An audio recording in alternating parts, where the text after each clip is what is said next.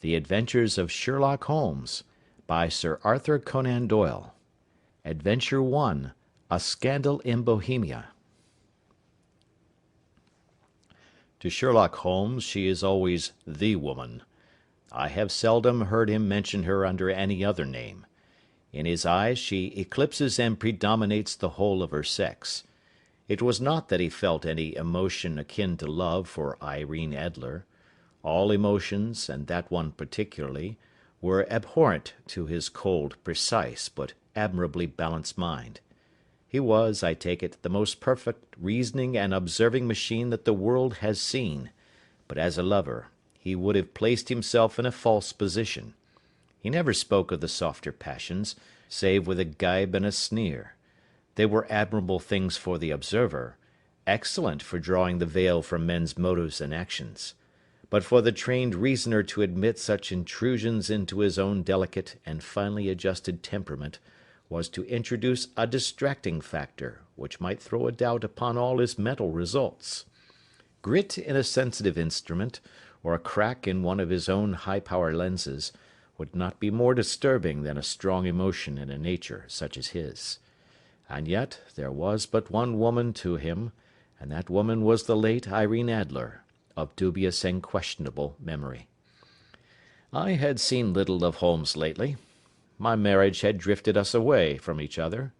My own complete happiness, and the home-centered interests which rise up around the man who first finds himself master of his own establishment, was sufficient to absorb all my attention, while Holmes, who loathed every form of society with his whole Bohemian soul, remained in our lodgings in Baker Street, buried among his old books, and alternating from week to week between cocaine and ambition, the drowsiness of the drug, and the fierce energy of his own keen nature.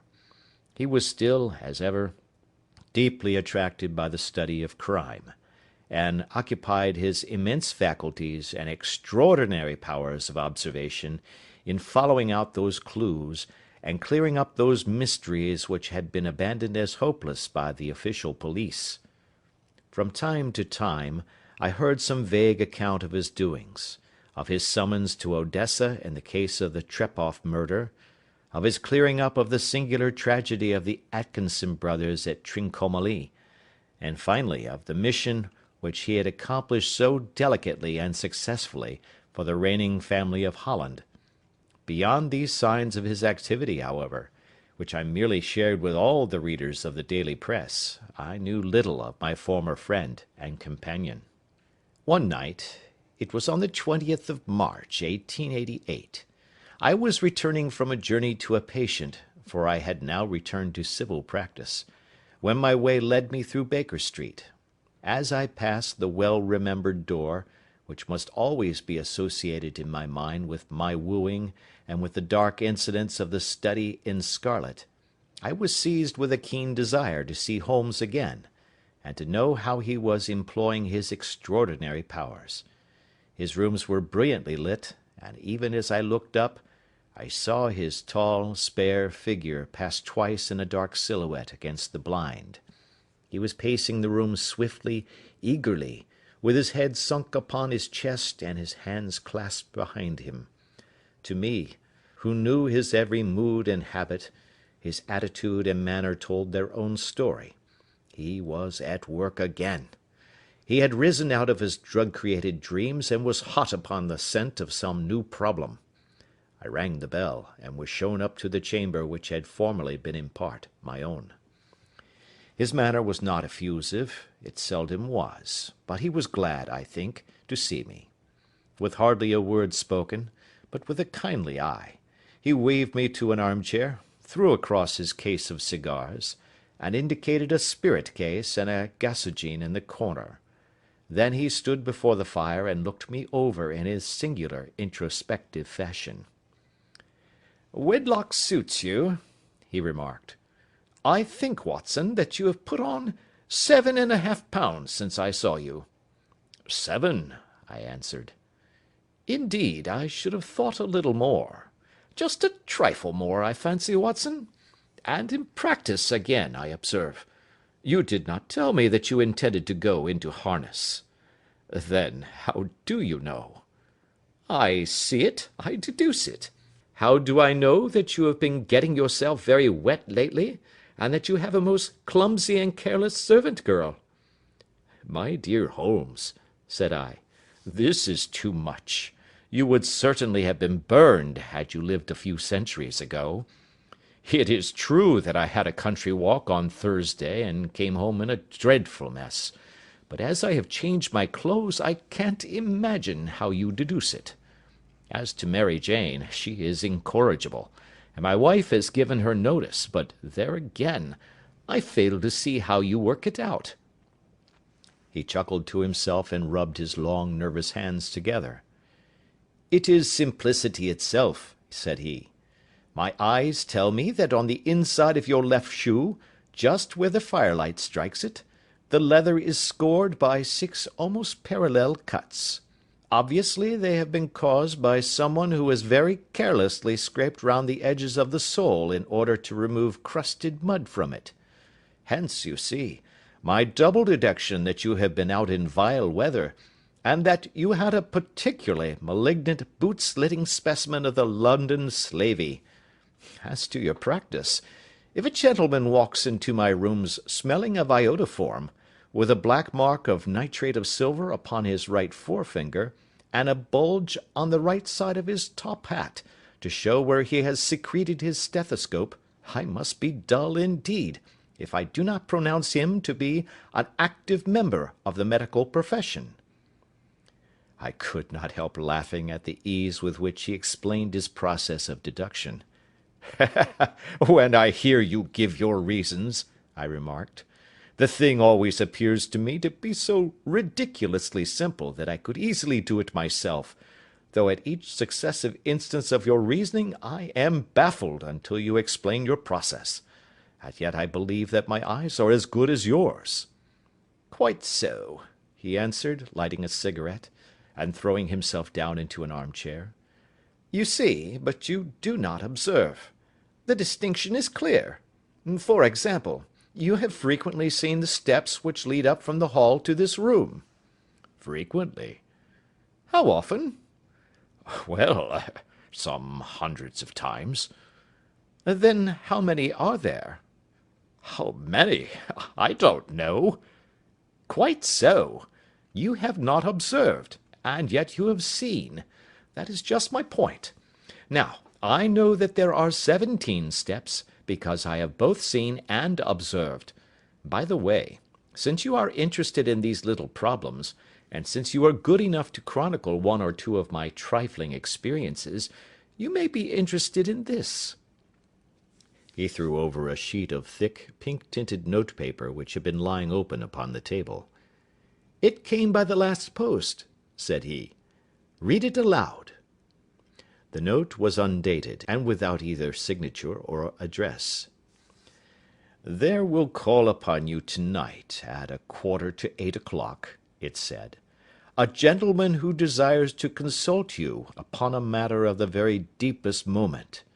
Your recent services to one of the royal houses of Europe have shown that you are one who may safely be trusted with matters which are of an importance which can hardly be exaggerated. This account of you we have from all quarters received. Be in your chamber then at that hour, and do not take it amiss if your visitor wear a mask. This is indeed a mystery, I remarked. What do you imagine that it means? I have no data yet. It is a capital mistake to theorize before one has data. Insensibly one begins to twist facts to suit theories, instead of theories to suit facts. But the note itself, what do you deduce from it? I carefully examined the writing, and the paper upon which it was written. The man who wrote it was presumably well-to-do, I remarked, endeavouring to imitate my companion's processes. Such paper could not be bought under 1/2 crown a packet. It is peculiarly strong and stiff. Peculiar, that is the very word, said Holmes. It is not an English paper at all. Hold it up to the light. I did so, and saw a large E with a small g, a capital P, and a large capital G with a small t woven into the texture of the paper. "What do you make of that?" asked Holmes. "The name of the maker, no doubt, or his monogram, rather." "Not at all. The G with a small t stands for Gesellschaft, which is German for company. It is a customary contraction like our CO for company. P, of course, stands for Papier. Now for the EG. Let us glance at our Continental Gazetteer." He took down a heavy brown volume from his shelves. Iglonitz, here we are, Egria. It is in a German-speaking country, in Bohemia, not far from Carlsbad. Remarkable as being the scene of the death of Wallenstein, and for its numerous glass factories and paper mills. Ha, ha, my boy, what do you make of that?" His eyes sparkled, and he sent up a great blue triumphant cloud from his cigarette.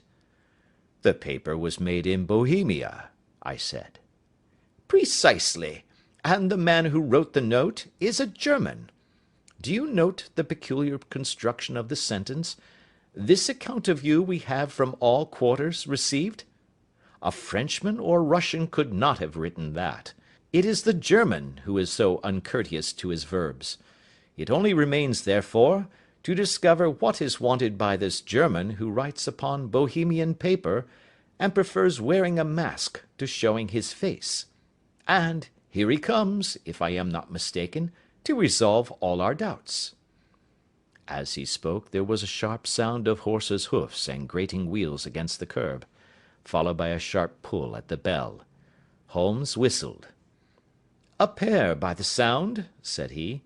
"Yes," he continued, glancing out of the window. "A nice little brougham and a pair of beauties. 150 guineas apiece. There's money in this case, Watson, if there is nothing else." "I think that I had better go, Holmes." "Not a bit, Doctor. Stay where you are. I am lost without my Boswell, and this promises to be interesting. It would be a pity to miss it." "But your client—" "Never mind him. I may want your help, and so may he. Here he comes. Sit down in that armchair, Doctor, and give us your best attention." A slow and heavy step, which had been heard upon the stairs and in the passage, paused immediately outside the door. Then there was a loud and authoritative tap. "Come in," said Holmes. A man entered, who could hardly have been less than 6 feet 6 inches in height, with the chest and limbs of a Hercules. His dress was rich, with a richness which would, in England, be looked upon as akin to bad taste. Heavy bands of astrakhan were slashed across the sleeves and fronts of his double-breasted coat, while the deep blue cloak which was thrown over his shoulders was lined with flame-coloured silk, and secured at the neck with a brooch, which consisted of a single flaming beryl. Boots, which extended halfway up his calves, and which were trimmed at the tops with rich brown fur, completed the impression of barbaric opulence which was suggested by his whole appearance. He carried a broad-brimmed hat in his hand, while he wore across the upper part of his face, extending down past the cheekbones, a black vizard mask, which he had apparently adjusted that very moment, for his hand was still raised to it as he entered. From the lower part of the face he appeared to be a man of strong character, with a thick, hanging lip, and a long, straight chin suggestive of resolution pushed to the length of obstinacy. "You had my note?" he asked, with a deep, harsh voice and a strongly marked German accent. "I told you that I would call." He looked from one to the other of us, as if uncertain which to address. "Pray take a seat," said Holmes. "This is my friend and colleague, Dr. Watson, who is occasionally good enough to help me in my cases. Whom have I the honour to address?" "You may address me as the Count von Kramm, a Bohemian nobleman. I understand that this gentleman, your friend, is a man of honour and discretion, whom I may trust with a matter of the most extreme importance. If not, I should much prefer to communicate with you alone." I rose to go, but Holmes caught me by the wrist and pushed me back into my chair. "It is both or none," said he. "You may say before this gentleman anything which you may say to me." The Count shrugged his broad shoulders. "Then I must begin," said he, "by binding you both to absolute secrecy for 2 years. At the end of that time, the matter will be of no importance. At present it is not too much to say that it is of such weight, it may have an influence upon European history." "I promise," said Holmes. "And I." "You will excuse this mask," continued our strange visitor. "The august person who employs me wishes his agent to be unknown to you, and I may confess at once that the title by which I have just called myself is not exactly my own." "I was aware of it," said Holmes dryly. "The circumstances are of great delicacy, and every precaution has to be taken to quench what might grow to be an immense scandal, and seriously compromise one of the reigning families of Europe. To speak plainly, the matter implicates the great house of Ormstein, hereditary kings of Bohemia." "I was also aware of that," murmured Holmes, settling himself down in his armchair and closing his eyes. Our visitor glanced with some apparent surprise at the languid, lounging figure of the man who had been no doubt depicted to him as the most incisive reasoner and most energetic agent in Europe. Holmes slowly reopened his eyes, and looked impatiently at his gigantic client. "If your Majesty would condescend to state your case," he remarked, "I should be better able to advise you." The man sprang from his chair and paced up and down the room in uncontrollable agitation. Then, with a gesture of desperation, he tore the mask from his face and hurled it upon the ground. "You are right," he cried. "I am the king. Why should I attempt to conceal it?" "Why, indeed?" murmured Holmes. "Your Majesty had not spoken before I was aware that I was addressing Wilhelm Gottschalk Sigmunds von Ormstein, Grand Duke of Cassel-Felstein, and hereditary king of Bohemia." "But you can understand," said our strange visitor, sitting down once more and passing his hand over his high white forehead, "you can understand that I am not accustomed to doing such business in my own person. Yet the matter was so delicate that I could not confide it to an agent without putting myself in his power.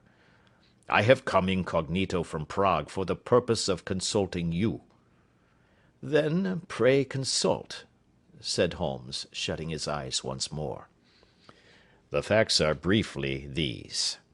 Some 5 years ago, during a lengthy visit to Warsaw, I made the acquaintance of the well-known adventuress Irene Adler. The name is no doubt familiar to you." "Kindly look her up in my index, Doctor," murmured Holmes, without opening his eyes. For many years he had adopted a system of docketing all paragraphs concerning men and things, so that it was difficult to name a subject or a person on which he could not at once furnish information. In this case I found her biography sandwiched in between that of a Hebrew rabbi and that of a staff commander who had written a monograph upon the deep-sea fishes. "Let me see," said Holmes. Born in New Jersey in the year 1858. Contralto. La Scala. Prima donna Imperial Opera of Warsaw. Yes. Retired from operatic stage. Ha! Living in London. Quite so. Your Majesty, as I understand, became entangled with this young person, wrote her some compromising letters, and is now desirous of getting those letters back." "Precisely so. But how? Was there a secret marriage?" "None." "No legal papers or certificates?" "None." "Then I failed to follow your Majesty. If this young person should produce her letters for blackmailing or other purposes, How is she to prove their authenticity? There is the writing. Pooh, pooh, forgery. My private notepaper. Stolen. My own seal. Imitated. My photograph. Bought. We were both in the photograph. Oh, dear, that is very bad. Your Majesty has indeed committed an indiscretion. I was mad, insane. You have compromised yourself seriously. I was only crown prince then. I was young. I am but 30 now. It must be recovered. We have tried and failed. Your Majesty must pay. It must be bought. She will not sell. Stolen, then. 5 attempts have been made. Twice burglars in my pay ransacked her house. Once we diverted her luggage when she traveled. Twice she has been waylaid. There has been no result. No sign of it? Absolutely none. Holmes laughed. It is quite a pretty little problem, said he. But a very serious one to me, returned the king reproachfully. Very, indeed. And what does she propose to do with the photograph? To ruin me. But how? I am about to be married. So I have heard. To Clotilde Lothman von Saxe-Meiningen, second daughter of the King of Scandinavia. You may know the strict principles of her family. She is herself the very soul of delicacy. A shadow of a doubt as to my conduct would bring the matter to an end. And Irene Adler? Threatens to send them the photograph, and she will do it. I know that she will do it. You do not know her, but she has a soul of steel. She has the face of the most beautiful of women, and the mind of the most resolute of men. Rather than I should marry another woman, there are no lengths to which she would not go. None. You are sure that she has not sent it yet? I am sure. And why? Because she has said that she would send it on the day when the betrothal was publicly proclaimed. That will be next Monday. Oh, then we have 3 days yet, said Holmes with a yawn. That is very fortunate, as I have 1 or 2 matters of importance to look into just at present.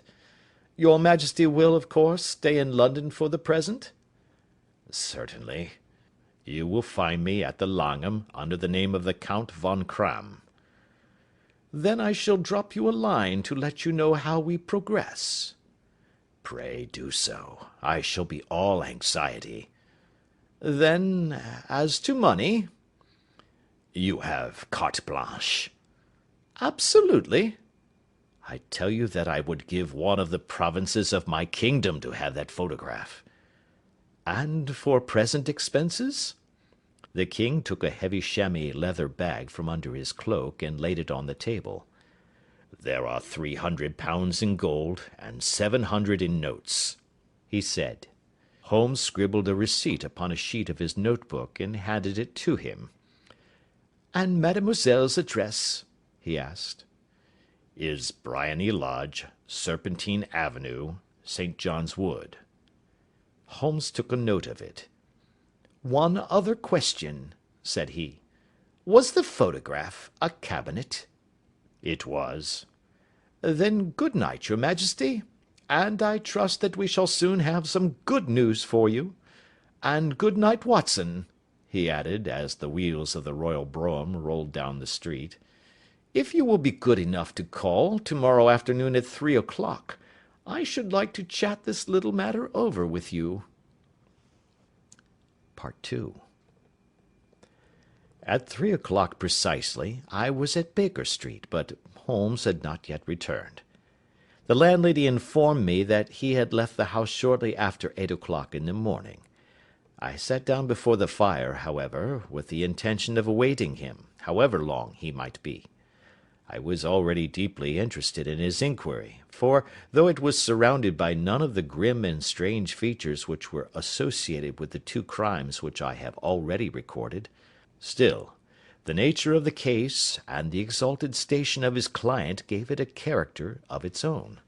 Indeed, apart from the nature of the investigation which my friend had on hand, there was something in his masterly grasp of a situation, and his keen, incisive reasoning, which made it a pleasure to me to study his system of work, and to follow the quick, subtle methods by which he disentangled the most inextricable mysteries. So accustomed was I to his invariable success, that the very possibility of his failing had ceased to enter into my head. It was close upon 4 before the door opened, and a drunken-looking groom, ill-kempt and side-whiskered, with an inflamed face and disreputable clothes, walked into the room.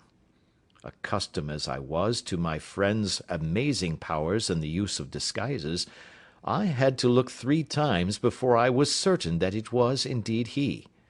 With a nod he vanished into the bedroom, whence he emerged in 5 minutes, tweed-suited and respectable as of old. Putting his hands into his pockets, he stretched out his legs in front of the fire, and laughed heartily for some minutes. "Well, really!" he cried, and then he choked and laughed again until he was obliged to lie back, limp and helpless, in the chair. "What is it?" "It's quite too funny. I am sure you could never guess how I employed my morning, or what I ended by doing." "I can't imagine. I suppose that you must have been watching the habits, and perhaps the house, of Miss Irene Adler?" "Quite so, but the sequel was rather unusual.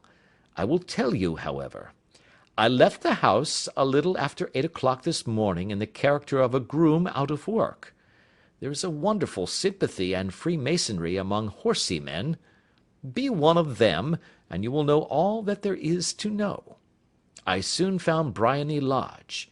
It is a bijou villa, with a garden at the back, but built out in front right up to the road, 2 stories. Chubb lock to the door. Large sitting room on the right side, well furnished, with long windows almost to the floor, and those preposterous English window fasteners which a child could open. Behind there was nothing remarkable, save that the passage window could be reached from the top of the coach-house. I walked round it, and examined it closely from every point of view, but without noting anything of interest. I then lounged down the street and found, as I expected, that there was a mews in a lane which runs down by one wall of the garden. I lent the ostlers a hand in rubbing down their horses, and received in exchange 2d, a glass of half and half, 2 fills of shag tobacco, and as much information as I could desire about Miss Adler, to say nothing of half a dozen other people in the neighbourhood, in whom I was not in the least interested, but whose biographies I was compelled to listen to. "And what of Irene Adler?" I asked. "Oh, she has turned all the men's head down in that part. She is the daintiest thing under a bonnet on this planet. So say the Serpentine Mews to a man. She lives quietly, sings at concerts, drives out at 5 every day, and returns at 7 sharp for dinner. Seldom goes out at other times except when she sings. Has only 1 male visitor, but a good deal of him. He is dark, handsome, and dashing, never calls less than once a day, and often twice. He is a Mr. Godfrey Norton, of the Inner Temple. See the advantages of a cabman as a confidant. They had driven him home a dozen times from Serpentine Mews, and knew all about him. When I had listened to all they had to tell, I began to walk up and down near Briony Lodge once more, and to think over my plan of campaign. This Godfrey Norton was evidently an important factor in the matter. He was a lawyer. That sounded ominous. What was the relation between them, and what the object of his repeated visits? Was she his client, his friend, or his mistress? If the former, she had probably transferred the photograph to his keeping. If the latter, it was less likely. On the issue of this question depended whether I should continue my work at Briony Lodge, or turn my attention to the gentlemen's chambers in the Temple. It was a delicate point, and it widened the field of my inquiry. I fear that I bore you with these details, but I have to let you see my little difficulties, if you are to understand the situation. I am following you closely, I answered. I was still balancing the matter in my mind when a hansom cab drove up to Briony Lodge, and a gentleman sprang out. He was a remarkably handsome man, dark, aquiline, and moustached, evidently the man of whom I had heard. He appeared to be in a great hurry, shouted to the cabman to wait, and brushed past the maid who opened the door with the air of a man who was thoroughly at home. He was in the house about half an hour, and I could catch glimpses of him in the windows of the sitting-room, pacing up and down, talking excitedly, and waving his arms. Of her I could see nothing. Presently he emerged, looking even more flurried than before. As he stepped up to the cab, he pulled a gold watch from his pocket and looked at it earnestly. "Drive like the devil!" he shouted. "First to Gross and Hankey's in Regent Street, and then to the Church of St. Monica in the Edgware Road. Half a guinea if you do it in 20 minutes. Away they went, and I was just wondering whether I should not do well to follow them, when up the lane comes a neat little landau, the coachman with his coat only half buttoned, and his tie under his ear, while all the tags of his harness were sticking out of the buckles. It hadn't pulled up before she shot out of the hall door and into it. I only caught a glimpse of her at the moment, but she was a lovely woman, with a face that a man might die for. "The Church of St. Monica, John," she cried, "and half a sovereign if you reach it in 20 minutes. This was quite too good to lose, Watson. I was just balancing whether I should run for it, or whether I should perch behind her landau, when a cab came through the street. The driver looked twice at such a shabby fare, but I jumped in before he could object. "The Church of St. Monica," said I, "and half a sovereign if you reach it in 20 minutes. It was 25 minutes to 12, and of course it was clear enough what was in the wind. My cabby drove fast. I don't think I ever drove faster, but the others were there before us. The cab and the landau with their steaming horses were in front of the door when I arrived. I paid the man and hurried into the church. There was not a soul there save the two whom I had followed, and a surpliced clergyman, who seemed to be expostulating with them. They were all three standing in a knot in front of the altar. I lounged up the side aisle like any other idler who has dropped into a church. Suddenly, to my surprise, the three at the altar faced round to me, and Godfrey Norton came running as hard as he could towards me. "Thank God!" he cried. "You'll do. Come, come." "What then?" I asked. "Come, man, come. Only 3 minutes, or it won't be legal." I was half dragged up to the altar, and before I knew where I was, I found myself mumbling responses which were whispered in my ear, and vouching for things of which I knew nothing, and generally assisting in the secure tying up of Irene Adler, spinster, to Godfrey Norton, bachelor. It was all done in an instant, and there was the gentleman thanking me on the one side, and the lady on the other, while the clergyman beamed on me in front. It was the most preposterous position in which I ever found myself in my life, and it was the thought of it that started me laughing just now.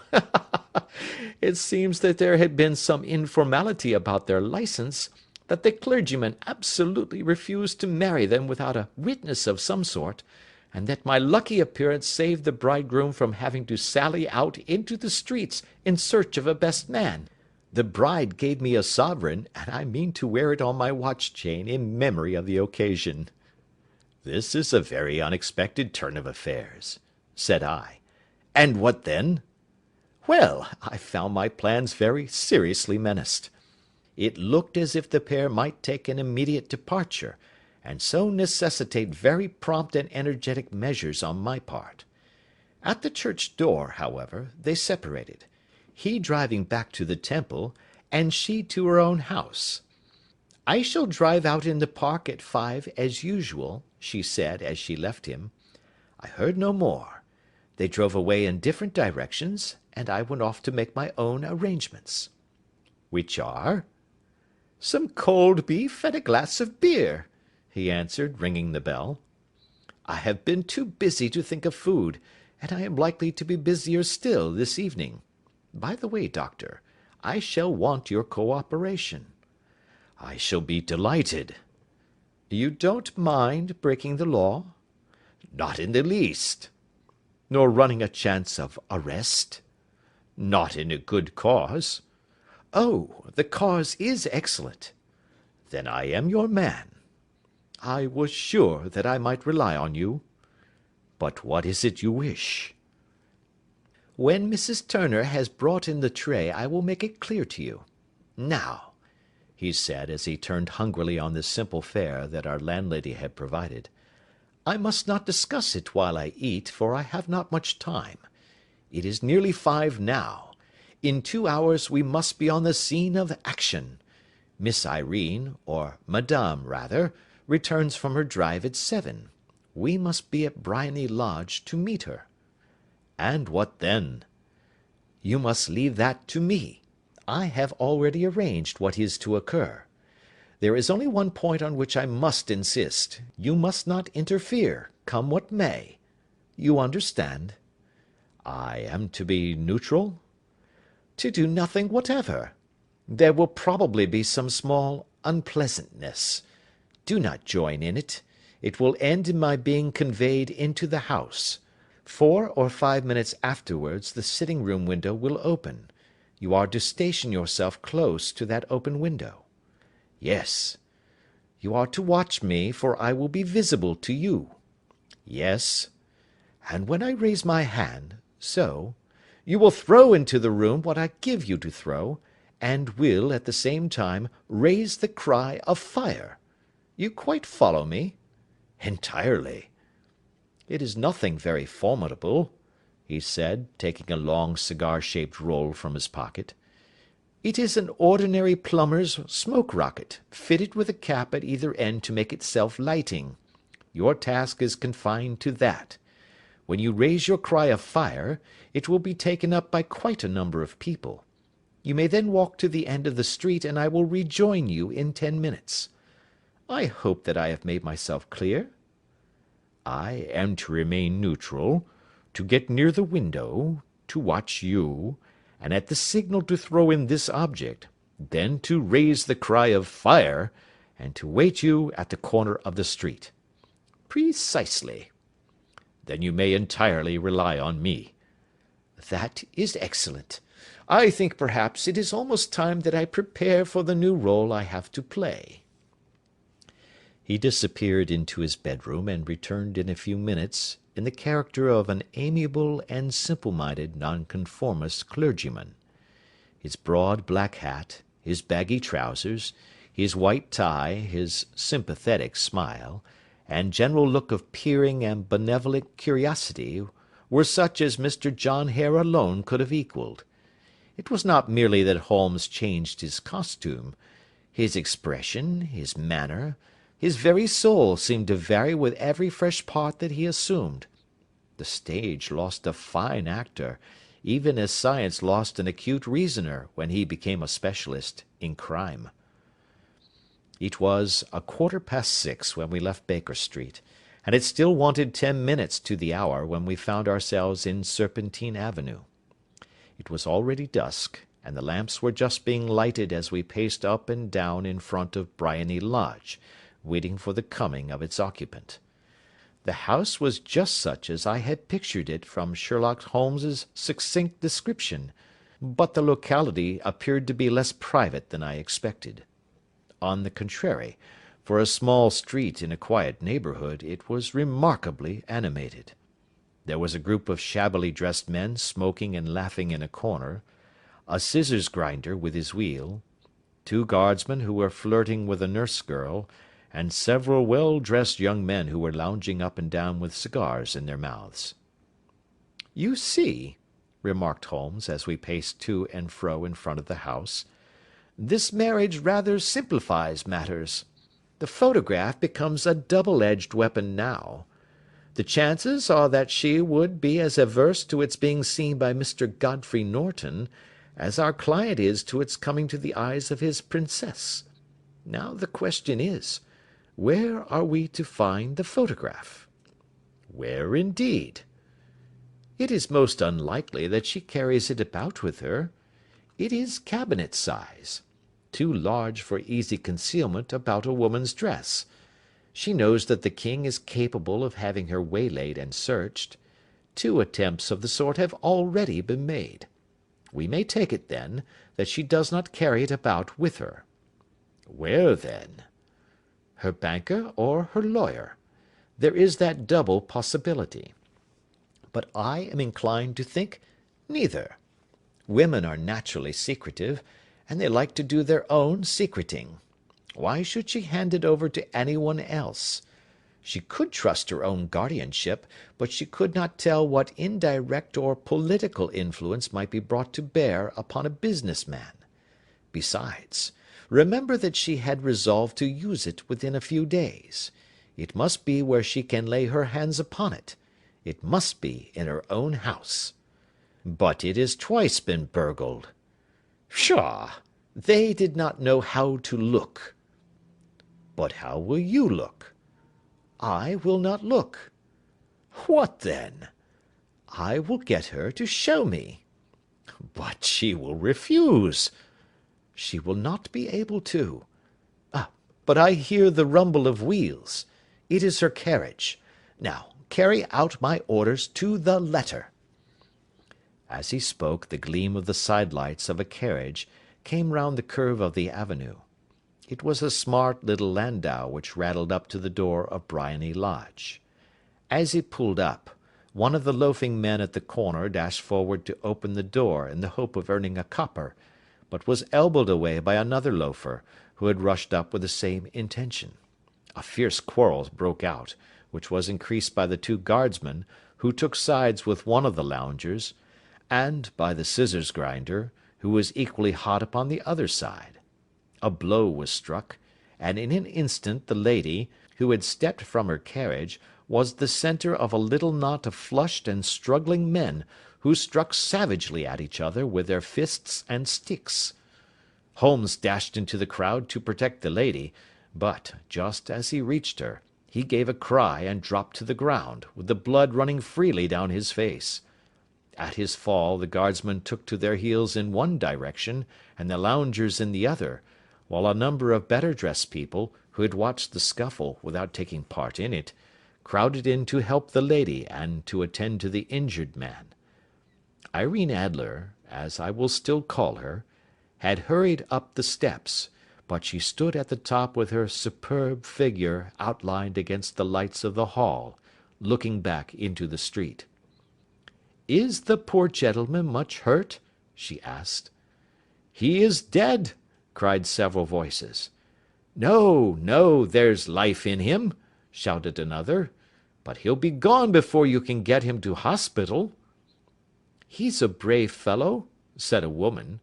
"They would have had the lady's purse and watch if it hadn't been for him. They were a gang, and a rough one too. Ah, he's breathing now." "He can't lie in the street. May we bring him in, marm?" "Surely. Bring him into the sitting-room. There is a comfortable sofa. This way, please." Slowly and solemnly he was borne into Briony Lodge and laid out in the principal room, while I still observed the proceedings from my post by the window. The lamps had been lit, but the blinds had not been drawn, so that I could see Holmes as he lay upon the couch. I do not know whether he was seized with compunction at that moment for the part he was playing, but I know that I never felt more heartily ashamed of myself in my life than when I saw the beautiful creature against whom I was conspiring, or the grace and kindliness with which she waited upon the injured man. And yet it would be the blackest treachery to Holmes to draw back now from the part which he had entrusted to me. I hardened my heart, and took the smoke rocket from under my ulster. After all, I thought, we are not injuring her. We are but preventing her from injuring another." Holmes had sat up upon the couch, and I saw him motion like a man who is in need of air. A maid rushed across and threw open the window. At the same instant I saw him raise his hand, and at the signal I tossed my rocket into the room with a cry of "Fire!" The word was no sooner out of my mouth than the whole crowd of spectators, well dressed and ill, gentlemen, ostlers, and servant maids, joined in a general shriek of "Fire!" Thick clouds of smoke curled through the room and out at the open window. I caught a glimpse of rushing figures, and a moment later the voice of Holmes from within, assuring them that it was a false alarm. Slipping through the shouting crowd, I made my way to the corner of the street, and in 10 minutes was rejoiced to find my friend's arm in mine, and to get away from the scene of uproar. He walked swiftly and in silence for some minutes until we had turned down one of the quiet streets which lead towards the Edgware Road. "You did it very nicely, Doctor," he remarked. "Nothing could have been better. It is all right." "You have the photograph?" "I know where it is." "And how did you find out?" "She showed me, as I told you she would." "I am still in the dark." "I do not wish to make a mystery," said he, laughing. "The matter was perfectly simple. You, of course, saw that everyone in the street was an accomplice. They were all engaged for the evening." "I guessed as much." "Then, when the row broke out, I had a little moist red paint in the palm of my hand. I rushed forward, fell down, clapped my hand to my face, and became a piteous spectacle. It is an old trick." "That also I could fathom." "Then they carried me in. She was bound to have me in. What else could she do? And into her sitting room, which was the very room which I suspected. It lay between that and her bedroom, and I was determined to see which. They laid me on a couch. I motioned for air. They were compelled to open the window, and you had your chance." "How did that help you?" "It was all important. When a woman thinks that her house is on fire, her instinct is at once to rush to the thing which she values most. It is a perfectly overpowering impulse, and I have more than once taken advantage of it. In the case of the Darlington substitution scandal it was of use to me, and also in the Arnsworth Castle business. A married woman grabs at her baby, an unmarried one reaches for her jewel box. Now it was clear to me that Our Lady of today had nothing in the house more precious to her than what we are in quest of. She would rush to secure it. The alarm of fire was admirably done. The smoke and shouting were enough to shake nerves of steel. She responded beautifully. The photograph is in a recess behind a sliding panel just above the right bell-pull. She was there in an instant, and I caught a glimpse of it as she half drew it out. When I cried out that it was a false alarm, she replaced it, glanced at the rocket, rushed from the room, and I have not seen her since. I rose, and making my excuses, escaped from the house. I hesitated whether to attempt to secure the photograph at once, but the coachman had come in, and as he was watching me narrowly, it seemed safer to wait. A little over-precipitance may ruin all. "And now?" I asked. "Our quest is practically finished. I shall call with the king to-morrow, and with you, if you care to come with us. We will be shown into the sitting-room to wait for the lady, but it is probable that when she comes, she may find neither of us nor the photograph. It might be a satisfaction to his Majesty to regain it with his own hands." "And when will you call?" "At 8 in the morning. She will not be up, so that we shall have a clear field. Besides, we must be prompt, for this marriage may mean a complete change in her life and habits. I must wire to the king without delay." We had reached Baker Street, and had stopped at the door. He was searching his pockets for the key when someone passing said, "Good night, Mr. Sherlock Holmes." There were several people on the pavement at the time, but the greeting appeared to come from a slim youth in an ulster who had hurried by. "I've heard that voice before," said Holmes, staring down the dimly lit street. "Now, I wonder who the deuce that could have been." Part 3. I slept at Baker Street that night, and we were engaged upon our toast and coffee in the morning, when the King of Bohemia rushed into the room. "You have really got it?" he cried, grasping Sherlock Holmes by either shoulder, and looking eagerly into his face. "Not yet." "But you have hopes?" "I have hopes." "Then come, I am all impatience to be gone." "We must have a cab." "No, my brougham is waiting." "Then that will simplify matters." We descended, and started off once more for Briony Lodge. "Irene Adler is married," remarked Holmes. "Married? When?" "Yesterday." "But to whom?" "To an English lawyer named Norton." "But she could not love him." "I am in hopes that she does." "And why in hopes?" "Because it would spare your Majesty all fear of future annoyance. If the lady loves her husband, she does not love your Majesty. If she does not love your Majesty, there is no reason why she should interfere with your Majesty's plan." "It is true, and yet... Well, I wish she had been of my own station. What a queen she would have made!" He relapsed into a moody silence, which was not broken until we drew up in Serpentine Avenue. The door of Briony Lodge was open, and an elderly woman stood upon the steps. She watched us with a sardonic eye as we stepped from the brougham. "Mr. Sherlock Holmes, I believe?" said she. "I am Mr. Holmes," answered my companion, looking at her with a questioning and rather startled gaze. "Indeed! My mistress told me that you were likely to call. She left this morning with her husband by the 5:15 train from Charing Cross for the Continent." "What!" Sherlock Holmes staggered back, white with chagrin and surprise. "Do you mean that she has left England?" "Never to return." "And the papers?" asked the king hoarsely. "All is lost." "We shall see." He pushed past the servant and rushed into the drawing-room, followed by the king and myself.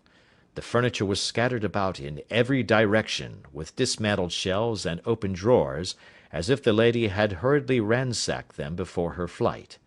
Holmes rushed at the bell-pull, tore back a small sliding shutter, and plunging in his hand, pulled out a photograph and a letter. The photograph was of Irene Adler herself in evening dress. The letter was superscribed to Sherlock Holmes, Esquire, to be left till called for. My friend tore it open, and we all three read it together. It was dated at midnight of the preceding night, and ran in this way: "My dear Mr. Sherlock Holmes, you really did it very well. You took me in completely. Until after the alarm of fire I had not a suspicion, but then when I found how I had betrayed myself, I began to think. I had been warned against you months ago. I had been told that, if the king employed an agent, it would certainly be you. And your address had been given me. Yet, with all this, you made me reveal what you wanted to know. Even after I became suspicious, I found it hard to think evil of such a dear, kind old clergyman. But, you know, I have been trained as an actress myself. Male costume is nothing new to me. I often take advantage of the freedom which it gives. I sent John, the coachman, to watch you, ran upstairs, got into my walking clothes, as I call them, and came down just as you departed. Well, I followed you to your door, and so made sure that I was really an object of interest to the celebrated Mr. Sherlock Holmes. Then I, rather imprudently, wished you good night, and started for the Temple to see my husband. We both thought the best resource was flight, when pursued by so formidable an antagonist. So you will find the nest empty when you call to-morrow. As to the photograph, your client may rest in peace. I love and am loved by a better man than he. The king may do what he will without hindrance from one whom he has cruelly wronged. I keep it only to safeguard myself, and to preserve a weapon which will always secure me from any steps which he might take in the future. I leave a photograph which he might care to possess, and I remain, dear Mr. Sherlock Holmes, very truly yours, Irene Norton, née Adler. What a woman! Oh, what a woman! cried the King of Bohemia, when we had all three read this epistle. Did I not tell you how quick and resolute she was? Would she not have made an admirable queen? Is it not a pity that she was not on my level? From what I have seen of the lady, she seems indeed to be on a very different level to your Majesty, said Holmes coldly. I am sorry that I have not been able to bring your Majesty's business to a more successful conclusion. On the contrary, my dear sir, cried the king, nothing could be more successful. I know that her word is inviolate. The photograph is now as safe as if it were in the fire. I am glad to hear your Majesty say so. I am immensely indebted to you. Pray tell me in what way I can reward you. This ring—" He slipped an emerald snake ring from his finger, and held it out upon the palm of his hand. "Your Majesty has something which I should value even more highly," said Holmes. "You have but to name it." "This photograph." The king stared in amazement. "Irene's photograph!" he cried. "Certainly, if you wish it." "I thank your Majesty. Then there is no more to be done in the matter. I have the honour to wish you a very good morning." He bowed, and turning away without observing the hand which the king had stretched out to him, he set off in my company for his chambers. And that was how a great scandal threatened to affect the kingdom of Bohemia, and how the best plans of Mr. Sherlock Holmes were beaten by a woman's wit. He used to make merry over the cleverness of woman, but I have not heard him do it of late, and when he speaks of Irene Adler, or when he refers to her photograph, it is always under the honourable title of the woman. Adventure 2. The Red-Headed League. I had called upon my friend, Mr. Sherlock Holmes, one day in the autumn of last year, and found him in deep conversation with a very stout, florid-faced, elderly gentleman with fiery red hair. With an apology for my intrusion, I was about to withdraw, when Holmes pulled me abruptly into the room and closed the door behind me. "You could not possibly have come at a better time, my dear Watson," he said cordially. "I was afraid that you were engaged." "So I am, very much so." "Then I can wait in the next room." "Not at all. This gentleman, Mr. Wilson, has been my partner and helper in many of my most successful cases, and I have no doubt that he will be of the utmost use to me and yours also." The stout gentleman half rose from his chair and gave a bob of greeting, with a quick little questioning glance from his small, fat encircled eyes. "Try the settee," said Holmes, relapsing into his armchair and putting his fingertips together, as was his custom when in judicial moods. "I know, my dear Watson, that you share my love of all that is bizarre and outside the conventions and humdrum routine of everyday life. You have shown your relish for it by the enthusiasm which has prompted you to chronicle, and, if you will excuse my saying so, somewhat to embellish so many of my own little adventures." "Your cases have indeed been of the greatest interest to me," I observed.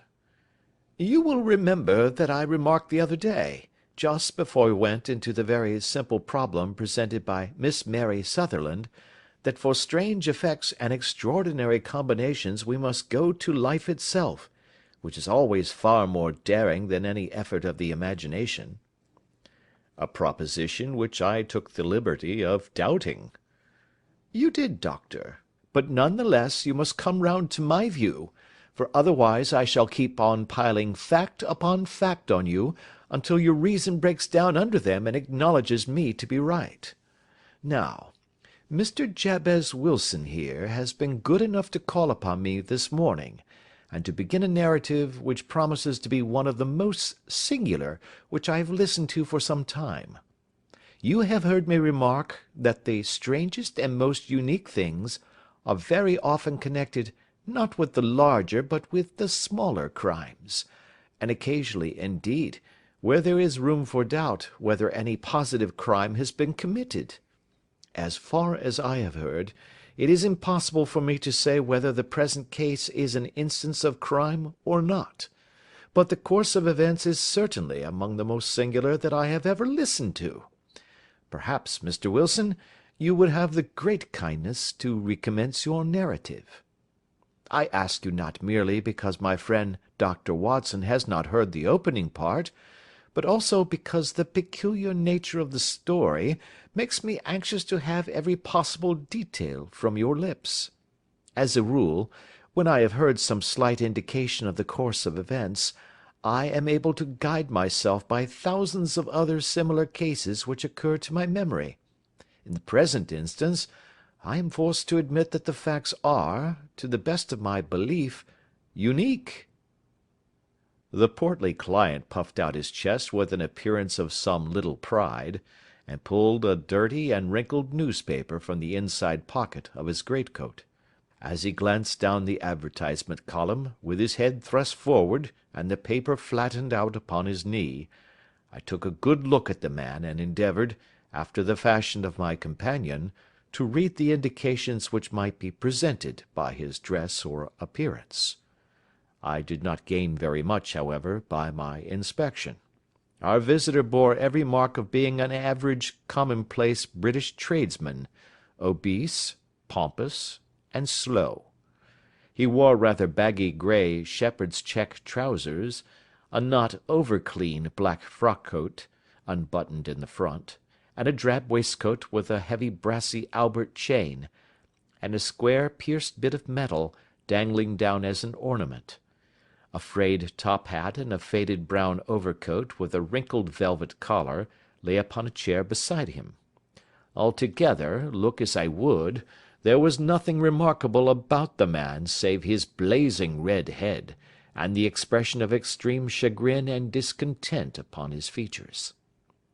Sherlock Holmes's quick eye took in my occupation, and he shook his head with a smile as he noticed my questioning glances. "Beyond the obvious facts that he has at some time done manual labour, that he takes snuff, that he is a Freemason, that he has been in China, and that he has done a considerable amount of writing lately, I can deduce nothing else." Mr. Jabez Wilson started up in his chair, with his forefinger upon the paper, but his eyes upon my companion. "How, in the name of good fortune, did you know all that, Mr. Holmes?" he asked. "How did you know, for example, that I did manual labour? It's as true as gospel, for I began as a ship's carpenter." "Your hands, my dear sir. Your right hand is quite a size larger than your left. You have worked with it, and the muscles are more developed." "Well, the snuff, then, and the Freemasonry?" "I won't insult your intelligence by telling you how I read that, especially as, rather against the strict rules of your order, you use an arc and compass breastpin." "Ah, of course, I forgot that. But the writing?" "What else can be indicated by that right cuff so very shiny for 5 inches, and the left one with the smooth patch near the elbow where you rested upon the desk?" "Well, but China?" "The fish that you have tattooed immediately above your right wrist could only have been done in China. I have made a small study of tattoo marks, and have even contributed to the literature of the subject. That trick of staining the fish's scales of a delicate pink is quite peculiar to China. When, in addition, I see a Chinese coin hanging from your watch chain, the matter becomes even more simple." Mr. Jabez Wilson laughed heavily. "Well, I never," said he. "I thought at first that you had done something clever, but I see that there was nothing in it after all." "I begin to think, Watson," said Holmes, "that I make a mistake in explaining. Omne ignoratum pro magnifico, you know, and my poor little reputation, such as it is, will suffer shipwreck if I am so candid. Can you not find the advertisement, Mr. Wilson?" "Yes, I have got it now," he answered with his thick red finger planted halfway down the column. "Here it is. This is what began it all. You just read it for yourself, sir." I took the paper from him and read as follows: "To the Red-Headed League. On account of the bequest of the late Ezekiah Hopkins, of Lebanon, Pennsylvania, U.S.A., there is now another vacancy open which entitles a member of the League to a salary of £4 a week for purely nominal services. All red-headed men who are sound in body and mind, and above the age of 21 years, are eligible. Apply in person on Monday at 11 o'clock to Duncan Ross, at the offices of the League, 7 Pope's Court, Fleet Street." "What on earth does this mean?" I ejaculated after I had twice read over the extraordinary announcement. Holmes chuckled and wriggled in his chair, as was his habit when in high spirits. "It is a little off the beaten track, isn't it?" said he. "And now, Mr. Wilson, off you go at scratch and tell us all about yourself, your household, and the effect which this advertisement had upon your fortunes. You will first make a note, Doctor, of the paper and the date." "It is the Morning Chronicle of April 27, 1890. Just 2 months ago." "Very good. Now, Mr. Wilson?" "Well, it is just as I have been telling you, Mr. Sherlock Holmes," said Jabez Wilson, mopping his forehead. "I have a small pawnbroker's business at Coburg Square, near the city. It's not a very large affair, and of late years it has not done more than just give me a living. I used to be able to keep 2 assistants, but now I only keep 1, and I would have a job to pay him but that he is willing to come for half wages so as to learn the business." "What is the name of this obliging youth?" asked Sherlock Holmes. "His name is Vincent Spaulding, and he's not such a youth either. It's hard to say his age. I should not wish a smarter assistant, Mr. Holmes, and I know very well that he could better himself and earn twice what I am able to give him. But, after all, if he is satisfied, why should I put ideas in his head?" "Why, indeed? You seem most fortunate in having an employee who comes under the full market price. It is not a common experience among employers in this age. I don't know that your assistant is not as remarkable as your advertisement." "Oh, he has his faults, too," said Mr. Wilson. "Never was such a fellow for photography. Snapping away with a camera when he ought to be improving his mind, and then diving down into the cellar like a rabbit into its hole to develop his pictures. That is his main fault, but on the whole, he's a good worker. There's no vice in him." "He is still with you, I presume?" "Yes, sir. He and a girl of 14, who does a bit of simple cooking and keeps the place clean. That's all I have in the house, for I am a widower and never had any family. We live very quietly, sir, the 3 of us, and we keep a roof over our heads and pay our debts, if we do nothing more. The first thing that put us out was that advertisement. Spaulding, he came down into the office just this day 8 weeks, with this very paper in his hand, and he says, 'I wish to the Lord, Mr. Wilson, that I was a red-headed man.' 'Why that?' I asks. 'Why,' says he, 'here's another vacancy on the League of the Red-Headed Men. It's worth quite a little fortune to any man that gets it, and I understand that there are more vacancies than there are men, so that the trustees are at their wits' end what to do with the money. If my hair would only change colour, here's a nice little crib all ready for me to step into.' 'Why, what is it then?' I asked. You see, Mr. Holmes, I am a very stay-at-home man, and as my business come to me instead of my having to go to it, I was often weeks on end without putting my foot over the doormat. In that way, I didn't know much of what was going on outside, and I was always glad of a bit of news. Have you never heard of the League of the Red-Headed Men? He asked with his eyes open. Never. Why, I wonder at that, for you are eligible yourself for one of the vacancies. And what are they worth? I asked. Oh, merely a couple of hundred a year, but the work is slight, and it need not interfere very much with one's other occupations.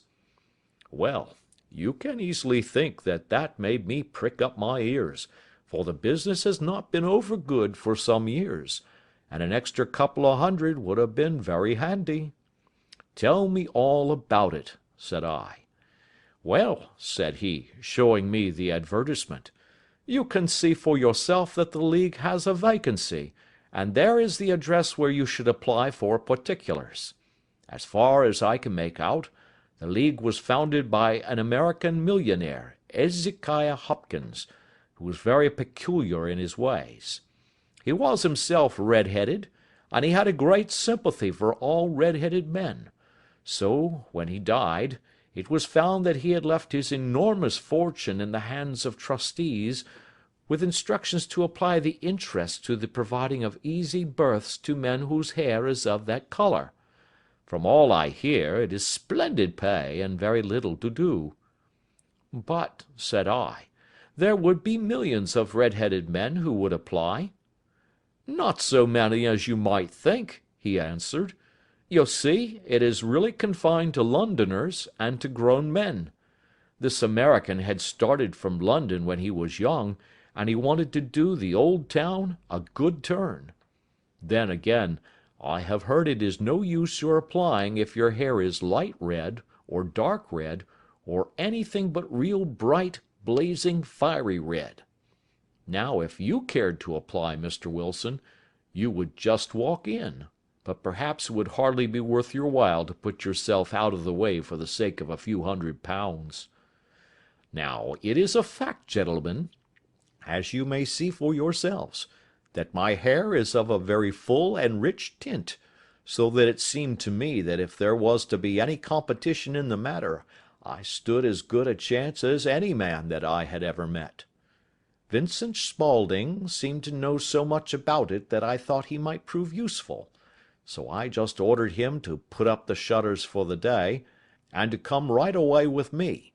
He was very willing to have a holiday, so we shut the business up and started off for the address that was given us in the advertisement. I never hope to see such a sight as that again, Mr. Holmes. From north, south, east, and west, every man who had a shade of red in his hair had tramped into the city to answer the advertisement. Fleet Street was choked with red-headed folk, and Pope's Court looked like a coster's orange barrow. I should not have thought there were so many in the whole country as were brought together by that single advertisement. Every shade of color they were, straw, lemon, orange, brick, Irish setter, liver, clay. But, as Spaulding said, there were not many who had the real vivid flame-colored tint. When I saw how many were waiting, I would have given it up in despair, but Spaulding would not hear of it. How he did it, I could not imagine, but he pushed and pulled and butted until he got me through the crowd, and right up to the steps which led to the office. There was a double stream upon the stair, some going up in hope, and some coming back dejected, but we wedged in as well as we could, and soon found ourselves in the office. "Your experience has been a most entertaining one," remarked Holmes, as his client paused and refreshed his memory with a huge pinch of snuff. "Pray continue your very interesting statement." "There was nothing in the office but a couple of wooden chairs and a deal table, behind which sat a small man with a head that was even redder than mine. He said a few words to each candidate as he came up, and then he always managed to find some fault in them which would disqualify them. Getting a vacancy did not seem to be such a very easy matter, after all. However, when our turn came, the little man was much more favorable to me than to any of the others, and he closed the door as we entered, so that he might have a private word with us. "This is Mr. Jabez Wilson," said my assistant, "and he is willing to fill a vacancy in the league." "And he is admirably suited for it," the other answered. "He has every requirement. I cannot recall when I have seen anything so fine." He took a step backward, cocked his head on one side, and gazed at my hair until I felt quite bashful. Then suddenly he plunged forward, wrung my hand, and congratulated me warmly on my success. "It would be injustice to hesitate," said he. "You will, however, I am sure, excuse me for taking an obvious precaution." With that he seized my hair in both his hands and tugged until I yelled with the pain. "There is water in your eyes," said he as he released me. "I perceive that all is as it should be. But we have to be careful, for we have twice been deceived by wigs and once by paint. I could tell you tales of cobbler's wax which would disgust you with human nature." He stepped over to the window and shouted through it at the top of his voice that the vacancy was filled. A groan of disappointment came up from below, and the folk all trooped away in different directions until there was not a red head to be seen except my own and that of the manager. "My name," said he, "is Mr. Duncan Ross, and I am myself one of the pensioners upon the fund left by our noble benefactor. Are you a married man, Mr. Wilson? Have you a family?" I answered that I had not. His face fell immediately. "Dear me," he said gravely, "that is very serious indeed. I am sorry to hear you say that. The fund was, of course, for the propagation and spread of the red heads as well as for their maintenance. It is exceedingly unfortunate that you should be a bachelor." My face lengthened at this, Mr. Holmes, for I thought that I was not to have the vacancy after all, but after thinking it over for a few minutes he said that it would be all right. "In the case of another," said he, "the objection might be fatal, but we must stretch a point in favor of a man with such a head of hair as yours. When shall you be able to enter upon your new duties?" "Well, it is a little awkward, for I have a business already," said I. "Oh, never mind about that, Mr. Wilson," said Vincent Spaulding. "I shall be able to look after that for you." "What would be the hours?" I asked. 10 to 2. Now, a pawnbroker's business is mostly done of an evening, Mr. Holmes, especially Thursday and Friday evening, which is just before payday. So it would suit me very well to earn a little in the mornings. Besides, I knew that my assistant was a good man, and that he would see to anything that turned up. "That would suit me very well," said I. "And the pay?" "Is £4 a week." "And the work?" "Is purely nominal." "What do you call purely nominal?" "Well, you have to be in the office, or at least in the building, the whole time. If you leave, you forfeit your whole position forever. The will is very clear upon that point. You don't comply with the conditions if you budge from the office during that time." "It's only 4 hours a day, and I should not think of leaving," said I. "No excuse will avail," said Mr. Duncan Ross. "Neither sickness nor business nor anything else. There you must stay, or you lose your billet." "And the work?" "Is to copy out the Encyclopaedia Britannica. There is the first volume of it in that press. You must find your own ink, pens, and blotting paper, but we provide this table and chair. Will you be ready tomorrow?" "Certainly," I answered. "Then good-bye, Mr. Jabez Wilson, and let me congratulate you once more on the important position which you have been fortunate enough to gain."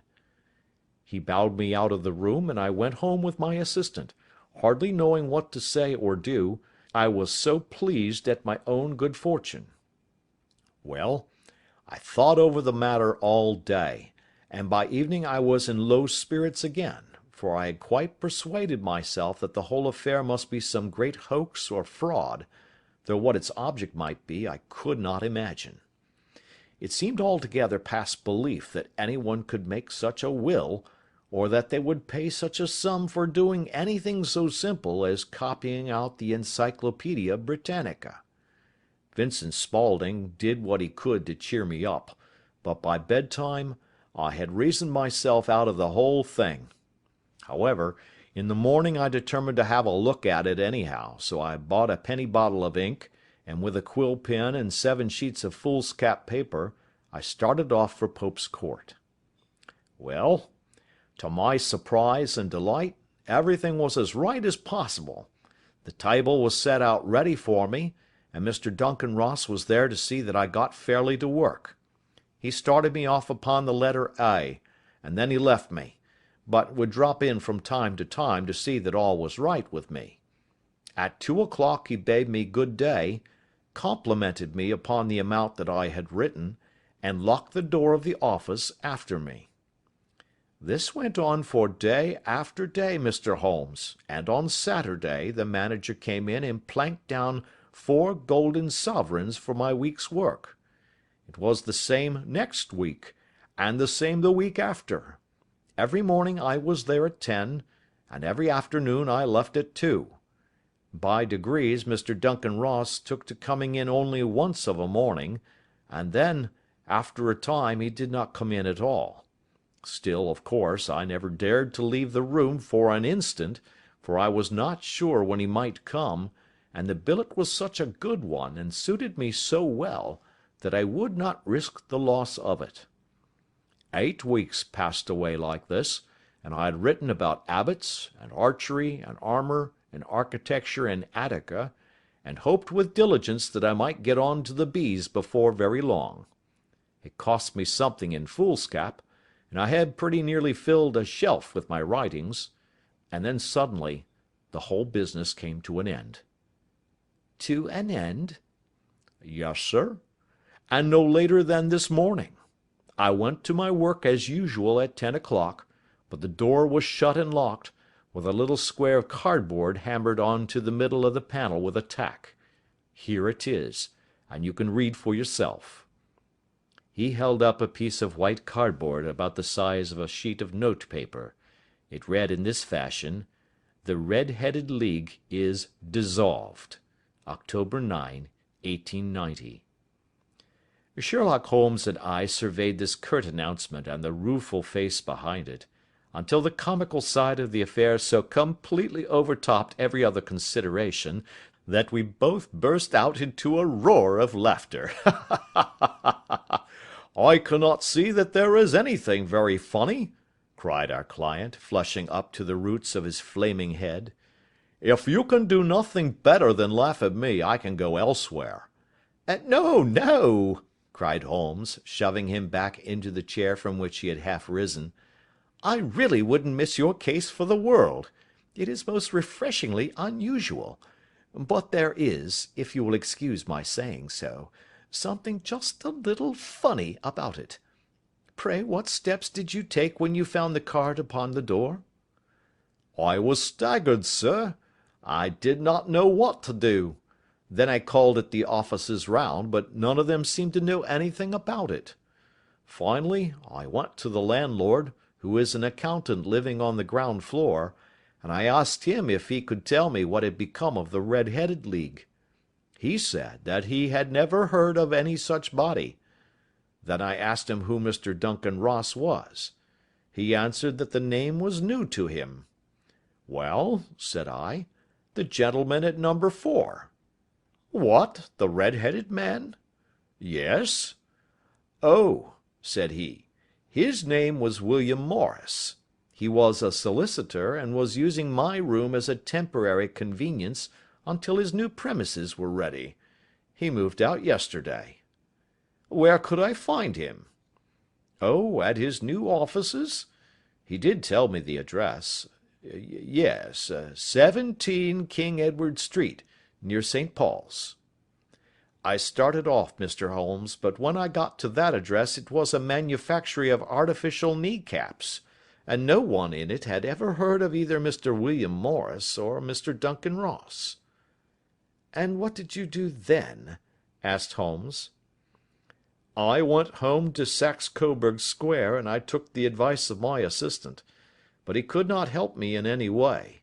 He could only say that if I waited I should hear by post. But that was not quite good enough, Mr. Holmes. I did not wish to lose such a place without a struggle, so, as I have heard that you were good enough to give advice to poor folk who were in need of it, I came right away to you." "And you did very wisely," said Holmes. "Your case is an exceedingly remarkable one, and I shall be happy to look into it. From what you have told me, I think it is possible that graver issues hang from it than might at first sight appear." "Grave enough," said Mr. Jabez Wilson. "Why, I have lost £4 a week." "As far as you are personally concerned," remarked Holmes, "I do not see that you have any grievance against this extraordinary league. On the contrary, you are, as I understand, richer by some £30, to say nothing of the minute knowledge which you have gained on every subject which comes under the letter A. You have lost nothing by them." "No, sir, but I want to find out about them, and who they are, and what their object was in playing this prank, if it was a prank, upon me. It was a pretty expensive joke for them, for it cost them £32. "We shall endeavour to clear up these points for you. And first, one or two questions, Mr. Wilson. This assistant of yours, who first called your attention to the advertisement, how long has he been with you?" "About a month, then." "How did he come?" "In answer to an advertisement." "Was he the only applicant?" "No, I had a dozen." "Why did you pick him?" "Because he was handy and would come cheap." "At half wages, in fact?" "Yes." "What is he like, this Vincent Spaulding?" "Small, stout built, very quick in his ways, no hair on his face, though he's not short of 30. Has a white splash of acid upon his forehead." Holmes sat up in his chair in considerable excitement. "I thought as much," said he. "Have you ever observed that his ears are pierced for earrings?" "Yes, sir. He told me that a gipsy had done it for him when he was a lad." Said Holmes, sinking back in deep thought. "He is still with you?" "Oh, yes, sir. I have only just left him." "And has your business been attended to in your absence?" "Nothing to complain of, sir. There's never very much to do of a morning." "That will do, Mr. Wilson. I shall be happy to give you an opinion upon the subject in the course of a day or two. To-day is Saturday, and I hope that by Monday we may come to a conclusion." "Well, Watson," said Holmes, when our visitor had left us, "what do you make of it all?" "I make nothing of it," I answered frankly. "It is a most mysterious business." "As a rule," said Holmes, "the more bizarre a thing is, the less mysterious it proves to be. It is your commonplace featureless crimes which are really puzzling, just as a commonplace face is the most difficult to identify. But I must be prompt over this matter." "What are you going to do, then?" I asked. "To smoke," he answered. "It is quite a three-pipe problem, and I beg that you won't speak to me for 50 minutes." He curled himself up in his chair, with his thin knees drawn up to his hawk-like nose, and there he sat with his eyes closed and his black clay pipe thrusting out like the bill of some strange bird. I had come to the conclusion that he had dropped asleep, and indeed was nodding myself, when he suddenly sprang out of his chair with the gesture of a man who has made up his mind, and put his pipe down upon the mantelpiece. "Sarasate plays at St. James's Hall this afternoon," he remarked. "What do you think, Watson? Could your patient spare you for a few hours?" "I have nothing to do today. My practice is never very absorbing." "Then put on your hat and come. I am going through the city first, and we can have some lunch on the way. I observe that there is a good deal of German music on the programme, which is rather more to my taste than Italian or French. It is introspective, and I want to introspect. Come along." We travelled by the Underground as far as Aldersgate, and a short walk took us to Saxe Coburg Square, the scene of the singular story which we had listened to in the morning. It was a poky, little, shabby genteel place, where 4 lines of dingy 2-storied brick houses looked out into a small railed-in enclosure, where a lawn of weedy grass and a few clumps of faded laurel bushes made a hard fight against a smoke-laden and uncongenial atmosphere. 3 gilt balls and a brown board with Jabez Wilson in white letters upon a corner house announced the place where our red-headed client carried on his business. Sherlock Holmes stopped in front of it with his head on one side and looked it all over, with his eyes shining brightly between puckered lids. Then he walked slowly up the street, and then down again to the corner, still looking keenly at the houses.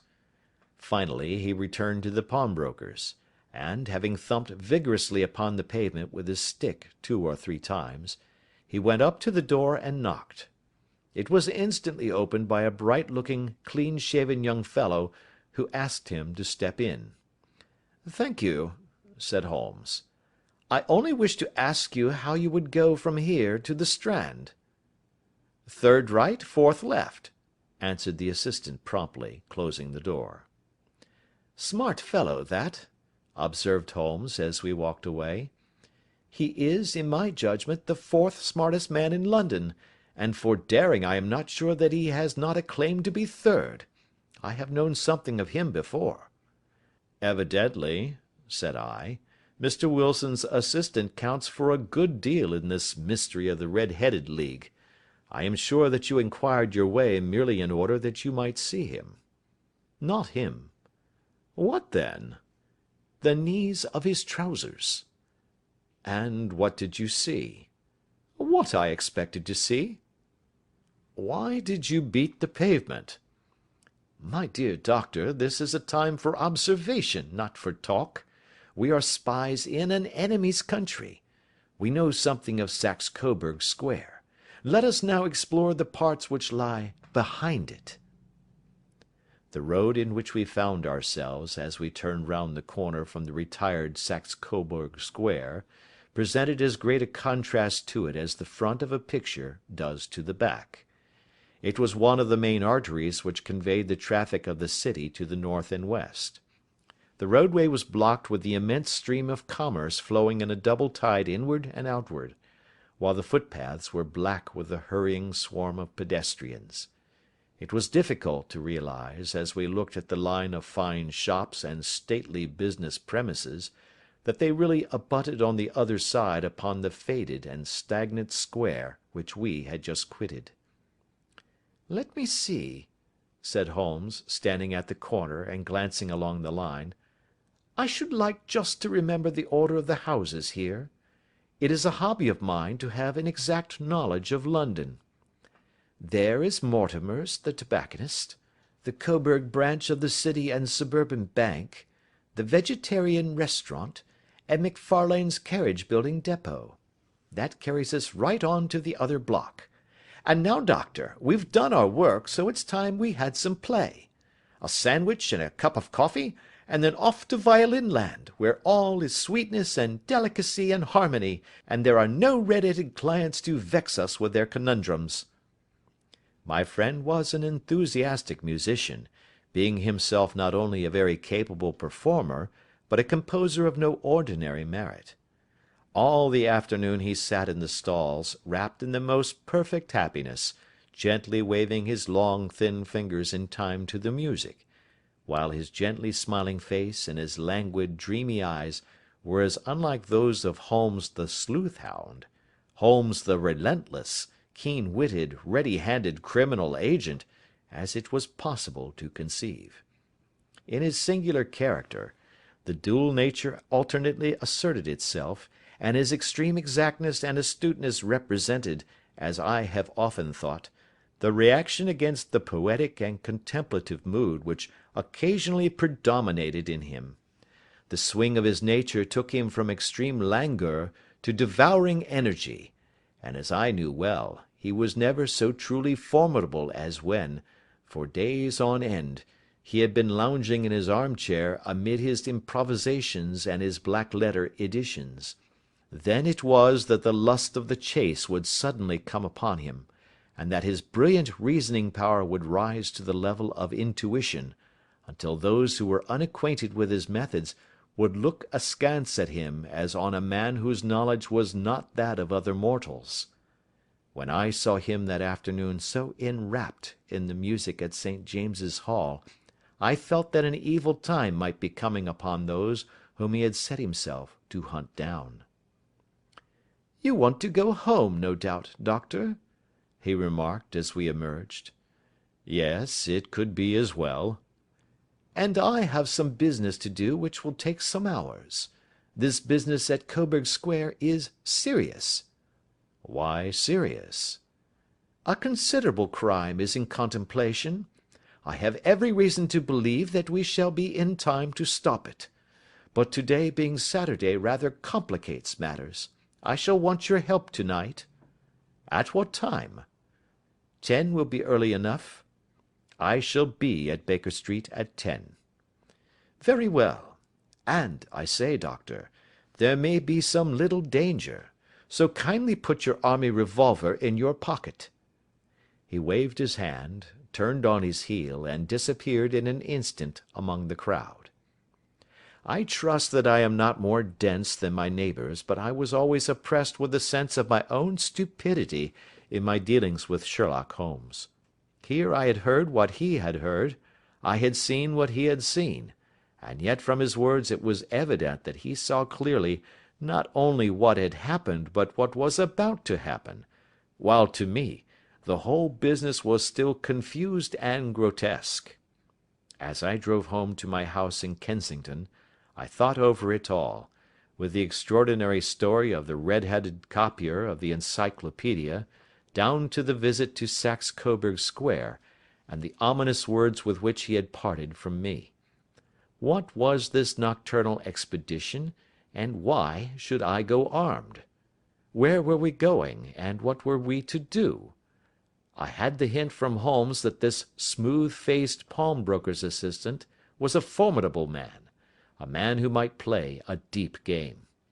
I tried to puzzle it out, but only gave it up in despair and set the matter aside until night should bring an explanation. It was 9:15 when I started from home and made my way across the park, and so through Oxford Street to Baker Street. 2 hansoms were standing at the door, and as I entered the passage I heard the sound of voices from above. On entering his room, I found Holmes in animated conversation with 2 men, one of whom I recognized as Peter Jones, the official police agent, while the other was a long, thin, sad-faced man, with a very shiny hat and oppressively respectable frock coat. "Ha! Our party is complete," said Holmes, buttoning up his pea-jacket, and taking his heavy hunting crop from the rack. "Watson, I think you know Mr. Jones of Scotland Yard? Let me introduce you to Mr. Merryweather, who is to be our companion in tonight's adventure." "We're hunting in couples again, Doctor, you see," said Jones in his consequential way. "Our friend here is a wonderful man for starting a chase. All he wants is an old dog to help him do the running down." "I hope a wild goose may not prove to be the end of our chase," observed Mr. Merryweather gloomily. "You may place considerable confidence in Mr. Holmes, sir," said the police agent loftily. "He has his own little methods, which are, if you won't mind my saying so, just a little too theoretical and fantastic, but he has the makings of a detective in him. It is not too much to say that once or twice, as in that business of the Sholto murder and the Agra treasure, he has been more nearly correct than the official force." "Oh, if you say so, Mr. Jones, it is all right," said the stranger, with deference. "Still, I confess that I miss my rubber. It is the first Saturday night for 27 years that I have not had my rubber." "I think you will find," said Sherlock Holmes, "that you will play for a higher stake tonight than you have ever done yet, and that the play will be more exciting. For you, Mr. Merryweather, the stake will be some £30,000, and for you, Jones, it will be the man upon whom you wish to lay your hands." John Clay, the murderer, thief, smasher, and forger. He's a young man, Mr. Merryweather, but he is at the head of his profession, and I would rather have my bracelets on him than on any criminal in London. He's a remarkable man, is young John Clay. His grandfather was a royal duke, and he himself has been to Eton and Oxford. His brain is as cunning as his fingers, and though we meet signs of him at every turn, we never know where to find the man himself. He'll crack a crib in Scotland one week, and be raising money to build an orphanage in Cornwall the next. I've been on his track for years and have never set eyes on him yet." "I hope that I may have the pleasure of introducing you tonight. I've had one or two little turns also with Mr. John Clay, and I agree with you that he is at the head of his profession. It is past 10, however, and quite time that we started. If you two will take the first hansom, Watson and I will follow in the second." Sherlock Holmes was not very communicative during the long drive, and lay back in the cab humming the tunes which he had heard in the afternoon. We rattled through an endless labyrinth of gas-lit streets until we emerged into Farrington Street. "We are close there now," my friend remarked. "This fellow Merryweather is a bank director, and personally interested in the matter. I thought it as well to have Jones with us also. He is not a bad fellow, though an absolute imbecile in his profession. He has one positive virtue: he is as brave as a bulldog, and as tenacious as a lobster if he gets his claws upon anyone. Here we are, and they are waiting for us." We had reached the same crowded thoroughfare in which we had found ourselves in the morning. Our cabs were dismissed, and following the guidance of Mr. Merryweather, we passed down a narrow passage and through a side door, which he opened for us. Within there was a small corridor, which ended in a very massive iron gate. This also was opened, and led down a flight of winding stone steps, which terminated at another formidable gate. Mr. Merryweather stopped to light a lantern, and then conducted us down a dark, earth-smelling passage, and so, after opening a third door, into a huge vault or cellar, which was piled all round with crates and massive boxes. "You are not very vulnerable from above," Holmes remarked as he held up the lantern and gazed about him. "Nor from below," said Mr. Merryweather, striking his stick upon the flags which lined the floor. "Why, dear me, it sounds quite hollow," he remarked, looking up in surprise. "I must really ask you to be a little more quiet," said Holmes severely. "You have already imperilled the whole success of our expedition. Might I beg that you would have the goodness to sit down upon one of these boxes, and not to interfere?" The solemn Mr. Merryweather perched himself upon a crate, with a very injured expression upon his face, while Holmes fell upon his knees upon the floor, and, with the lantern and a magnifying lens, began to examine minutely the cracks between the stones.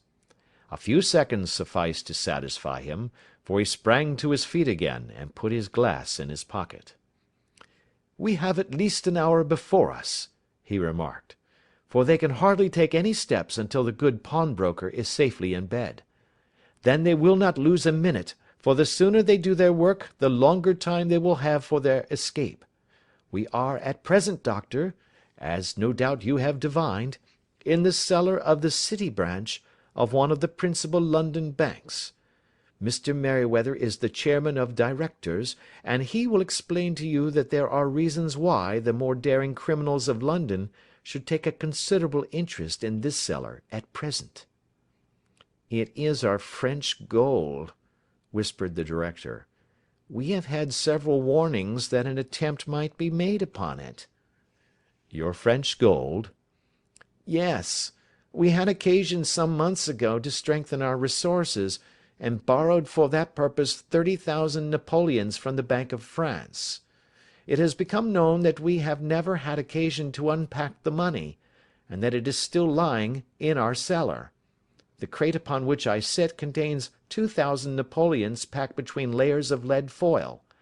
Our reserve of bullion is much larger at present than is usually kept in a single branch office, and the directors have had misgivings upon the subject." "Which were very well justified," observed Holmes. "And now it is time that we arranged our little plans. I expect that within an hour matters will come to a head. In the meantime, Mr. Merryweather, we must put the screen over that dark lantern." "And sit in the dark?" "I am afraid so. I had brought a pack of cards in my pocket, and I thought that, as we were a partie carrée, you might have your rubber after all. But I see that the enemy's preparations have gone so far that we cannot risk the presence of a light. And, first of all, we must choose our positions. These are daring men, and though we shall take them at a disadvantage, they may do us some harm unless we are careful. I shall stand behind this crate, and do you conceal yourselves behind those. Then, when I flash a light upon them, close in swiftly. If they fire, Watson, have no compunction about shooting them down." I placed my revolver, cocked, upon the top of the wooden case behind which I crouched. Holmes shot the slide across the front of his lantern and left us in pitch darkness, such an absolute darkness as I have never before experienced. The smell of hot metal remained to assure us that the light was still there, ready to flash out at a moment's notice. To me, with my nerves worked up to a pitch of expectancy, there was something depressing and subduing in the sudden gloom, and in the cold, dank air of the vault.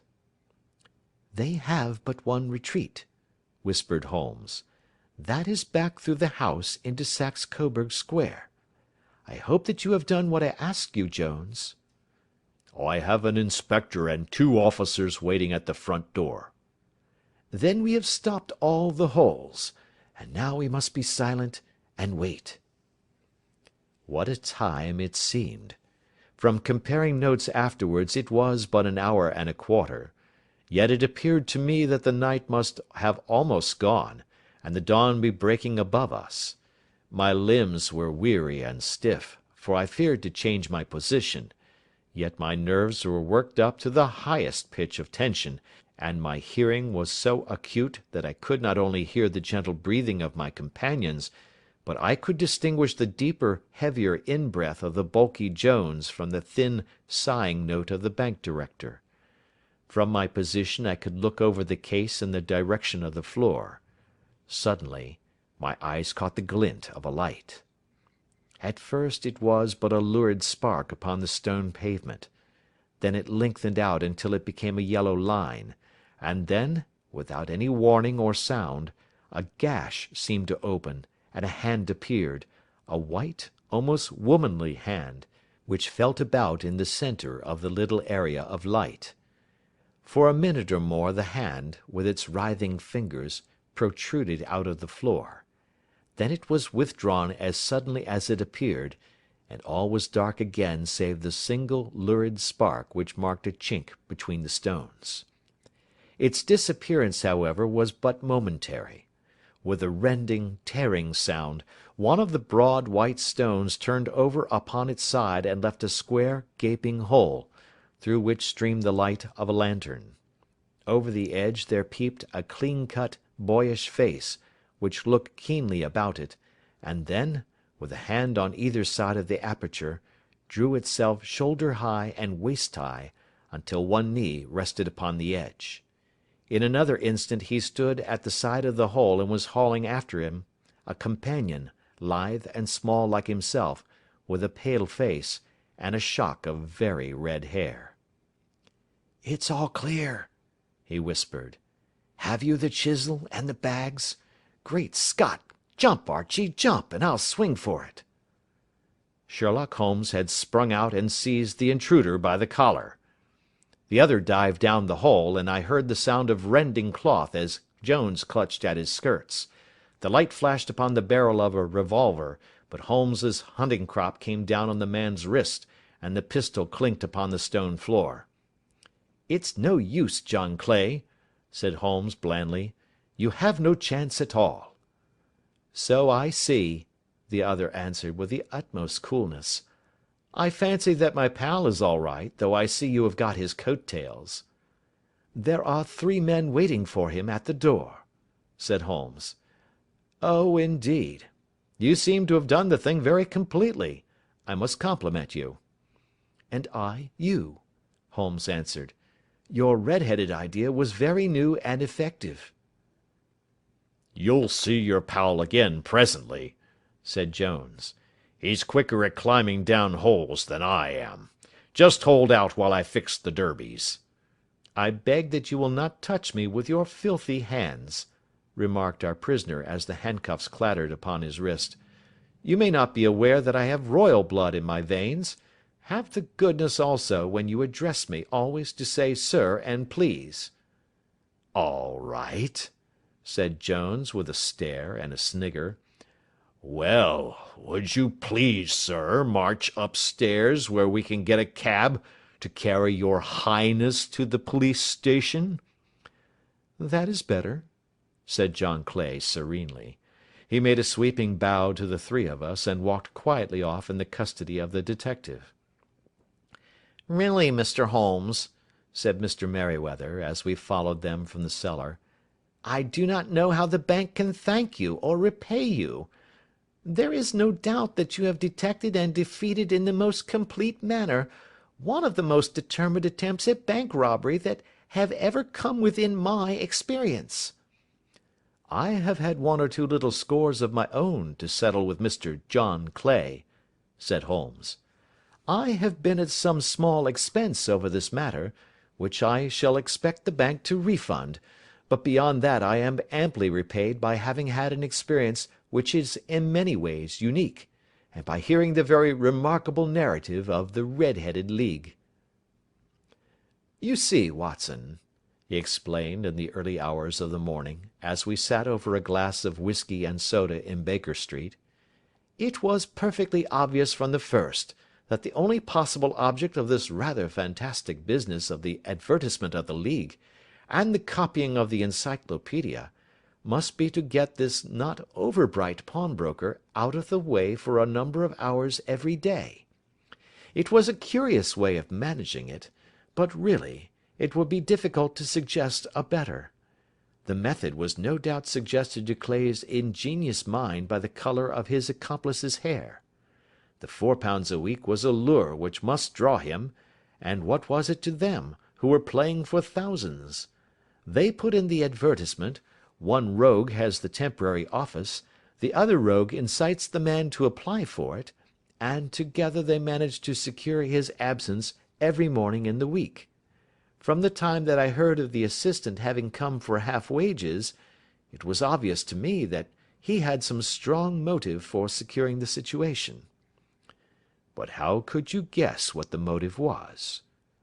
"Had there been women in the house, I should have suspected a mere vulgar intrigue. That, however, was out of the question. The man's business was a small one, and there was nothing in his house which could account for such elaborate preparations, and such an expenditure as they were at. It must, then, be something out of the house. What could it be? I thought of the assistant's fondness for photography, and his trick of vanishing into the cellar. The cellar! There was the end of this tangled clue. Then I made inquiries as to this mysterious assistant, and found that I had to deal with one of the coolest and most daring criminals in London. He was doing something in the cellar, something which took many hours a day for months on end. What could it be, once more? I could think of nothing save that he was running a tunnel to some other building. So far I had got when we went to visit the scene of action. I surprised you by beating upon the pavement with my stick. I was ascertaining whether the cellar stretched out in front or behind. It was not in front. Then I rang the bell, and as I hoped, the assistant answered it. We have had some skirmishes, but we had never set eyes upon each other before. I hardly looked at his face. His knees were what I wished to see. You must yourself have remarked how worn, wrinkled, and stained they were. They spoke of those hours of burrowing. The only remaining point was what they were burrowing for. I walked round the corner, saw the City and Suburban Bank abutted on our friend's premises, and felt that I had solved my problem. When you drove home after the concert, I called upon Scotland Yard and upon the chairman of the bank directors, with the result that you have seen. And how could you tell that they would make their attempt to-night? I asked. Well, when they closed their League offices, that was a sign that they cared no longer about Mr. Jabez Wilson's presence. In other words, that they had completed their tunnel. But it was essential that they should use it soon, as it might be discovered, or the bullion might be removed. Saturday would suit them better than any other day, as it would give them 2 days for their escape. For all these reasons, I expected them to come to-night.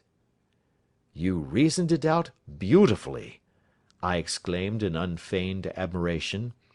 It is so long a chain, and yet every link rings true. It saved me from ennui, he answered, yawning. Alas, I already feel it closing in upon me. My life is spent in one long effort to escape from the commonplaces of existence. These little problems help me to do so. And you are a benefactor of the race, said I. He shrugged his shoulders.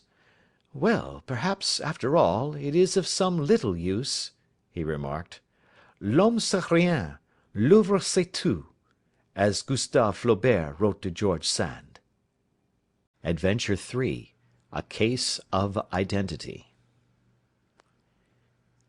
My dear fellow, said Sherlock Holmes as we sat on either side of the fire in his lodgings at Baker Street, life is infinitely stranger than anything which the mind of man could invent. We would not dare to conceive the things which are really mere commonplaces of existence. If we could fly out of that window hand in hand, hover over this great city, gently remove the roofs, and peep in at the queer things which are going on, the strange coincidences, the plannings, the cross-purposes, the wonderful chains of events, working through generations, and leading to the most outré results, it would make all fiction with its conventionalities and foreseen conclusions most stale and unprofitable. And yet I am not convinced of it, I answered. The cases which come to light in the papers are, as a rule, bald enough and vulgar enough. We have in our police reports realism pushed to its extreme limits, and yet the result is, it must be confessed, neither fascinating nor artistic. A certain selection and discretion must be used in producing a realistic effect, remarked Holmes. This is wanting in the police report, where more stress is laid, perhaps, upon the platitudes of the magistrate than upon the details, which to an observer contain the vital essence of the whole matter. Depend upon it, there is nothing so unnatural as the commonplace. I smiled and shook my head. I can quite understand your thinking so, I said. Of course, in your position of unofficial adviser and helper to everybody who is absolutely puzzled throughout 3 continents, you are brought in contact with all that is strange and bizarre. But here, I picked up the morning paper from the ground, let us put it to a practical test. Here is the first heading upon which I come. A husband's cruelty to his wife. There is half a column of print, but I know without reading it that it is all perfectly familiar to me. There is, of course, the other woman, the drink, the push, the blow, the bruise, the sympathetic sister or landlady. The crudest of writers could invent nothing more crude. Indeed, your example is an unfortunate one for your argument, said Holmes, taking the paper and glancing his eye down it. "This is the Dundas separation case, and, as it happens, I was engaged in clearing up some small points in connection with it. The husband was a teetotaler. There was no other woman, and the conduct complained of was that he had drifted into the habit of winding up every meal by taking out his false teeth and hurling them at his wife, which, you will allow, is not an action likely to occur to the imagination of the average story-teller. Take a pinch of snuff, doctor, and acknowledge that I have scored over you in your example." He held out his snuff-box of old gold, with a great amethyst in the centre of the lid. Its splendour was in such contrast to his homely ways and simple life that I could not help commenting upon it. "Ah," said he, "I forgot that I had not seen you for some weeks. It is a little souvenir from the King of Bohemia, in return for my assistance in the case of the Irene Adler papers." "And the ring?" I asked, glancing at a remarkable brilliant which sparkled upon his finger. "It was from the reigning family of Holland, though the matter in which I served them was of such delicacy that I cannot confide it even to you, who have been good enough to chronicle one or two of my little problems." "And have you any on hand just now?" I asked with interest. "Some 10 or 12, but none which present any feature of interest. They are important, you understand, without being interesting. Indeed, I have found that it is usually in unimportant matters that there is a field for the observation, and for the quick analysis of cause and effect which gives the charm to an investigation. The larger crimes are apt to be the simpler, for the bigger the crime, the more obvious, as a rule, is the motive. In these cases, save for one rather intricate matter which has been referred to me from Marseilles, there is nothing which presents any features of interest. It is possible, however, that I may have something better before very many minutes are over, for this is one of my clients, or I am much mistaken." He had risen from his chair and was standing between the parted blinds, gazing down into the dull, neutral-tinted London street. Looking over his shoulder, I saw that on the pavement opposite there stood a large woman with a heavy fur boa round her neck, and a large curling red feather in a broad-brimmed hat, which was tilted in a coquettish Duchess of Devonshire fashion over her ear. From under this great panoply she peeped up in a nervous, hesitating fashion at our windows, while her body oscillated backward and forward, and her fingers fidgeted with her glove-buttons. Suddenly, with a plunge, as of the swimmer who leaves the bank, she hurried across the road, and we heard the sharp clang of the bell. "I have seen those symptoms before," said Holmes, throwing his cigarette into the fire. "Oscillation upon the pavement always means an affaire à coeur. She would like advice, but it is not sure that the matter is not too delicate for communication. And yet even here we may discriminate. When a woman has been seriously wronged by a man she no longer oscillates, and the usual symptom is a broken bell wire. Here we may take it that there is a love matter, but that the maiden is not so much angry as perplexed or grieved. But here she comes in person to resolve our doubts." As he spoke there was a tap at the door, and the boy in buttons entered to announce Miss Mary Sutherland, while the lady herself loomed behind his small black figure like a full-sailed merchantman behind a tiny pilot-boat. Sherlock Holmes welcomed her with the easy courtesy for which he was remarkable, and having closed the door and bowed her into an arm-chair, he looked her over in the minute yet abstracted fashion which was peculiar to him. "Do you not find," he said, "that with your short sight it is a little trying to do so much typewriting?" "I did at first," she answered, "but now I know where the letters are without looking." Then, suddenly realizing the full purport of his words, she gave a violent start and looked up, with fear and astonishment upon her broad, good-humoured face. "You've heard about me, Mr. Holmes," she cried. "Else how could you know all that?" "Ha! Never mind," said Holmes, laughing. "It is my business to know things. Perhaps I have trained myself to see what others overlook. If not, why should you come to consult me?" "I came to you, sir, because I heard of you from Mrs. Etheridge, whose husband you found so easy when the police and everyone had given him up for dead. Oh, Mr. Holmes, I wish you would do as much for me.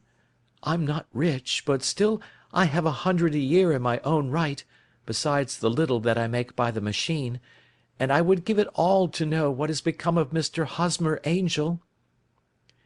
"Why did you come away to consult me in such a hurry?" asked Sherlock Holmes, with his finger-tips together and his eyes to the ceiling. Again a startled look came over the somewhat vacuous face of Miss Mary Sutherland. "Yes, I did bang out of the house," she said, "for it made me angry to see the easy way in which Mr. Winbank, that is, my father, took it all.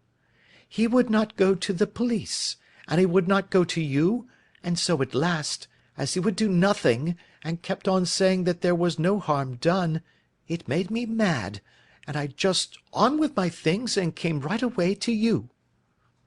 "Your father?" said Holmes. "Your stepfather, surely, since the name is different." "Yes, my stepfather. I call him father, though it sounds funny, too, for he is only 5 years and 2 months older than myself." "And your mother is alive?" "Oh, yes, mother is alive and well. I wasn't best pleased, Mr. Holmes, when she married again so soon after father's death, and a man who was nearly 15 years younger than herself. Father was a plumber in the Tottenham Court Road, and he left a tidy business behind him, which mother carried on with Mr. Hardy, the foreman, but when Mr. Windibank came he made her sell the business, for he was very superior, being a traveller in wines.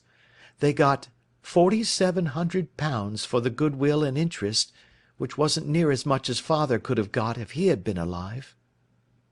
I had expected to see Sherlock Holmes impatient under this rambling and inconsequential narrative, but, on the contrary, he had listened with the greatest concentration of attention. "Your own little income," he asked, "does it come out of the business?" "Oh, no, sir. It is quite separate and was left me by my Uncle Ned in Auckland. It is in New Zealand stock, paying 4.5%. £2,500 was the amount, but I can only touch the interest." "You interest me extremely," said Holmes, "and since you draw so large a sum as 100 a year, with what you earn into the bargain, you no doubt travel a little and indulge yourself in every way. I believe that a single lady can get on very nicely upon an income of about £60. "I could do with much less than that, Mr. Holmes, but you understand that as long as I live at home I don't wish to be a burden to them, and so they have the use of the money just while I am staying with them. Of course, that is only just for the time. Mr. Windibank draws my interest every quarter and pays it over to mother, and I find that I can do pretty well with what I earn at typewriting. It brings me 2d. a sheet, and I can often do from 15 to 20 sheets in a day." "You have made your position very clear to me," said Holmes. "This is my friend, Dr. Watson, before whom you can speak as freely as before myself. Kindly tell us now all about your connection with Mr. Hosmer Angel." A flush stole over Miss Sutherland's face, and she picked nervously at the fringe of her jacket. "I met him first at the gasfitter's ball," she said. "They used to send father tickets when he was alive, and then afterwards they remembered us, and sent them to mother. Mr. Windibank did not wish us to go. He never did wish us to go anywhere. He would get quite mad if I wanted so much as to join a Sunday school treat. But this time I was set on going, and I would go, for what right had he to prevent? He said the folk were not fit for us to know, when all father's friends were to be there, and he said that I had nothing fit to wear, when I had my purple plush that I had never so much as taken out of the drawer. At last, when nothing else would do, he went off to France upon the business of the firm, but we went, mother and I, with Mr. Hardy, who used to be our foreman, and it was there I met Mr. Hosmer Angel." "I suppose," said Holmes, "that when Mr. Windibank came back from France, he was very annoyed at your having gone to the ball." "Oh, well, he was very good about it. He laughed, I remember, and shrugged his shoulders, and said there was no use denying anything to a woman, for she would have her way." "I see. Then at the gasfitters' ball you met, as I understand, a gentleman called Mr. Hosmer Angel." "Yes, sir. I met him that night, and he called next day to ask if we had got home all safe, and after that we met him. That is to say, Mr. Holmes, I met him twice for walks, but after that father came back again, and Mr. Hosmer Angel could not come to the house any more." "No?" "Well, you know father didn't like anything of the sort. He wouldn't have any visitors if he could help it, and he used to say that a woman should be happy in her own family circle. But then, as I used to say to mother, a woman wants her own circle to begin with, and I had not got mine yet." "But how about Mr. Hosmer Angel? Did he make no attempt to see you?" "Well, father was going off to France again in a week, and Hosmer wrote and said that it would be safer and better not to see each other until he had gone. We could write in the meantime, and he used to write every day. I took the letters in the morning, so there was no need for father to know." "Were you engaged to the gentleman at this time?" "Oh, yes, Mr. Holmes. We were engaged after the first walk that we took. Hosmer, Mr. Angel, was a cashier in an office in Leadenhall Street, and—" "What office?" "That's the worst of it, Mr. Holmes. I don't know." "Where did he live, then?" "He slept on the premises." "And you don't know his address?" "No, except that it was Leadenhall Street." "Where did you address your letters, then?" "To the Leadenhall Street post office, to be left till called for. He said that if they were sent to the office he would be chaffed by all the other clerks about having letters from a lady, so I offered to typewrite them, like he did his, but he wouldn't have that, for he said that when I wrote them they seemed to come from me, but when they were typewritten he always felt that the machine had come between us. That will just show you how fond he was of me, Mr. Holmes, and the little things that he would think of." "It was most suggestive," said Holmes. "It has long been an axiom of mine that the little things are infinitely the most important. Can you remember any other little things about Mr. Hosmer Angel?" "He was a very shy man, Mr. Holmes. He would rather walk with me in the evening than in the daylight, for he said that he hated to be conspicuous. Very retiring and gentlemanly he was. Even his voice was gentle. He'd had the quinsy and swollen glands when he was young, he told me, and it had left him with a weak throat and a hesitating, whispering fashion of speech. He was always well dressed, very neat and plain, but his eyes were weak just as mine are, and he wore tinted glasses against the glare." "Well, and what happened when Mr. Windibank, your stepfather, returned to France?" "Mr. Hosmer Angel came to the house again, and proposed that we should marry before father came back. He was in dreadful earnest, and made me swear, with my hands on the Testament, that whatever happened I would always be true to him. Mother said he was quite right to make me swear, and that it was a sign of his passion. Mother was all in his favour from the first, and was even fonder of him than I was. Then, when they talked of marrying within the week, I began to ask about father, but they both said never to mind about father, but just to tell him afterwards, and mother said she would make it all right with him. I didn't quite like that, Mr. Holmes. It seemed funny that I should ask his leave, as he was only a few years older than me, but I didn't want to do anything on the sly, so I wrote to father at Bordeaux, where the company has its French offices, but the letter came back to me on the very morning of the wedding." It missed him, then? Yes, sir, for he had started to England just before it arrived. Ha! That was unfortunate. Your wedding was arranged, then, for the Friday. Was it to be in church? Yes, sir, but very quietly. It was to be at St. Saviour's, near King's Cross, and we were to have breakfast afterwards at the St. Pancras Hotel. Hosmer came for us in a hansom, but as there were two of us, he put us both into it and stepped himself into a four-wheeler, which happened to be the only other cab in the street. We got to the church first, and when the four-wheeler drove up we waited for him to step out, but he never did, and when the cabman got down from the box and looked, there was no one there. The cabman said that he could not imagine what had become of him, for he had seen him get in with his own eyes. That was last Friday, Mr. Holmes, and I have neither seen nor heard anything since then to throw any light upon what has become of him. It seems to me that you have been very shamefully treated, said Holmes. Oh, no, sir. He was too good and kind to leave me so. Why, all the morning he was saying to me that, whatever happened, I was to be true, and that even if something quite unforeseen occurred to separate us, I was always to remember that I was pledged to him, and that he would claim his pledge sooner or later. It seemed strange talk for a wedding morning, but what has happened since gives a meaning to it. Most certainly it does. Your own opinion is, then, that some unforeseen catastrophe has occurred to him? Yes, sir. I believe that he foresaw some danger, or else he would not have talked so, and then I think that what he foresaw happened. But you have no notion as to what it could have been? None. One more question. How did your mother take the matter? She was angry, and said that I was never to speak of the matter again. And your father? Did you tell him?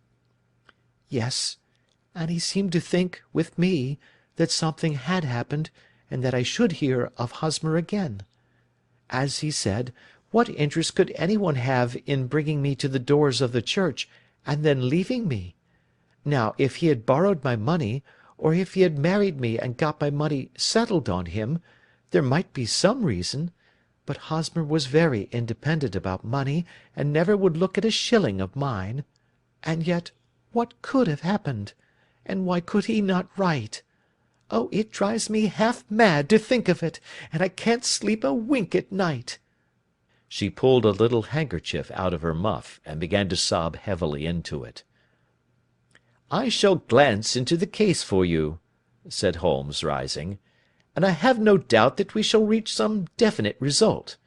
Let the weight of the matter rest upon me now, and do not let your mind dwell upon it further. Above all, try to let Mr. Hosmer Angel vanish from your memory, as he has done from your life. Then you don't think I'll see him again? I fear not. Then what has happened to him? You will leave that question in my hands. I should like an accurate description of him, and any letters of his which you can spare. I advertised for him in last Saturday's Chronicle, said she. Here is the slip, and here are 4 letters from him. Thank you. And your address? Number 31 Lion Place, Camberwell. Mr. Angel's address you never had, I understand. Where is your father's place of business? He travels for Westhouse and Marbank, the great claret importers of Fenchurch Street. Thank you. You have made your statement very clearly. You will leave the papers here, and remember the advice which I have given you. Let the whole incident be a sealed book, and do not allow it to affect your life. You are very kind, Mr. Holmes, but I cannot do that. I shall be true to Hosmer. He shall find me ready when he comes back. For all the preposterous hat and the vacuous face, there was something noble in the simple faith of our visitor which compelled our respect. She laid her little bundle of papers upon the table and went her way, with a promise to come again whenever she might be summoned. Sherlock Holmes sat silent for a few minutes with his finger-tips still pressed together, his legs stretched out in front of him, and his gaze directed upward to the ceiling. Then he took down from the rack the old and oily clay pipe which was to him as a counsellor, and, having lit it, he leaned back in his chair, with the thick blue cloud-wreaths spinning up from him, and a look of infinite languor in his face. "Quite an interesting study, that maiden," he observed. "I found her more interesting than her little problem, which, by the way, is rather a trite one. You will find parallel cases, if you consult my index, in Andover in '77, and there was something of the sort at The Hague last year. Old as is the idea, however, there were one or two details which were new to me, but the maiden herself was most instructive." "You appeared to read a good deal upon her which was quite invisible to me," I remarked. "Not invisible, but unnoticed, Watson. You did not know where to look, and so you missed all that was important. I can never bring you to realize the importance of sleeves, the suggestiveness of thumbnails, or the great issues that may hang from a bootlace. Now, what did you gather from that woman's appearance? Describe it." "Well, she had a slate-coloured, broad-brimmed straw hat, with a feather of a brickish red. Her jacket was black, with black beads sewn upon it, and a fringe of little black jet ornaments. Her dress was brown, rather darker than coffee colour, with a little purple plush at the neck and sleeves. Her gloves were greyish and were worn through at the right forefinger. Her boots I didn't observe. She had small round hanging gold earrings, and a general air of being fairly well-to-do in a vulgar, comfortable, easy-going way." Sherlock Holmes clapped his hands softly together, and chuckled. "'Pon my word, Watson, you are coming along wonderfully. You have really done very well indeed. It is true that you have missed everything of importance, but you have hit upon the method, and you have a quick eye for colour. Never trust to general impressions, my boy, but concentrate yourself upon details. My first glance is always at a woman's sleeve. In a man it is perhaps better first to take the knee of the trouser. As you observe, this woman had plush upon her sleeves, which is a most useful material for showing traces. The double line a little above the wrist, where the typewriter presses against the table, was beautifully defined. The sewing machine, of the hand type, leaves a similar mark, but only on the left arm, and on the side of it farthest from the thumb, instead of being right across the broadest part, as this was. I then glanced at her face, and, observing the dint of a pince-nez at either side of her nose, I ventured to remark upon short sight in typewriting, which seemed to surprise her." "It surprised me." "But surely it was obvious. I was then much surprised and interested on glancing down to observe that, though the boots which she was wearing were not unlike each other, they were really odd ones, the one having a slightly decorated toe-cap, and the other a plain one. One was buttoned only in the 2 lower buttons out of 5, and the other at the 1st, 3rd, and 5th. Now, when you see that a young lady, otherwise neatly dressed, has come away from home with odd boots, half buttoned, it is no great deduction to say that she came away in a hurry." "And what else?" I asked, keenly interested, as I always was, by my friend's incisive reasoning. "I noted, in passing, that she had written a note before leaving home, but after being fully dressed. You observed that her right glove was torn at the forefinger, but you did not apparently see that both glove and finger were stained with violet ink. She had written in a hurry and dipped her pen too deep. It must have been this morning, or the mark would not remain clear upon the finger. All this is amusing, though rather elementary, but I must go back to business, Watson. Would you mind reading me the advertised description of Mr. Hosmer Angel?" I held the little printed slip to the light. "Missing," it said, "on the morning of the 14th, a gentleman named Hosmer Angel, about 5 feet 7 inches in height, strongly built, sallow complexion, black hair, a little bald in the centre, bushy, black side whiskers and moustache, tinted glasses, slight infirmity of speech, was dressed when last seen in black frock-coat faced with silk, black waistcoat, gold Albert chain, and grey Harris tweed trousers with brown gaiters over elastic-sided boots, known to have been employed in an office in Leadenhall Street. Anybody bringing— "That will do," said Holmes. "As to the letters," he continued, glancing over them, "they are very commonplace. Absolutely no clue in them to Mr. Angel, save that he quotes Balzac once. There is one remarkable point, however, which will no doubt strike you." "They are typewritten," I remarked. "Not only that, but the signature is typewritten. Look at the neat little Hosmer Angel at the bottom. There is a date, you see, but no superscription except Leadenhall Street, which is rather vague. The point about the signature is very suggestive. In fact, we may call it conclusive." "Of what?" "My dear fellow, is it possible you do not see how strongly it bears upon the case?" "I cannot say that I do, unless it were that he wished to be able to deny his signature if an action for breach of promise were instituted." "No, that was not the point. However, I shall write 2 letters, which should settle the matter.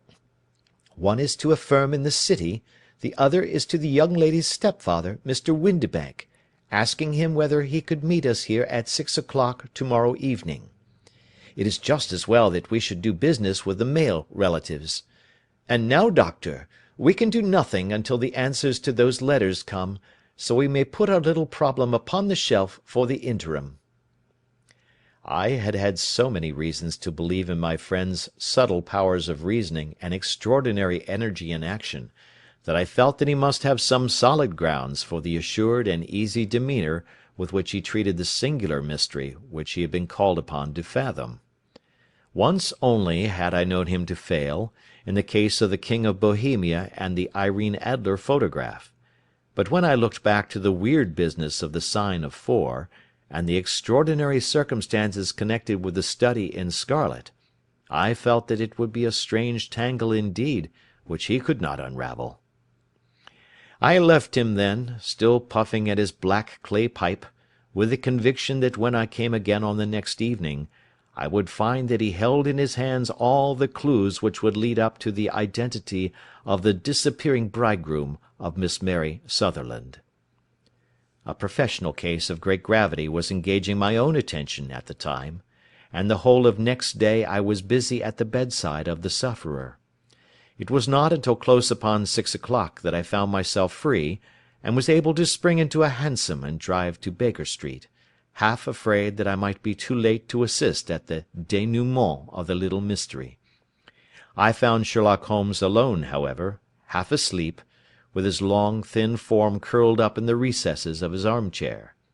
A formidable array of bottles and test-tubes, with a pungent cleanly smell of hydrochloric acid, told me that he had spent his day in the chemical work which was so dear to him. "Well, have you solved it?" I asked as I entered. "Yes, it was the bisulfate of baryta." "No, no, the mystery!" I cried. "Oh, that! I thought of the salt that I had been working upon. There was never any mystery in the matter, though, as I said yesterday, some of the details are of interest. The only drawback is that there is no law, I fear, that can touch the scoundrel." "Who was he, then, and what was his object in deserting Miss Sutherland?" The question was hardly out of my mouth, and Holmes had not yet opened his lips to reply, when we heard a heavy footfall in the passage, and a tap at the door. "This is the girl's stepfather, Mr. James Windibank," said Holmes. "He has written to me to say that he would be here at 6. Come in."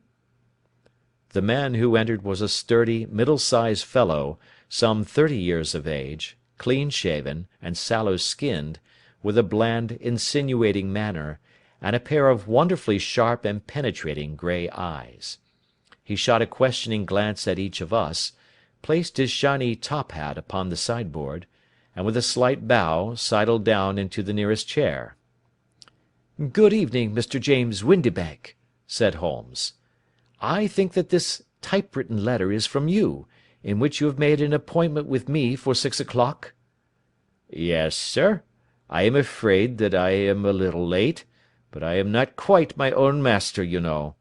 I am sorry that Miss Sutherland has troubled you about this little matter, for I think it is far better not to wash linen of the sort in public. It was quite against my wishes that she came, but she is a very excitable, impulsive girl, as you may have noticed, and she is not easily controlled when she has made up her mind on a point. Of course, I did not mind you so much, as you are not connected with the official police, but it is not pleasant to have a family misfortune like this noised abroad. Besides, it is a useless expense, for how could you possibly find this Hosmer Angel?" "On the contrary," said Holmes quietly, "I have every reason to believe that I will succeed in discovering Mr. Hosmer Angel." Mr. Windibank gave a violent start and dropped his gloves. "I am delighted to hear it," he said. "It is a curious thing," remarked Holmes, "that a typewriter has really quite as much individuality as a man's handwriting. Unless they are quite new, no two of them write exactly alike. Some letters get more worn than others, and some wear only on one side. Now, you remark in this note of yours, Mr. Windibank, that in every case there is some little slurring over of the E, and a slight defect in the tail of the R. There are 14 other characteristics, but those are the more obvious." "We do all our correspondence with this machine at the office, and no doubt it is a little worn," our visitor answered, glancing keenly at Holmes with his bright little eyes. "And now I will show you what is really a very interesting study, Mr. Windibank," Holmes continued. "I think of writing another little monograph some of these days on the typewriter and its relation to crime. It is a subject to which I have devoted some little attention. I have here 4 letters which purport to come from the missing man. They are all typewritten. In each case, not only are the E's slurred and the R's tailless, but you will observe, if you care to use my magnifying lens, that the 14 other characteristics to which I have alluded are there as well." Mr. Windibank sprang out of his chair and picked up his hat. "I cannot waste time over this sort of fantastic talk, Mr. Holmes," he said. "If you can catch the man, catch him, and let me know when you have done it." "Certainly," said Holmes, stepping over and turning the key in the door. "I let you know then that I have caught him." "What? Where?" shouted Mr. Windibank, turning white to his lips and glancing about him like a rat in a trap. "Oh, it won't do. Really it won't," said Holmes suavely. "There is no possible getting out of it, Mr. Windibank. It is quite too transparent, and it was a very bad compliment when you said that it was impossible for me to solve so simple a question. That's right. Sit down and let us talk it over." Our visitor collapsed into a chair, with a ghastly face and a glitter of moisture on his brow. It's not actionable," he stammered. "I am very much afraid that it is not. But between ourselves, Windibank, it was as cruel and selfish and heartless a trick in a petty way as ever came before me. Now, let me just run over the course of events, and you will contradict me if I go wrong."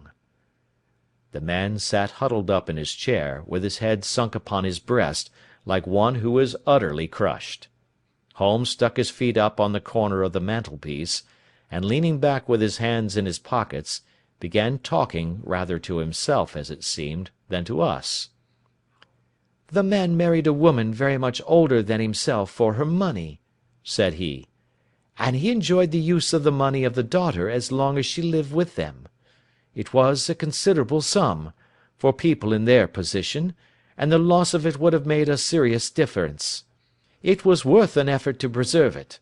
The daughter was of a good, amiable disposition, but affectionate and warm-hearted in her ways, so that it was evident that with her fair personal advantages, and her little income, she would not be allowed to remain single long.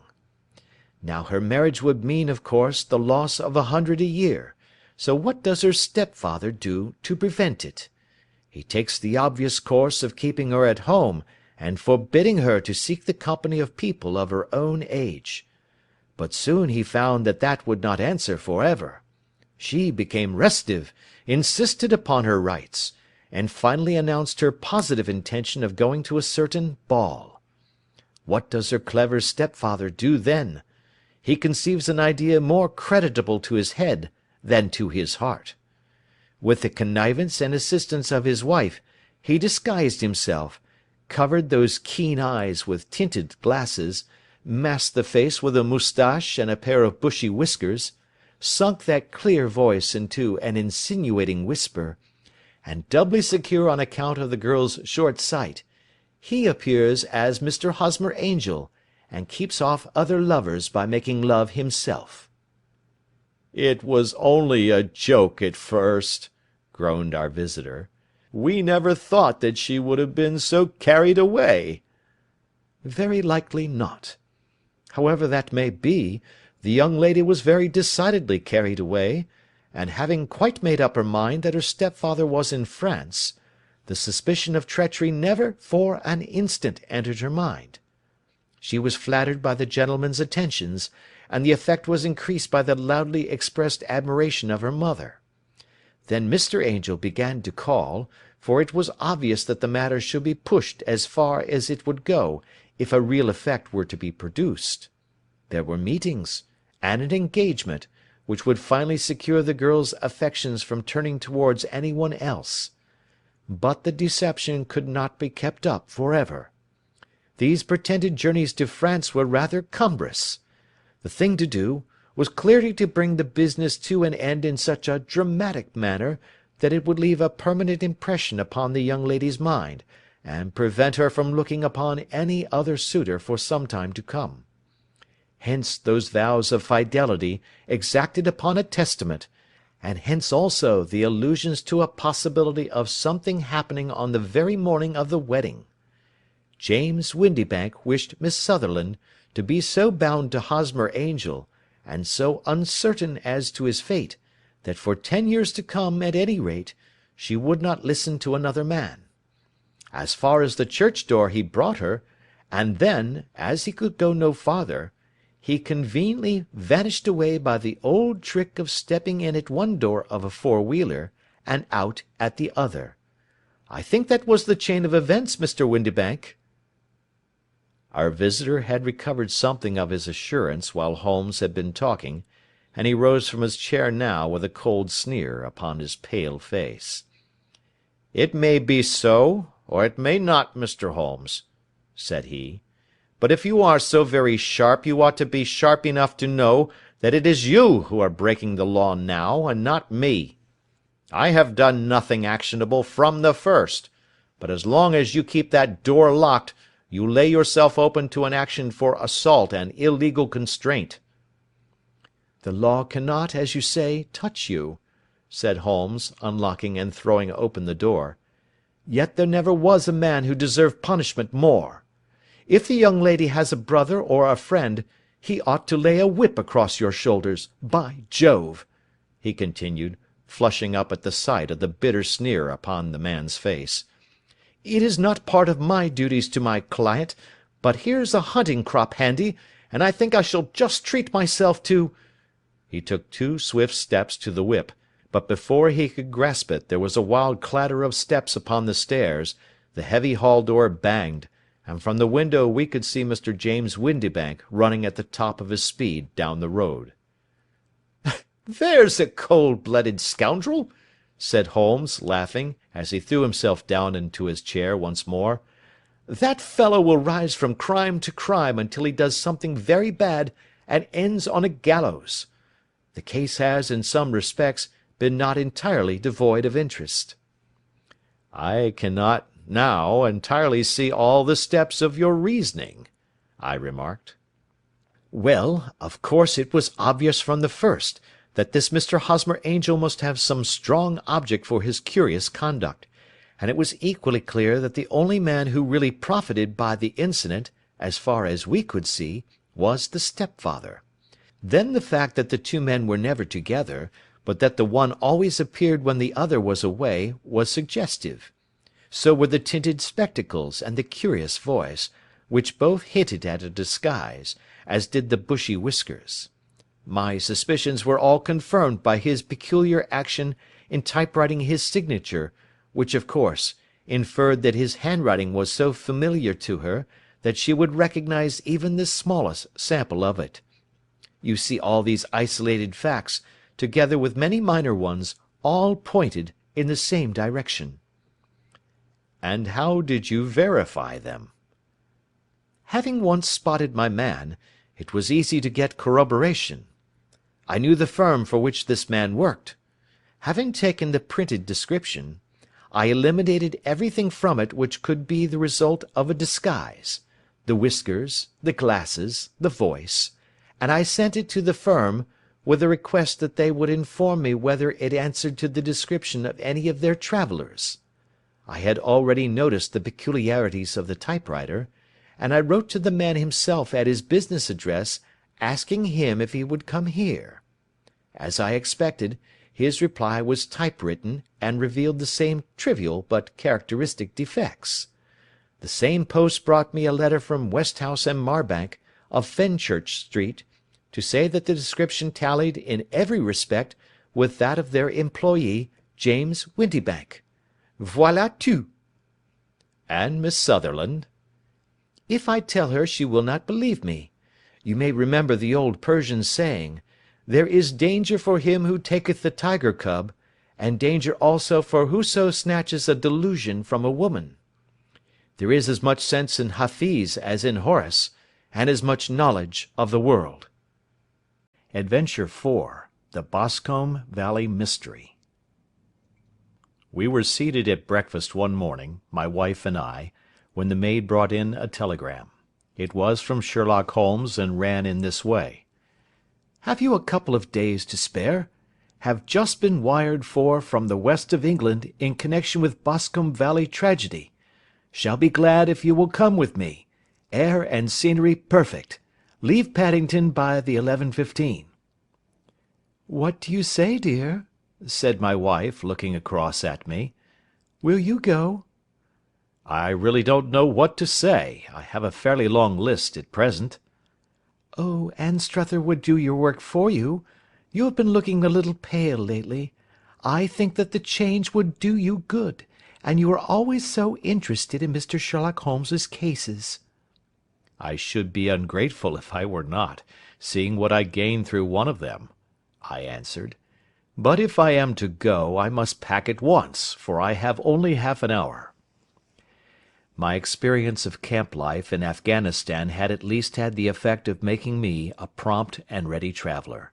My wants were few and simple, so that in less than the time stated I was in a cab with my valise, rattling away to Paddington Station.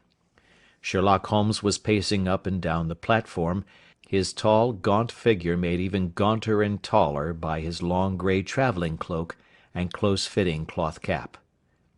"It is really very good of you to come, Watson," said he. "It makes a considerable difference to me, having someone with me on whom I can thoroughly rely. Local aid is always either worthless or else biased. If you will keep the two corner seats, I shall get the tickets." We had the carriage to ourselves, save for an immense litter of papers which Holmes had brought with him. Among these he rummaged and read, with intervals of note-taking and of meditation, until we were past Reading. Then he suddenly rolled them all into a gigantic ball, and tossed them up on to the rack. "Have you heard anything of the case?" he asked. "Not a word. I have not seen a paper for some days." "The London press has not had very full accounts. I have just been looking through all the recent papers in order to master the particulars. It seems, from what I gather, to be one of those simple cases which are so extremely difficult." "That sounds a little paradoxical." "But it is profoundly true. Singularity is almost invariably a clue. The more featureless and commonplace a crime is, the more difficult it is to bring it home. In this case, however, they have established a very serious case against the son of the murdered man." "It is a murder, then?" "Well, it is conjectured to be so. I shall take nothing for granted until I have the opportunity of looking personally into it. I will explain the state of things to you, as far as I have been able to understand it, in a very few words. Boscombe Valley is a country district not very far from Ross, in Herefordshire. The largest landed proprietor in that part is a Mr. John Turner, who made his money in Australia, and returned some years ago to the old country. One of the farms which he held, that of Hatherley, was let to Mr. Charles McCarthy, who was also an ex-Australian. The men had known each other in the colonies, so that it was not unnatural that when they came to settle down, they should do so as near each other as possible. Turner was apparently the richer man, so McCarthy became his tenant, but still remained, it seems, upon terms of perfect equality, as they were frequently together. McCarthy had one son, a lad of 18, and Turner had an only daughter of the same age, but neither of them had wives living. They appeared to have avoided the society of the neighbouring English families, and to have led retired lives, though both the McCarthys were fond of sport, and were frequently seen at the race meetings of the neighbourhood. McCarthy kept 2 servants, a man and a girl. Turner had a considerable household, some half-dozen at the least. That is as much as I have been able to gather about the families. Now for the facts. On June 3rd, that is, on Monday last, McCarthy left his house at Hatherley about 3 in the afternoon, and walked down to the Boscombe Pool, which is a small lake formed by the spreading out of the stream which runs down the Boscombe Valley. He had been out with his serving man in the morning at Ross, and he had told the man that he must hurry, as he had an appointment of importance to keep at 3. From that appointment he never came back alive. From Hatherley farmhouse to the Boscombe Pool is 1/4 of a mile, and 2 people saw him as he passed over this ground. One was an old woman, whose name is not mentioned, and the other was William Crowder, a gamekeeper in the employ of Mr. Turner. Both these witnesses depose that Mr. McCarthy was walking alone. The gamekeeper adds that within a few minutes of his seeing McCarthy pass, he had seen his son, Mr. James McCarthy, going the same way with a gun under his arm. To the best of his belief, the father was actually in sight at the time, and the son was following him. He thought no more of the matter until he heard in the evening of the tragedy that had occurred. The 2 McCarthys were seen after the time when William Crowder, the gamekeeper, lost sight of them. The Boscombe Pool is thickly wooded round, with just a fringe of grass and of reeds around the edge. A girl of 14, Patience Moran, who is the daughter of the lodge-keeper of the Boscombe Valley estate, was in one of the woods, picking flowers. She states that while she was there she saw, at the border of the wood, and close by the lake, Mr. McCarthy and his son, and that they appeared to be having a violent quarrel. She heard Mr. McCarthy the elder using very strong language to his son, and she saw the latter raise up his hand as if to strike his father. She was so frightened by their violence that she ran away and told her mother, when she reached home, that she had left the 2 McCarthys quarrelling near Boscombe Pool, and that she was afraid that they were going to fight. She had hardly said the words when young Mr. McCarthy came running up to the lodge, to say that he had found his father dead in the wood, and to ask for the help of the lodge-keeper. He was much excited, without either his gun or his hat, and his right hand and sleeve were observed to be stained with fresh blood. On following him, they found the dead body stretched out upon the grass beside the pool. The head had been beaten in by repeated blows of some heavy and blunt weapon. The injuries were such as might very well have been inflicted by the butt end of his son's gun, which was found lying on the grass within a few paces of the body. Under these circumstances the young man was instantly arrested, and a verdict of wilful murder, having been returned at the inquest on Tuesday, he was on Wednesday brought before the magistrates at Ross, who have referred the case to the next assizes. Those are the main facts of the case, as they came out before the coroner and the police court." "I could hardly imagine a more damning case," I remarked. "If ever circumstantial evidence pointed to a criminal, it does so here." "Circumstantial evidence is a very tricky thing," answered Holmes thoughtfully. "It may seem to point very straight to one thing, but if you shift your own point of view a little, you will find it pointing in an equally uncompromising manner to something entirely different.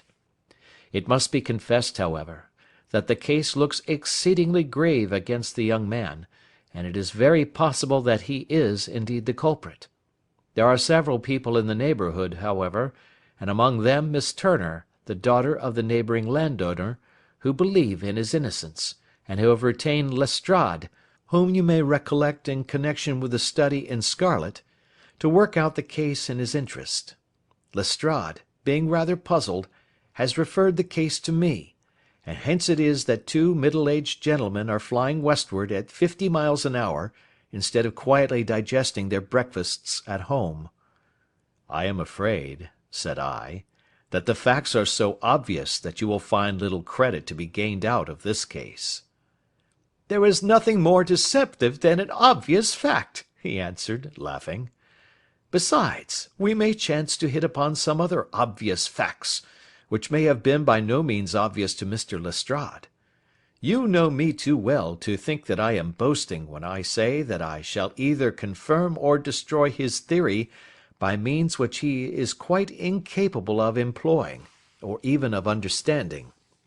To take the first example to hand, I very clearly perceive that in your bedroom the window is upon the right-hand side, and yet I question whether Mr. Lestrade would have noted even so self-evident a thing as that. How on earth, my dear fellow, I know you well. I know the military neatness which characterizes you. You shave every morning, and in this season you shave by the sunlight, but since your shaving is less and less complete as we get farther back on the left side, until it becomes positively slovenly as we get round the angle of the jaw, it is surely very clear that that side is less illuminated than the other. I could not imagine a man of your habits looking at himself in an equal light and being satisfied with such a result. I only quote this as a trivial example of observation and inference. Therein lies my métier, and it is just possible that it may be of some service in the investigation which lies before us. There are one or two minor points which were brought out in the inquest, and which are worth considering." "What are they?" "It appears that his arrest did not take place at once, but after the return to Hatherley Farm. On the inspector of constabulary informing him that he was a prisoner, he remarked that he was not surprised to hear it, and that it was no more than his deserts. This observation of his had the natural effect of removing any traces of doubt which might have remained in the minds of the coroner's jury." "It was a confession," I ejaculated. "No, for it was followed by a protestation of innocence." "Coming on the top of such a damning series of events, it was at least a most suspicious remark." "On the contrary," said Holmes, "it is the brightest rift which I can at present see in the clouds. However innocent he might be, he could not be such an absolute imbecile as not to see that the circumstances were very black against him. Had he appeared surprised at his own arrest, or feigned indignation at it, I should have looked upon it as highly suspicious, because such surprise or anger would not be natural under the circumstances, and yet might appear to be the best policy to a scheming man. His frank acceptance of the situation marks him as either an innocent man, or else as a man of considerable self-restraint and firmness.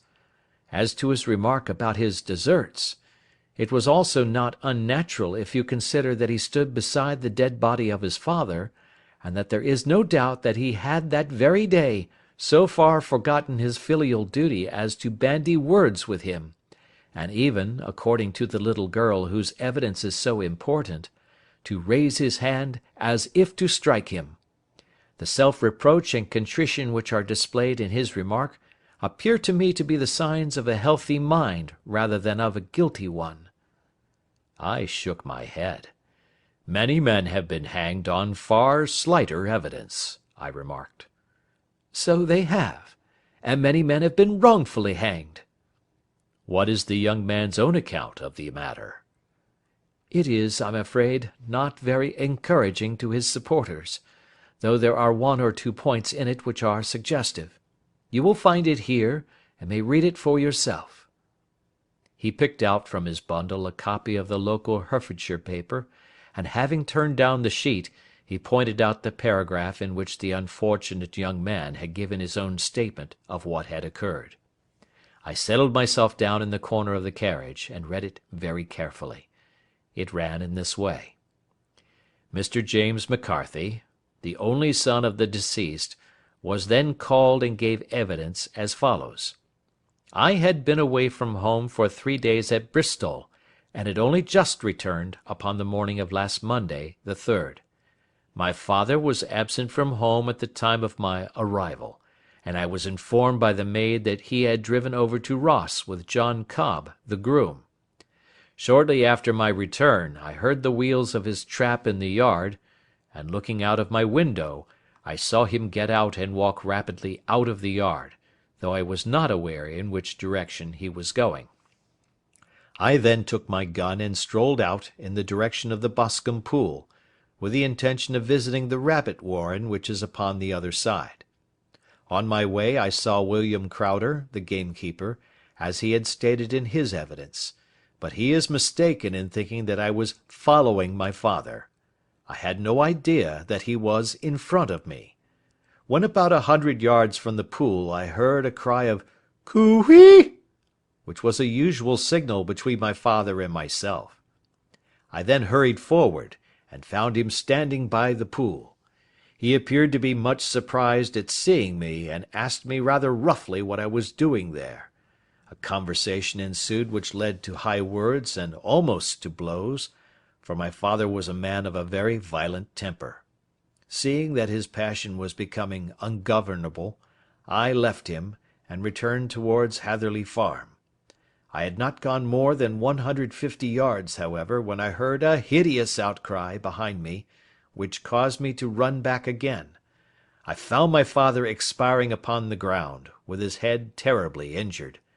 I dropped my gun and held him in my arms, but he almost instantly expired. I knelt beside him for some minutes, and then made my way to Mr. Turner's lodge-keeper, his house being the nearest, to ask for assistance. I saw no one near my father when I returned, and I have no idea how he came by his injuries. He was not a popular man, being somewhat cold and forbidding in his manners, but he had, as far as I know, no active enemies. I know nothing further of the matter.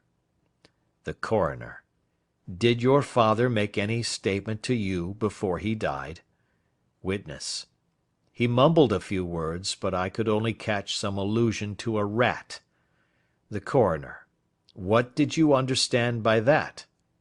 Witness: It conveyed no meaning to me. I thought that he was delirious. The Coroner: What was the point upon which you and your father had this final quarrel? Witness: I should prefer not to answer. The Coroner: I am afraid that I must press it. Witness: It is really impossible for me to tell you. I can assure you that it has nothing to do with the sad tragedy which followed. The Coroner: That is for the court to decide.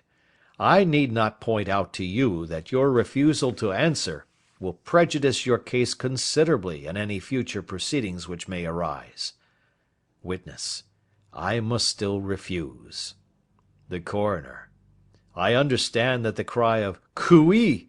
was a common signal between you and your father? Witness: It was. The Coroner: How was it then that he uttered it before he saw you, and before he even knew that you had returned from Bristol? Witness, with considerable confusion. I do not know. A juryman. Did you see nothing which aroused your suspicions when you returned on hearing the cry, and found your father fatally injured?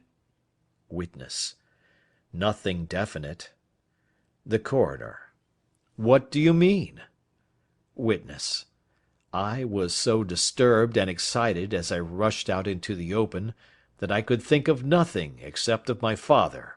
Yet I have a vague impression that as I ran forward something lay upon the ground to the left of me. It seemed to me to be something grey in colour, a coat of some sort, or a plaid perhaps. When I rose from my father I looked round for it, but it was gone. Do you mean that it disappeared before you went for help? Yes, it was gone.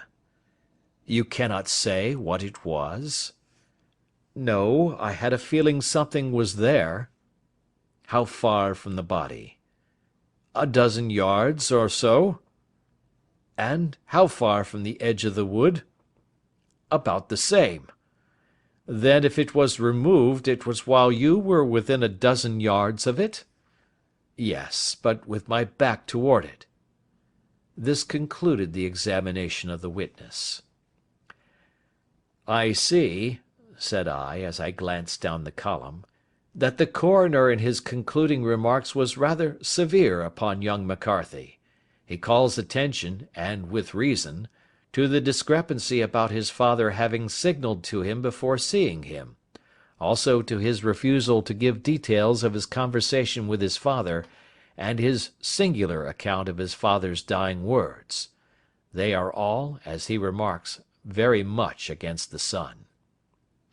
Holmes laughed softly to himself and stretched himself out upon the cushioned seat. "Both you and the coroner have been at some pains," said he, "to single out the very strongest points in the young man's favour. Don't you see that you alternately give him credit for having too much imagination and too little? Too little, if he could not invent a cause of quarrel which would give him the sympathy of the jury. Too much, if he evolved from his own inner consciousness anything so outré as a dying reference to a rat, and the incident of the vanishing cloth. No, sir, I shall approach this case from the point of view that what this young man says is true, and we shall see whither that hypothesis will lead us. And now here is my pocket Petrarch, and not another word shall I say of this case until we are on the scene of action. We lunch at Swindon, and I see that we shall be there in 20 minutes. It was nearly 4 o'clock when we at last, after passing through the beautiful Stroud Valley, and over the broad gleaming Severn, found ourselves at the pretty little country town of Ross. A lean, ferret-like man, furtive and sly-looking, was waiting for us upon the platform. In spite of the light brown dust coat and leather leggings which he wore in deference to his rustic surroundings, I had no difficulty in recognizing Lestrade, of Scotland Yard. With him we drove to the Hereford Arms, where a room had already been engaged for us. "I have ordered a carriage," said Lestrade, as we sat over a cup of tea. "I knew your energetic nature, and that you would not be happy until you had been on the scene of the crime." "It was very nice and complimentary of you," Holmes answered. "It is entirely a question of barometric pressure." Lestrade looked startled. "I do not quite follow," he said. "How is the glass? 29, I see. No wind, and not a cloud in the sky. I have a caseful of cigarettes here which need smoking, and the sofa is very much superior to the usual country hotel abomination. I do not think that it is probable that I shall use the carriage to-night." Lestrade laughed indulgently. "You have, no doubt, already formed your conclusions from the newspapers," he said. "The case is as plain as a pikestaff, and the more one goes into it, the plainer it becomes. Still, of course, one can't refuse a lady, and such a very positive one too. She has heard of you, and would have your opinion, though I repeatedly told her that there was nothing which you could do which I have not already done. Why, bless my soul, here is her carriage at the door." He had hardly spoken before there rushed into the room one of the most lovely young women that I have ever seen in my life.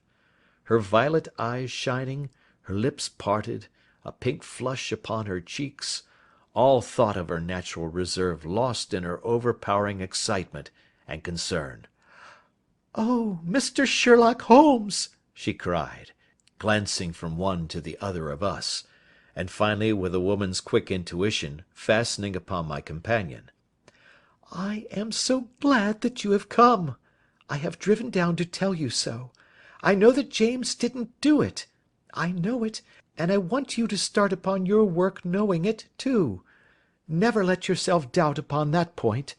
We have known each other since we were little children, and I know his faults as no one else does, but he is too tender-hearted to hurt a fly. Such a charge is absurd to anyone who really knows him."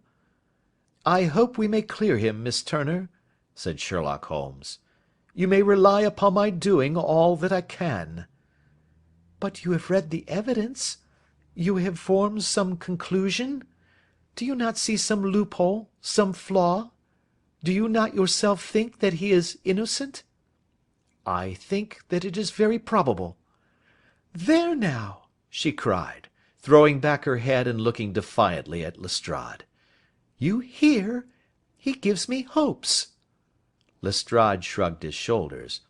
"I am afraid that my colleague has been a little quick in forming his conclusions," he said. "But he is right. Oh, I know that he is right. James never did it, and about his quarrel with his father, I am sure that the reason why he would not speak about it to the coroner was because I was concerned in it." "In what way?" asked Holmes. "It is no time for me to hide anything. James and his father had many disagreements about me. Mr. McCarthy was very anxious that there should be a marriage between us. James and I have always loved each other as brother and sister, but of course he is young and has seen very little of life yet, well, he naturally did not wish to do anything like that yet. And there were quarrels, and this I am sure was one of them." "And your father," asked Holmes, "was he in favour of such a union?" "No, he was quite averse to it also. No one but Mr. McCarthy was in favour of it."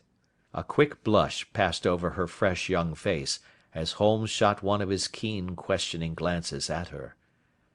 "Thank you for this information," said he.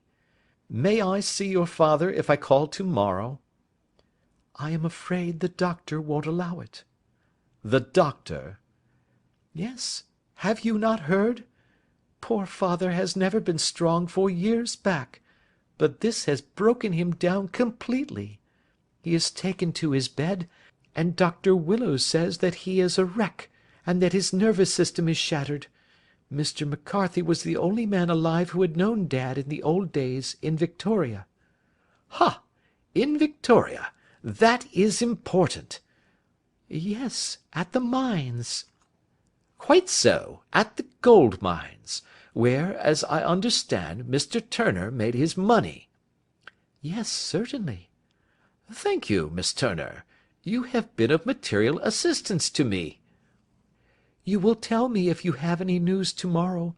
No doubt you will go to the prison to see James. Oh, if you do, Mr. Holmes, do tell him that I know him to be innocent." "I will, Miss Turner." "I must go home now, for Dad is very ill, and he misses me so if I leave him. Good-bye, and God help you in your undertaking." She hurried from the room as impulsively as she had entered, and we heard the wheels of her carriage rattle off down the street. "I am ashamed of you, Holmes," said Lestrade with dignity after a few minutes' silence. "Why should you raise up hopes which you are bound to disappoint? I am not over-tender of heart, but I call it cruel." "I think that I see my way to clearing James McCarthy," said Holmes. "Have you an order to see him in prison?" "Yes, but only for you and me." "Then I shall reconsider my resolution about going out. We have still time to take a train to Hereford and see him to-night? Ample. Then let us do so. Watson, I fear that you will find it very slow, but I shall only be away a couple of hours. I walked down to the station with them, and then wandered through the streets of the little town, finally returning to the hotel, where I lay upon the sofa and tried to interest myself in a yellow-backed novel. The puny plot of the story was so thin, however, when compared to the deep mystery through which we were groping, and I found my attention wander so continually from the action to the fact, that I at last flung it across the room and gave myself up entirely to a consideration of the events of the day. Supposing that this unhappy young man's story were absolutely true, then what hellish thing, what absolutely unforeseen and extraordinary calamity could have occurred between the time when he parted from his father and the moment when, drawn back by his screams, he rushed into the glade? It was something terrible and deadly. What could it be? Might not the nature of the injuries reveal something to my medical instincts? I rang the bell and called for the weekly county paper, which contained a verbatim account of the inquest. In the surgeon's deposition it was stated that the posterior third of the left parietal bone and the left half of the occipital bone had been shattered by a heavy blow from a blunt weapon. I marked the spot upon my own head. Clearly such a blow must have been struck from behind. That was to some extent in favour of the accused, as when seen quarrelling he was face to face with his father. Still, it did not go for very much, for the older man might have turned his back before the blow fell. Still, it might be worth while to call Holmes's attention to it. Then there was the peculiar dying reference to a rat. What could that mean? It could not be delirium. A man dying from a sudden blow does not commonly become delirious. No, it was more likely to be an attempt to explain how he met his fate. But what could it indicate? I cudgelled my brains to find some possible explanation, and then the incident of the grey cloth seen by young McCarthy. If that were true, the murderer must have dropped some part of his dress, presumably his overcoat, in his flight, and must have had the hardihood to return and to carry it away at the instant when the sun was kneeling with his back turned not a dozen paces off. What a tissue of mysteries and improbabilities the whole thing was! I did not wonder at Lestrade's opinion, and yet I had so much faith in Sherlock Holmes's insight that I could not lose hope as long as every fresh fact seemed to strengthen his conviction of young McCarthy's innocence. It was late before Sherlock Holmes returned. He came back alone, for Lestrade was staying in lodgings in the town. "The glass still keeps very high," he remarked as he sat down. "It is of importance that it should not rain before we are able to go over the ground. On the other hand, a man should be at his very best and keenest for such nice work as that, and I did not wish to do it when fagged by a long journey. I have seen young McCarthy." "And what did you learn from him?" "Nothing." "Could he throw no light?" "None at all. I was inclined to think at one time that he knew who had done it, and was screening him or her, but I am convinced now that he is as puzzled as every one else. He is not a very quick-witted youth, though comely to look at and, I should think, sound at heart." "I cannot admire his taste," I remarked, "if it is indeed a fact that he was averse to a marriage with so charming a young lady as this Miss Turner." "Ah, thereby hangs a rather painful tale. This fellow is madly, insanely in love with her, but some 2 years ago, when he was only a lad, and before he really knew her, for she had been away 5 years at a boarding school, what does the idiot do but get into the clutches of a barmaid in Bristol, and marry her at a registry office. No one knows a word of the matter, but you can imagine how maddening it must be to him to be upbraided for not doing what he would give his very eyes to do, but what he knows to be absolutely impossible. It was sheer frenzy of this sort which made him throw his hands up into the air when his father, at their last interview, was goading him on to propose to Miss Turner. On the other hand, he had no means of supporting himself, and his father, who was by all accounts a very hard man, would have thrown him over utterly had he known the truth. It was with his barmaid wife that he had spent the last 3 days in Bristol, and his father did not know where he was. Mark that point. It is of importance.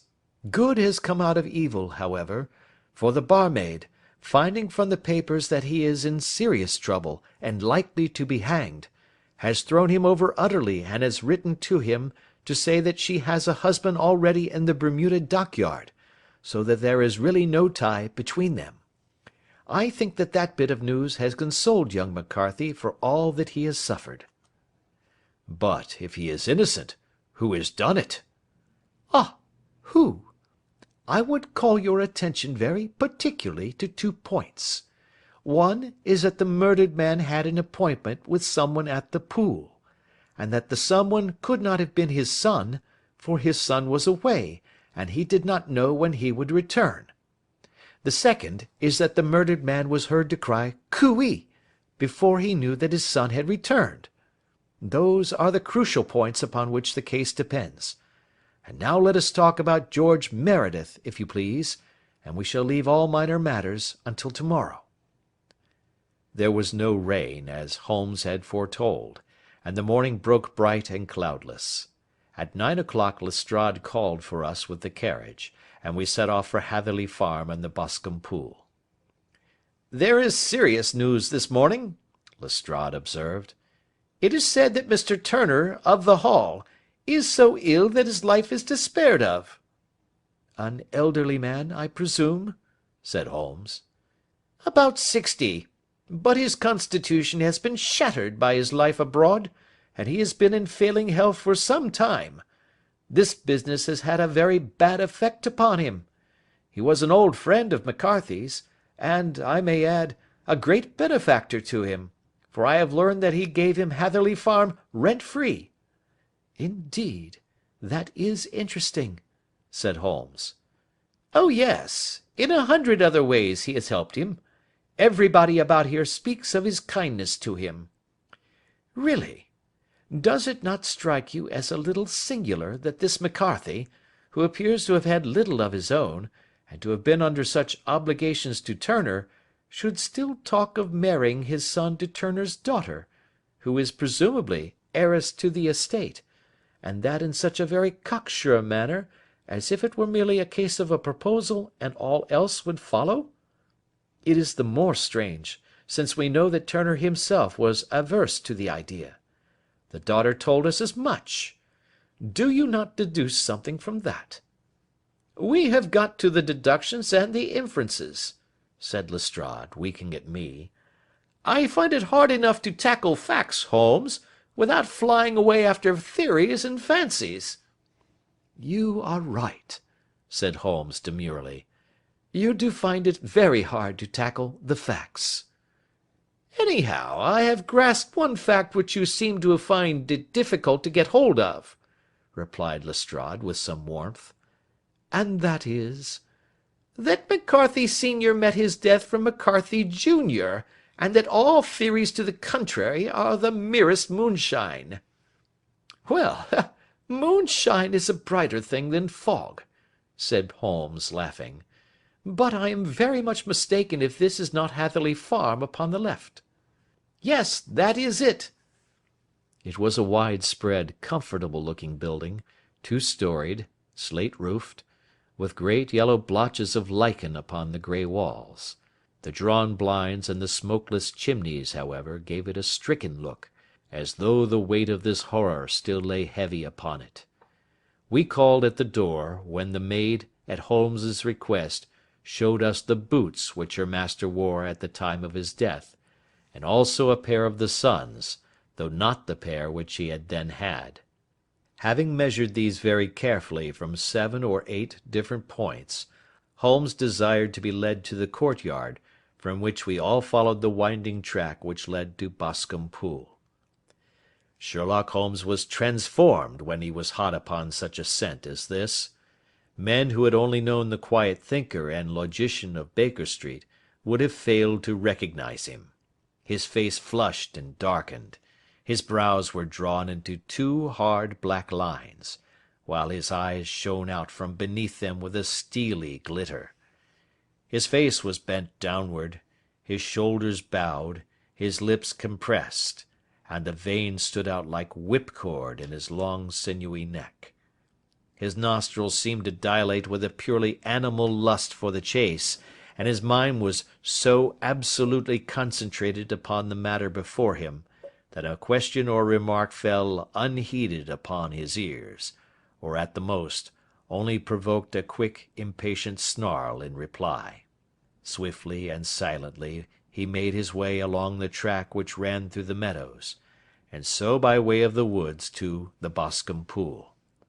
It was damp, marshy ground, as is all that district, and there were marks of many feet, both upon the path and amid the short grass which bounded it on either side. Sometimes Holmes would hurry on, sometimes stop dead, and once he made quite a little detour into the meadow. Lestrade and I walked behind him, the detective indifferent and contemptuous, while I watched my friend with the interest which sprang from the conviction that every one of his actions was directed towards a definite end. The Boscombe Pool, which is a little reed-girt sheet of water some 50 yards across, is situated at the boundary between the Hatherley farm and the private park of the wealthy Mr. Turner. Above the woods which lined it upon the farther side we could see the red jutting pinnacles which marked the site of the rich landowner's dwelling. On the Hatherley side of the pool the woods grew very thick, and there was a narrow belt of sodden grass 20 paces across, between the edge of the trees and the reeds which lined the lake. Lestrade showed us the exact spot at which the body had been found, and indeed, so moist was the ground, that I could plainly see the traces which had been left by the fall of the stricken man. To Holmes, as I could see by his eager face and peering eyes, very many other things were to be read upon the trampled grass. He ran round like a dog who is picking up a scent, and then turned upon my companion. "What did you go into the pool for?" he asked. "I fished about with a rake. I thought there might be some weapon or other trace. But how on earth—" "Oh, tut, tut, I have no time. That left foot of yours with its inward twist is all over the place.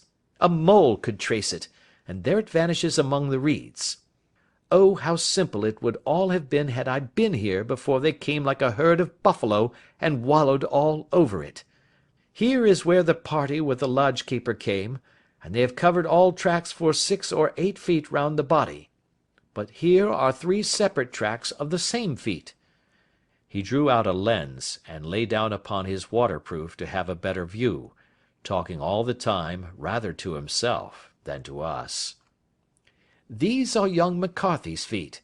Twice he was walking, and once he ran swiftly, so that the soles are deeply marked and the heels hardly visible. That bears out his story. He ran when he saw his father on the ground. Then here are the father's feet as he paced up and down. What is this, then? It is the butt end of the gun as the son stood listening. And this? Ha ha! What have we here? Tiptoes! Tiptoes! Square, too, quite unusual boots. They come, they go, they come again. Of course, that was for the cloak. Now where did they come from?" He ran up and down, sometimes losing, sometimes finding the track until we were well within the edge of the wood, and under the shadow of a great beech, the largest tree in the neighbourhood. Holmes traced his way to the farther side of this, and lay down once more upon his face with a little cry of satisfaction. For a long time he remained there, turning over the leaves and dried sticks, gathering up what seemed to me to be dust into an envelope, and examining with his lens not only the ground, but even the bark of the tree as far as he could reach. A jagged stone was lying among the moss, and this also he carefully examined and retained.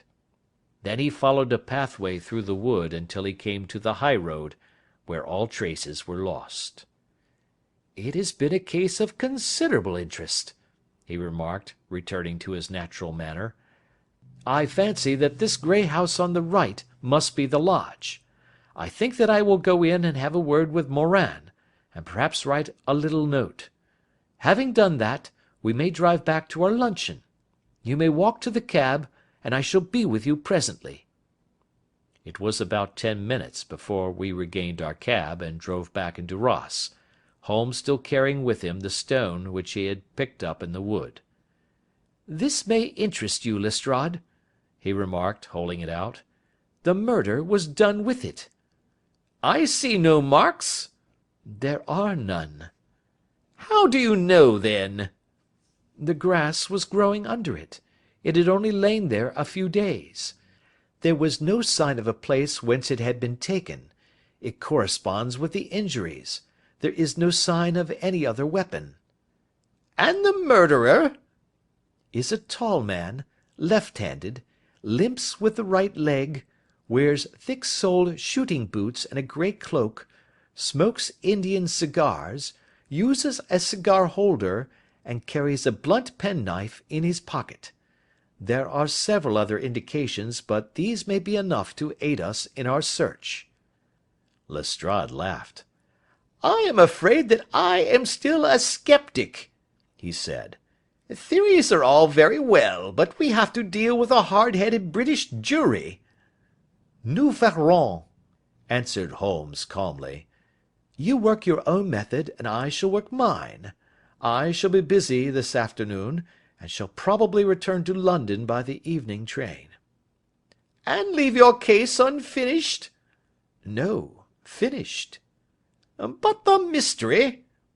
"It is solved." "Who was the criminal, then?" "The gentleman I describe." "But who is he?"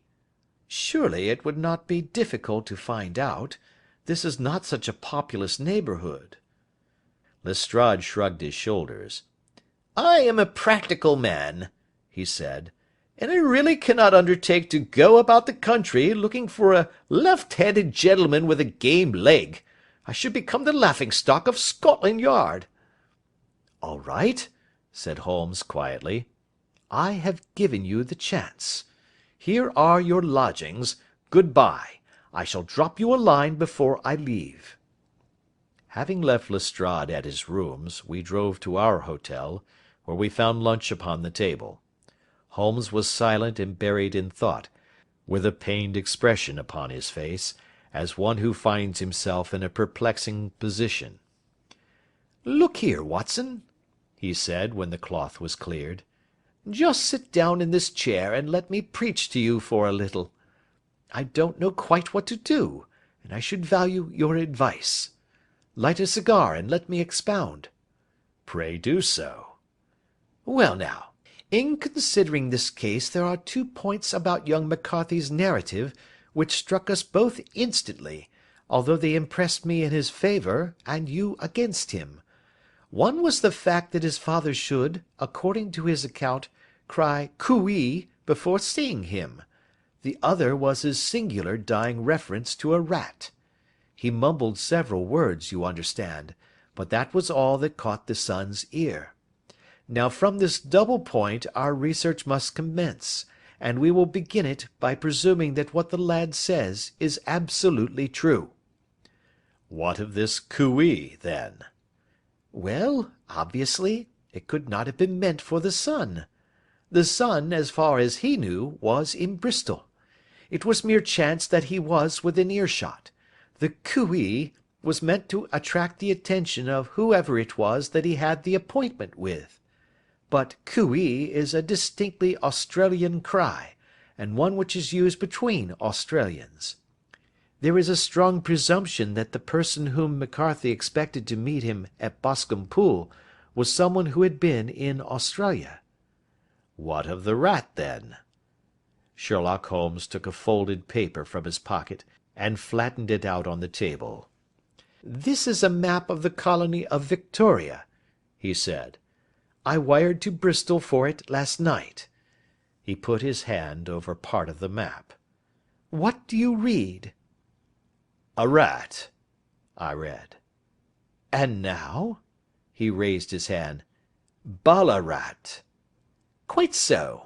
That was the word the man uttered, and of which his son only caught the last two syllables.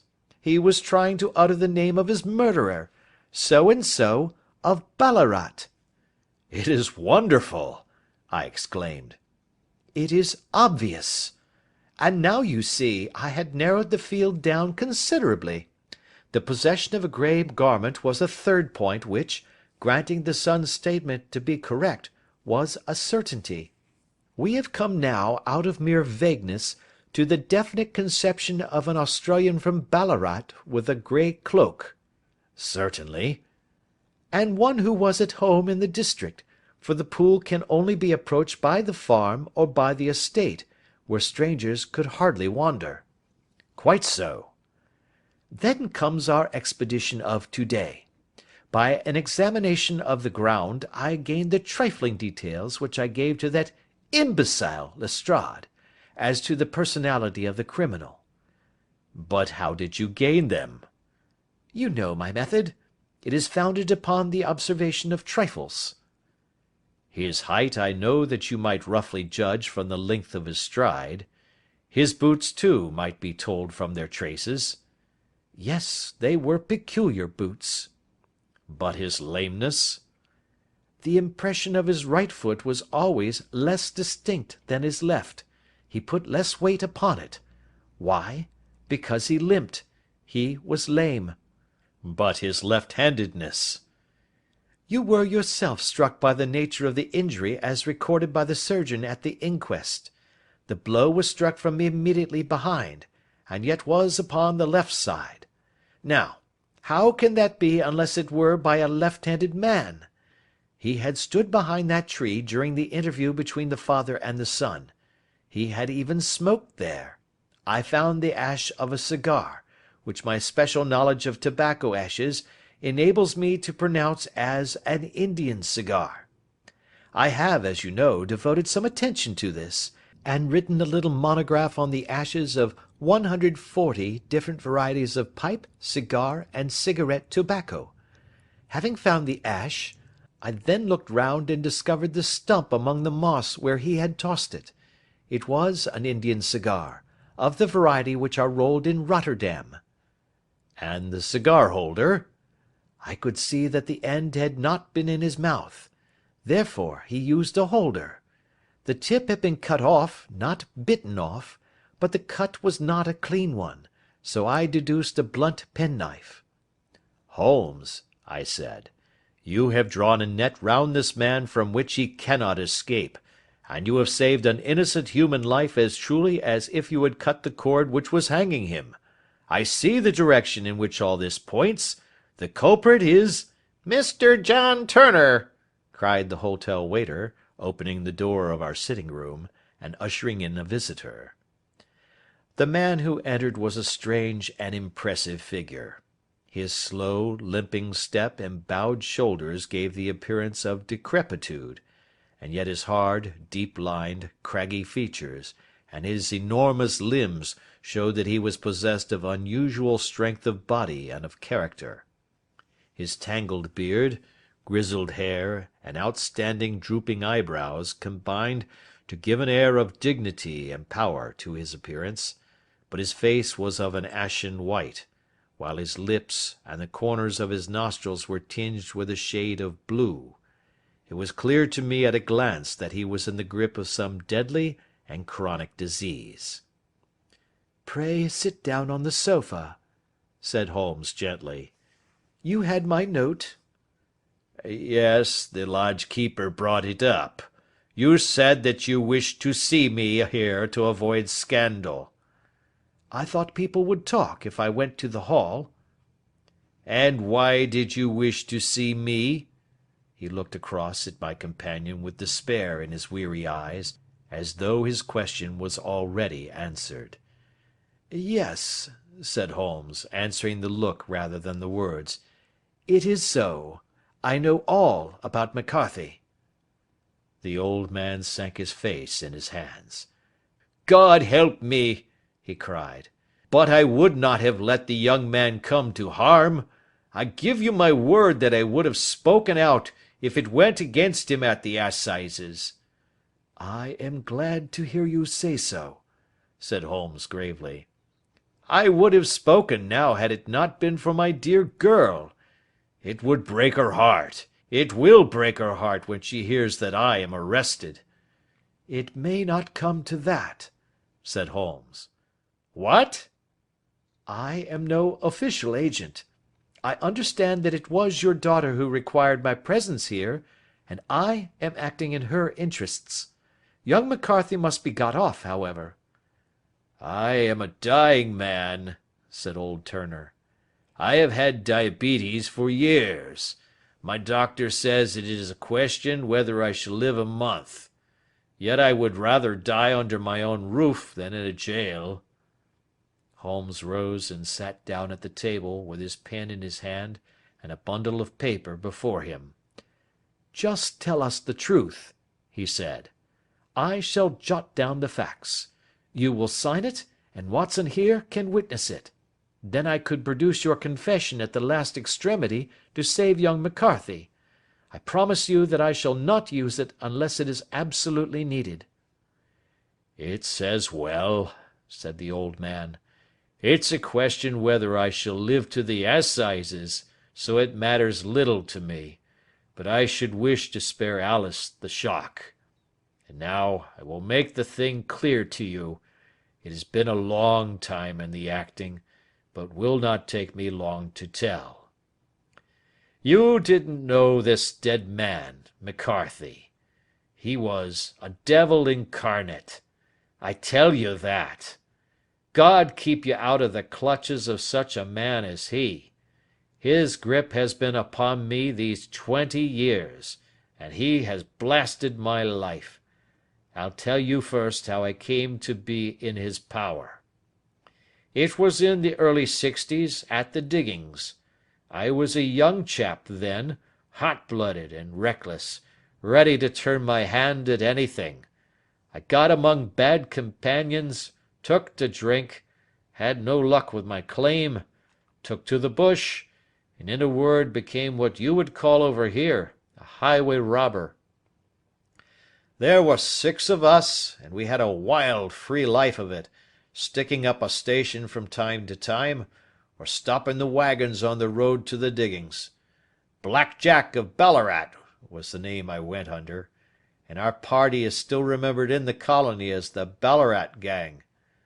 One day, a gold convoy came down from Ballarat to Melbourne, and we lay in wait for it and attacked it.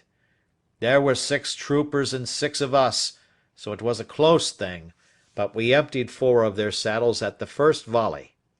3 of our boys were killed, however, before we got the swag. I put my pistol to the head of the wagon driver, who was this very man McCarthy. I wish to the Lord that I had shot him then, but I spared him, though I saw his wicked little eyes fixed on my face, as though to remember every feature. We got away with the gold, became wealthy men, and made our way over to England without being suspected. There I parted from my old pals and determined to settle down to a quiet and respectable life. I bought this estate, which chanced to be in the market, and I set myself to do a little good with my money, to make up for the way in which I had earned it. I married, too, and though my wife died young, she left me my dear little Alice. Even when she was just a baby, her wee hand seemed to lead me down the right path as nothing else had ever done. In a word, I turned over a new leaf, and did my best to make up for the past. All was going well when McCarthy laid his grip upon me. I had gone up to town about an investment, and I met him in Regent Street with hardly a coat to his back or a boot to his foot. "Here we are, Jack," says he. touching me on the arm. "We'll be as good as a family to you. There's 2 of us, me and my son, and you can have the keeping of us. If you don't, it's a fine law-abiding country is England, and there's always a policeman within hail." Well, down they came to the West Country, there was no shaking them off, and there they have lived rent-free on my best land ever since. There was no rest for me, no peace, no forgetfulness. Turn where I would, there was his cunning, grinning face at my elbow. It grew worse as Alice grew up, for he soon saw I was more afraid of her knowing my past than of the police. Whatever he wanted he must have, and whatever it was I gave him without question, land, money, houses, until at last he asked a thing which I could not give. He asked for Alice. His son, you see, had grown up, and so had my girl, and as I was known to be in weak health, it seemed a fine stroke to him that his lad should step into the whole property. But there I was firm.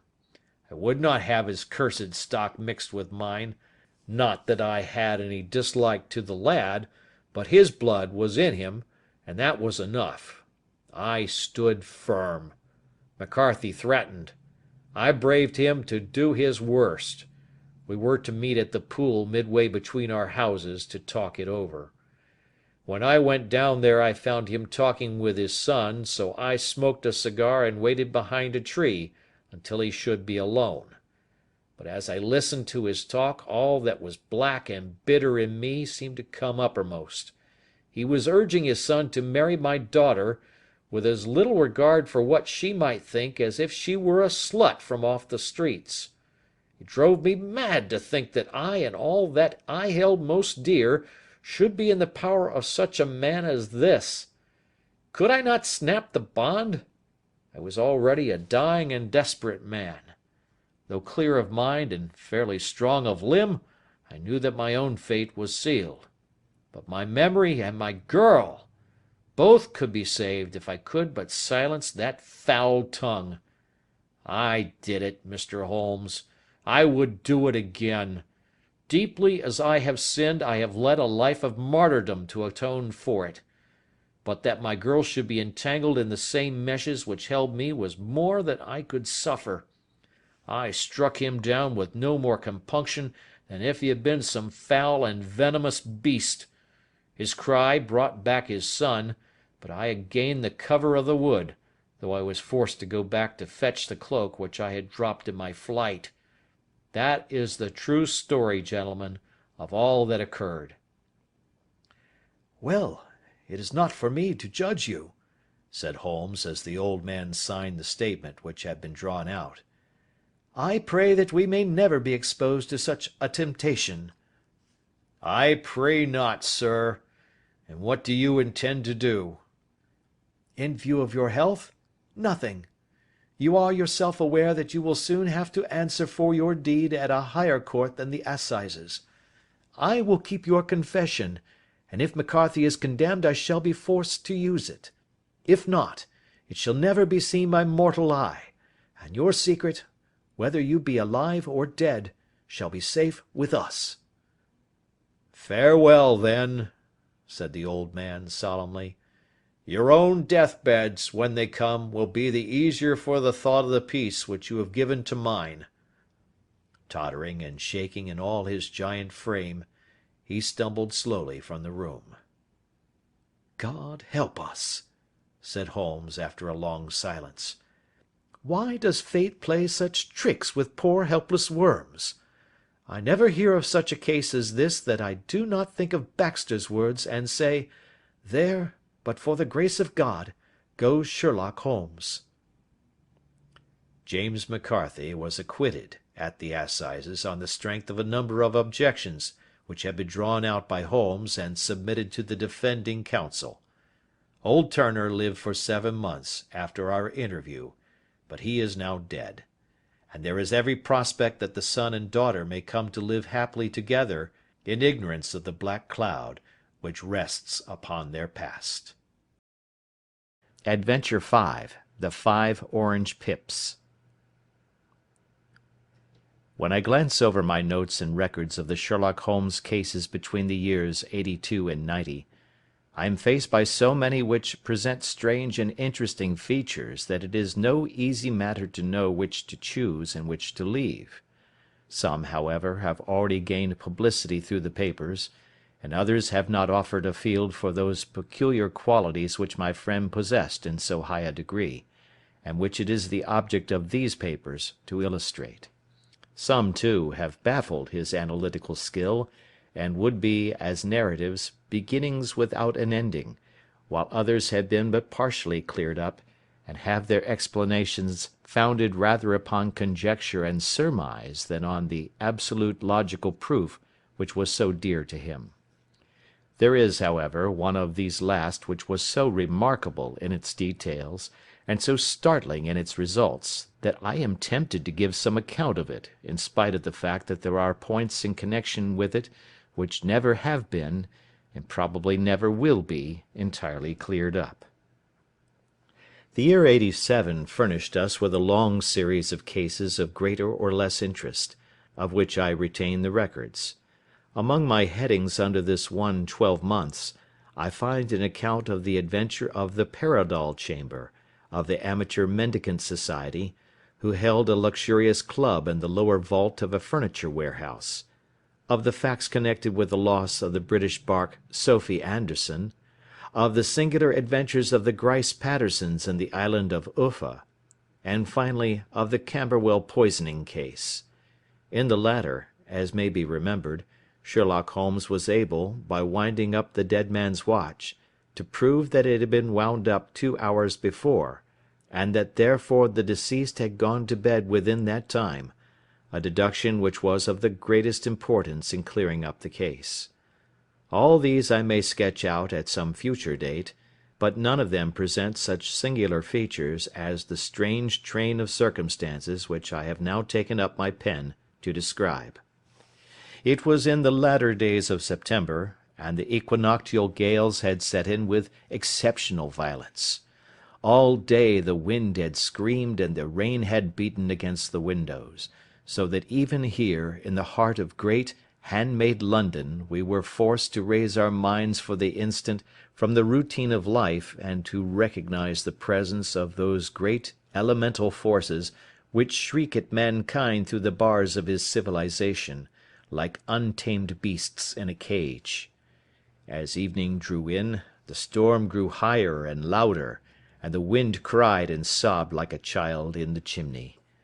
Sherlock Holmes sat moodily at one side of the fireplace, cross-indexing his records of crime, while I at the other was deep in one of Clark Russell's fine sea stories, until the howl of the gale from without seemed to blend with the text, and the splash of the rain to lengthen out into the long swash of the sea waves.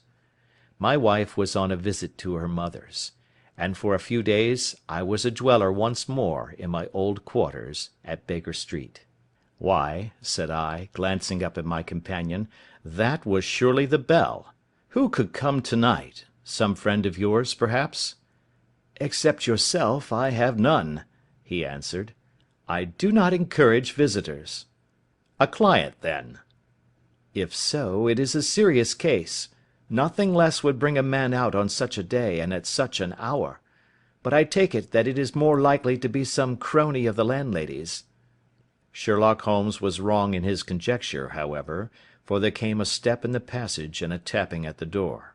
He stretched out his long arm to turn the lamp away from himself, and towards the vacant chair upon which a newcomer must sit. "Come in," said he. The man who entered was young, some 22 at the outside, well groomed and trimly clad, with something of refinement and delicacy in his bearing. The streaming umbrella which he held in his hand, and his long shining waterproof told of the fierce weather through which he had come. He looked about him anxiously in the glare of the lamp, and I could see that his face was pale, and his eyes heavy, like those of a man who is weighed down with some great anxiety. "I owe you an apology," he said, raising his golden pince-nez to his eyes. "I trust that I am not intruding. I fear that I have brought some traces of the storm and rain into your snug chamber." "Give me your coat and umbrella," said Holmes. "They may rest here on the hook, and will be dry presently. You have come up from the southwest, I see." "Yes, from Horsham." "That clay and chalk mixture which I see upon your toe caps is quite distinctive." "I have come for advice." "That is easily got." "And help." "That is not always so easy." "I have heard of you, Mr. Holmes. I heard from Major Prendergast how you saved him in the Tankerville Club scandal." "Ah, of course. He was wrongfully accused of cheating at cards." "He said that you could solve anything." "He said too much." "That you are never beaten." "I have been beaten 4 times, 3 times by men and once by a woman." "But what is that compared with the number of your successes?" "It is true that I have been generally successful." "Then you may be so with me." "I beg that you will draw your chair up to the fire and favour me with some details as to your case." "It is no ordinary one." "None of those which come to me are. I am the last court of appeal." "And yet I question, sir, whether, in all your experience, you have ever listened to a more mysterious and inexplicable chain of events than those which have happened to my own family." "You fill me with interest," said Holmes. "Pray give us the essential facts from the commencement, and I can afterwards question you as to those details which seem to me to be most important." The young man pulled his chair up and pushed his wet feet out towards the blaze. "My name," said he, "is John Openshaw, but my own affairs have, as far as I can understand, little to do with this awful business. It is a hereditary matter, so in order to give you an idea of the facts I must go back to the commencement of the affair. You must know that my grandfather had 2 sons, my uncle Elias and my father Joseph. My father had a small factory at Coventry, which he enlarged at the time of the invention of bicycling.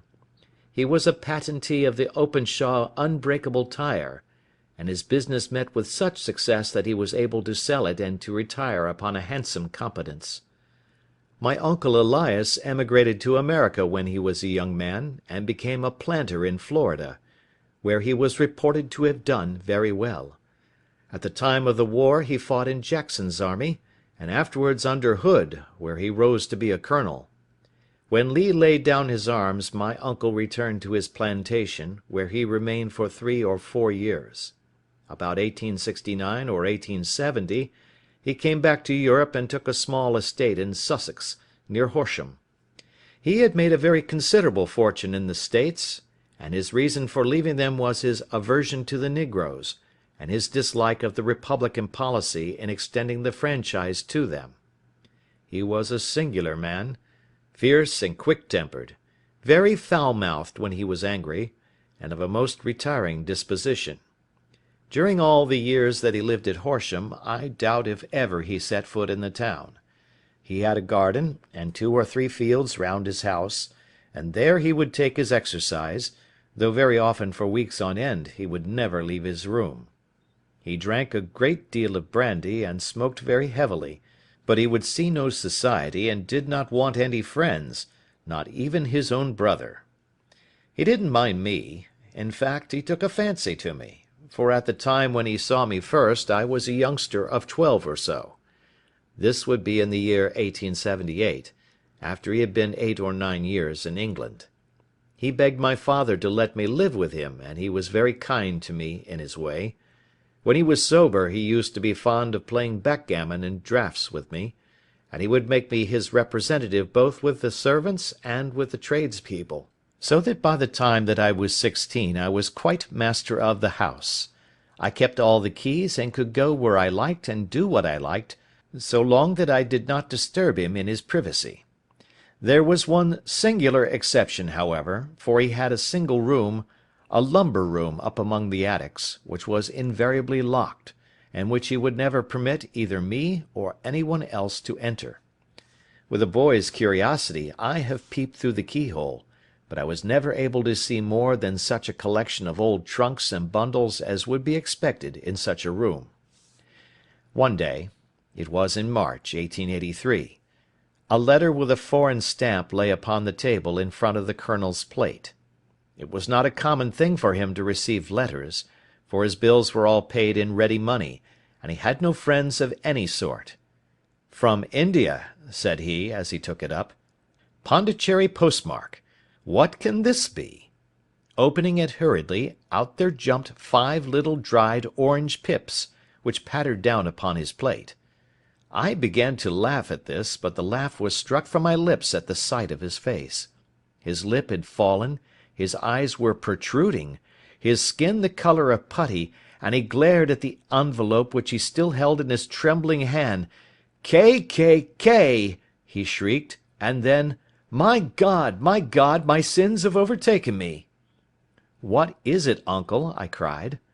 "Death," said he, and rising from the table he retired to his room, leaving me palpitating with horror. I took up the envelope and saw scrawled in red ink upon the inner flap, just above the gum, the letter K 3 times repeated. There was nothing else save the 5 dried pips. What could be the reason of his overpowering terror? I left the breakfast table, and as I ascended the stair I met him coming down with an old rusty key, which must have belonged to the attic, in one hand, and a small brass box, like a cash box, in the other. "They may do what they like, but I'll checkmate them still," said he with an oath. "Tell Mary that I shall want a fire in my room to-day, and send down to Fordham the Horsham lawyer." I did as he ordered, and when the lawyer arrived I was asked to step up to the room. The fire was burning brightly, and in the grate there was a mass of black fluffy ashes as of burned paper, while the brass box stood open and empty beside it. As I glanced at the box I noticed, with a start, that upon the lid was printed the treble K which I had read in the morning upon the envelope. "I wish you, John," said my uncle, "to witness my will. I leave my estate, with all its advantages and all its disadvantages, to my brother, your father, whence it will, no doubt, descend to you. If you can enjoy it in peace, well and good. If you find you cannot, take my advice, my boy, and leave it to your deadliest enemy. I am sorry to give you such a two-edged thing, but I can't say what turn things are going to take. Kindly sign the paper where Mr. Fordham shows you." I signed the paper as directed, and the lawyer took it away with him. The singular incident made, as you may think, the deepest impression upon me, and I pondered over it and turned it every way in my mind without being able to make anything of it. Yet I could not shake off the vague feeling of dread which it left behind, though the sensation grew less keen as the weeks passed and nothing happened to disturb the usual routine of our lives. I could see a change in my uncle, however. He drank more than ever, and he was less inclined for any sort of society.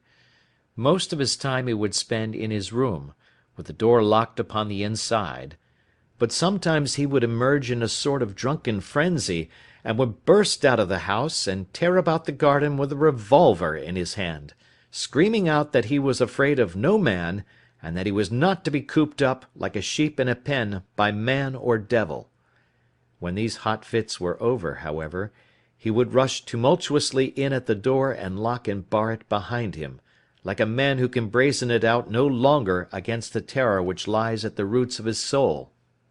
At such times I have seen his face, even on a cold day, glisten with moisture, as though it were new raised from a basin. Well, to come to an end of the matter, Mr. Holmes, and not to abuse your patience, there came a night when he made one of those drunken sallies from which he never came back. We found him, when we went to search for him, face downward in a little green-scummed pool, which lay at the foot of the garden. There was no sign of any violence, and the water was but 2 feet deep, so that the jury, having regard to his known eccentricity, brought in a verdict of suicide. But I, who knew how he winced from the very thought of death, had much ado to persuade myself that he had gone out of his way to meet it. The matter passed, however, and my father entered into possession of the estate and of some £14,000 which lay to his credit at the bank. "One moment," Holmes interposed. "Your statement is, I foresee, one of the most remarkable to which I have ever listened. Let me have the date of the reception by your uncle of the letter, and the date of his supposed suicide." The letter arrived on March 10, 1883. His death was 7 weeks later, upon the night of May 2nd. "Thank you. Pray proceed."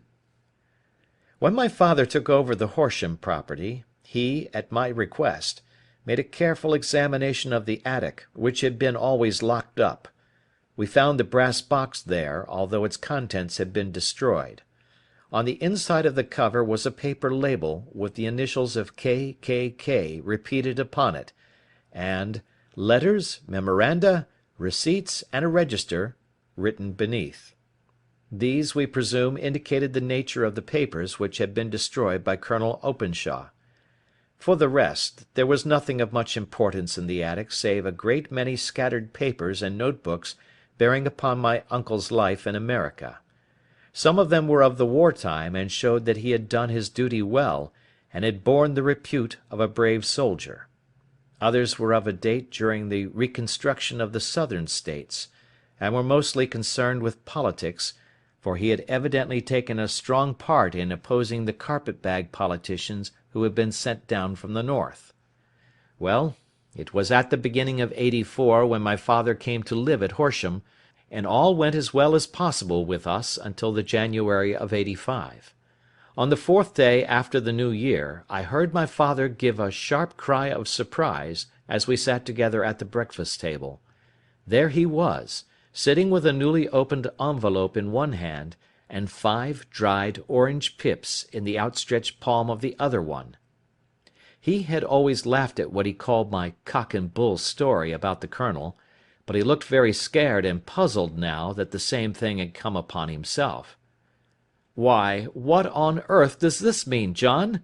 he stammered. My heart had turned to lead. "It is K.K.K.," said I. He looked inside the envelope. "So it is!" he cried. "Here are the very letters. But what is this written above them?" "Put the papers on the sundial," I read, peeping over his shoulder. "What papers? What sundial?" he asked. "The sundial in the garden, there is no other," said I, "but the papers must be those that are destroyed." "Pooh!" said he, gripping hard at his courage, "we are in a civilized land here, and we can't have tomfoolery of this kind. Where does the thing come from?" "From Dundee," I answered, glancing at the postmark. "Some preposterous practical joke," said he. "What have I to do with sundials and papers? I shall take no notice of such nonsense." "I should certainly speak to the police," I said. "And to be laughed at for my pains. Nothing of the sort." "Then let me do so?" "No, I forbid you. I won't have a fuss made about such nonsense." It was in vain to argue with him, for he was a very obstinate man. I went about, however, with a heart which was full of forebodings. On the 3rd day after the coming of the letter my father went from home to visit an old friend of his, Major Freebody, who is in command of one of the forts upon Portsdown Hill. I was glad that he should go up, for it seemed to me that he was farther from danger when he was away from home. In that, however, I was in error. Upon the 2nd day of his absence I received a telegram from the Major, imploring me to come at once. My father had fallen over one of the deep chalk pits which abound in the neighbourhood, and was lying senseless, with a shattered skull. I hurried to him, but he passed away without having ever recovered his consciousness. He had, as it appears, been returning from Fareham in the twilight, and as the country was unknown to him, and the chalk pit unfenced, the jury had no hesitation in bringing in a verdict of death from accidental causes. Carefully as I examined every fact connected with his death, I was unable to find anything which could suggest the idea of murder. There were no signs of violence, no footmarks, no robbery, no record of strangers having been seen upon the roads. and yet I need not tell you that my mind was far from at ease, and that I was well nigh certain that some foul plot had been woven round him. In this sinister way I came into my inheritance. You will ask me why I did not dispose of it?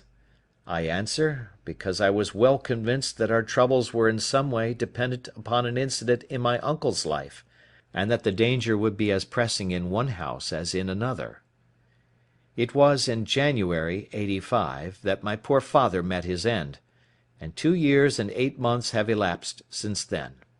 During that time I have lived happily at Horsham, and I had begun to hope that his curse had passed away from the family, and that it had ended with the last generation. I had begun to take comfort too soon, however. Yesterday morning the blow fell in the very shape in which it had come upon my father. The young man took from his waistcoat a crumpled envelope, and turning to the table he shook out upon it 5 little dried orange pips.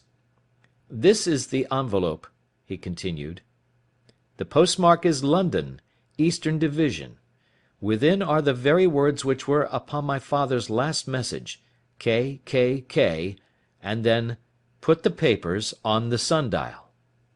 "What have you done?" asked Holmes. "Nothing." "Nothing?" "To tell the truth," he sank his face into his thin white hands, "I have felt helpless. I have felt like one of those poor rabbits when the snake is writhing towards it. I seem to be in the grasp of some resistless, inexorable evil, which no foresight and no precautions can guard against." "Tut, tut!" cried Sherlock Holmes. "You must act, man, or you are lost. Nothing but energy can save you. This is no time for despair." "I have seen the police." "Ah! But they listened to my story with a smile. I am convinced that the inspector has formed the opinion that the letters are all practical jokes, and that the deaths of my relations were really accidents, as the jury stated, and were not to be connected with the warnings." Holmes shook his clenched hands in the air. "Incredible imbecility!" he cried. "They have, however, allowed me a policeman, who may remain in the house with me." "Has he come with you to-night?" "No, his orders were to stay in the house." Again Holmes raved in the air. "Why did you come to me?" he cried. "And, above all, why did you not come at once?" "I did not know. It was only today that I spoke to Major Prendergast about my troubles, and was advised by him to come to you." "It is really 2 days since you had the letter. We should have acted before this. You have no further evidence, I suppose, than that which you have placed before us? No suggestive detail which might help us?" "There is one thing," said John Openshaw. He rummaged in his coat pocket, and drawing out a piece of discoloured blue-tinted paper, he laid it out upon the table. "I have some remembrance," said he, "that on the day when my uncle burned the papers I observed that the small unburned margins which lay amid the ashes were of this particular colour. I found this single sheet upon the floor of his room, and I am inclined to think that it may be one of the papers which has, perhaps, fluttered out from among the others, and in that way has escaped destruction. Beyond the mention of pips, I do not see that it helps us much. I think myself that it is a page from some private diary. The writing is undoubtedly my uncle's." Holmes moved the lamp, and we both bent over the sheet of paper, which showed by its ragged edge that it had indeed been torn from a book. It was headed March, 1869, and beneath were the following enigmatical notices: 4th. Hudson came. Same old platform. 7th. Set the pips on Macaulay, Paramore, and John Swain of St. Augustine. 9th. Macaulay cleared. 10th. John Swain cleared. 12th. Visited Paramore. All well. "Thank you," said Holmes, folding up the paper, and returning it to our visitor. "And now you must on no account lose another instant. We cannot spare time even to discuss what you have told me. You must get home instantly and act." "What shall I do?" "There is but one thing to do. It must be done at once. You must put this piece of paper which you have shown us into the brass box which you have described. You must also put in a note to say that all the other papers were burned by your uncle, and that this is the only one which remains. You must assert that in such words as will carry conviction with them. Having done this, you must at once put the box out upon the sundial as directed. Do you understand?" "Entirely." "Do not think of revenge or anything of the sort at present. I think that we may gain that by means of the law, but we have our web to weave, while theirs is already woven. The first consideration is to remove the pressing danger which threatens you. The second is to clear up the mystery and to punish the guilty parties." "I thank you," said the young man, rising and pulling on his overcoat. "You have given me fresh life and hope. I shall certainly do as you advise." "Do not lose an instant. And, above all, take care of yourself in the meanwhile, for I do not think that there can be a doubt that you are threatened by a very real and imminent danger. How do you go back?" "By train from Waterloo." "It is not yet 9. The streets will be crowded, so I trust that you may be in safety, and yet you cannot guard yourself too closely." "I am armed." "That is well. Tomorrow I shall set to work upon your case." "I shall see you at Horsham, then?" "No, your secret lies in London. It is there that I shall seek it." "Then I shall call upon you in a day, or in 2 days, with news as to the box and the papers. I shall take your advice in every particular." He shook hands with us, and took his leave.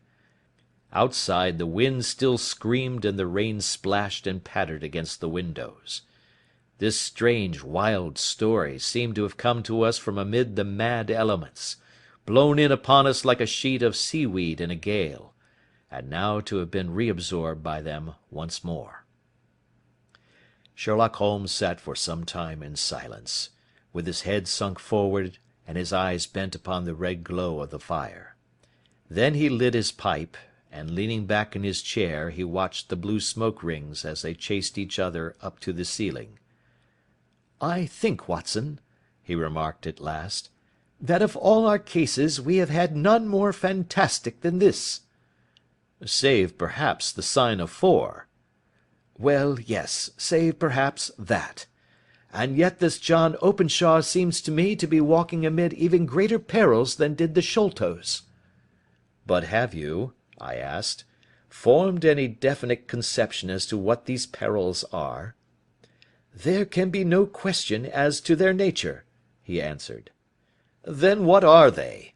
Who is this K., and why does he pursue this unhappy family?"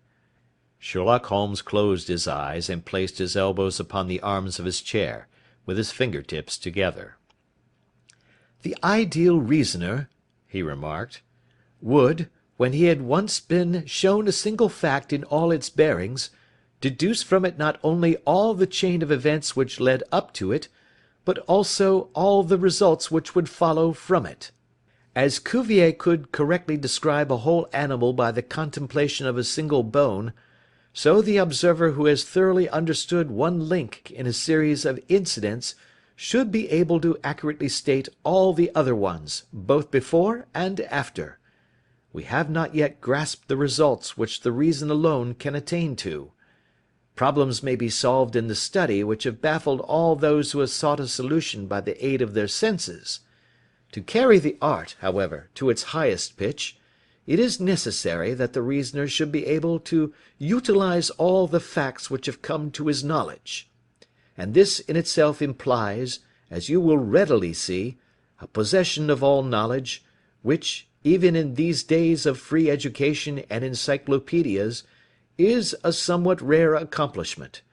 It is not so impossible, however, that a man should possess all knowledge which is likely to be useful to him in his work, and this I have endeavoured in my case to do. If I remember rightly, you on one occasion, in the early days of our friendship, defined my limits in a very precise fashion." "Yes," I answered, laughing. "It was a singular document. Philosophy, astronomy, and politics were marked at 0, I remember. botany variable, geology profound as regards the mud stains from any region within 50 miles of town, chemistry eccentric, anatomy unsystematic, sensational literature and crime records unique, violin player, boxer, swordsman, lawyer, and self-poisoner by cocaine and tobacco. Those, I think, were the main points of my analysis." Holmes grinned at the last item. "Well," he said, "I say now, as I said then, that a man should keep his little brain attic stocked with all the furniture that he is likely to use, and the rest he can put away in the lumber room of his library, where he can get it if he wants it. Now, for such a case as the one which has been submitted to us to-night, we need certainly to muster all our resources. Kindly hand me down the letter K of the American Encyclopedia which stands upon the shelf beside you. Thank you. Now let us consider the situation, and see what may be deduced from it. In the first place, we may start with a strong presumption that Colonel Openshaw had some very strong reason for leaving America. Men at his time of life do not change all their habits and exchange willingly the charming climate of Florida for the lonely life of an English provincial town. His extreme love of solitude in England suggests the idea that he was in fear of someone or something, so we may assume as a working hypothesis that it was fear of someone or something which drove him from America. As to what it was he feared, we can only deduce that by considering the formidable letters which were received by himself and his successors. Did you remark the postmarks of these letters? The first was from Pondicherry, the second from Dundee, and the third from London. From East London. What do you deduce from that? They are all seaports, that the writer was on board of a ship. Excellent. We have already a clue. There can be no doubt that the probability, the strong probability, is that the writer was on board of a ship. And now let us consider another point. In the case of Pondicherry, 7 weeks elapsed between the threat and its fulfilment. In Dundee it was only some 3 or 4 days. Does that suggest anything? A greater distance to travel. But the letter had also a greater distance to come. Then I do not see the point. There is at least a presumption that the vessel in which the man or men are is a sailing ship. It looks as if they always send their singular warning or token before them when starting upon their mission. You see how quickly the deed followed the sign when it came from Dundee. If they had come from Pondicherry in a steamer, they would have arrived almost as soon as their letter. But, as a matter of fact, 7 weeks elapsed. I think that those 7 weeks represented the difference between the mail boat which brought the letter and the sailing vessel which brought the writer. It is possible. More than that, it is probable. And now you see the deadly urgency of this new case, and why I urged young Openshaw to caution. The blow has always fallen at the end of the time which it would take the senders to travel the distance. But this one comes from London, and therefore we cannot count upon delay. Good God! I cried. What can it mean, this relentless persecution? The papers which Openshaw carried are obviously of vital importance to the person or persons in the sailing ship. I think that it is quite clear that there must be more than one of them. A single man could not have carried out 2 deaths in such a way as to deceive a coroner's jury. There must have been several in it, and they must have been men of resource and determination. Their papers they mean to have, be the holder of them who it may.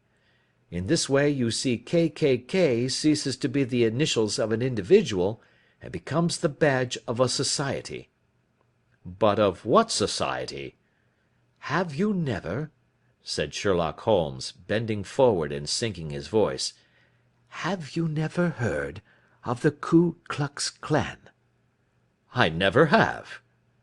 Holmes turned over the leaves of the book upon his knee. Here it is, said he presently. Ku Klux Klan, a name derived from the fanciful resemblance to the sound produced by cocking a rifle. This terrible secret society was formed by some ex-Confederate soldiers in the Southern States after the Civil War, and it rapidly formed local branches in different parts of the country, notably in Tennessee, Louisiana, the Carolinas, Georgia, and Florida. Its power was used for political purposes, principally for the terrorizing of the negro voters and the murdering and driving from the country of those who were opposed to its views. Its outrages were usually preceded by a warning sent to the marked man in some fantastic but generally recognized shape, a sprig of oak leaves in some parts, melon seeds or orange pips in others. On receiving this, the victim might either openly abjure his former ways, or might fly from the country. If he braved the matter out, death would unfailingly come upon him, and usually in some strange and unforeseen manner. So perfect was the organization of the society, and so systematic its methods, that there is hardly a case upon record where any man succeeded in braving it with impunity, or in which any of its outrages were traced home to the perpetrators. For some years the organization flourished in spite of the efforts of the United States government and of the better classes of the community in the South. Eventually, in the year 1869, the movement rather suddenly collapsed, although there have been sporadic outbreaks of the same sort since that date. You will observe, said Holmes, laying down the volume, that the sudden breaking up of the society was coincident with the disappearance of Openshaw from America with their papers. It may well have been cause and effect. It is no wonder that he and his family have some of the more implacable spirits upon their track. You can understand that this register and diary may implicate some of the first men in the South, and that there may be many who will not sleep easy at night until it is recovered. Then the page we have seen is such as we might expect. It ran, if I remember right, sent the pips to A, B, and C. That is, sent the society's warning to them. Then there are successive entries that A and B cleared, or left the country, and finally that C was visited, with, I fear, a sinister result for C. Well, I think, Doctor, that we may let some light into this dark place, and I believe that the only chance young Openshaw has in the meantime is to do what I have told him. There is nothing more to be said or to be done tonight, so hand me over my violin, and let us try to forget for half an hour the miserable weather and the still more miserable ways of our fellow men. It had cleared in the morning, and the sun was shining with a subdued brightness through the dim veil which hangs over the great city. Sherlock Holmes was already at breakfast when I came down. "You will excuse me for not waiting for you," said he. "I have, I foresee, a very busy day before me in looking into this case of young Openshaw's." "What steps will you take?" I asked. "It will very much depend upon the results of my first inquiries. I may have to go down to Horsham after all." "You will not go there first?" "No, I shall commence with the city. Just ring the bell and the maid will bring up your coffee." As I waited, I lifted the unopened newspaper from the table and glanced my eye over it. It rested upon a heading which sent a chill to my heart. "Holmes!" I cried, "you are too late." "Ah," said he, laying down his cup, "I feared as much. How was it done?" He spoke calmly, but I could see that he was deeply moved. My eye caught the name of Openshaw, and the heading "Tragedy near Waterloo Bridge." Here is the account. Between 9 and 10 last night, Police Constable Cook, of the H Division, on duty near Waterloo Bridge, heard a cry for help and a splash in the water. The night, however, was extremely dark and stormy, so that, in spite of the help of several passers-by, it was quite impossible to effect a rescue. The alarm, however, was given, and by the aid of the water police, the body was eventually recovered. It proved to be that of a young gentleman whose name, as it appears from an envelope which was found in his pocket, was John Openshaw, and whose residence is near Horsham. It is conjectured that he may have been hurrying down to catch the last train from Waterloo Station, and that in his haste and the extreme darkness he missed his path and walked over the edge of one of the small landing places for river steamboats. The body exhibited no traces of violence, and there can be no doubt that the deceased had been the victim of an unfortunate accident, which should have the effect of calling the attention of the authorities to the condition of the riverside landing stages. We sat in silence for some minutes, Holmes more depressed and shaken than I had ever seen him. "That hurts my pride, Watson," he said at last. "It is a petty feeling, no doubt, but it hurts my pride. It becomes a personal matter with me now, and if God sends me health, I shall set my hand upon this gang. That he should come to me for help, and that I should send him away to his death." He sprang from his chair, and paced about the room in uncontrollable agitation, with a flush upon his sallow cheeks, and a nervous clasping and unclasping of his long thin hands. "They must be cunning devils," he exclaimed at last. "How could they have decoyed him down there? The embankment is not on the direct line to the station. The bridge no doubt was too crowded, even on such a night, for their purpose. Well, Watson, we shall see who will win in the long run. I am going out now." "To the police?" "No, I shall be my own police. When I have spun the web they may take the flies, but not before." All day I was engaged in my professional work, and it was late in the evening before I returned to Baker Street. Sherlock Holmes had not come back yet. It was nearly 10 o'clock before he entered, looking pale and worn. He walked up to the sideboard, and tearing a piece from the loaf he devoured it voraciously, washing it down with a long draught of water. "You are hungry," I remarked. "Starving. It had escaped my memory. I have had nothing since breakfast." "Nothing?" "Not a bite. I had no time to think of it." "And how have you succeeded?" "Well." "You have a clue?" "I have them in the hollow of my hand. Young Openshaw shall not long remain unavenged. Why, Watson, let us put their own devilish trademark upon them. It is well thought of." "What do you mean?" He took an orange from the cupboard, and tearing it to pieces he squeezed out the pips upon the table. Of these he took 5 and thrust them into an envelope. On the inside of the flap he wrote S.H. for J.O. Then he sealed it and addressed it to Captain James Calhoun, Bark Lone Star, Savannah, Georgia. "This will await him when he enters port," said he, chuckling. "It may give him a sleepless night. He will find it as sure a precursor of his fate as Openshaw did before him." "And who is this Captain Calhoun?" "The leader of the gang. I shall have the others, but he first." "How did you trace it, then?" He took a large sheet of paper from his pocket, all covered with dates and names. "I have spent the whole day," said he, "over Lloyd's registers and files of the old papers, following the future career of every vessel which touched at Pondicherry in January and February in '83.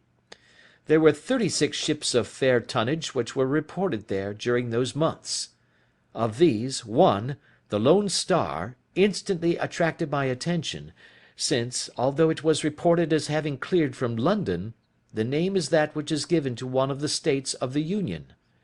"Texas, I think." "I was not and am not sure which, but I knew that the ship must have an American origin." "What then?" "I searched the Dundee records, and when I found that the bark Lone Star was there in January '85, my suspicion became a certainty. I then inquired as to the vessels which lay at present in the port of London." "Yes?" "The Lone Star had arrived here last week. I went down to the Albert Dock, and found that she had been taken down the river by the early tide this morning, homeward bound to Savannah. I wired to Gravesend, and learned that she had passed some time ago, and as the wind is easterly, I have no doubt that she is now past the Goodwins and not very far from the Isle of Wight." "What will you do, then?" "Oh, I have my hand upon him. He and the two mates are, as I learn, the only native-born Americans in the ship. The others are Finns and Germans. I know also that they were all three away from the ship last night. I had it from the stevedore who has been loading their cargo. By the time that their sailing ship reaches Savannah, the mail boat will have carried this letter, and the cable will have informed the police of Savannah that these three gentlemen are badly wanted here upon a charge of murder." There is ever a flaw, however, in the best laid of human plans, and the murderers of John Openshaw were never to receive the orange pips which would show them that another, as cunning and as resolute as themselves, was upon their track. Very long and very severe were the equinoctial gales that year.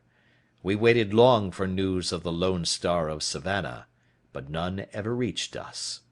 We did at last hear that somewhere, far out in the Atlantic, a shattered sternpost of a boat was seen swinging in the trough of a wave, with the letters L.S. carved upon it, and that is all which we shall ever know of the fate of the Lone Star. Adventure 6. The Man with a Twisted Lip. Isa Whitney, brother of the late Elias Whitney, D.D., principal of the Theological College of St. George's, was much addicted to opium. The habit grew upon him, as I understand, from some foolish freak when he was at college, for having read De Quincey's description of his dreams and sensations, he had drenched his tobacco with laudanum in an attempt to produce the same effects. He found, as so many more have done, that the practice is easier to attain than to get rid of, and for many years he continued to be a slave to the drug, an object of mingled horror and pity to his friends and relatives. I can see him now, with yellow pasty face, drooping lids, and pinpoint pupils, all huddled in a chair, the wreck and ruin of a noble man. One night, it was in June '89, there came a ring to my bell, about the hour when a man gives his first yawn and glances at the clock. I sat up in my chair, and my wife laid her needlework down in her lap and made a little face of disappointment. "A patient," said she. "You'll have to go out." I groaned, for I was newly come back from a weary day. We heard the door open, a few hurried words, and then quick steps upon the linoleum. Our own door flew open, and a lady, clad in some dark-coloured stuff, with a black veil, entered the room.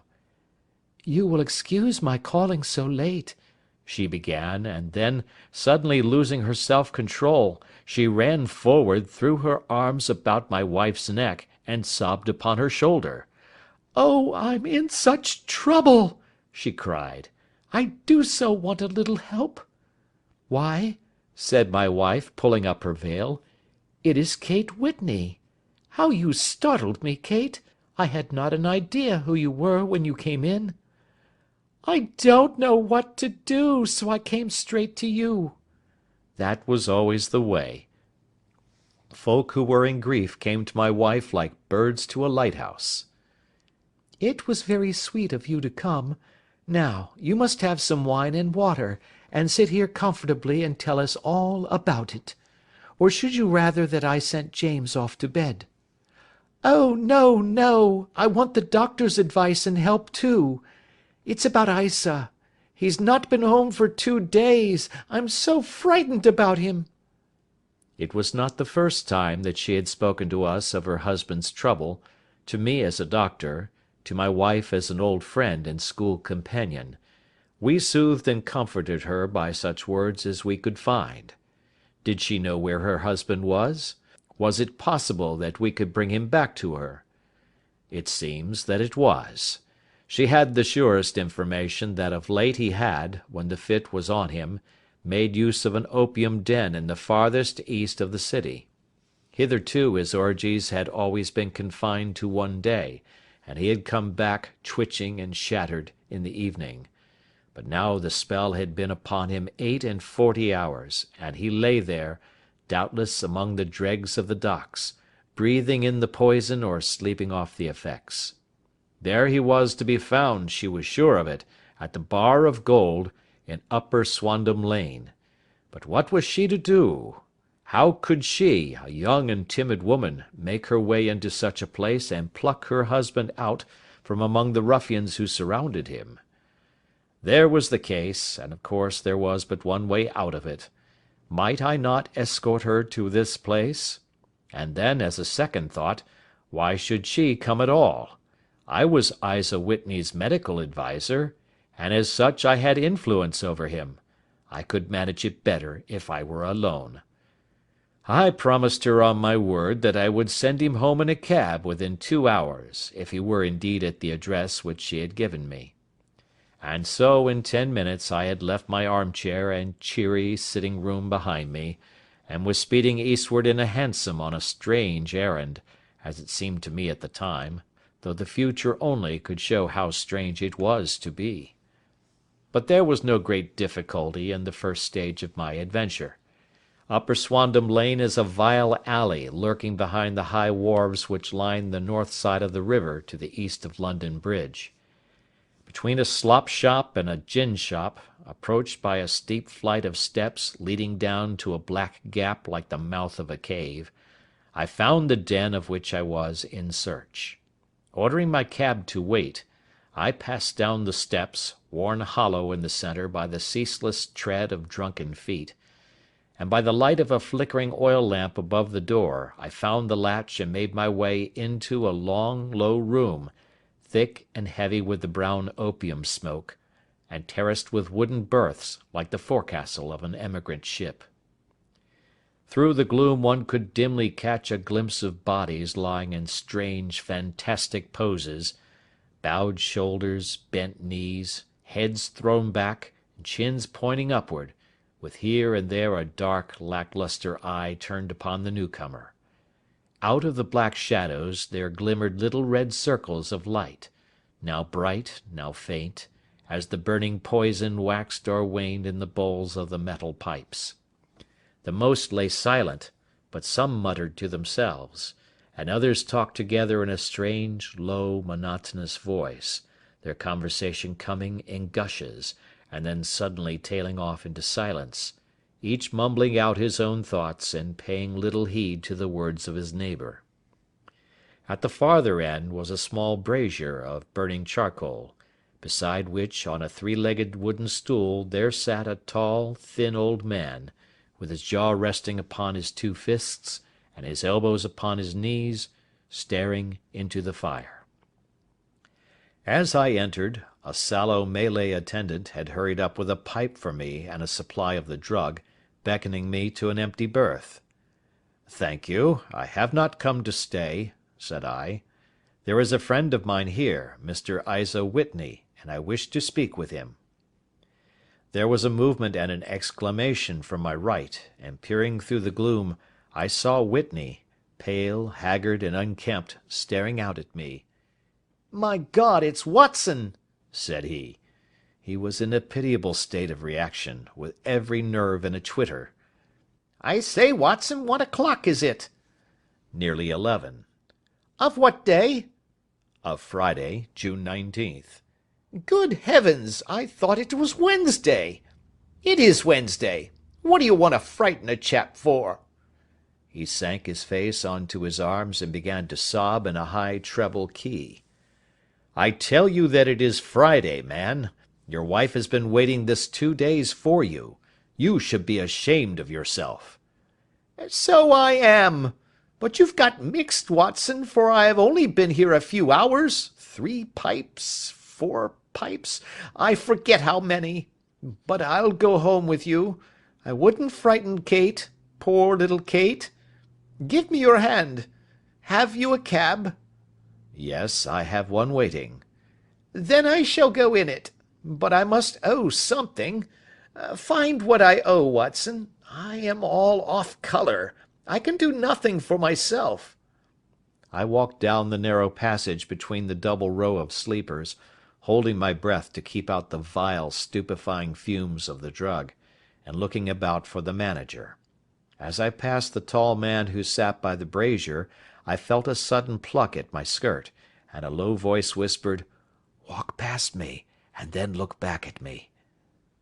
The words fell quite distinctly upon my ear. I glanced down.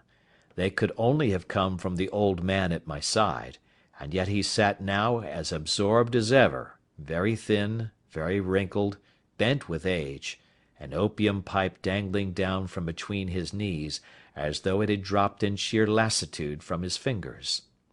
I took 2 steps forward and looked back. It took all my self-control to prevent me from breaking out into a cry of astonishment. He had turned his back so that none could see him but I. His form had filled out, his wrinkles were gone, the dull eyes had regained their fire, and there, sitting by the fire and grinning at my surprise, was none other than Sherlock Holmes. He made a slight motion to me to approach him, and instantly, as he turned his face half round to the company once more, subsided into a doddering, loose-lipped senility. "Holmes," I whispered, "what on earth are you doing in this den?" "As low as you can," he answered. "I have excellent ears. If you would have the great kindness to get rid of that sottish friend of yours, I should be exceedingly glad to have a little talk with you." "I have a cab outside." "Then pray send him home in it. You may safely trust him, for he appears to be too limp to get into any mischief. I should recommend you also to send a note by the cabman to your wife to say that you have thrown in your lot with me. If you will wait outside, I shall be with you in 5 minutes." It was difficult to refuse any of Sherlock Holmes's requests, for they were always so exceedingly definite, and put forward with such a quiet air of mastery. I felt, however, that when Whitney was once confined in the cab my mission was practically accomplished, and for the rest, I could not wish anything better than to be associated with my friend in one of those singular adventures which were the normal condition of his existence. In a few minutes I had written my note, paid Whitney's bill, led him out to the cab, and seen him driven through the darkness. In a very short time a decrepit figure had emerged from the opium den, and I was walking down the street with Sherlock Holmes. For 2 streets he shuffled along with a bent back and an uncertain foot. Then, glancing quickly round, he straightened himself out and burst into a hearty fit of laughter. "I suppose, Watson," said he, "that you imagine that I have added opium smoking to cocaine injections, and all the other little weaknesses on which you have favoured me with your medical views." "I was certainly surprised to find you there." "But not more so than I to find you." "I came to find a friend." "And I to find an enemy." "An enemy?" "Yes, one of my natural enemies, or, shall I say, my natural prey. Briefly, Watson, I am in the midst of a very remarkable inquiry, and I have hoped to find a clue in the incoherent ramblings of these sots, as I have done before now. Had I been recognised in that den my life would not have been worth an hour's purchase, for I have used it before now for my own purposes, and the rascally Lascar who runs it has sworn to have vengeance upon me. There is a trap-door at the back of that building, near the corner of Paul's Wharf, which could tell some strange tales of what has passed through it upon the moonless nights." "What? You do not mean bodies?" "Ay, bodies, Watson. We should be rich men if we had £1,000 for every poor devil who has been done to death in that den. It is the vilest murder trap on the whole river side, and I fear that Neville St. Clair has entered it never to leave it more. But our trap should be here." He put his 2 forefingers between his teeth and whistled shrilly, a signal which was answered by a similar whistle from the distance, followed shortly by the rattle of wheels and the clink of horses' hoofs. "Now, Watson," said Holmes, as a tall dog-cart dashed up through the gloom, throwing out 2 golden tunnels of yellow light from its side lanterns, "you'll come with me, won't you?" "If I can be of use." "Oh, a trusty comrade is always of use, and a chronicler still more so. My room at the Cedars is a double-bedded one." "The Cedars?" "Yes, that is Mr. St. Clair's house. I am staying there while I conduct the inquiry." "Where is it, then?" "Near Lee, in Kent. We have a 7-mile drive before us." "But I am all in the dark." "Of course you are. You'll know all about it presently. Jump up here. All right, John, we shall not need you. Here's half-a-crown. Look out for me tomorrow about 11. Give her head. So long, then." He flicked the horse with his whip, and we dashed away through the endless succession of sombre and deserted streets, which widened gradually, until we were flying across a broad balustraded bridge, with the murky river flowing sluggishly beneath us. Beyond lay another dull wilderness of bricks and mortar, its silence broken only by the heavy, regular footfall of the policemen, or the songs and shouts of some belated party of revellers. A dull wrack was drifting slowly across the sky, and a star or two twinkled dimly here and there through the rifts of the clouds. Holmes drove in silence, with his head sunk upon his breast, and the air of a man who is lost in thought, while I sat beside him, curious to learn what this new quest might be which seemed to tax his powers so sorely, and yet afraid to break in upon the current of his thoughts. We had driven several miles, and were beginning to get to the fringe of the belt of suburban villas, when he shook himself, shrugged his shoulders, and lit up his pipe with the air of a man who has satisfied himself that he is acting for the best. "You have a grand gift of silence, Watson," said he. "It makes you quite invaluable as a companion. 'Pon my word, it is a great thing for me to have someone to talk to, for my own thoughts are not over-pleasant. I was wondering what I should say to this dear little woman to-night when she meets me at the door." "You forget that I know nothing about it." "I shall just have time to tell you the facts of the case before we get to Lee. It seems absurdly simple, and yet, somehow I can get nothing to go upon. There's plenty of thread, no doubt, but I can't get the end of it into my hand. Now, I'll state the case clearly and concisely to you, Watson, and maybe you can see a spark where all is dark to me." "Proceed, then." "Some years ago, to be definite, in May 1884, there came to Lee a gentleman, Neville St. Clair by name, who appeared to have plenty of money. He took a large villa, laid out the grounds very nicely, and lived generally in good style. By degrees he made friends in the neighbourhood, and in 1887 he married the daughter of a local brewer, by whom he now has 2 children. He had no occupation, but was interested in several companies, and went into town, as a rule, in the morning, returning by the 5:14 from Cannon Street every night. Mr. St. Clair is now 37 years of age, is a man of temperate habits, a good husband, a very affectionate father, and a man who is popular with all who know him. I may add that his whole debts at the present moment, as far as we have been able to ascertain, amount to £88 10s, while he has £220 standing to his credit in the Capital and Counties Bank. There is no reason, therefore, to think that money troubles have been weighing upon his mind. Last Monday Mr. Neville St. Clair went into town rather earlier than usual, remarking before he started that he had 2 important commissions to perform, and that he would bring his little boy home a box of bricks. Now, by the merest chance, his wife received a telegram upon this same Monday, very shortly after his departure, to the effect that a small parcel of considerable value which she had been expecting was waiting for her at the offices of the Aberdeen Shipping Company. Now, if you are well up in your London, you will know that the office of the company is in Fresno Street, which branches out of Upper Swandam Lane, where you found me to-night. Mrs. St. Clair had her lunch, started for the city, did some shopping, proceeded to the company's office, got her packet, and found herself at exactly 4:35 walking through Swandam Lane on her way back to the station. Have you followed me so far? It is very clear.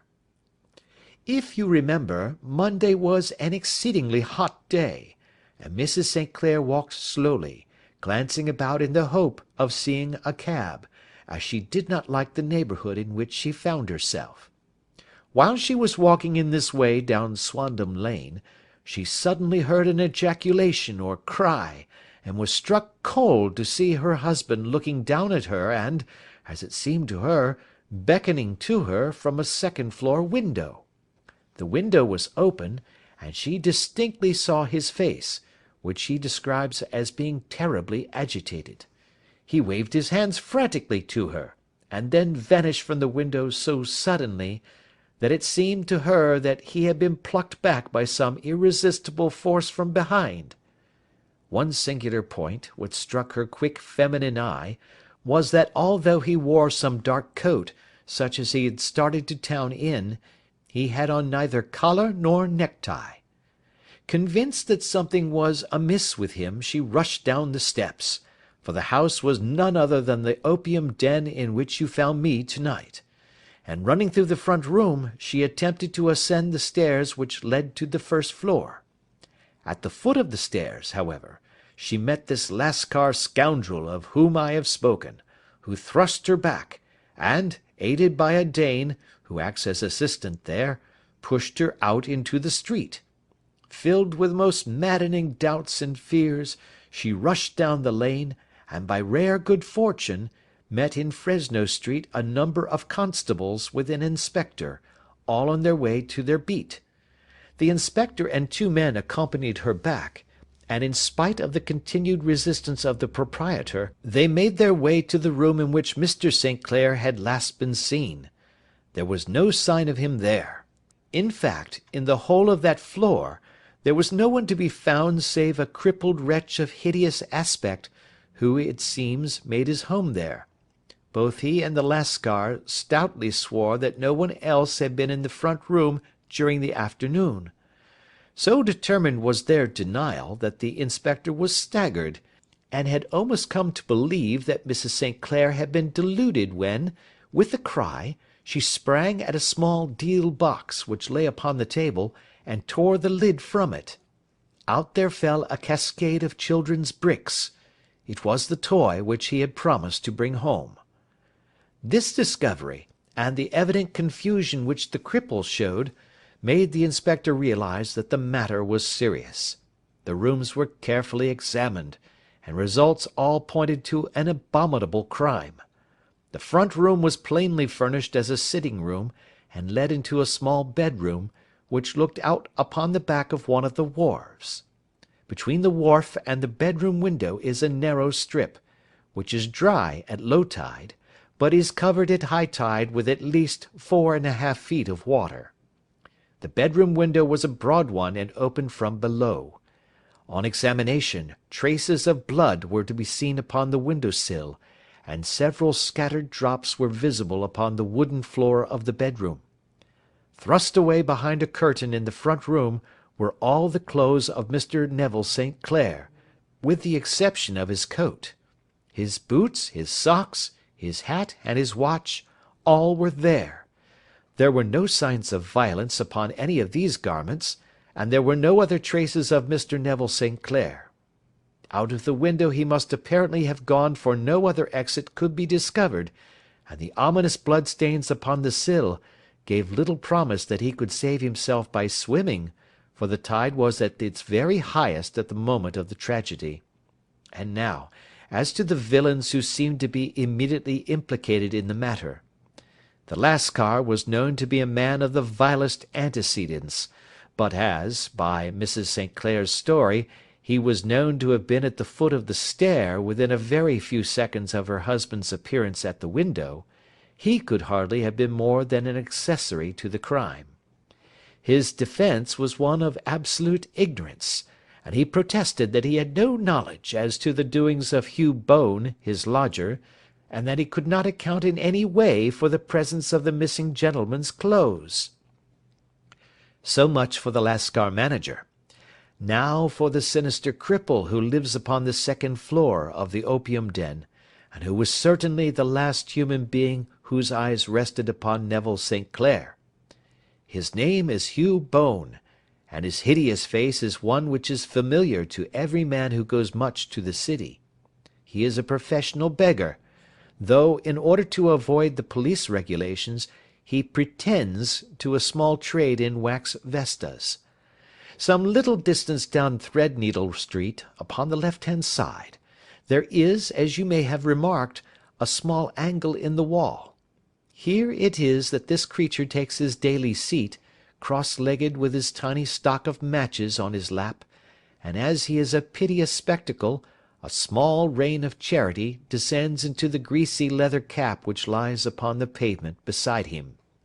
I have watched the fellow more than once before ever I thought of making his professional acquaintance, and I have been surprised at the harvest which he has reaped in a short time. His appearance, you see, is so remarkable that no one can pass him without observing him. A shock of orange hair, a pale face disfigured by a horrible scar, which, by its contraction, has turned up the outer edge of his upper lip, a bulldog chin, and a pair of very penetrating dark eyes, which present a singular contrast to the colour of his hair, all mark him out from amid the common crowd of mendicants, and so too does his wit, for he is ever ready with a reply to any piece of chaff which may be thrown at him by the passers-by. This is the man whom we now learn to have been the lodger at the opium den, and to have been the last man to see the gentleman of whom we are in quest. But a cripple, said I. What could he have done single-handed against a man in the prime of life? He is a cripple in the sense that he walks with a limp, but in other respects he appears to be a powerful and well-nurtured man. Surely your medical experience would tell you, Watson, that weakness in one limb is often compensated for by exceptional strength in the others. Pray continue your narrative. Mrs. St. Clair had fainted at the sight of the blood upon the window, and she was escorted home in a cab by the police, as her presence could be of no help to them in their investigations. Inspector Barton, who had charge of the case, made a very careful examination of the premises, but without finding anything which threw any light upon the matter. One mistake had been made in not arresting Boone instantly, as he was allowed some few minutes during which he might have communicated with his friend the Lascar, but this fault was soon remedied, and he was seized and searched, without anything being found which could incriminate him. There were, it is true, some blood-stains upon his right shirt-sleeve, but he pointed to his ring-finger, which had been cut near the nail, and explained that the bleeding came from there, adding that he had been to the window not long before, and that the stains which had been observed there came doubtless from the same source.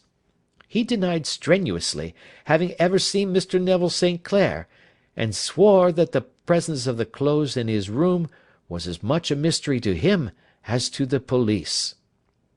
As to Mrs. St. Clair's assertion that she had actually seen her husband at the window, he declared that she must have been either mad or dreaming. He was removed, loudly protesting, to the police station, while the inspector remained upon the premises in the hope that the ebbing tide might afford some fresh clue. And it did, though they hardly found upon the mud-bank what they had feared to find. It was Neville St. Clair's coat, and not Neville St. Clair, which lay uncovered as the tide receded.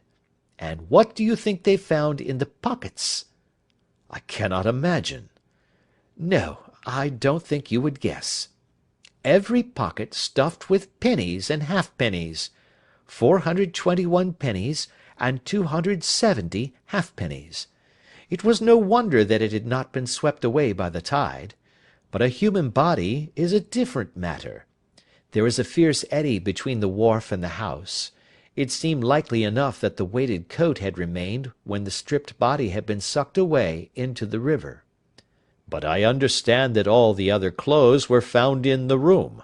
Would the body be dressed in a coat alone? No, sir, but the facts must be met speciously enough.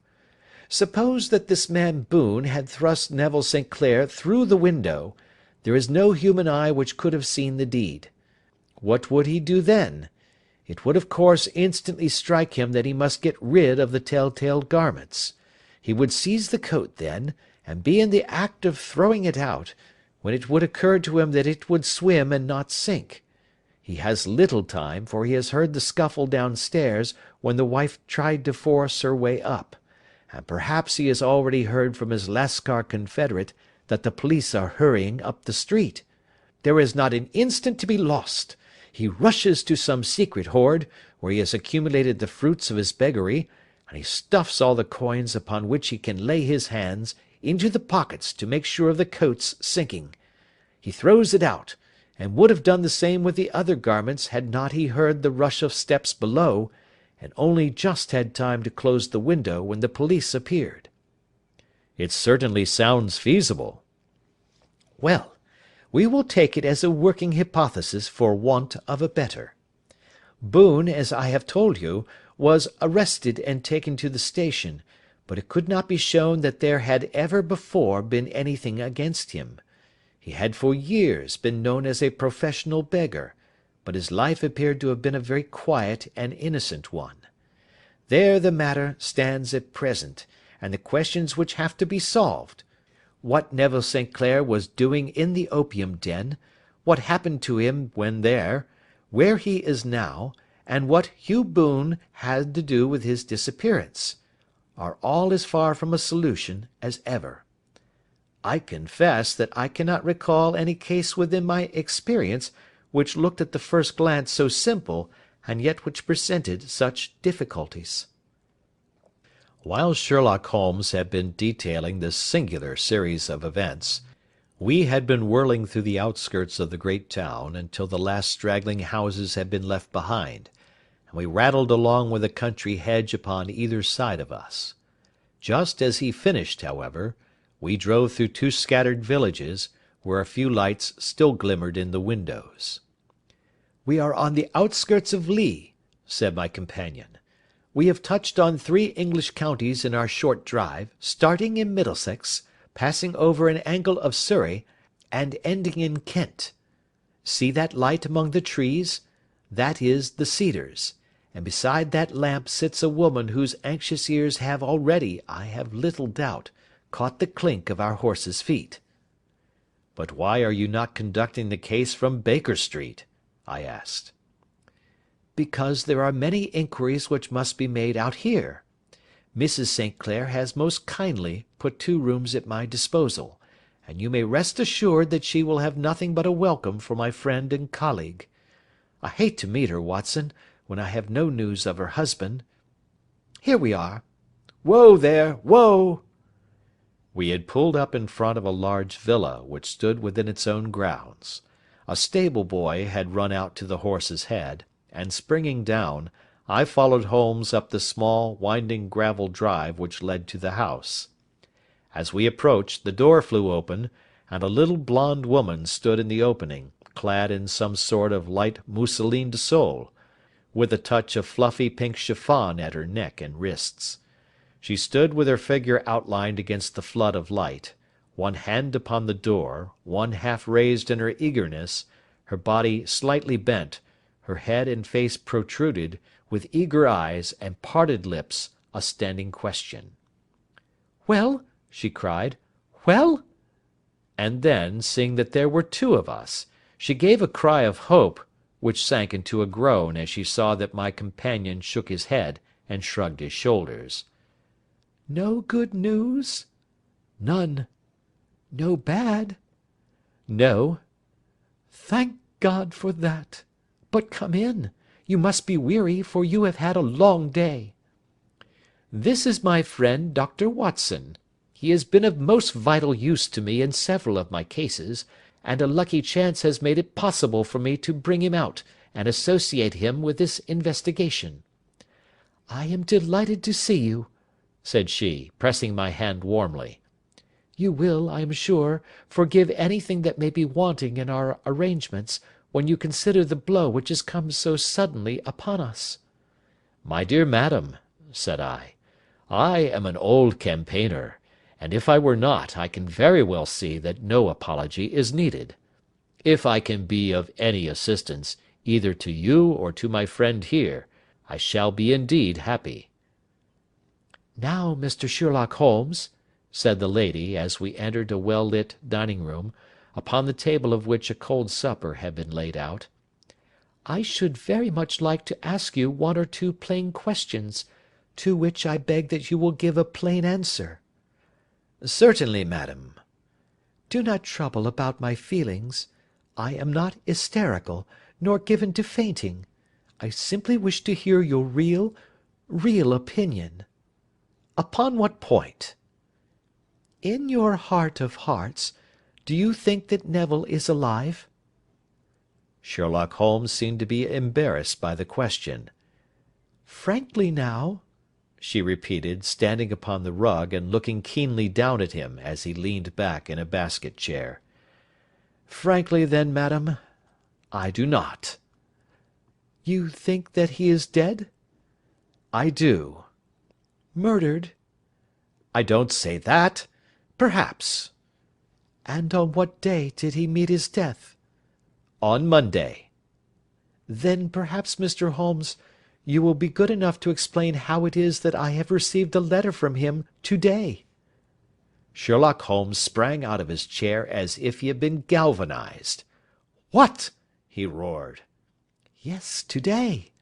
She stood smiling, holding up a little slip of paper in the air. "May I see it?" "Certainly." He snatched it from her in his eagerness, and smoothing it out upon the table, he drew over the lamp and examined it intently. I had left my chair, and was gazing at it over his shoulder. The envelope was a very coarse one, and was stamped with the Gravesend postmark, and with the date of that very day, or rather of the day before, for it was considerably after midnight. "Coarse writing," murmured Holmes. "Surely this is not your husband's writing, madam?" "No, but the enclosure is." "I perceive also that whoever addressed the envelope had to go and inquire as to the address." "How can you tell that?" "The name, you see, is in perfectly black ink, which has dried itself. The rest is of a greyish colour, which shows that blotting paper has been used. If it had been written straight off and then blotted, none would be of a deep black shade. This man has written the name, and there has then been a pause before he wrote the address, which can only mean that he was not familiar with it. It is, of course, a trifle, but there is nothing so important as trifles. Now, let us now see the letter. Ha! There has been an enclosure here." "Yes, there was a ring, his signet ring." "And you are sure that this is your husband's hand?" "One of his hands." "One?" "His hand when he wrote hurriedly. It is very unlike his usual writing, and yet I know it well." "Dearest, do not be frightened. All will come well. There is a huge error which it may take some time to rectify. Wait in patience. Neville. Written in pencil upon the flyleaf of a book, octavo size, no watermark. Posted to-day in Gravesend by a fellow with a dirty thumb. Ha! And the flap has been gummed, if I am not very much in error, by a person who has been chewing tobacco. And you have no doubt that it is your husband's hand, madam?" "None. Neville wrote these words." "And they were posted to-day at Gravesend. Well, Mrs. St. Clair, the clouds lighten, though I should not venture to say that the danger is over." "But he must be alive, Mr. Holmes." "Unless this is a clever forgery to put us on the wrong scent. The ring, after all, proves nothing. It may have been taken from him." "No, no, it is. It is his very own writing." "Very well. It may, however, have been written on Monday and only posted to-day." "That is possible." "If so, much may have happened between." "Oh, you must not discourage me, Mr. Holmes. I know that all is well with him. There is so keen a sympathy between us that I should know if evil came upon him. On the very day that I saw him last, he cut himself in the bedroom, and yet I in the dining-room rushed upstairs instantly with the utmost certainty that something had happened. Do you think that I would respond to such a trifle, and yet be ignorant of his death? I have seen too much not to know that the impression of a woman may be more valuable than the conclusion of an analytical reasoner. And in this letter you certainly have a very strong piece of evidence to corroborate your view. But if your husband is alive and able to write letters, why should he remain away from you? I cannot imagine. It is unthinkable. And on Monday he made no remarks before leaving you? No. And you were surprised to see him in Swandam Lane? Very much so. Was the window open? Yes. Then he might have called to you? He might. He only, as I understand, gave an inarticulate cry. Yes. A call for help, you thought? Yes, he waved his hands. But it might have been a cry of surprise. Astonishment at the unexpected sight of you might cause him to throw up his hands? It is possible. And you thought he was pulled back? He disappeared so suddenly. He might have leaped back. You did not see anyone else in the room? No, but this horrible man confessed to having been there, and the Lascar was at the foot of the stairs. Quite so.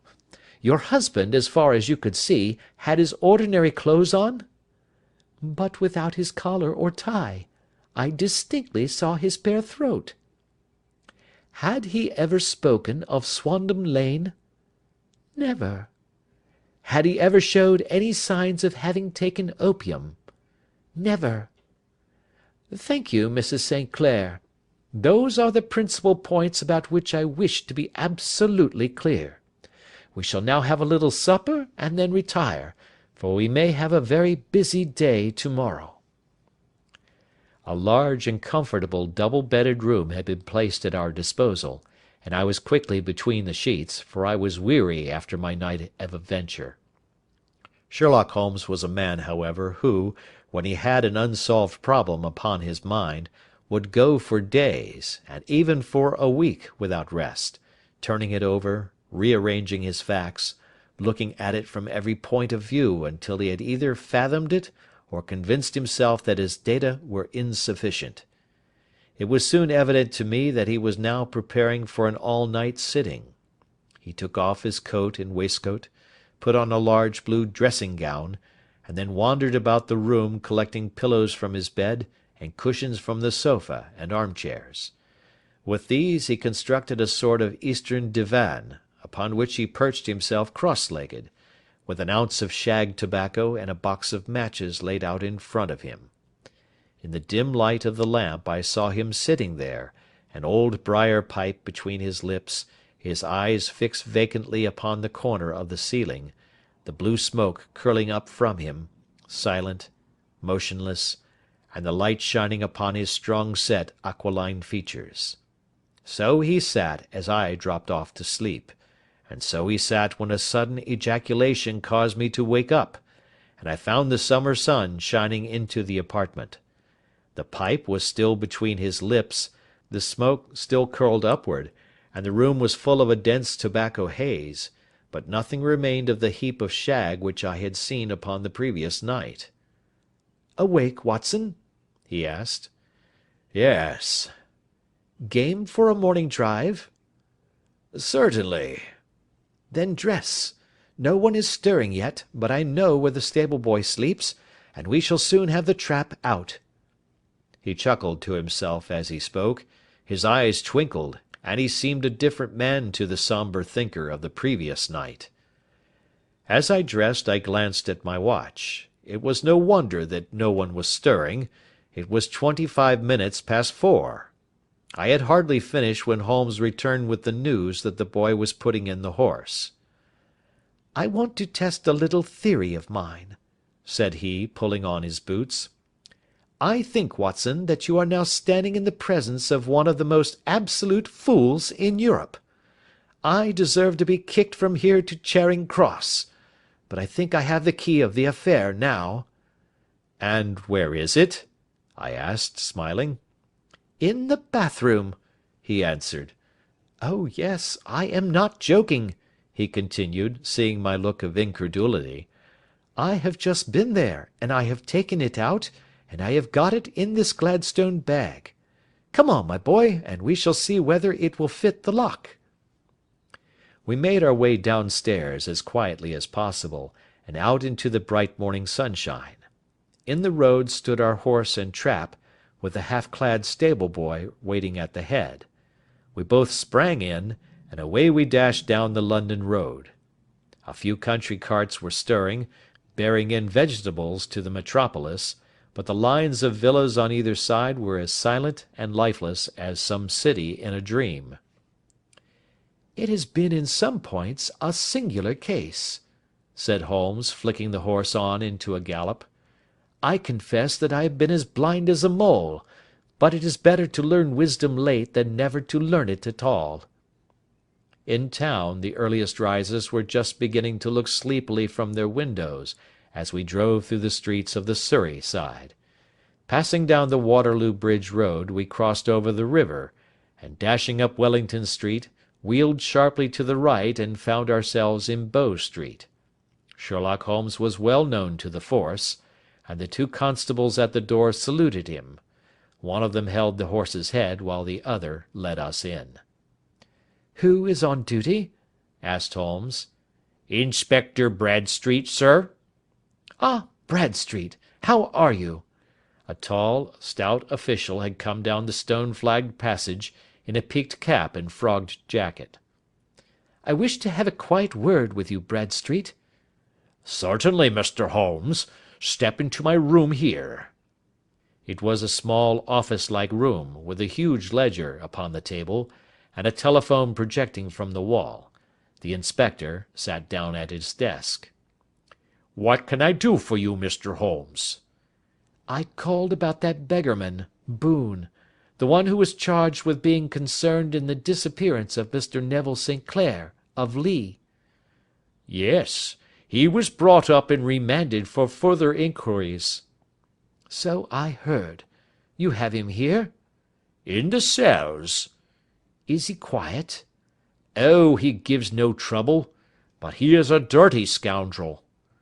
"Dirty?" "Yes, it is all we can do to make him wash his hands, and his face is as black as a tinker's. Well, when once his case has been settled, he will have a regular prison bath, and I think, if you saw him, you would agree with me that he needed it." "I should like to see him very much." "Would you? That is easily done. Come this way. You can leave your bag." "No, I think that I'll take it." "Very good. Come this way, if you please." He led us down a passage, opened a barred door, passed down a winding stair, and brought us to a whitewashed corridor with a line of doors on each side. "The third on the right is his," said the inspector. "Here it is." He quietly shot back a panel in the upper part of the door and glanced through. "He is asleep," said he. "You can see him very well." We both put our eyes to the grating. The prisoner lay with his face towards us, in a very deep sleep, breathing slowly and heavily. He was a middle-sized man, coarsely clad as became his calling, with a coloured shirt protruding through the rent in his tattered coat. He was, as the inspector had said, extremely dirty, but the grime which covered his face could not conceal its repulsive ugliness.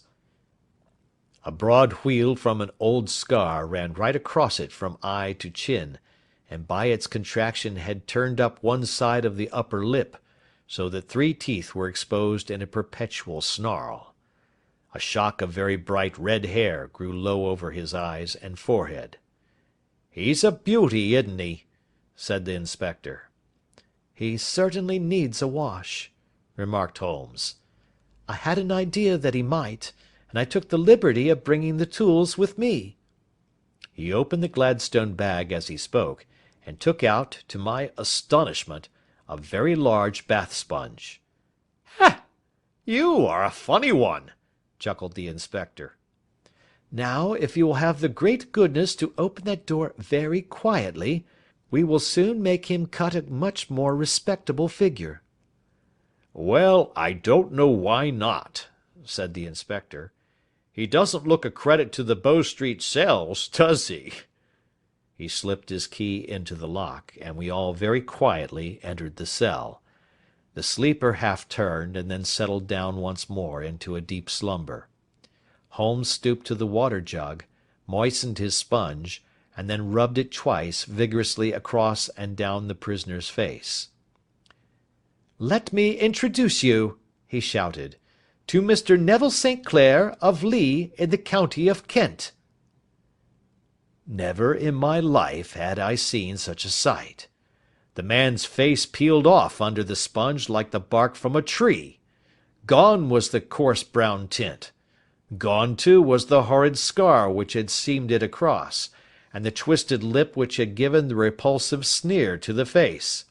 A twitch brought away the tangled red hair, and there, sitting up in his bed, was a pale, sad-faced, refined-looking man, black-haired and smooth-skinned, rubbing his eyes and staring about him with sleepy bewilderment. Then suddenly realizing the exposure, he broke into a scream and threw himself down with his face to the pillow. "Good heavens!" cried the inspector. "It is indeed the missing man. I know him from the photograph."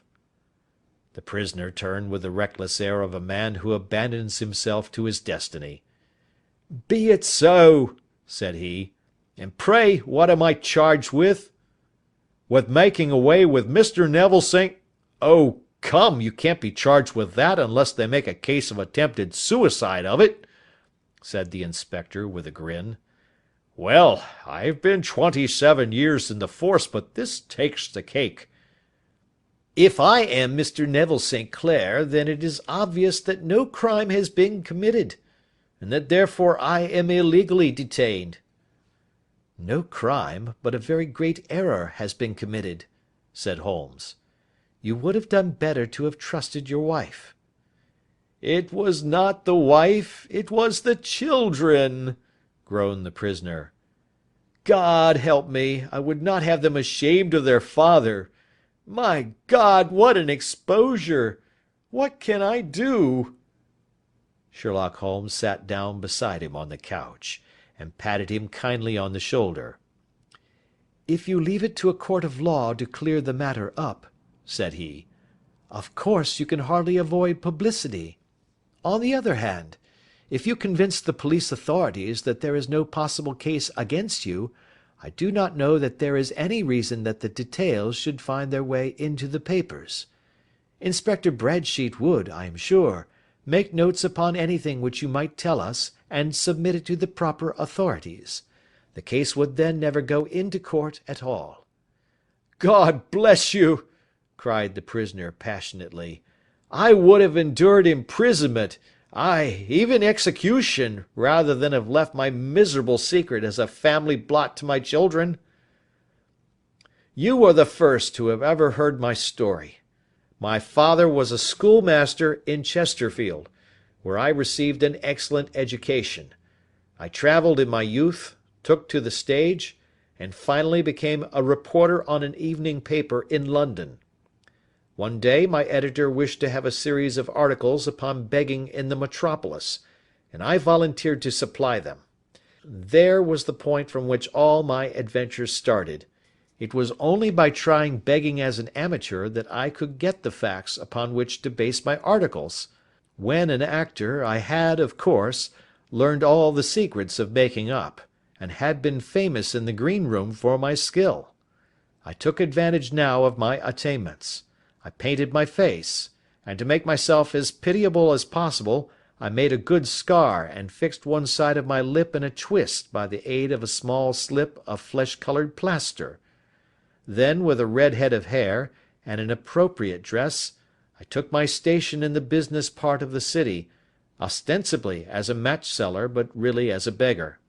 For 7 hours I plied my trade, and when I returned home in the evening, I found to my surprise that I had received no less than 26 shillings 4 pence. I wrote my articles and thought little more of the matter until, some time later, I backed a bill for a friend and had a writ served upon me for £25. I was at my wits' end where to get the money, but a sudden idea came to me.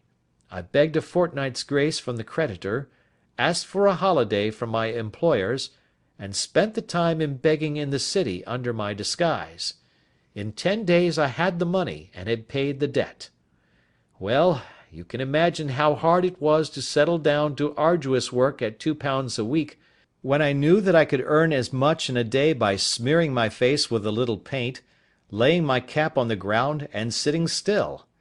It was a long fight between my pride and the money, but the dollars won at last, and I threw up reporting and sat day after day in the corner which I had first chosen, inspiring pity by my ghastly face, and filling my pockets with coppers. Only one man knew my secret.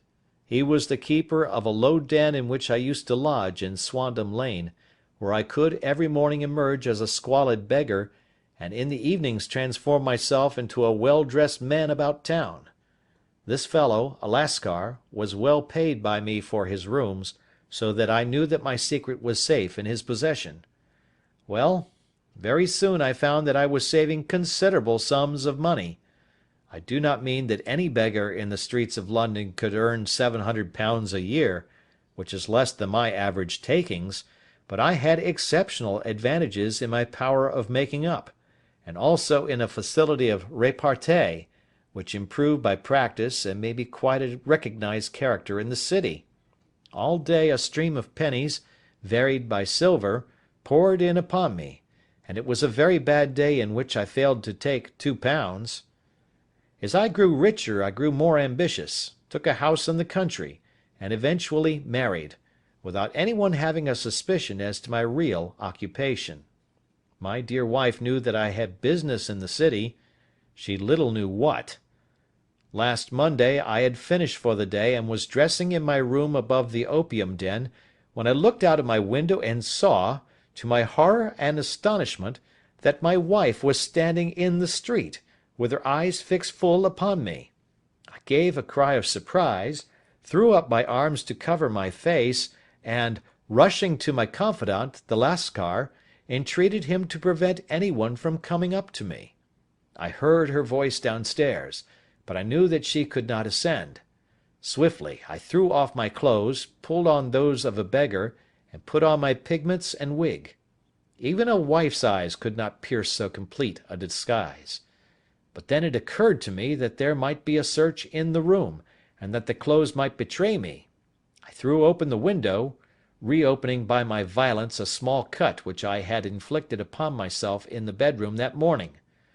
Then I seized my coat, which was weighted by the coppers which I had just transferred to it from the leather bag in which I carried my takings. I hurled it out of the window, and it disappeared into the Thames. The other clothes would have followed, but at that moment there was a rush of constables up the stair, and a few minutes after I found, rather, I confess, to my relief, that instead of being identified as Mr. Neville St. Clair, I was arrested as his murderer. I do not know that there is anything else for me to explain. I was determined to preserve my disguise as long as possible, and hence my preference for a dirty face. Knowing that my wife would be terribly anxious, I slipped off my ring and confided it to the Lascar at a moment when no constable was watching me, together with a hurried scrawl, telling her that she had no cause to fear. "That note only reached her yesterday," said Holmes. Good God! What a week she must have spent! "The police have watched this Lascar," said Inspector Bradstreet, "and I can quite understand that he might find it difficult to post a letter unobserved. Probably he handed it to some sailor customer of his who forgot all about it for some days." "That was it," said Holmes, nodding approvingly. "I have no doubt of it. But have you never been prosecuted for begging?" "Many times. But what was a fine to me? "It must stop here, however," said Bradstreet. "If the police are to hush this thing up, there must be no more of Hugh Boone." "I have sworn it by the most solemn oaths which a man can take." "In that case, I think that it is probable that no further steps may be taken. But if you are found again, then all must come out. I am sure, Mr. Holmes, that we are very much indebted to you for having cleared the matter up. I wish I knew how you reach your results." "I reached this one," said my friend, "by sitting upon 5 pillows and consuming an ounce of shag. I think, Watson, that if we drive to Baker Street we shall be just in time for breakfast." Adventure 7. The Adventure of the Blue Carbuncle. I had called upon my friend Sherlock Holmes upon the second morning after Christmas, with the intention of wishing him the compliments of the season. He was lounging upon the sofa in a purple dressing-gown, a pipe-rack within his reach upon the right, and a pile of crumpled morning papers, evidently newly studied, near at hand. Beside the couch was a wooden chair, and on the angle of the back hung a very seedy and disreputable hard felt hat, much the worse for wear, and cracked in several places. A lens and a forceps lying upon the seat of the chair suggested that the hat had been suspended in this manner for the purpose of examination. "You are engaged," said I. "Perhaps I interrupt you." "Not at all. I am glad to have a friend with whom I can discuss my results. The matter is a perfectly trivial one." He jerked his thumb in the direction of the old hat. "But there are points in connection with it which are not entirely devoid of interest and even of instruction." I seated myself in his armchair and warmed my hands before his crackling fire, for a sharp frost had set in, and the windows were thick with the ice crystals. "I suppose," I remarked, "that, homely as it looks, this thing has some deadly story linked on to it, that it is the clue which will guide you in the solution of some mystery and the punishment of some crime." "No, no, no crime," said Sherlock Holmes, laughing. "Only one of those whimsical little incidents which will happen when you have 4,000,000 human beings all jostling each other within the space of a few square miles. Amid the action and reaction of so dense a swarm of humanity, every possible combination of events may be expected to take place, and many a little problem will be presented which may be striking and bizarre without being criminal. We already had experience of such." "So much so," I remarked, "that of the last 6 cases which I have added to my notes, 3 have been entirely free of any legal crime." "Precisely. You allude to my attempt to recover the Irene Adler papers, to the singular case of Miss Mary Sutherland, and to the adventure of the man with the twisted lip. Well, I have no doubt that this small matter will fall into the same innocent category. You know Peterson, the commissionaire?" "Yes." "It is to him that this trophy belongs?" "It is his hat." "No, no, he found it. Its owner is unknown. I beg that you will look upon it not as a battered billycock, but as an intellectual problem. And first, as to how it came here. It arrived upon Christmas morning, in company with good fat goose, which is, I have no doubt, roasting at this moment in front of Peterson's fire. The facts are these. About 4 o'clock on Christmas morning, Peterson, who, as you know, is a very honest fellow, was returning from some small jollification, and was making his way homeward down Tottenham Court Road. In front of him he saw, in the gaslight, a tallish man, walking with a slight stagger, and carrying a white goose slung over his shoulder. As he reached the corner of Goodge Street, a row broke out between this stranger and a little knot of roughs.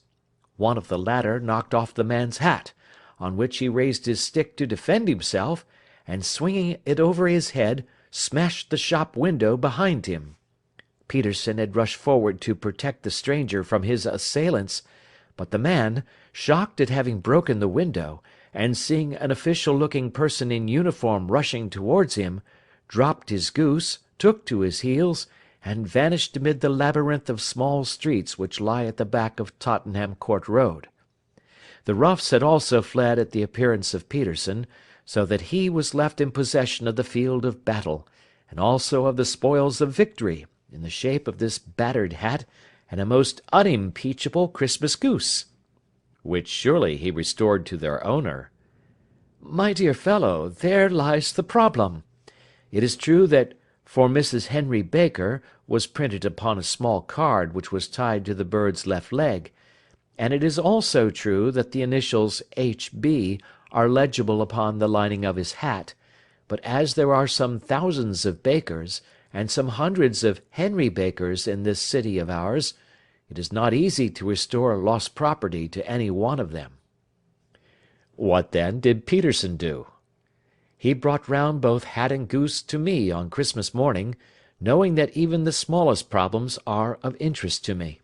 The goose we retained until this morning, when there were signs that, in spite of the slight frost, it would be well that it should be eaten without unnecessary delay. Its finder has carried it off, therefore, to fulfil the ultimate destiny of a goose, while I continue to retain the hat of the unknown gentleman who lost his Christmas dinner. Did he not advertise? No. Then what clue could you have as to his identity? Only as much as we can deduce. From his hat? Precisely. But you are joking. What can you gather from this old battered felt? Here is my lens. You know my methods. What can you gather yourself as to the individuality of the man who has worn this article? I took the tattered object in my hands, and turned it over rather ruefully. It was a very ordinary black hat of the usual round shape, hard and much the worse for wear. The lining had been of red silk, but was a good deal discoloured. There was no maker's name, but, as Holmes had remarked, the initials H.B. were scrawled upon one side. It was pierced in the brim for a hat securer, but the elastic was missing. For the rest, it was cracked, exceedingly dusty, and spotted in several places, although there seemed to have been some attempt to hide the discoloured patches by smearing them with ink. "I can see nothing," said I, handing it back to my friend. On the contrary, Watson, you can see everything. You fail, however, to reason from what you see. You are too timid in drawing your inferences. Then pray tell me what it is that you can infer from this hat. He picked it up, and gazed at it in the peculiar introspective fashion which was characteristic of him. "It is perhaps less suggestive than it might have been," he remarked, "and yet there are a few inferences which are very distinct, and a few others which represent at least a strong balance of probability. That the man was highly intellectual is of course obvious upon the face of it, and also that he was fairly well to do within the last 3 years, although he has now fallen upon evil days. He had foresight, but has less now than formerly, pointing to a moral retrogression, which, when taken with the decline of his fortunes, seems to indicate some evil influence, probably drink, at work upon him. This may account also for the obvious fact that his wife has ceased to love him." "My dear Holmes!" "He has, however, retained some degree of self-respect," he continued, disregarding my remonstrance. "He is a man who leads a sedentary life, goes out little, is out of training entirely, is middle-aged, has grizzled hair which he has had cut within the last few days, and which he anoints with lime cream. These are the more patent facts which are to be deduced from this hat. Also, by the way, that it is extremely improbable that he has gas laid on in his house." "You are certainly joking, Holmes." "Not in the least. Is it possible that even now, when I give you these results, you are unable to see how they are attained?" "I have no doubt that I am very stupid, but I must confess that I am unable to follow you. For example, how did you deduce that this man was intellectual?" For answer Holmes clapped the hat upon his head. It came right over the forehead and settled upon the bridge of his nose.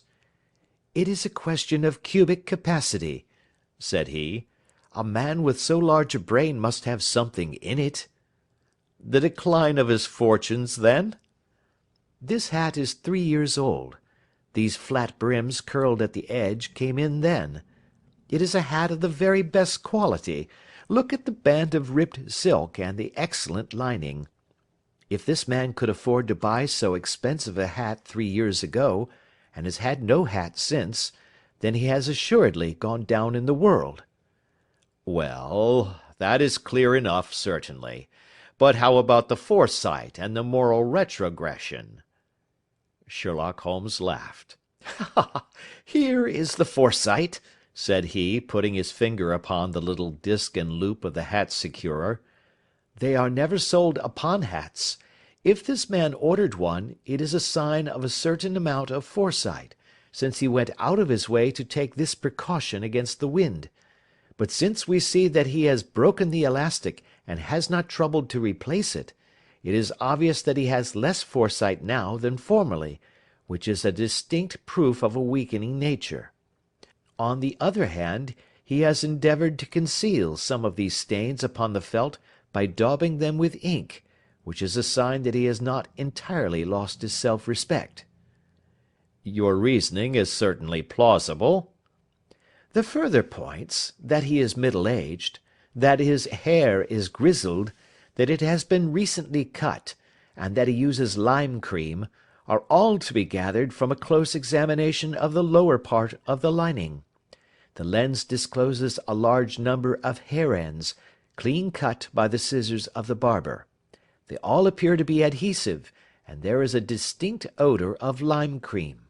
This dust, you will observe, is not the gritty grey dust of the street, but the fluffy brown dust of the house, showing that it has been hung up indoors most of the time, while the marks of moisture upon the inside are proof positive that the wearer perspired very freely, and could therefore hardly be in the best of training.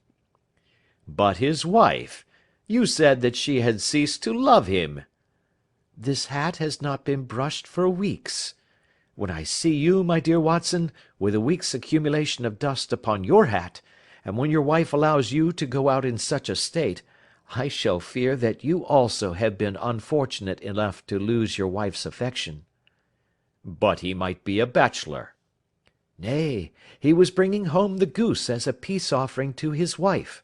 Remember the card upon the bird's leg. You have an answer to everything. But how on earth do you deduce that the gas is not laid on in his house? One tallow stain, or even 2, might come by chance, but when I see no less than 5, I think that there can be little doubt that the individual must be brought into frequent contact with burning tallow. Walks upstairs at night, probably, with his hat in one hand and a guttering candle in the other. Anyhow, he never got tallow stains from a gas jet. Are you satisfied? Well, it is very ingenious, said I, laughing. But since, as you said just now, there has been no crime committed, and no harm done save the loss of a goose, all this seems to be rather a waste of energy. Sherlock Holmes had opened his mouth to reply, when the door flew open, and Peterson, the commissionaire, rushed into the apartment with flushed cheeks and the face of a man who is dazed with astonishment. "The goose, Mr. Holmes, the goose, sir," he gasped. "Eh? What of it, then? Has it returned to life and flapped off through the kitchen window?" Holmes twisted himself round upon the sofa to get a fairer view of the man's excited face. "See here, sir, see what my wife found in its crop." He held out his hand, and displayed upon the centre of the palm a brilliantly scintillating blue stone, rather smaller than a bean in size, but of such purity and radiance that it twinkled like an electric point in the dark hollow of his hand. Sherlock Holmes sat up with a whistle. "By Jove, Peterson," said he, "this is a treasure trove indeed. I suppose you know what you have got?" "A diamond, sir. A precious stone. It cuts into glass as though it were putty." "It's more than a precious stone. It is the precious stone." "Not the Countess of Morcar's blue carbuncle!" I ejaculated. "Precisely so. I ought to know its size and shape, seeing that I have read the advertisement about it in the Times every day lately. It is absolutely unique, and its value can only be conjectured, but the reward offered of £1,000 is certainly not within a 20th part of the market price." £1,000! Great Lord of mercy! The commissionaire plumped down into a chair, and stared from one to the other of us. "That is the reward, and I have reason to know that there are sentimental considerations in the background which would induce the Countess to part with half her fortune if she could but recover the gem." "It was lost, if I remember aright, at the Hotel Cosmopolitan," I remarked. "Precisely so, on December 22nd, just 5 days ago. John Horner, a plumber, was accused of having abstracted it from the lady's jewel case. The evidence against him was so strong that the case has been referred to the assizes. I have some account of the matter here, I believe." He rummaged amid his newspapers, glancing over the dates, until at last he smoothed one out, doubled it over, and read the following paragraph. "Hotel Cosmopolitan jewel robbery. John Horner, 26, plumber, was brought up upon the charge of having upon the 22nd instant abstracted from the jewel case of the Countess of Morcar the valuable gem known as the blue carbuncle. James Ryder, upper attendant at the hotel, gave his evidence to the effect that he had shown Horner up to the dressing room of the Countess of Morcar upon the day of the robbery, in order that he might solder the second bar of the grate, which was loose. He had remained with Horner some little time, but had finally been called away. On returning, he found that Horner had disappeared, that the bureau had been forced open, and that the small morocco casket in which, as it afterwards transpired, the Countess was accustomed to keep her jewel, was lying empty upon the dressing-table. Ryder instantly gave the alarm, and Horner was arrested the same evening, but the stone could not be found either upon his person or in his rooms. Catherine Cusack, maid to the Countess, deposed to having heard Ryder's cry of dismay on discovering the robbery, and to having rushed into the room, where she found matters as described by the last witness. Inspector Bradstreet, B Division, gave evidence as to the arrest of Horner, who struggled frantically, and protested his innocence in the strongest terms. Evidence of a previous conviction for robbery having been given against the prisoner, the magistrate refused to deal summarily with the offence, but referred it to the assizes. Horner, who had shown signs of intense emotion during the proceedings, fainted away at the conclusion, and was carried out of court. So much for the police court," said Holmes thoughtfully, tossing aside the paper. "The question for us now to solve is the sequence of events leading from a rifled jewel case, at one end, to the crop of a goose in Tottenham Court Road, at the other. You see, Watson, our little deductions have suddenly assumed a much more important and less innocent aspect. Here is the stone. The stone came from the goose, and the goose came from Mr. Henry Baker, the gentleman with the bad hat, and all the other characteristics with which I have bored you. So now we must set ourselves very seriously to finding this gentleman, and ascertaining what part he has played in this little mystery. To do this, we must try the simplest means first, and these lie undoubtedly in an advertisement in all the evening papers. If this fail, I shall have recourse to other methods." "What will you say?" "Give me a pencil and that slip of paper.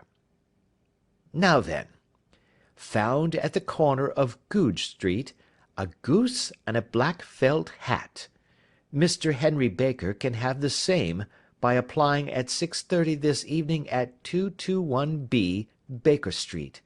That is clear and concise." "Very. But will he see it?" "Well, he is sure to keep an eye on the papers, since, to a poor man, the loss was a heavy one. He was clearly so scared by his mischance in breaking the window, and by the approach of Peterson, that he thought of nothing but flight. But since then he must have bitterly regretted the impulse which caused him to drop his bird. Then again, the introduction of his name will cause him to see it, for every one who knows him will direct his attention to it. Here you are, Peterson. Run down to the advertising agency and have this put in the evening papers. In which, sir? Oh, in the Globe, Star, Pall Mall, St. James's, Evening News, Standard, Echo, and any others that occur to you. Very well, sir. And this stone? Ah, yes. I shall keep the stone. Thank you. And I say, Peterson, just buy a goose on your way back and leave it here with me, for we must have one to give to this gentleman in place of the one which your family is now devouring. When the commissionaire had gone, Holmes took up the stone and held it against the light. It's a bonny thing, said he. Just see how it glints and sparkles. Of course it is the nucleus and focus of crime. Every good stone is. They are the devil's pet baits. In the larger and older jewels, every facet may stand for a bloody deed. This stone is not yet 20 years old. It was found in the banks of the Amoy River in southern China, and is remarkable in having every characteristic of the carbuncle, save that it is blue in shade instead of ruby red. In spite of its youth, it has already a sinister history. There have been 2 murders, a vitriol throwing, a suicide, and several robberies brought about for the sake of this 40-grain weight of crystallized charcoal. Who would think that so pretty a toy would be a purveyor to the gallows and the prison? I'll lock it up in my strong box now and drop a line to the Countess to say that we have it. Do you think that this man Horner is innocent? I cannot tell. Well, then, do you imagine that this other one, Henry Baker, had anything to do with the matter? It is, I think, much more likely that Henry Baker is an absolutely innocent man, who had no idea that the bird which he was carrying was of considerably more value than if it were made of solid gold. That, however, I shall determine by a very simple test, if we have an answer to our advertisement. And you can do nothing until then? Nothing. In that case I shall continue my professional round, but I shall come back in the evening at the hour you have mentioned, for I should like to see the solution of so tangled a business. Very glad to see you. I dine at 7. There is a woodcock, I believe. By the way, in view of recent occurrences, perhaps I ought to ask Mrs. Hudson to examine its crop. I had been delayed at a case, and it was a little after 6:30 when I found myself in Baker Street once more.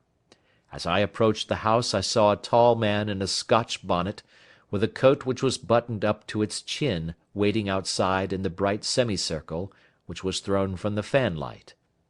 Just as I arrived the door was opened, and we were shown up together to Holmes's room.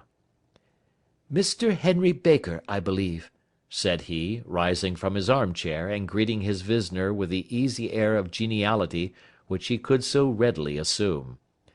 "Pray take this chair by the fire, Mr. Baker. It is a cold night, and I observe that your circulation is more adapted for summer than for winter. Ah, Watson, you have just come at the right time. Is that your hat, Mr. Baker?" "Yes, sir, that is undoubtedly my hat."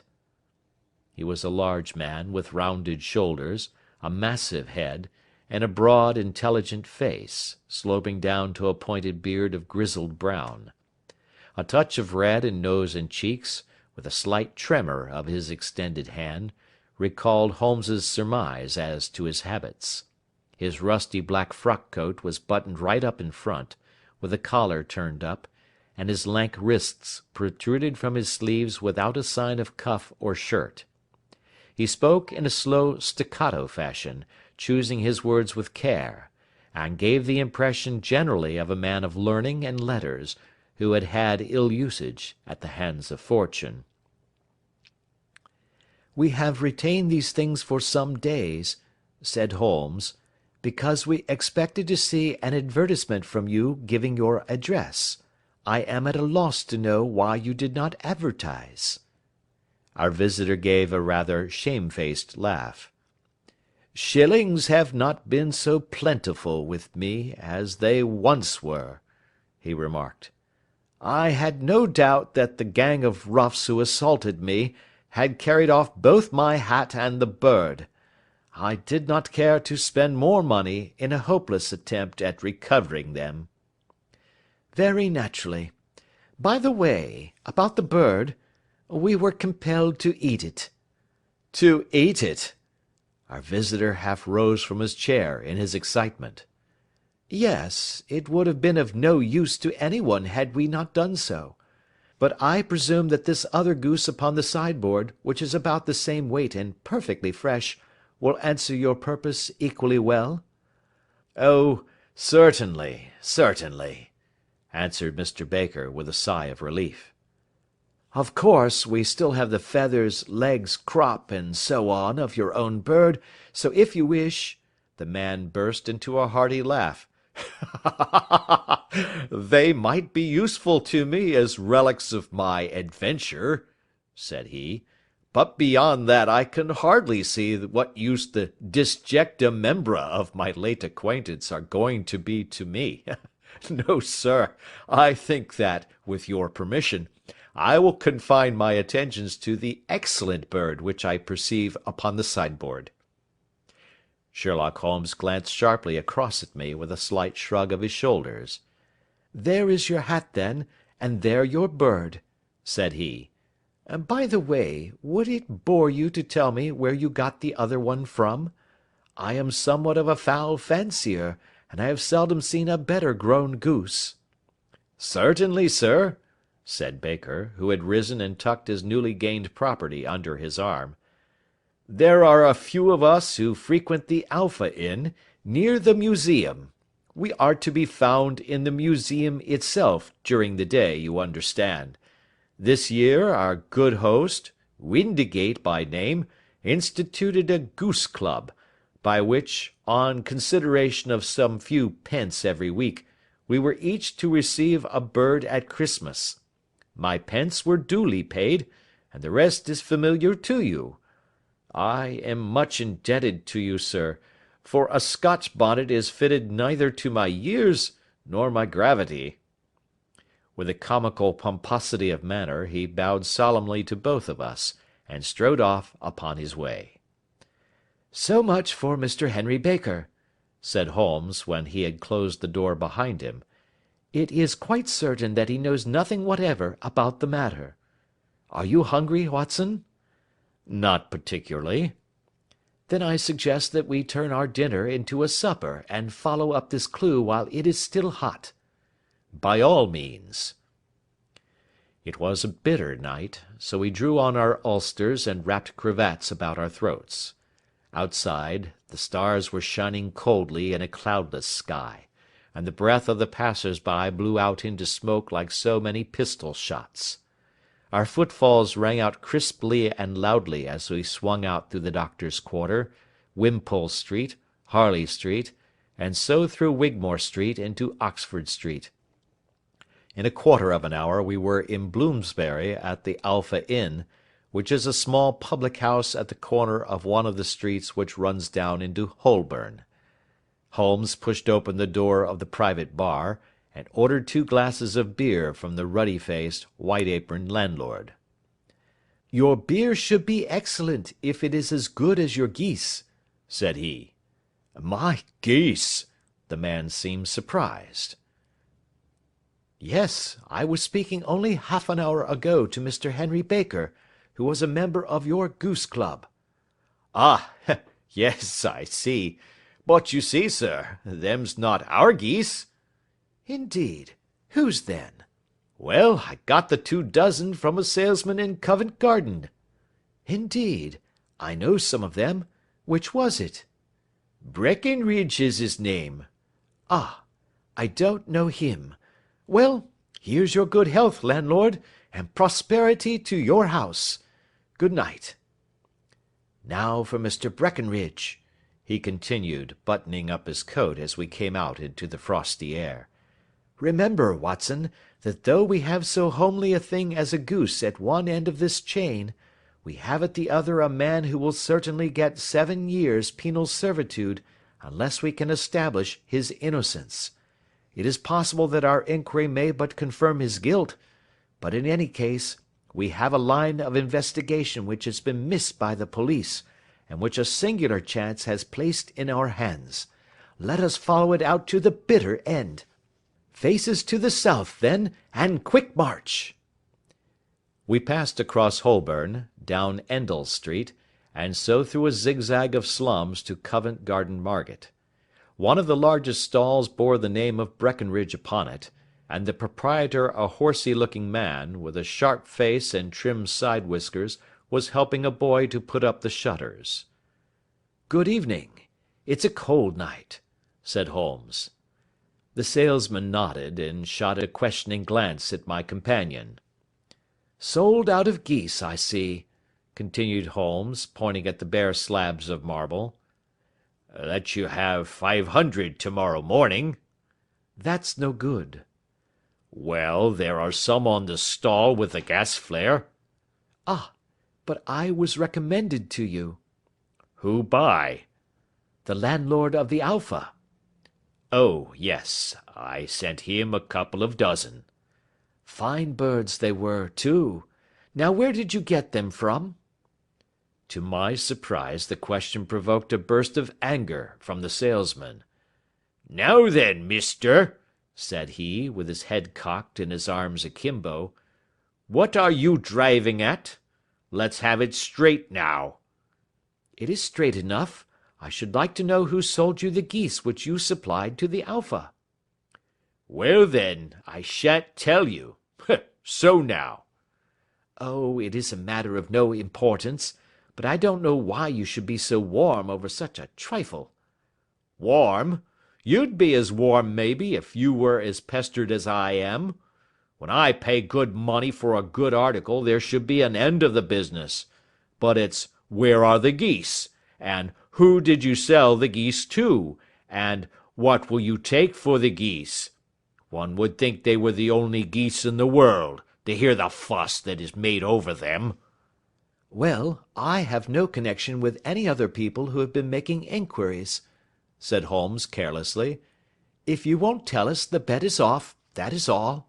But I'm always ready to back my opinion on a matter of fowls, and I have a fiver on it that the bird I ate is country bred." "Well, then, you've lost your fiver, for it's town bred," snapped the salesman. "It's nothing of the kind." "I say it is." "I don't believe it." "Do you think you know more about fowls than I, who have handled them ever since I was a nipper? I tell you, all those birds that went to the Alpha were town bred." "You'll never persuade me to believe that." "Will you bet, then?" "It's merely taking your money, for I know that I am right. But I'll have a sovereign on with you just to teach you not to be obstinate." The salesman chuckled grimly. "Bring me the books, Bill," said he. The small boy brought round a small thin volume, and a great greasy-backed one, laying them out together beneath the hanging lamp.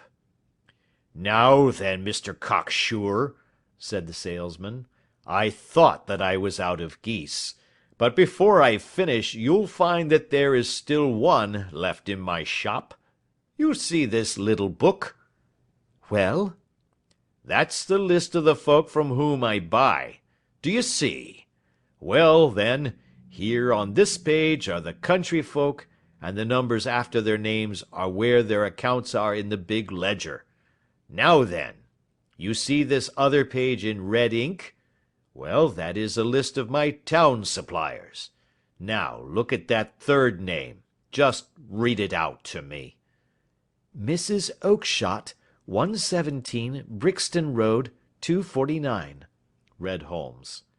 "Quite so. Now turn that up in the ledger." Holmes turned to the page indicated. "Here you are. Mrs. Oakshott, 117, Brixton Road, egg and poultry supplier.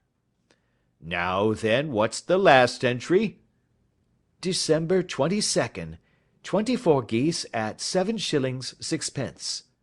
Quite so. There you are.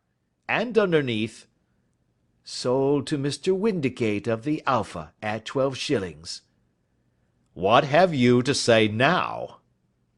Sherlock Holmes looked deeply chagrined.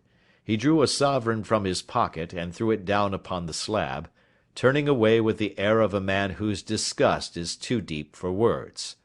A few yards off he stopped under a lamp-post and laughed in the hearty, noiseless fashion which was peculiar to him. When you see a man with whiskers of that cut, and the pink 'un protruding out of his pocket, you can always draw him by a bet, said he. I dare say that if I had put £100 down in front of him, that man would not have given me such complete information as was drawn from him by the idea that he was doing me on a wager. Well, Watson, we are, I fancy, nearing the end of our quest, and the only point which remains to be determined is whether we should go on to this Mrs. Oakshott to-night, or whether we should reserve it for to-morrow. It is clear from what that surly fellow said that there are others beside ourselves who are anxious about the matter, and I should—" His remarks were suddenly cut short by a loud hubbub which broke out from the stall which we had just left. Turning round we saw a little rat-faced fellow standing in the centre of the circle of yellow light which was thrown by the swinging lamp, while Breckenridge, the salesman, framed in the door of his stall, was shaking his fists fiercely at the cringing figure. "I've had enough of you and your geese," he shouted. "I wish you were all at the devil together. If you come pestering me any more with your silly talk, I'll set the dog at you. You bring Mrs. Oakshott here, and I'll answer her. But what have you to do with it? Did I buy the geese off you?" "No, but one of them was mine all the same," whined the little man. "Well, then, ask Mrs. Oakshott for it." "She told me to ask you." "Well, you can ask the King of Prussia for all I care. I've had enough of it. Get out of this." He rushed fiercely forward, and the inquirer flitted away into the darkness. "Ha! This may save us a visit to Brixton Road," whispered Holmes. "Come with me, and we will see what is to be made of this fellow." Striding through the scattered knots of people who lounged round the flaring stalls, my companion speedily overtook the little man, and touched him upon the shoulder. He sprang round, and I could see in the gaslight that every vestige of colour had been driven from his face. "Who are you, then? What do you want?" he asked in a quavering voice. "You will excuse me," said Holmes blandly, "but I could not help overhearing the questions which you put to the salesman just now. I think that I could be of assistance to you." "You? Who are you? How could you know anything of the matter?" "My name is Sherlock Holmes. It is my business to know what other people don't know." "But you can know nothing of this." "Excuse me, I know everything of it. You are endeavouring to trace some geese which were sold by Mrs. Oakshott, of Brixton Road, to a salesman named Breckenridge, by him in turn to Mr. Windicate, of the Alpha, and by him to his club, of which Mr. Henry Baker is a member." "Oh, sir, you are the very man which I have longed to meet," cried the little fellow with outstretched hands and quivering fingers. "I can hardly explain to you how interested I am in this matter." Sherlock Holmes hailed a four-wheeler which was passing. "In that case we had better discuss it in a cosy room rather than in this wind-swept market-place," said he. "But pray tell me, before we go farther, who it is that I have the pleasure of assisting." The man hesitated for an instant. "My name is John Robinson," he answered with a sidelong glance. "No, no, the real name," said Holmes sweetly. "It is always awkward doing business with an alias."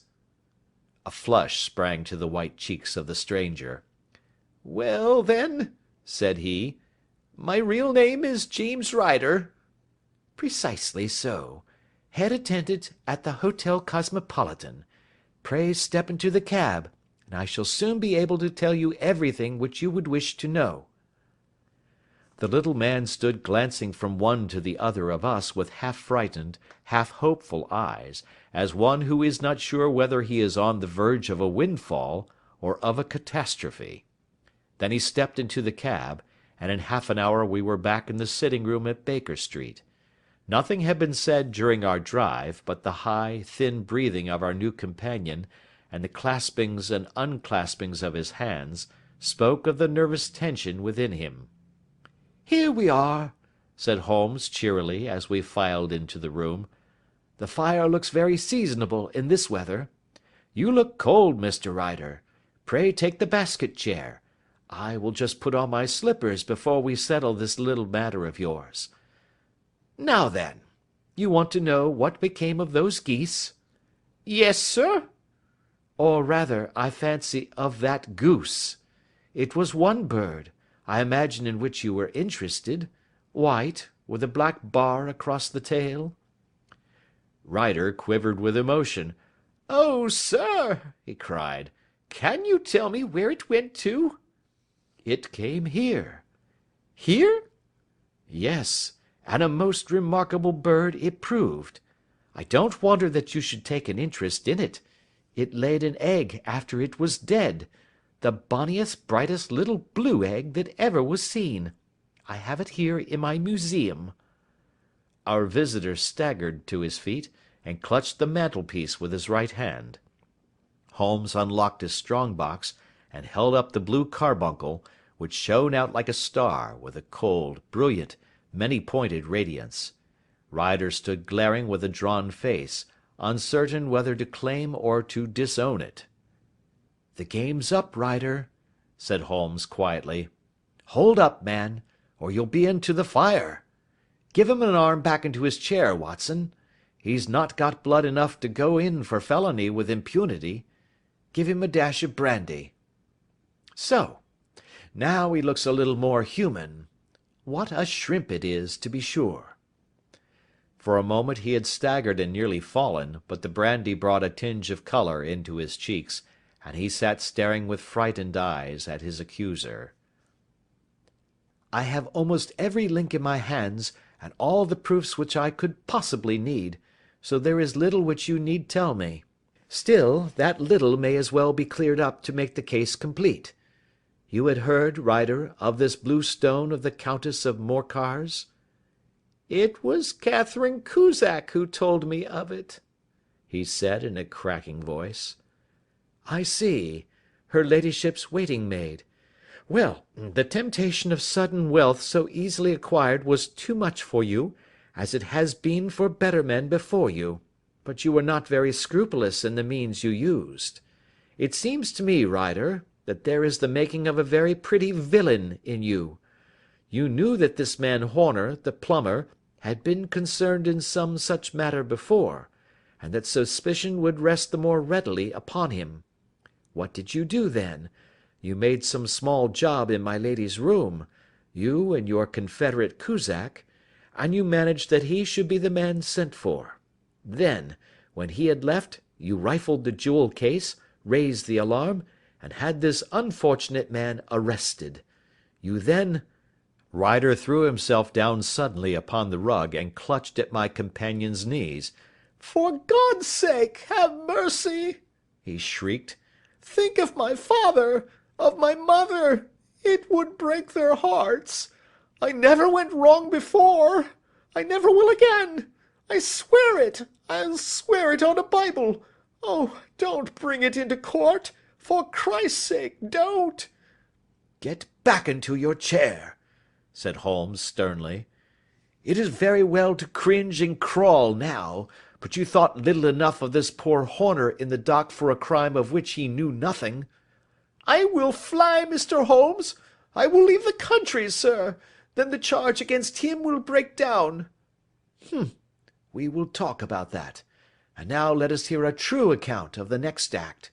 How came the stone into the goose, and how came the goose into the open market? Tell us the truth, for there lies your only hope of safety." Ryder passed his tongue over his parched lips. "I will tell you it just as it happened, sir," said he. "When Horner had been arrested, it seemed to me that it would be best for me to get away with the stone at once, for I did not know at what moment the police might not take it into their heads to search me and my room. There was no place about the hotel where it would be safe. I went out as if on some commission, and I made for my sister's house. She had married a man named Oakshott, and lived in Brixton Road, where she fattened fowls for the market. All the way there every man I met seemed to me to be a policeman or a detective, and for all that it was a cold night, the sweat was pouring down my face before I came to the Brixton Road. My sister asked me what was the matter, and why I was so pale, but I told her that I had been upset by the jewel robbery at the hotel. Then I went into the backyard and smoked a pipe and wondered what it would be best to do. I had a friend once called Maudsley, who went to the bad, and has just been serving his time in Pentonville. One day he had met me, and fell into talk about the ways of thieves, and how they could get rid of what they stole. I knew that he would be true to me, for I knew one or two things about him, so I made up my mind to go right on to Kilburn, where he lived, and take him into my confidence. He would show me how to turn the stone into money, but how to get to him in safety. I thought of the agonies I had gone through in coming from the hotel. I might at any moment be seized and searched, and there would be the stone in my waistcoat pocket. I was leaning against the wall at the time, and looking at the geese which were waddling about round my feet, and suddenly an idea came into my head which showed me how I could beat the best detective that ever lived. My sister had told me some weeks before that I might have the pick of her geese for a Christmas present, and I knew that she was always as good as her word. I would take my goose now, and in it I would carry my stone to Kilburn. There was a little shed in the yard, and behind this I drove one of the birds, a fine big one, white, with a barred tail.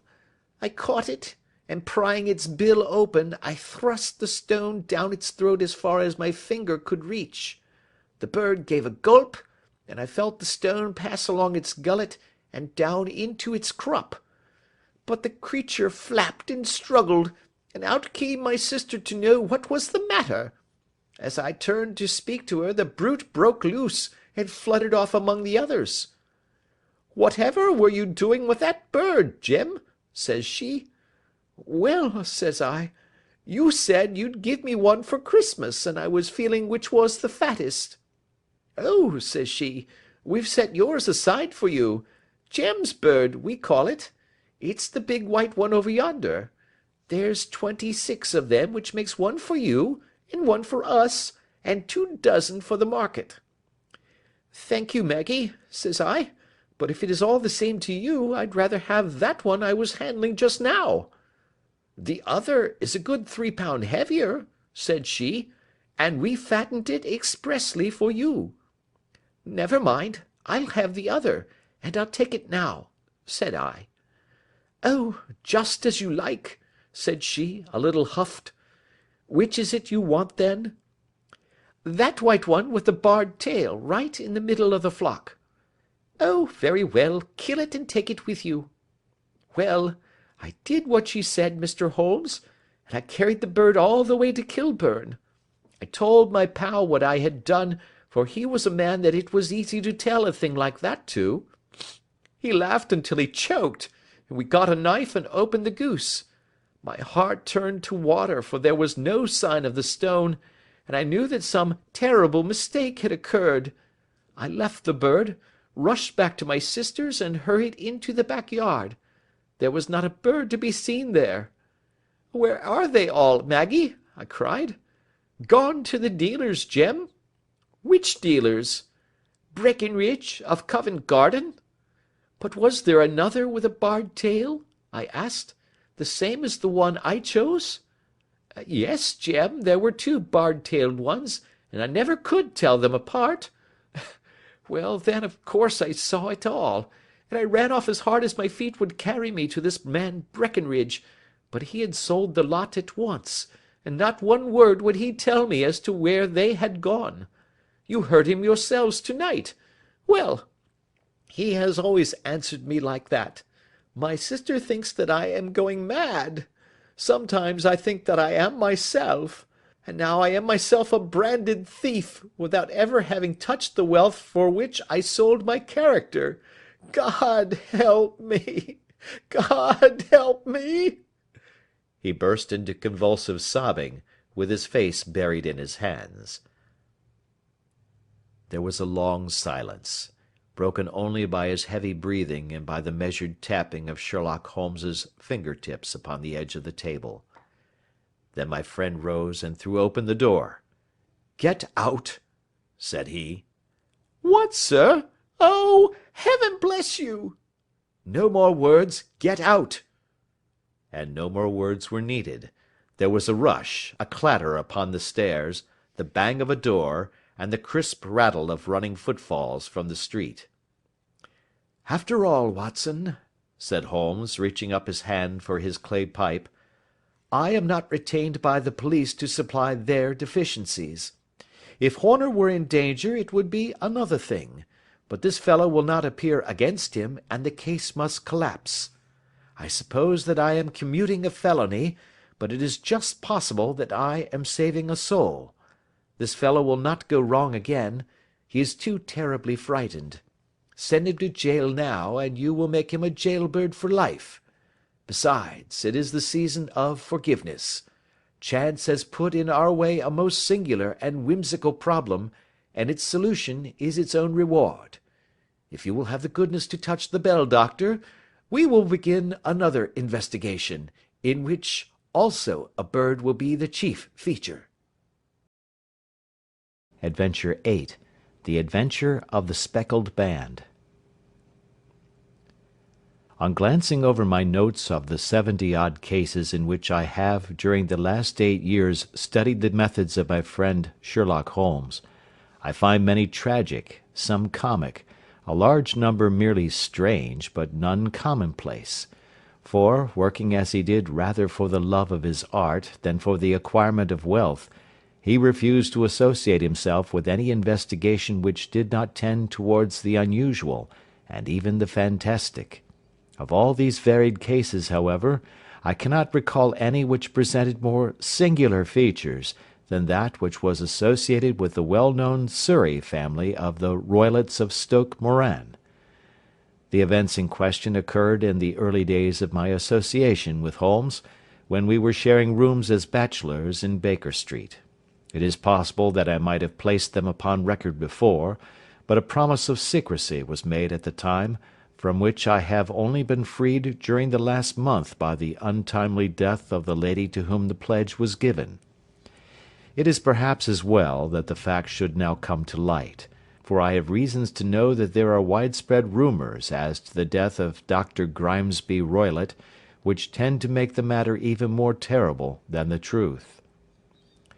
It was early in April in the year '83 that I woke one morning to find Sherlock Holmes standing, fully dressed, by the side of my bed.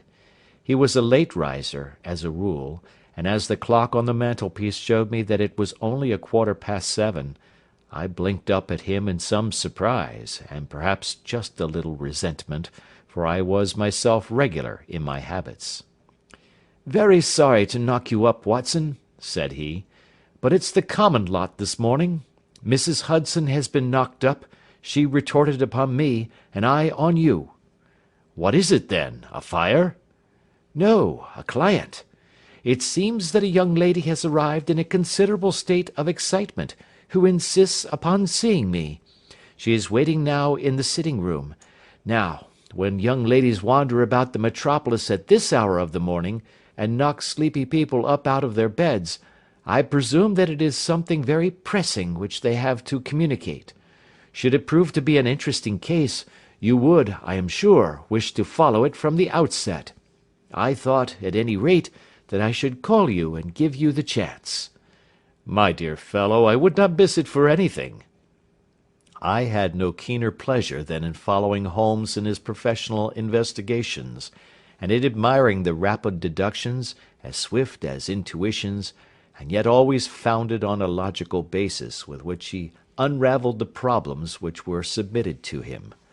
I rapidly threw on my clothes, and was ready in a few minutes to accompany my friend down to the sitting-room. A lady, dressed in black and heavily veiled, who had been sitting in the window, rose as we entered. "Good morning, madam," said Holmes cheerily. "My name is Sherlock Holmes. This is my intimate friend and associate, Dr. Watson, before whom you can speak as freely as before myself. Ha! I am glad to see that Mrs. Hudson has had the good sense to light the fire. Pray draw up to it, and I shall order you a cup of hot coffee, for I observe that you are shivering." "It is not cold which makes me shiver," said the woman in a low voice, changing her seat as requested. "What then?" "It is fear, Mr. Holmes. It is terror." She raised her veil as she spoke, and we could see that she was indeed in a pitiable state of agitation, her face all drawn and grey, with restless, frightened eyes, like those of some hunted animal. Her features and figure were those of a woman of 30, but her hair was shot with premature grey, and her expression was weary and haggard. Sherlock Holmes ran her over with one of his quick, all-comprehensive glances. "You must not fear," said he, soothingly, bending forward and patting her forearm. "We shall soon set matters right, I have no doubt. You have come in by train this morning, I see." "You know me, then?" "No, but I observed the second half of a return ticket in the palm of your left glove. You must have started early, and yet you had a good drive in a dog-cart, along heavy roads, before you reached the station." The lady gave a violent start and stared in bewilderment at my companion. "There is no mystery, my dear madam," said he, smiling. "The left arm of your jacket is spattered with mud in no less than 7 places. The marks are perfectly fresh. There is no vehicle save a dog-cart which throws up mud in that way, and then only when you sit on the left-hand side of the driver." "Whatever your reasons may be, you are perfectly correct," said she. "I started from home before 6, reached Leatherwood at 20 past, and came in by the first train to Waterloo. Sir, I can stand this strain no longer. I shall go mad if it continues. I have no one to turn to, none, save only one, who cares for me, and he, poor fellow, can be of little aid. I have heard of you, Mr. Holmes. I have heard of you from Mrs. Farintosh, whom you helped in the hour of her sore need. It was from her that I had your address. Oh, sir, do you not think that you could help me, too, and at least throw a little light through the dense darkness which surrounds me? At present, it is out of my power to reward you for your services, but in a month or 6 weeks I shall be married, with the control of my own income, and then at least you shall not find me ungrateful."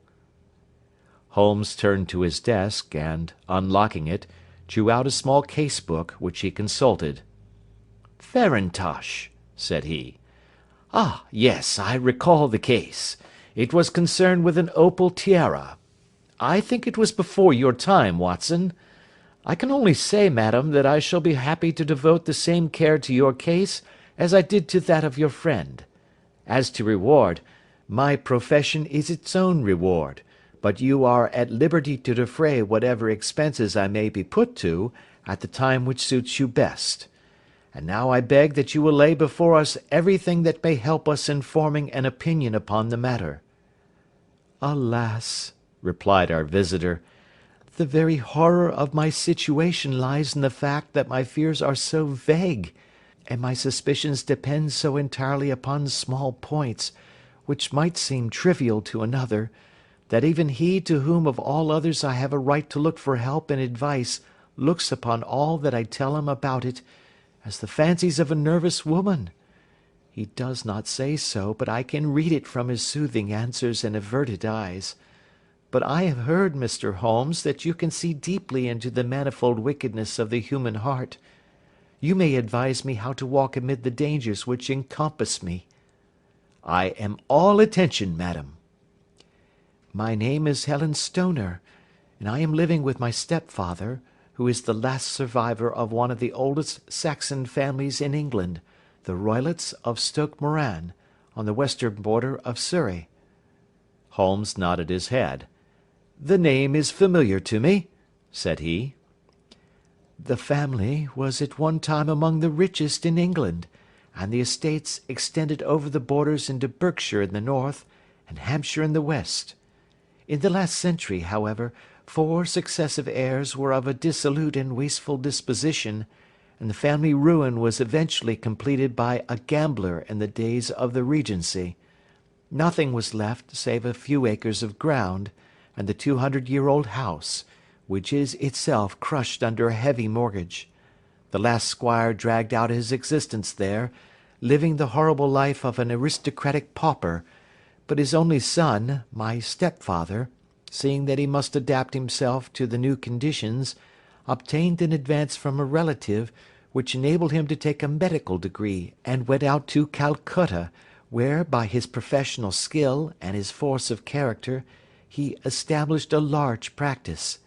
In a fit of anger, however, caused by some robberies which had been perpetrated in the house, he beat his native butler to death and narrowly escaped a capital sentence.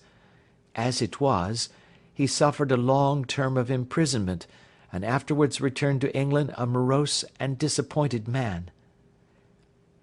When Dr. Roylott was in India he married my mother, Mrs. Stoner, the young widow of Major General Stoner, of the Bengal Artillery.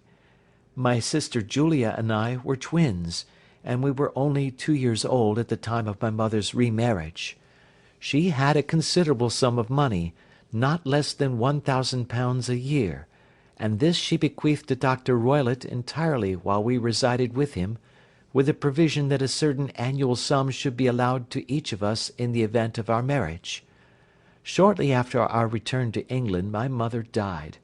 She was killed 8 years ago in a railway accident near Crewe. Dr. Roylott then abandoned his attempts to establish himself in practice in London, and took us to live with him in the old ancestral house at Stoke Moran. The money which my mother had left was enough for all our wants, and there seemed to be no obstacle to our happiness. But a terrible change came over our stepfather about this time. Instead of making friends and exchanging visits with our neighbours, who had at first been overjoyed to see a Roylott of Stoke Moran back in the old family seat, he shut himself up in his house, and seldom came out save to indulge in ferocious quarrels with whoever might cross his path. Violence of temper approaching to mania has been hereditary in the men of the family, and in my stepfather's case it had, I believe, been intensified by his long residence in the tropics.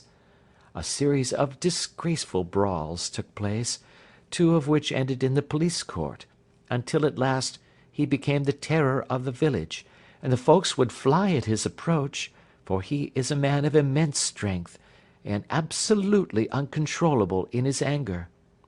Last week he hurled the local blacksmith over a parapet into a stream, and it was only by paying over all the money which I could gather together that I was able to avert another public exposure. He had no friends at all save the wandering gipsies, and he would give these vagabonds leave to encamp upon the few acres of bramble-covered land which represent the family estate, and would accept in return the hospitality of their tents, wandering away with them sometimes for weeks on end. He has a passion also for Indian animals, which are sent over to him by a correspondent, and he has at this moment a cheetah and a baboon, which wander freely over his grounds and are feared by the villagers almost as much as their master. You can imagine from what I say that my poor sister Julia and I had no great pleasure in our lives. No servant would stay with us, and for a long time we did all the work of the house. She was but 30 at the time of her death, and yet her hair had already begun to whiten, even as mine has. Your sister is dead, then? She died just 2 years ago, and it is of her death that I wish to speak to you. You can understand that, living the life which I have described, we were little likely to see anyone of our own age and position. We had, however, an aunt, my mother's maiden sister, Miss Honoria Westphail, who lives near Harrow, and we were occasionally allowed to pay short visits at this lady's house. Julia went there at Christmas 2 years ago, and met there a half-pay major of marines, to whom she became engaged. My stepfather learned of the engagement when my sister returned, and offered no objection to the marriage, but within a fortnight of the day which had been fixed for the wedding, the terrible event occurred which has deprived me of my only companion." Sherlock Holmes had been leaning back in his chair with his eyes closed and his head sunk in a cushion, but he half opened his lids now and glanced across at his visitor. "Pray be precise as to details," said he. "It is easy for me to be so, for every event of that dreadful time is seared into my memory. The manor house is, as I have already said, very old, and only one wing is now inhabited. The bedrooms in this wing are on the ground floor, the sitting rooms being in the central block of the buildings. Of these bedrooms the first is Dr. Roylott's, the second my sister's, and the third my own. There is no communication between them, but they all open out into the same corridor. Do I make myself plain?" "Perfectly so." "The windows of the 3 rooms opened out upon the lawn. That fatal night, Dr. Roylott had gone to his room early, though we knew that he had not retired to rest, for my sister was troubled by the smell of the strong Indian cigars which it was his custom to smoke. She left her room, therefore, and came into mine, where she sat for some time, chatting about her approaching wedding. At 11 o'clock she rose to leave me, but she paused at the door, and looked back. 'Tell me, Helen,' said she, 'have you ever heard anyone whistle in the dead of the night?' 'Never,' said I. 'I suppose that you could not possibly whistle yourself in your sleep?' 'Certainly not. But why?' 'Because during the last few nights I have always, about 3 in the morning, heard a low, clear whistle. I am a light sleeper, and it has awakened me. I cannot tell where it came from, perhaps from the next room, perhaps from the lawn. I thought that I would just ask you whether you had heard it.' 'No, I have not. It must be those wretched gipsies in the plantation.' 'Very likely. And yet, if it were on the lawn, I wonder that you did not hear it also.' 'Ah, but I sleep more heavily than you.' 'Well, it is of no great consequence at any rate.' She smiled back at me, closed my door, and a few moments later I heard her key turn in the lock. 'Indeed?' said Holmes. 'Was it your custom always to lock yourselves in at night?' 'Always.' 'And why?' 'I think that I mentioned to you that the doctor kept a cheetah and a baboon. We had no feeling of security unless our doors were locked.' 'Quite so. Pray proceed with your statement.' 'I could not sleep that night.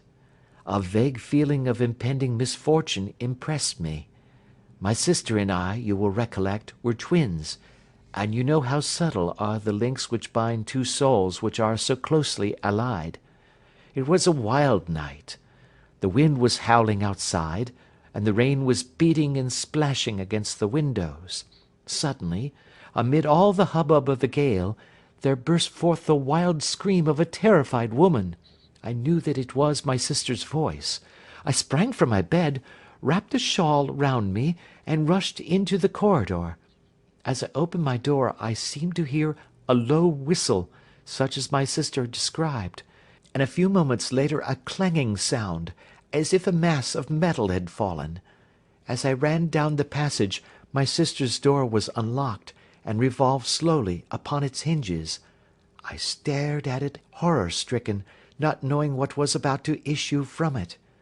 By the light of the corridor lamp I saw my sister appear at the opening, her face blanched with terror, her hands groping for help, her whole figure swaying to and fro like that of a drunkard. I ran to her, and threw my arms round her, but at that moment her knees seemed to give way, and she fell to the ground. She writhed as one who is in terrible pain, and her limbs were dreadfully convulsed. At first, I thought that she had not recognized me, but as I bent over her she suddenly shrieked out in a voice which I shall never forget, "Oh, my God, Helen! It was the band! The speckled band!" There was something else which she would fain have said, and she stabbed with her finger into the air in the direction of the doctor's room, but a fresh convulsion seized her and choked her words. I rushed out, calling loudly for my stepfather, and I met him hastening from his room in his dressing-gown. When he reached my sister's side she was unconscious, and though he poured brandy down her throat and sent for medical aid from the village, all efforts were in vain, for she slowly sank and died without having recovered her consciousness. Such was the dreadful end of my beloved sister. "One moment," said Holmes. "Are you sure about this whistle and metallic sound? Could you swear to it?" That was what the county coroner asked me at the inquiry. It is my strong impression that I heard it, and yet, among the crash of the gale and the creaking of an old house, I may possibly have been deceived. "Was your sister dressed?" No, she was in her night-dress. In her right hand was found the charred stump of a match, and in her left a match-box. "Showing that she had struck a light and looked about her when the alarm took place. That is important. And what conclusions did the coroner come to?" He investigated the case with great care, for Dr. Roylott's conduct had long been notorious in the county, but he was unable to find any satisfactory cause of death. My evidence showed that the door had been fastened upon the inner side, and the windows were blocked by old-fashioned shutters with broad iron bars, which were secured every night. The walls were carefully sounded, and were shown to be quite solid all round, and the flooring was also thoroughly examined, with the same result.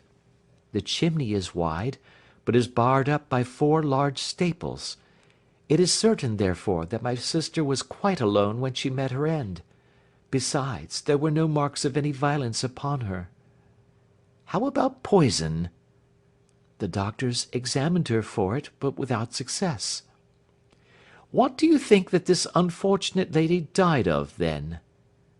It is my belief that she died of pure fear and nervous shock, though what it was that frightened her, I cannot imagine. "Were there gipsies in the plantation at the time?" Yes, there were nearly always some there. "Ah, and what did you gather from this allusion to a band, a speckled band?" Sometimes I have thought that it was merely the wild talk of delirium. Sometimes that it may have referred to some band of people, perhaps to these very gipsies in the plantation. I do not know whether the spotted handkerchiefs which so many of them wear over their heads might have suggested the strange adjective which he used. Holmes shook his head like a man who is far from being satisfied. "These are very deep waters," said he. "Pray go on with your narrative." 2 years have passed since then, and my life has been until lately lonelier than ever.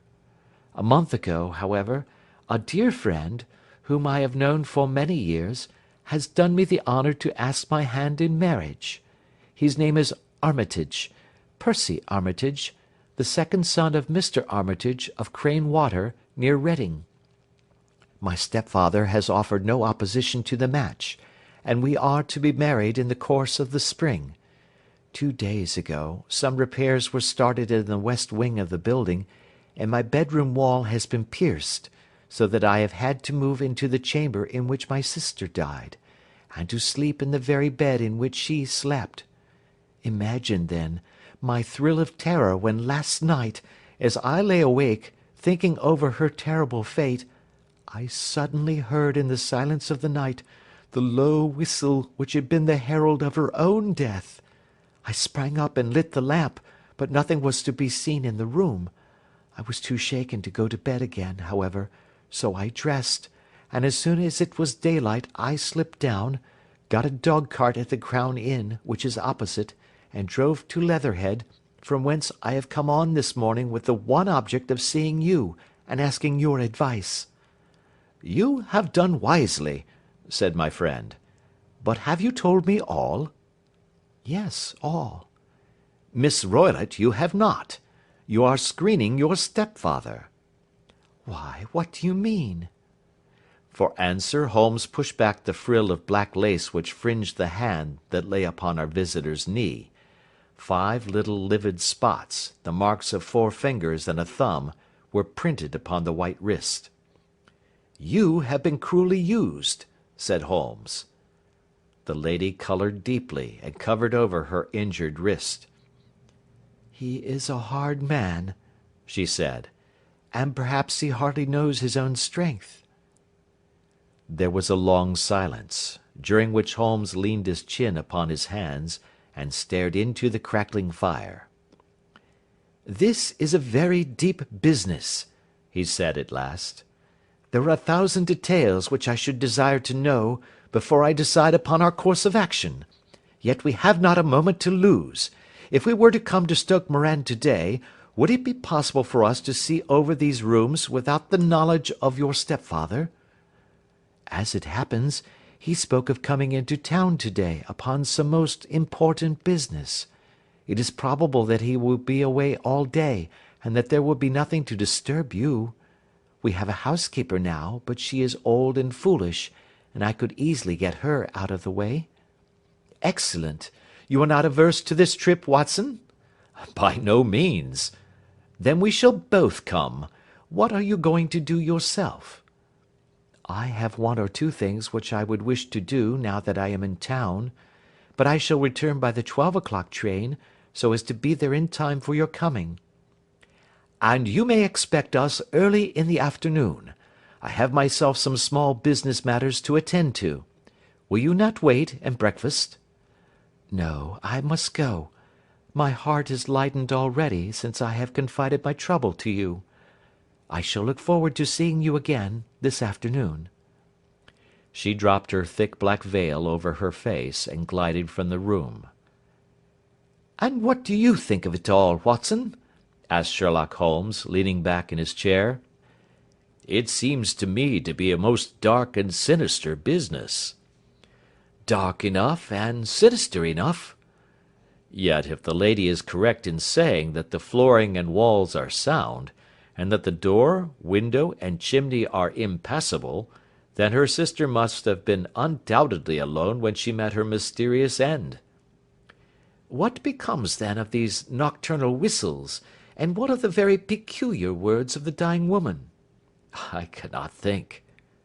"When you combine the ideas of whistles at night, the presence of a band of gipsies who are on intimate terms with this old doctor, the fact that we have every reason to believe that the doctor has an interest in preventing his stepdaughter's marriage, the dying allusion to a band, and finally, the fact that Miss Helen Stoner heard a metallic clang, which might have been caused by one of those metal bars that secured the shutters falling back into its place, I think that there is good ground to think that the mystery may be cleared along those lines."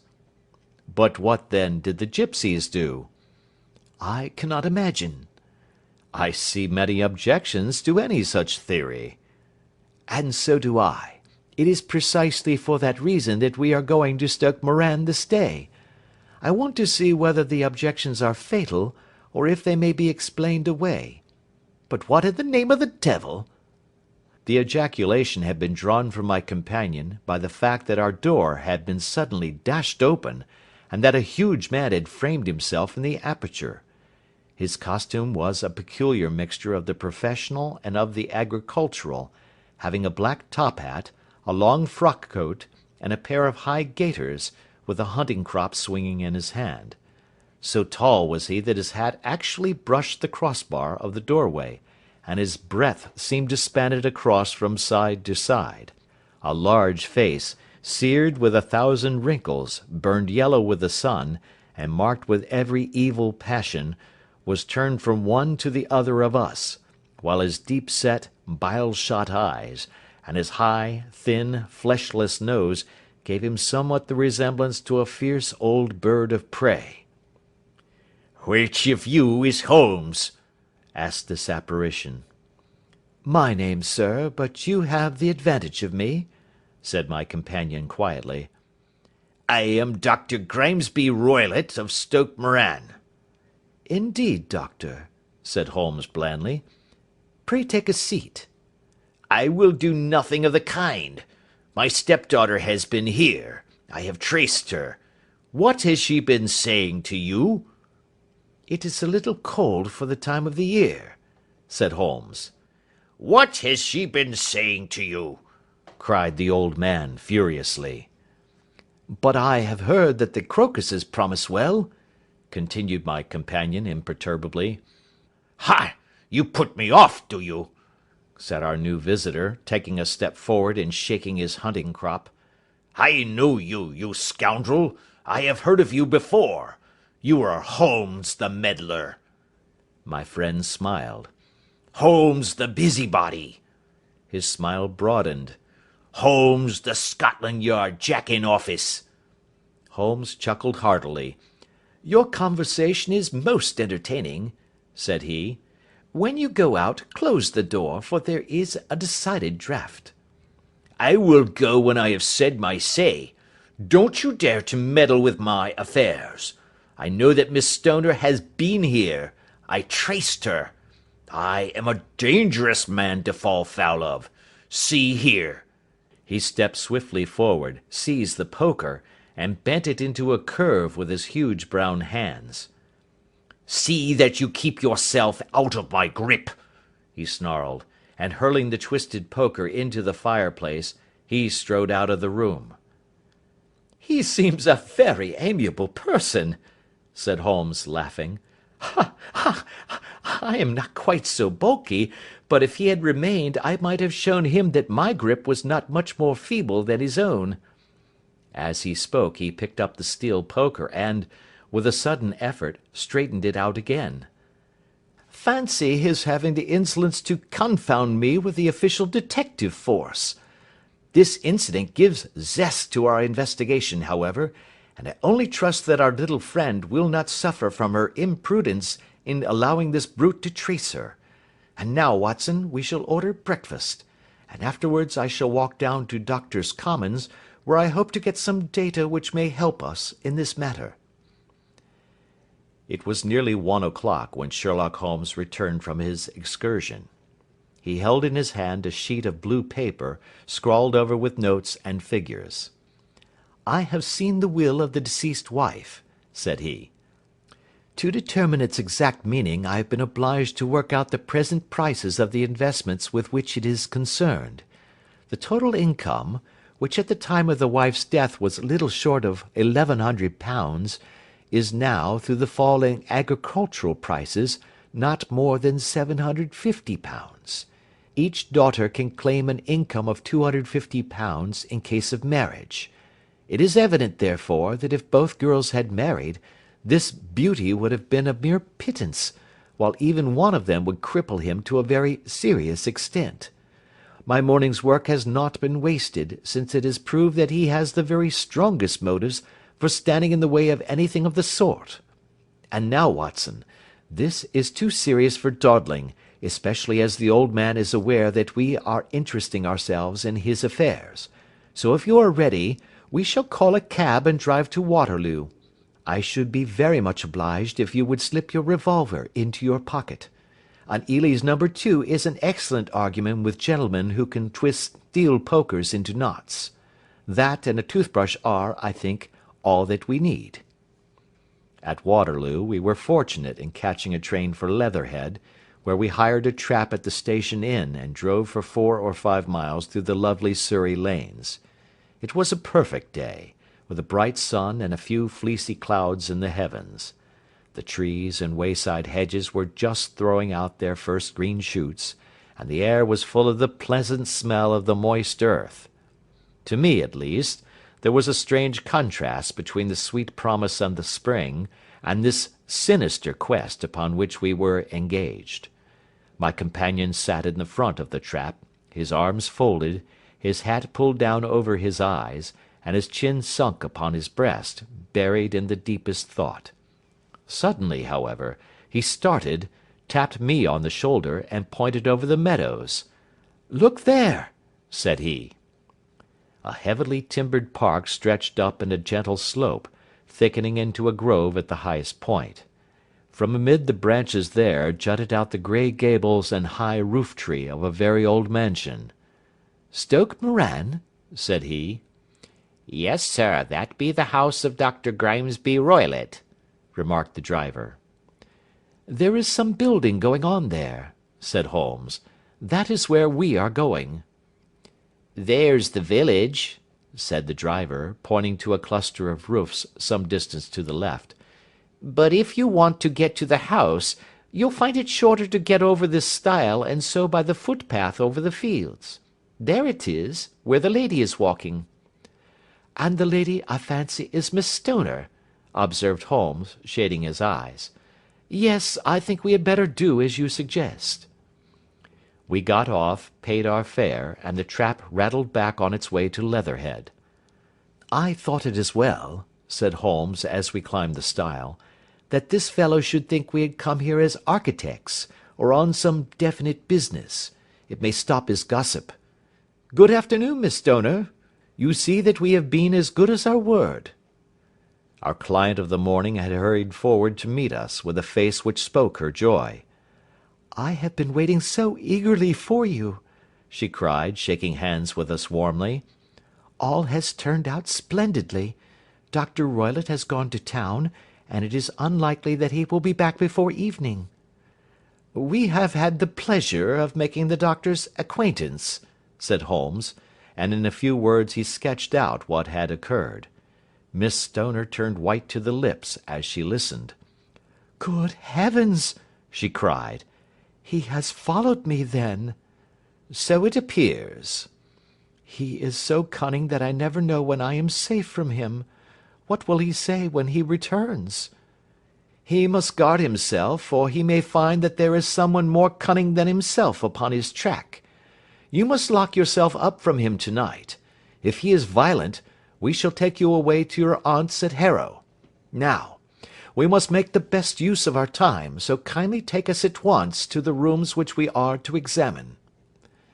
The building was of grey, lichen-blotched stone, with a high central portion and two curving wings, like the claws of a crab, thrown out on each side. In one of these wings the windows were broken and blocked with wooden boards, while the roof was partly caved in, a picture of ruin. The central portion was in little better repair, but the right-hand block was comparatively modern, and the blinds in the windows, with the blue smoke curling up from the chimneys, showed that this was where the family resided. Some scaffolding had been erected against the end wall, and the stonework had been broken into, but there were no signs of any workmen at the moment of our visit. Holmes walked slowly up and down the ill-trimmed lawn, and examined with deep attention the outsides of the windows. "This, I take it, belongs to the room in which you used to sleep, the centre one to your sister's, and the one next to the main building to Dr. Roylott's chamber?" "Exactly so, but I am now sleeping in the middle one." "Pending the alterations, as I understand. By the way, there does not seem to be any very pressing need for repairs at that end wall." "There were none. I believe that it was an excuse to move me from my room." "Ah, that is suggestive. Now, on the other side of this narrow wing runs the corridor from which these three rooms open. There are windows in it, of course." "Yes, but very small ones, too narrow for anyone to pass through." "As you both locked your doors at night, your rooms were unapproachable from that side. Now, would you have the kindness to go into your room and bar your shutters?" Miss Stoner did so, and Holmes, after a careful examination through the open window, endeavoured in every way to force the shutter open, but without success. There was no slit through which a knife could be passed to raise the bar. Then with his lens he tested the hinges, but they were of solid iron, built firmly into the massive masonry. Said he, scratching his chin in some perplexity. My theory certainly presents some difficulties. No one could pass these shutters if they were bolted. Well, we shall see if the inside throws any light upon the matter. A small side door led into the whitewashed corridor from which the 3 bedrooms opened.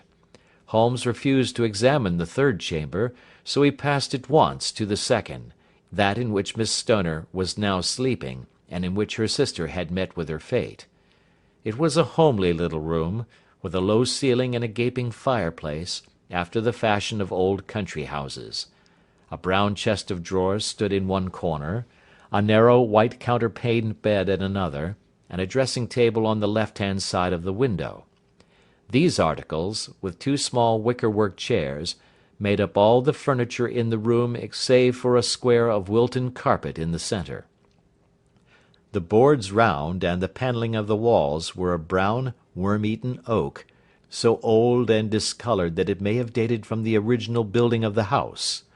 Holmes drew one of the chairs into a corner and sat silent, while his eyes travelled round and up and down, taking in every detail of the apartment.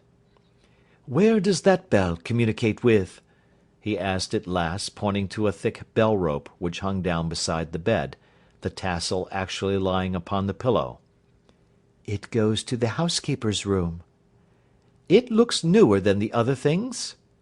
"Yes, it was only put there a couple of years ago." "Your sister asked for it, I suppose?" "No. I never heard of her using it. We used always to get what we wanted for ourselves." "Indeed! It seemed unnecessary to put so nice a bell-pull there. You will excuse me for a few minutes while I satisfy myself as to this floor." He threw himself down upon his face with his lens in his hand, and crawled swiftly backward and forward, examining minutely the cracks between the boards. Then he did the same with the woodwork with which the chamber was panelled. Finally he walked over to the bed, and spent some time in staring at it, and in running his eye up and down the wall. Finally he took the bell-rope in his hand, and gave it a brisk tug. "Why, it's a dummy," said he. "Won't it ring?" "No, it is not even attached to a wire. This is very interesting. You can see now that it is fastened to a hook, just above where the little opening for the ventilator is." "How very absurd! I never noticed that before." "Very strange," muttered Holmes, pulling at the rope. "There are 1 or 2 very singular points about this room. For example, what a fool a builder must be to open a ventilator into another room, when with the same trouble he might have communicated with the outside air." "That is also quite modern," said the lady. "Done about the same time as the bell-rope," remarked Holmes. "Yes, there were several little changes carried out about that time."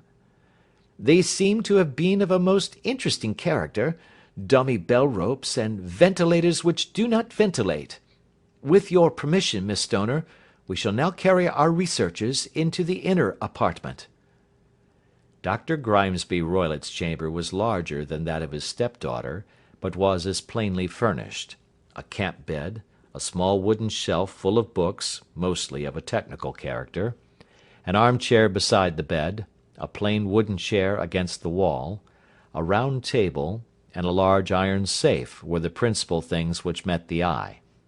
Holmes walked slowly round and examined each and all of them with the keenest interest. "What's in here?" he asked, tapping the safe. "My stepfather's business papers." "Oh, you have seen inside, then?" "Only once, some years ago. I remember that it was full of papers." "There isn't a cat in it, for example?" "No. What a strange idea." "Well, look at this." He took up a small saucer of milk which stood on the top of it. "No, we don't keep a cat, but there is a cheetah and a baboon." Ah, yes, of course. Well, a cheetah is just a big cat, and yet a saucer of milk does not go very far in satisfying its wants, I dare say. There is one point which I should wish to determine." He squatted down in front of the wooden chair and examined the seat of it with the greatest attention. "Thank you. That is quite settled," said he, rising and putting his lens in his pocket. "Hello! Here is something interesting." The object which had caught his eye was a small dog lash hung on one corner of the bed.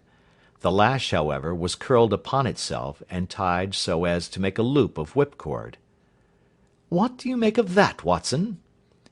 "It's a common enough lash, but I don't know why it should be tied." "That is not quite so common, is it? Ah me!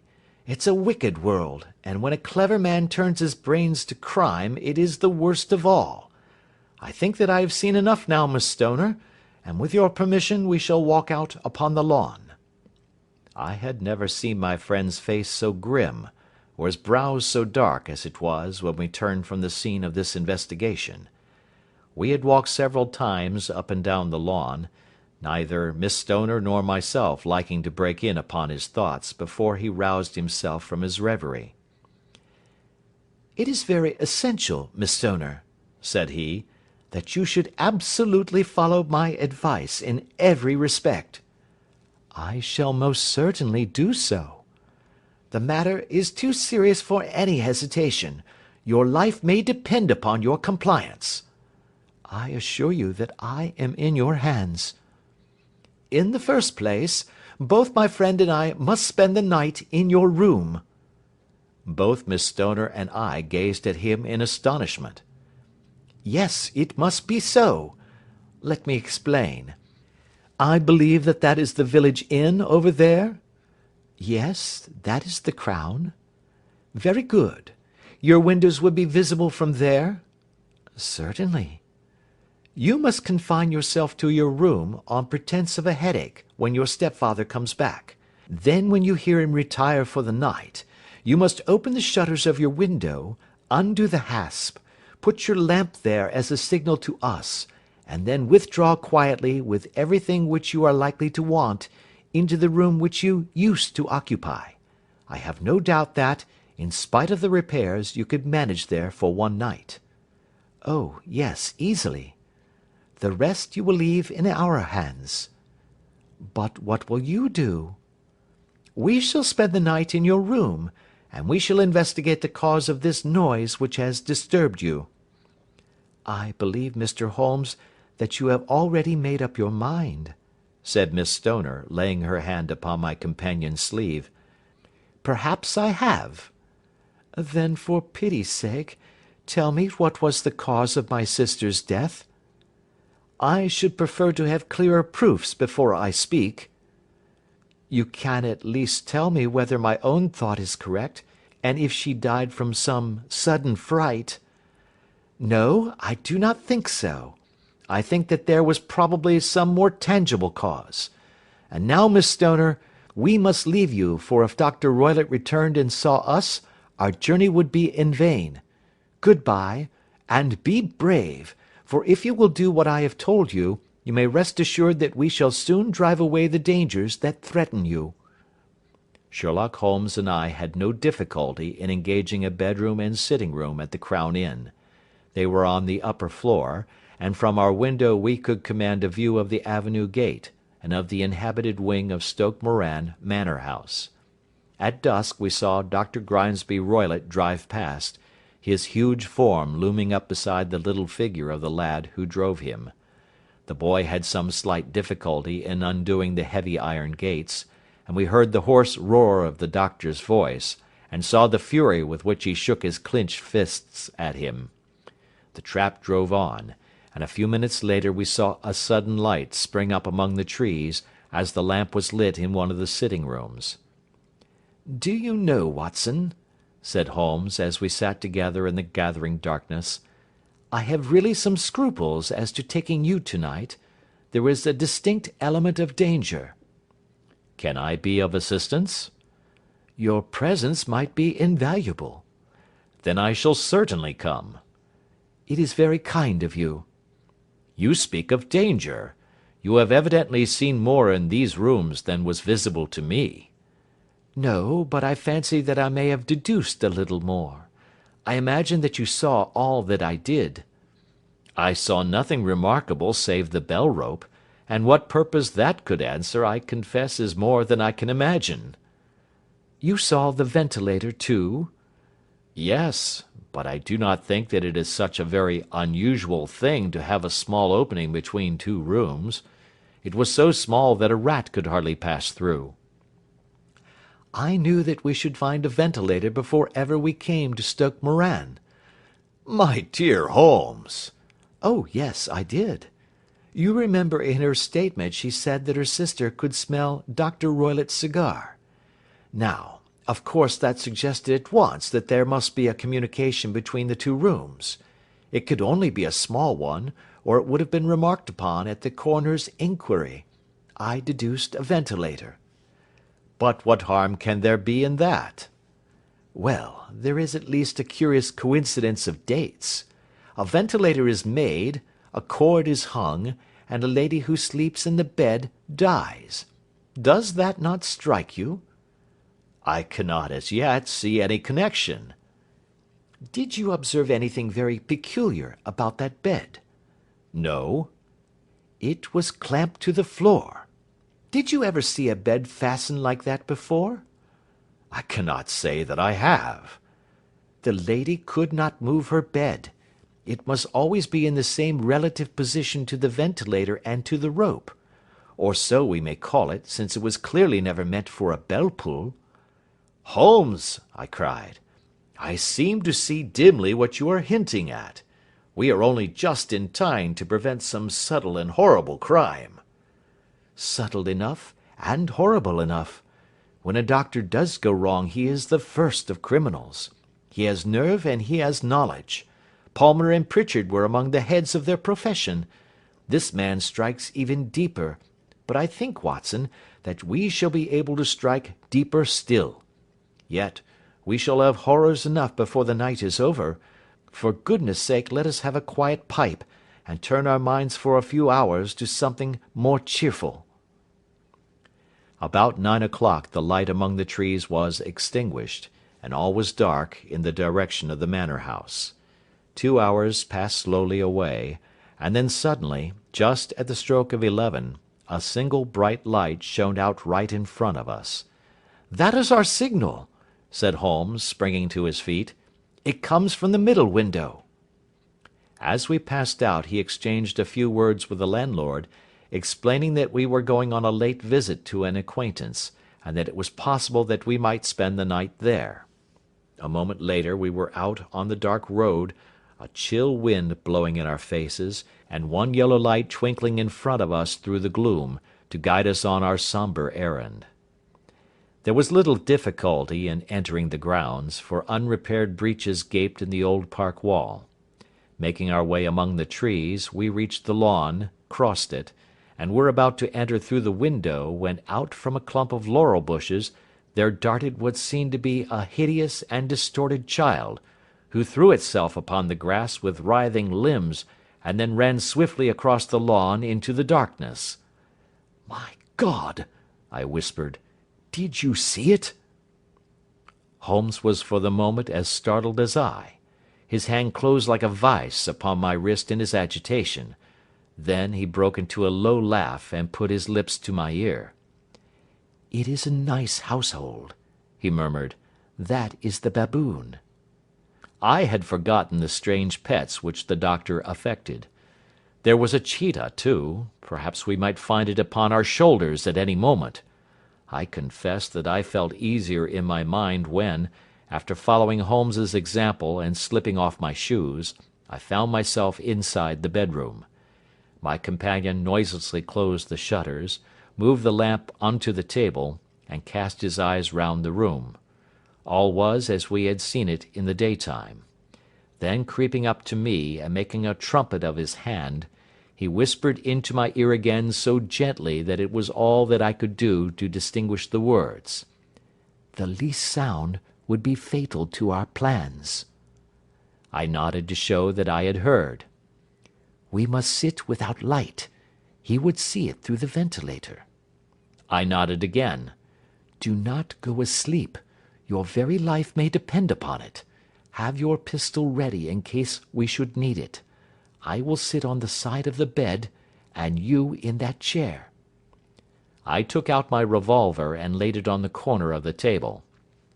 Holmes had brought up a long thin cane, and this he placed upon the bed beside him. By it he laid the box of matches and the stump of a candle. Then he turned down the lamp, and we were left in darkness. How shall I ever forget that dreadful vigil? I could not hear a sound, not even the drawing of a breath, and yet I knew that my companion sat open-eyed, within a few feet of me, in the same state of nervous tension in which I was myself. The shutters cut off the least ray of light, and we waited in absolute darkness. From outside came the occasional cry of a night bird, and once at our very window a long-drawn cat-like whine, which told us that the cheetah was indeed at liberty. Far away we could hear the deep tones of the parish clock, which boomed out every quarter of an hour. How long they seemed, those quarters! 12 struck, and 1, and 2, and 3, and still we sat waiting silently for whatever might befall. Suddenly, there was the momentary gleam of a light up in the direction of the ventilator, which vanished immediately, but was succeeded by a strong smell of burning oil and heated metal. Someone in the next room had lit a dark lantern. I heard a gentle sound of movement, and then all was silent once more, though the smell grew stronger. For half an hour I sat with straining ears. Then suddenly another sound became audible, a very gentle, soothing sound, like that of a small jet of steam escaping continually from a kettle. The instant that we heard it, Holmes sprang from the bed, struck a match, and lashed furiously with his cane at the bell-pull. "You see it, Watson?" he yelled. "You see it?" But I saw nothing. At the moment when Holmes struck the light, I heard a low, clear whistle, but the sudden glare flashing into my weary eyes made it impossible for me to tell what it was at which my friend lashed so savagely. I could, however, see that his face was deadly pale and filled with horror and loathing. He had ceased to strike and was gazing up at the ventilator, when suddenly there broke from the silence of the night the most horrible cry to which I have ever listened. It swelled up louder and louder, a hoarse yell of pain and fear and anger all mingled in the one dreadful shriek. They say that away down in the village, and even in the distant parsonage, that cry raised the sleepers from their beds. It struck cold to our hearts, and I stood gazing at Holmes, and he at me, until the last echoes of it had died away into the silence from which it rose. "What can it mean?" I gasped. "It means that it is all over," Holmes answered, "and perhaps, after all, it is for the best. Take your pistol, and we will enter Dr. Roylott's room." With a grave face he lit the lamp, and led the way down the corridor. Twice he struck at the chamber door without any reply from within. Then he turned the handle, and entered, I at his heels, with the cocked pistol in my hand. It was a singular sight which met our eyes. On the table stood a dark lantern with the shutter half open, throwing a brilliant beam of light upon the iron safe, the door of which was ajar. Beside this table, on the wooden chair, sat Dr. Grimesby Roylott, clad in a long grey dressing-gown, his bare ankles protruding beneath, and his feet thrust into red heelless Turkish slippers. Across his lap lay the short stock with the long lash which we had noticed during the day. His chin was cocked upward, and his eyes were fixed in a dreadful, rigid stare at the corner of the ceiling. Round his brow he had a peculiar yellow band, with brownish speckles, which seemed to be bound tightly round his head. As we entered, he made neither sound nor motion. "The band! The speckled band!" whispered Holmes. I took a step forward. In an instant his strange headgear began to move, and there reared itself from among his hair the squat, diamond-shaped head and puffed neck of a loathsome serpent. "It is a swamp adder!" cried Holmes, "the deadliest snake in India. He has died within 10 seconds of being bitten. Violence does in truth recoil upon the violent, and the schemer falls into the pit which he digs for another. Let us thrust this creature back into its den, and we can then remove Miss Stoner to some place of shelter, and let the county police know what has happened."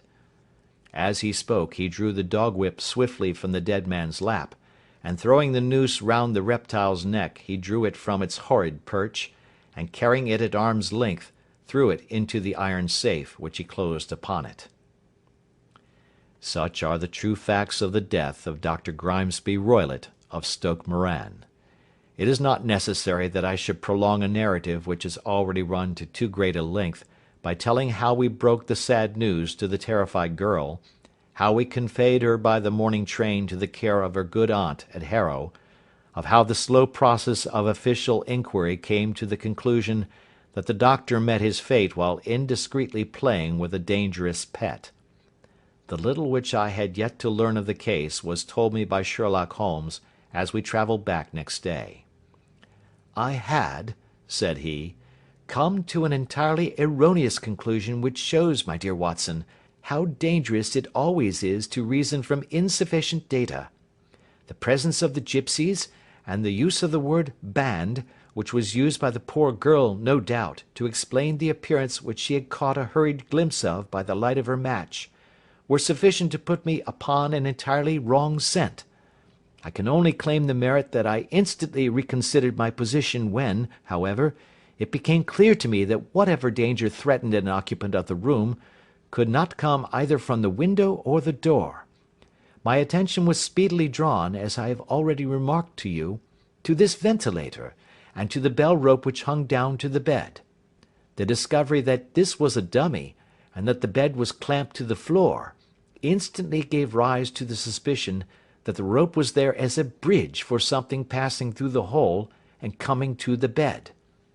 The idea of a snake instantly occurred to me, and when I coupled it with my knowledge that the doctor was furnished with a supply of creatures from India, I felt that I was probably on the right track.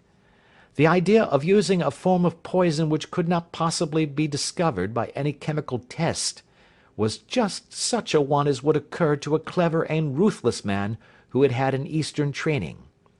The rapidity with which such a poison would take effect would also, from his point of view, be an advantage. It would be a sharp-eyed coroner, indeed, who could distinguish the 2 little dark punctures which would show where the poisoned fangs had done their work. Then I thought of the whistle. Of course, he must recall the snake before the morning light revealed it to the victim. He had trained it, probably by the use of the milk which we saw, to return to him when summoned. He would put it through this ventilator at the hour that he thought best, with the certainty that it would crawl down the rope and land on the bed. It might or might not bite the occupant. Perhaps she might escape every night for a week, but sooner or later she must fall a victim. I had come to these conclusions before ever I had entered his room. An inspection of his chair showed me that he had been in the habit of standing on it, which of course would be necessary in order that he should reach the ventilator. The sight of the safe, the saucer of milk, and the loop of whipcord were enough to finally dispel any doubts which may have remained. The metallic clang heard by Miss Stoner was obviously caused by her stepfather hastily closing the door of his safe upon its terrible occupant. Having once made up my mind, you know the steps which I took in order to put the matter to the proof. I heard the creature hiss, as I have no doubt that you did also, and I instantly lit the light and attacked it. With the result of driving it through the ventilator. And also with the result of causing it to turn upon its master at the other side. Some of the blows of my cane came home and roused its snakish temper, so that it flew upon the first person it saw. In this way I am no doubt indirectly responsible for Dr. Grimesby Roylott's death, and I cannot say that it is likely to weigh very heavily upon my conscience. Adventure 9. The Adventure of the Engineer's Thumb.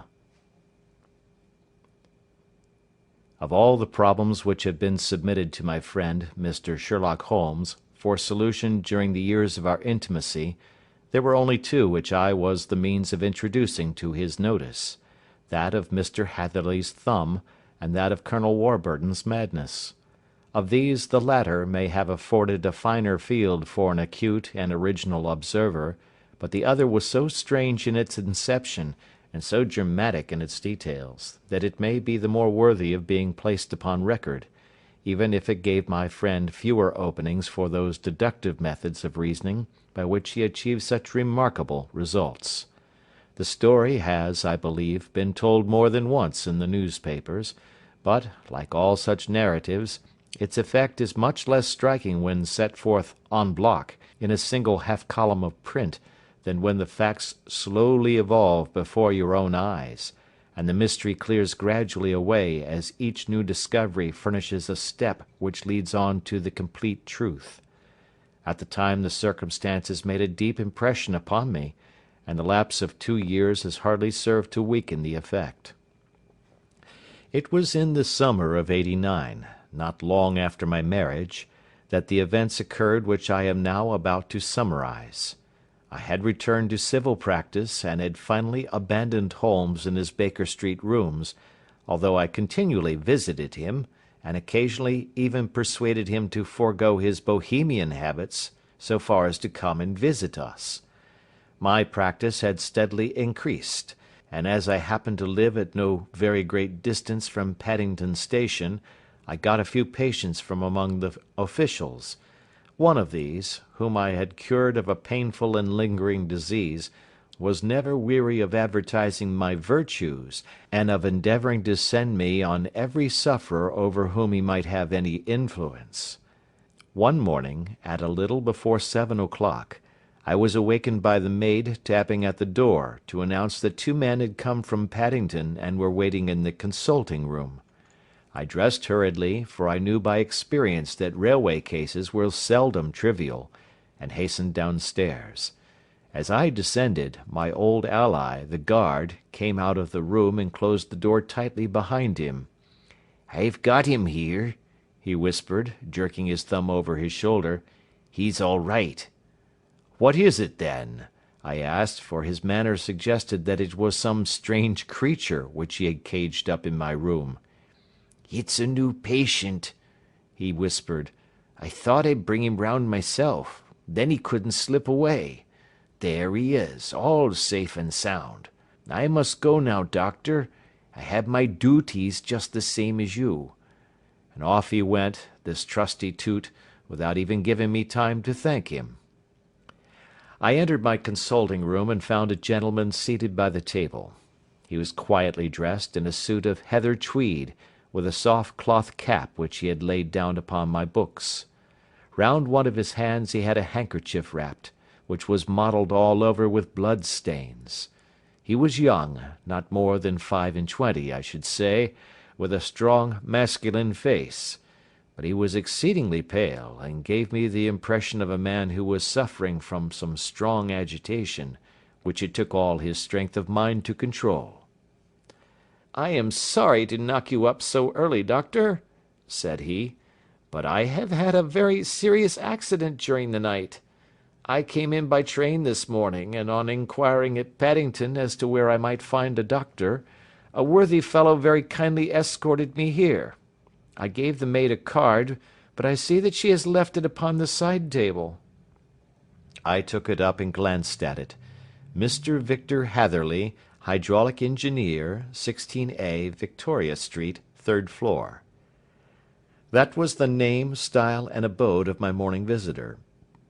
"I regret that I have kept you waiting," said I, sitting down in my library chair. "You are fresh from a night journey, I understand, which is in itself a monotonous occupation." "Oh, my night could not be called monotonous," said he, and laughed. He laughed very heartily, with a high, ringing note, leaning back in his chair and shaking his sides. All my medical instincts rose up against that laugh. "Stop it!" I cried. "Pull yourself together." and I poured out some water from a carafe. It was useless, however. He was off in one of those hysterical outbursts which come upon a strong nature when some great crisis is over and gone. Presently he came to himself once more, very weary and pale-looking.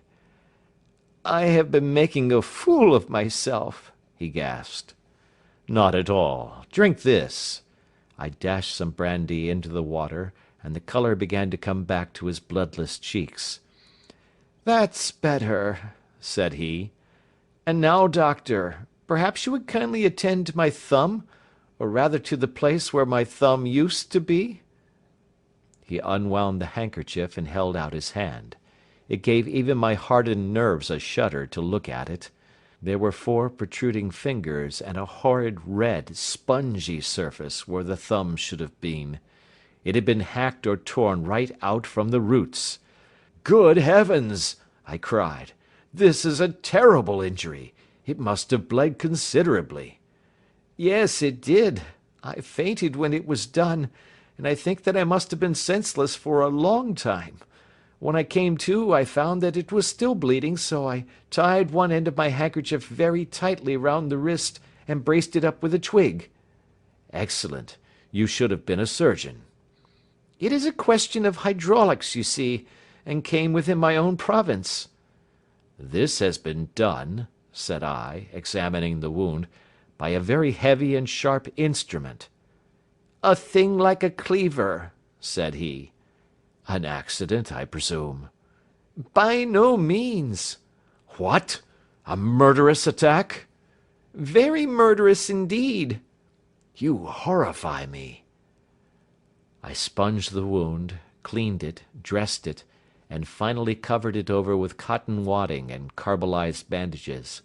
He lay back without wincing, though he bit his lip from time to time. "How is that?" I asked when I had finished. "Capital. Between your brandy and your bandage, I feel a new man. I was very weak, but I have had a good deal to go through."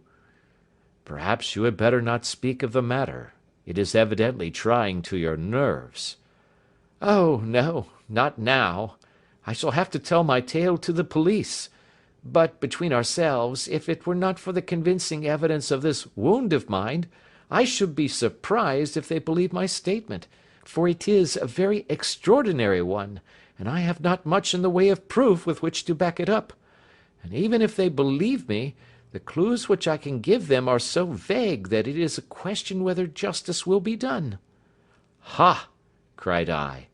"If it is anything in the nature of a problem which you desire to see solved, I should strongly recommend you to come to my friend, Mr. Sherlock Holmes, before you go to the official police."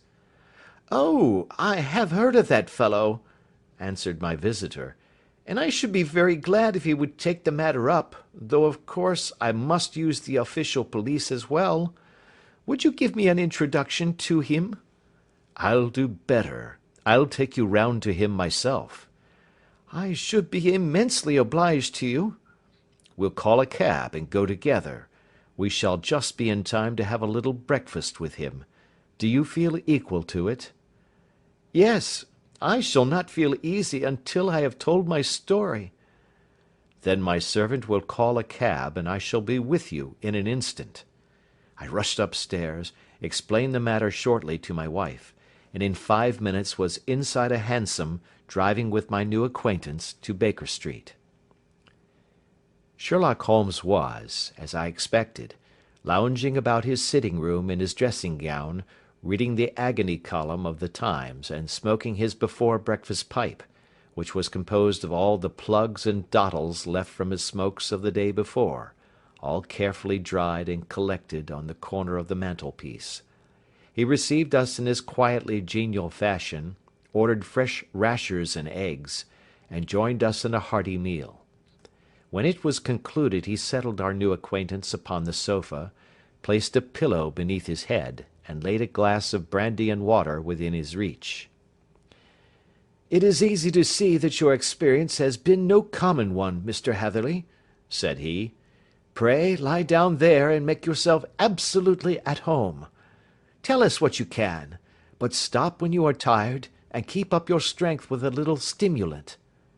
"Thank you," said my patient, "but I have felt another man since the doctor bandaged me, and I think that your breakfast has completed the cure.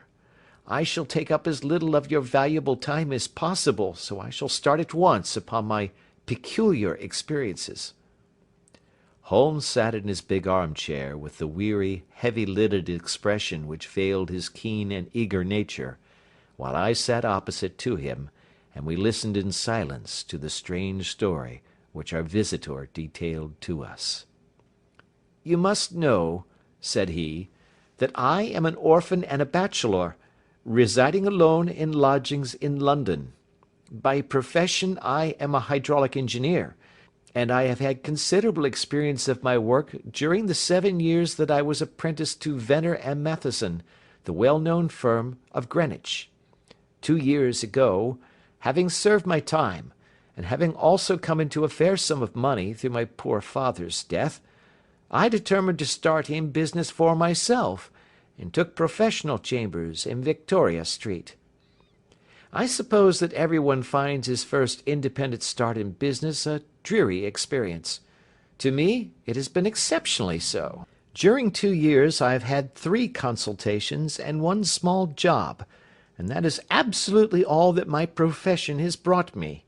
My gross takings amount to £27 10s. Every day, from 9 in the morning until 4 in the afternoon, I waited in my little den, until at last my heart began to sink, and I came to believe that I should never have any practice at all. Yesterday, however, just as I was thinking of leaving the office, my clerk entered to say there was a gentleman waiting, who wished to see me upon business. He brought up a card, too, with the name of Colonel Lysander Stark engraved upon it. Close at his heels came the colonel himself, a man rather over the middle size, but of an exceeding thinness. I do not think that I have ever seen so thin a man. His whole face sharpened away into nose and chin, and the skin of his cheeks was drawn quite tense over his outstanding bones. Yet this emaciation seemed to be his natural habit, and due to no disease, for his eye was bright, his step brisk, and his bearing assured. He was plainly but neatly dressed, and his age, I should judge, would be nearer 40 than 30. "Mr. Hatherley," said he, with something of a German accent, "you have been recommended to me, Mr. Hatherley, as being a man who is not only proficient in his profession, but is also discreet and capable of preserving a secret." I bowed, feeling as flattered as any young man would at such an address. "May I ask who it was who gave me so good a character?" "Well, perhaps it is better that I should not tell you that just at this moment. I have it from the same source that you are both an orphan and a bachelor, and are residing alone in London." "That is quite correct," I answered, "but you will excuse me if I say that I cannot see how all this bears upon my professional qualifications. I understand that it was on a professional matter that you wished to speak to me?" "Undoubtedly so, but you will find that all I say is really to the point. I have a professional commission for you, but absolute secrecy is quite essential. Absolute secrecy, you understand, and of course we may expect that more from a man who is alone than from one who lives in the bosom of his family." "If I promise to keep a secret," said I, "you may absolutely depend upon my doing so." He looked very hard at me as I spoke, and it seemed to me that I had never seen so suspicious and questioning an eye. "Do you promise, then?" said he at last. "Yes, I promise." "Absolute and complete silence before, during, and after? No reference to the matter at all, either in word or writing?" "I have already given you my word." "Very good." He suddenly sprang up, and darting like lightning across the room, he flung open the door. The passage outside was empty. "That's all right," said he, coming back. "I know that clerks are sometimes curious as to their master's affairs. Now we can talk in safety." He drew up his chair very close to mine, and began to stare at me again with the same questioning and thoughtful look. A feeling of repulsion, and of something akin to fear, had begun to rise within me at the strange antics of this fleshless man. Even my dread of losing a client could not restrain me from showing my impatience. "I beg that you will state your business, sir," said I. "My time is of value." Heaven forgive me for that last sentence, but the words came to my lips. "How would 50 guineas for a night's work suit you?" he asked. "Most admirably." "I say a night's work, but an hour's would be nearer the mark. I simply want your opinion about a hydraulic stamping machine which has got out of gear. If you show us what is wrong, we shall soon set it right ourselves. What do you think of such a commission as that?"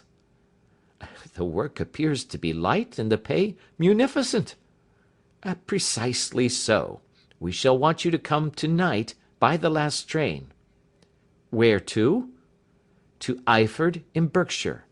It is a little place near the borders of Oxfordshire, and within 7 miles of Reading. There is a train from Paddington which would bring you there at about 11:15. "Very good." "I shall come down in a carriage to meet you." "There is a drive, then?" "Yes, our little place is quite out in the country. It is a good 7 miles from Eyford Station." "Then we can hardly get there before midnight. I suppose there would be no chance of a train back. I should be compelled to stop the night." "Yes, we could easily give you a shakedown." "That is very awkward. Could I not come at some more convenient hour?" "We have judged it best that you should come late. It is to recompense you for any inconvenience that we are paying to you, a young and unknown man, a fee which would buy an opinion from the very heads of your profession. Still, of course, if you would like to draw out of the business, there is plenty of time to do so."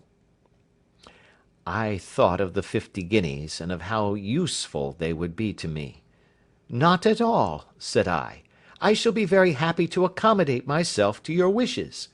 I should like, however, to understand a little more clearly what it is that you wish me to do." "Quite so. It is very natural that the pledge of secrecy which we have exacted from you should have aroused your curiosity. I have no wish to commit you to anything without your having it all laid before you. I suppose that we are absolutely safe from eavesdroppers?" "Entirely." "Then the matter stands thus. You are probably aware that Fuller's earth is a valuable product, and that it is only found in 1 or 2 places in England?" "I have heard so." "Some little time ago I bought a small place, a very small place, within 10 miles of Reading. I was fortunate enough to discover that there was a deposit of Fuller's earth in one of my fields. On examining it, however, I found that this deposit was a comparatively small one, and that it formed a link between 2 very much larger ones upon the right and left, both of them, however, in the grounds of my neighbours.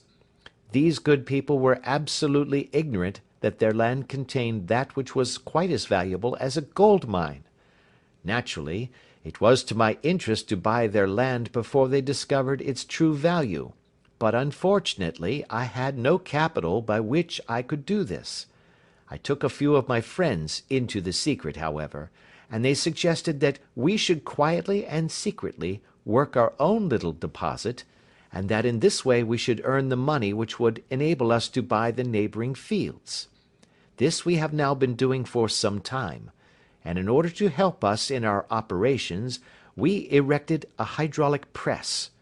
This press, as I have already explained, has got out of order, and we wish your advice upon the subject. We guard our secret very jealously, however, and if it once became known that we had hydraulic engineers coming to our little house, it would soon rouse inquiry, and then, if the facts came out, it would be good-bye to any chance of getting these fields and carrying out our plans.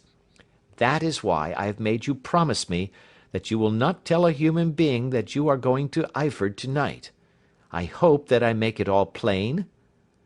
"I quite follow you," said I. "The only point which I could not quite understand was, what use you could make of a hydraulic press in excavating fuller's earth, which, as I understand, is dug out like gravel from a pit." "Ah," said he carelessly, "we have our own process. We compress the earth into bricks, so as to remove them without revealing what they are. But that is a mere detail. I have taken you fully into my confidence now, Mr. Hatherley, and I have shown you how I trust you." He rose as he spoke. "I shall expect you then at Eyford at 11:15. "I shall certainly be there." And not a word to a soul. He looked at me with a last long, questioning gaze, and then, pressing my hand in a cold, dank grasp, he hurried from the room. Well, when I came to think it all over in cool blood, I was very much astonished, as you may both think, at this sudden commission which has been entrusted to me. On the one hand, of course, I was glad, for the fee was at least tenfold what I should have asked had I set a price upon my own services, and it was possible that this order might lead to other ones. On the other hand, the face and manner of my patron had made an unpleasant impression upon me, and I could not think that his explanation of the fuller's earth was sufficient to explain the necessity of my coming at midnight, and his extreme anxiety lest I should tell any one of my errand. However, I threw all fears to the winds, ate a hearty supper, drove to Paddington, and started off, having obeyed to the letter the injunction as to holding my tongue. At Reading, I had to change not only my carriage but my station. However, I was in time for the last train to Eyford, and I reached the little dim-lit station after 11 o'clock. I was the only passenger who got out there, and there was no one upon the platform save a single sleepy porter with a lantern. As I passed out through the wicket gate, however, I found my acquaintance of the morning waiting in the shadow upon the other side. Without a word he grasped my arm and hurried me into a carriage, the door of which was standing open. He drew up the windows on either side, tapped on the woodwork, and away we went as fast as the horse could go. "One horse?" interjected Holmes. "Yes, only one." "Did you observe the colour?" "Yes, I saw it by the side lights when I was stepping into the carriage. It was a chestnut." "Tired looking or fresh?" "Oh, fresh and glossy." "Thank you. I am sorry to have interrupted you. Pray continue your most interesting statement." "Away we went then, and we drove for at least an hour. Colonel Lysander Stark had said that it was only 7 miles, but I should think, from the rate that we seemed to go, and from the time that we took, that it must have been nearer 12. He sat at my side in silence all the time, and I was aware, more than once when I glanced in his direction, that he was looking at me with great intensity. The country roads seemed to be not very good in that part of the world, for we lurched and jolted terribly. I tried to look out of the windows to see something of where we were, but they were made of frosted glass, and I could make out nothing save the occasional bright blur of a passing light. Now and then I hazarded some remark to break the monotony of the journey, but the colonel answered only in monosyllables, and the conversation soon flagged. At last, however, the bumping of the road was exchanged for the crisp smoothness of a gravelled drive, and the carriage came to a stand. Colonel Lysander Stark sprang out, and, as I followed after him, pulled me swiftly into a porch which gaped in front of us. We stepped, as it were, right out of the carriage and into the hall, so that I failed to catch the most fleeting glance of the front of the house. The instant that I had crossed the threshold, the door slammed heavily behind us, and I heard faintly the rattle of the wheels as the carriage drove away. It was pitch dark inside the house, and the colonel fumbled about looking for matches and muttering under his breath. Suddenly a door opened at the other end of the passage, and a long, golden bar of light shot out in our direction. It grew broader, and a woman appeared with a lamp in her hand, which she held above her head, pushing her face forward and peering at us. I could see that she was pretty, and from the gloss with which the light shone upon her dark dress, I knew that it was a rich material. She spoke a few words in a foreign tongue, in a tone as though asking a question, and when my companion answered in a gruff monosyllable, she gave such a start that the lamp nearly fell from her hand. Colonel Stark went up to her, whispered something in her ear, and then, pushing her back into the room from whence she had come, he walked towards me again with the lamp in his hand. "Perhaps you will have the kindness to wait in this room for a few minutes," said he, throwing open another door.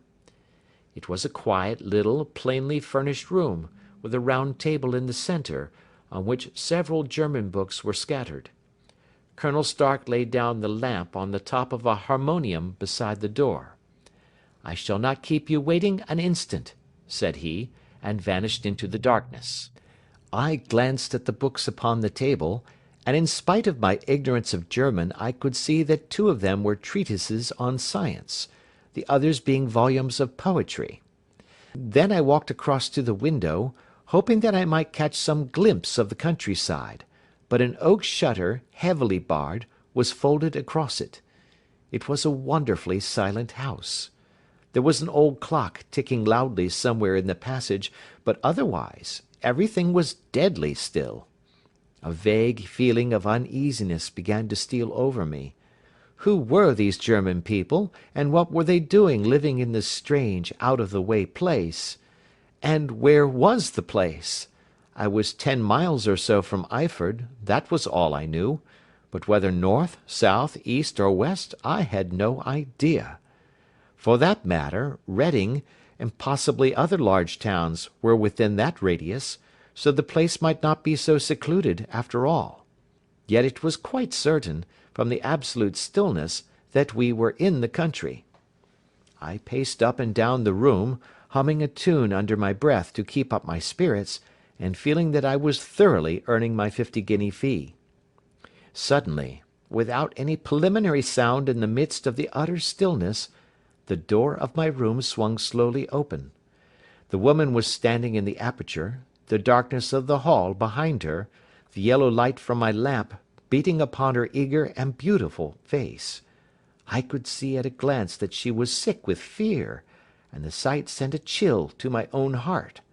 She held up one shaking finger to warn me to be silent, and she shot a few whispered words of broken English at me, her eyes glancing back, like those of a frightened horse, into the gloom behind her. "I would go," said she, trying hard, as it seemed to me, to speak calmly. "I would go. I should not stay here. There is no good for you to do." "But, madam," said I have not yet done what I came for. I cannot possibly leave until I have seen the machine." "It is not worth your while to wait," she went on. "You can pass through the door, no one hinders." And then, seeing that I smiled and shook my head, she suddenly threw aside her constraint and made a step forward, with her hands wrung together. "For the love of heaven," she whispered, "get away from here before it is too late." But I am somewhat headstrong by nature, and the more ready to engage in an affair when there is some obstacle in the way. I thought of my 50-guinea fee, of my wearisome journey, and of the unpleasant night which seemed to be before me. Was it all to go for nothing? Why should I slink away without having carried out my commission, and without the payment which was my due? This woman might, for all I knew, be a monomaniac. With a stout bearing, therefore, though her manner had shaken me more than I cared to confess, I still shook my head, and declared my intention of remaining where I was. She was about to renew her entreaties, when a door slammed overhead, and the sound of several footsteps was heard upon the stairs. She listened for an instant, threw up her hands with a despairing gesture, and vanished as suddenly and as noiselessly as she had come.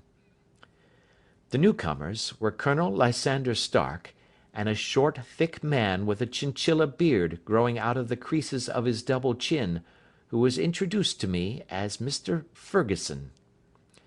"This is my secretary and manager," said the Colonel. "By the way, I was under the impression that I left this door shut just now. I fear that you have felt the draught." "On the contrary," said I opened the door myself because I felt the room to be a little close." He shot one of his suspicious looks at me. "Perhaps we had better proceed to business then," said he. "Mr. Ferguson and I will take you up to see the machine." "I had better put my hat on, I suppose." "Oh, no, it is in the house." "What? You dig fuller's earth in the house?" No, this is only where we compress it. But never mind that. All we wish you to do is to examine the machine, and to let us know what is wrong with it." We went upstairs together, the Colonel first with the lamp, the fat manager and I behind him. It was a labyrinth of an old house, with corridors, passages, narrow winding staircases, and little low doors, the thresholds of which were hollowed out by the generations who had crossed them. There were no carpets, and no signs of any furniture above the ground floor, while the plaster was peeling off the walls, and the damp was breaking through in green, unhealthy blotches. I tried to put on as unconcerned an air as possible, but I had not forgotten the warnings of the lady, even though I disregarded them, and I kept a keen eye upon my two companions.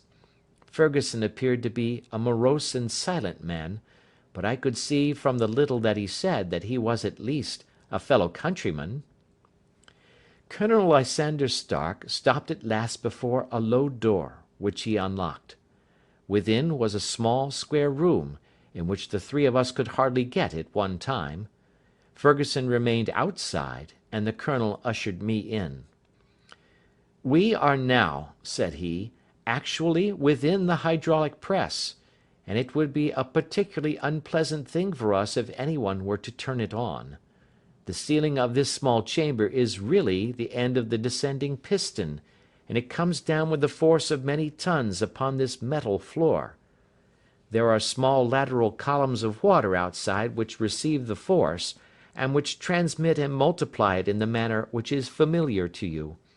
The machine goes readily enough, but there is some stiffness in the working of it, and it has lost a little of its force.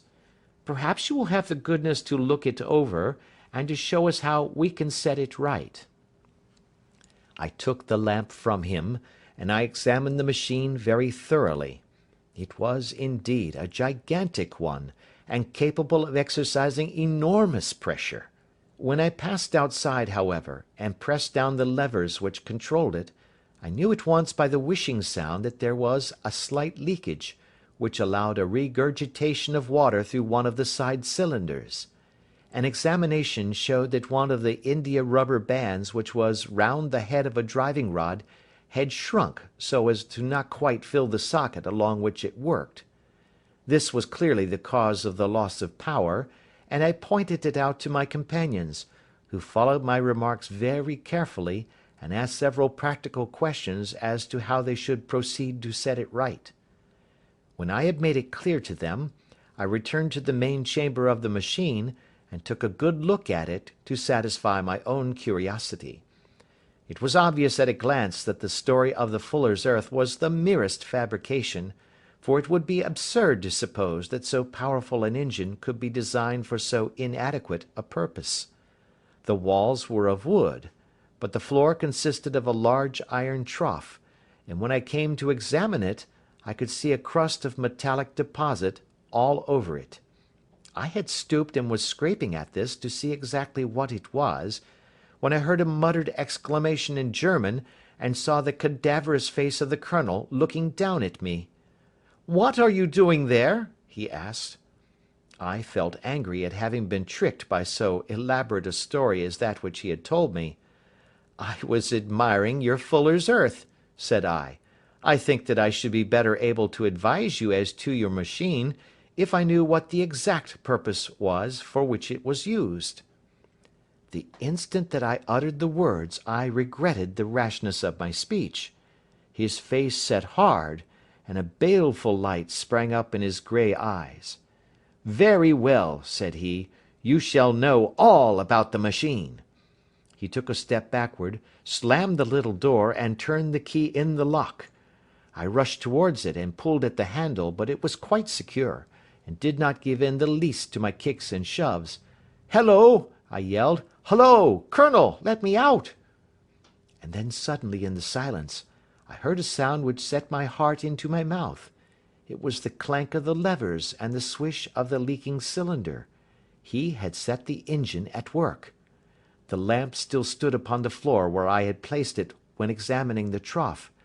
By its light I saw that the black ceiling was coming down upon me, slowly, jerkily, but, as none knew better than myself, with a force which must within a minute grind me to a shapeless pulp. I threw myself screaming against the door, and dragged with my nails at the lock.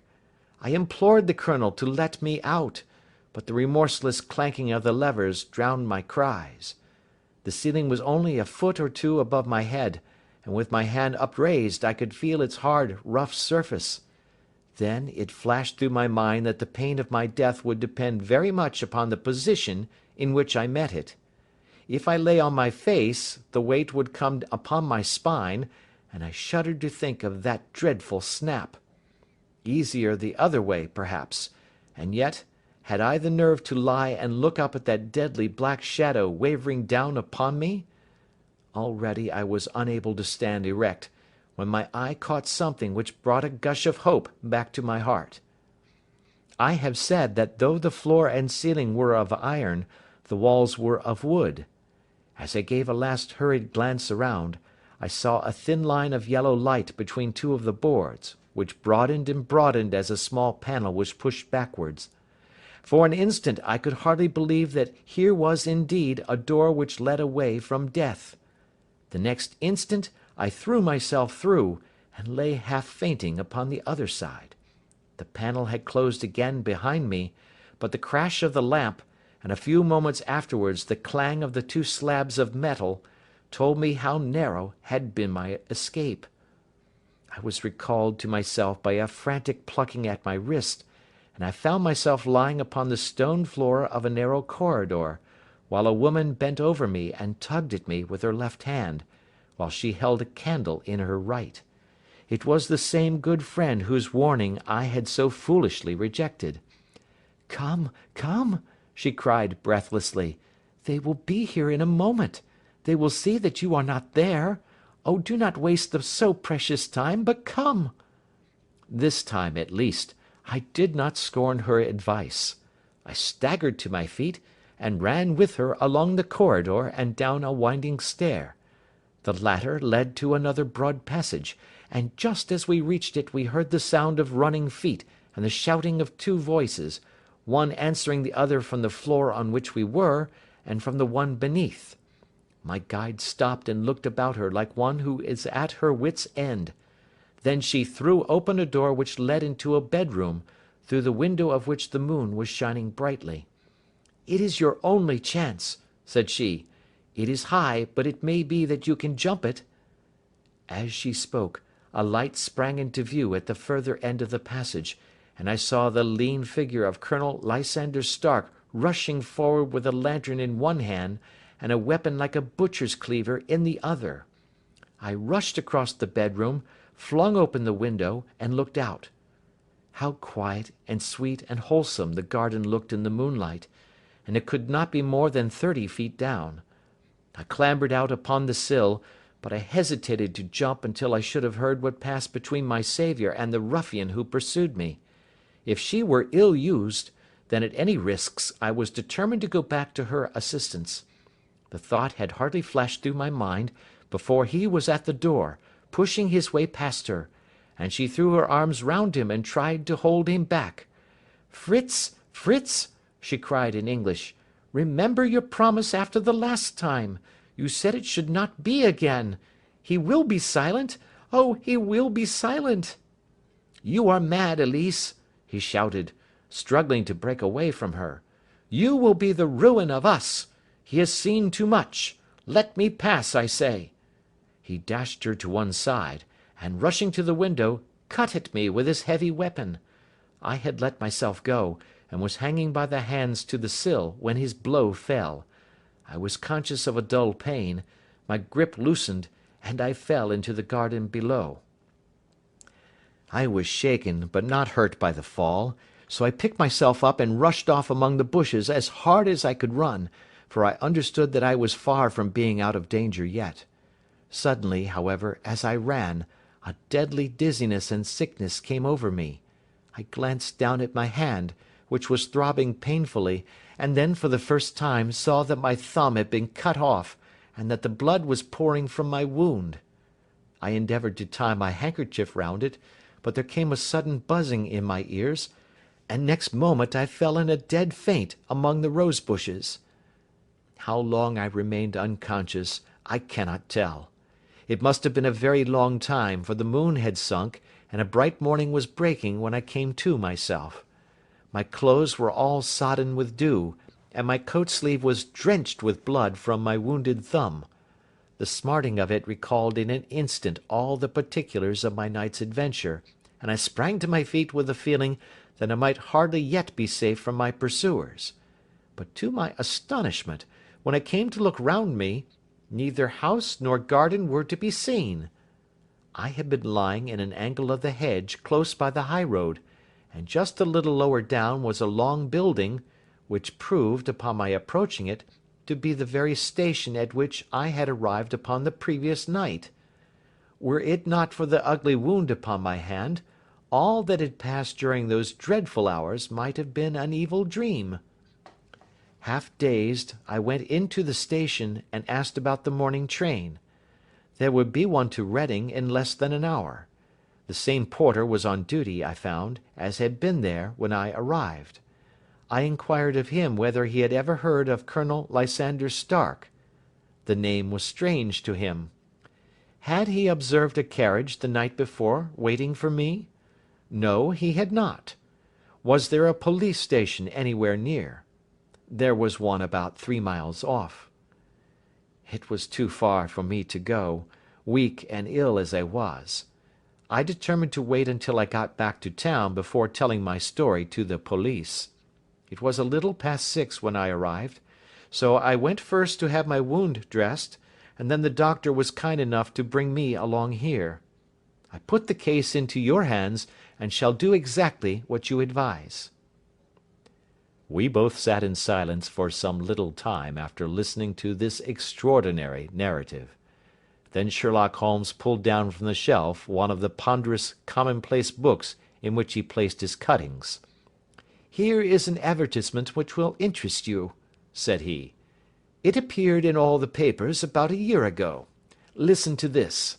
Lost, on the 9th instant, Mr. Jeremiah Hayling, aged 26, a hydraulic engineer. Left his lodgings at 10 o'clock at night, and has not been heard of since. Was dressed in, etc., etc. Ha! That represents the last time that the Colonel needed to have his machine overhauled, I fancy." "Good heavens!" cried my patient. "Then that explains what the girl said." "Undoubtedly. It is quite clear that the Colonel was a cool and desperate man, who was absolutely determined that nothing should stand in the way of his little game, like those out-and-out pirates who will leave no survivor from a captured ship. Well, every moment now is precious, so if you feel equal to it, we shall go down to Scotland Yard at once as a preliminary to starting for Eyford." Some 3 hours or so afterwards we were all in the train together, bound from Reading to the little Berkshire village. There were Sherlock Holmes, the hydraulic engineer, Inspector Bradstreet of Scotland Yard, a plain-clothes man, and myself. Bradstreet had spread an ordnance map of the county out upon the seat, and was busy with his compasses drawing a circle with Eyford for its centre. "There you are," said he. "That circle is drawn at a radius of 10 miles from the village. The place we want must be somewhere near that line. You said 10 miles, I think, sir?" "It was an hour's good drive." "And you think that they brought you back all that way when you were unconscious?"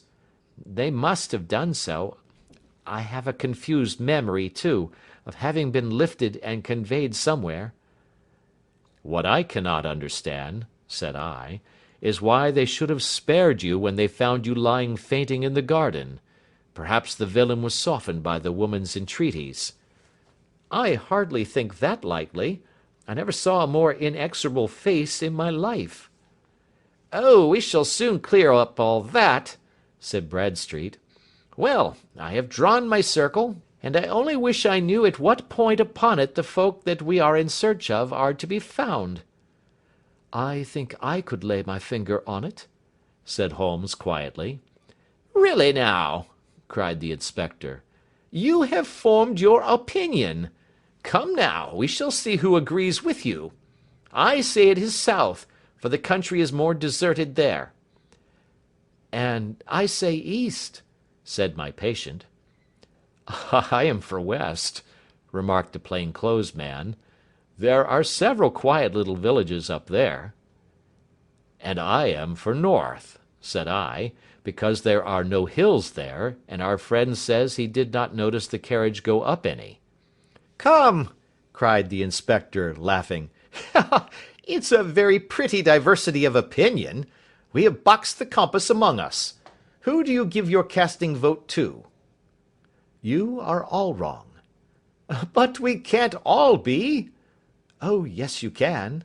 This is my point." He placed his finger in the center of the circle. "This is where we shall find them." "But the 12-mile drive?" gasped Hatherley. 6 out and 6 back. Nothing simpler. You say yourself that the horse was fresh and glossy when you got in. How could it be that it had gone 12 miles over heavy roads?" "Indeed, it is a likely ruse enough," observed Bradstreet thoughtfully. "Of course, there can be no doubt as to the nature of this gang." "None at all," said Holmes. "They are coiners on a large scale, and have used the machine to form the amalgam which has taken the place of silver."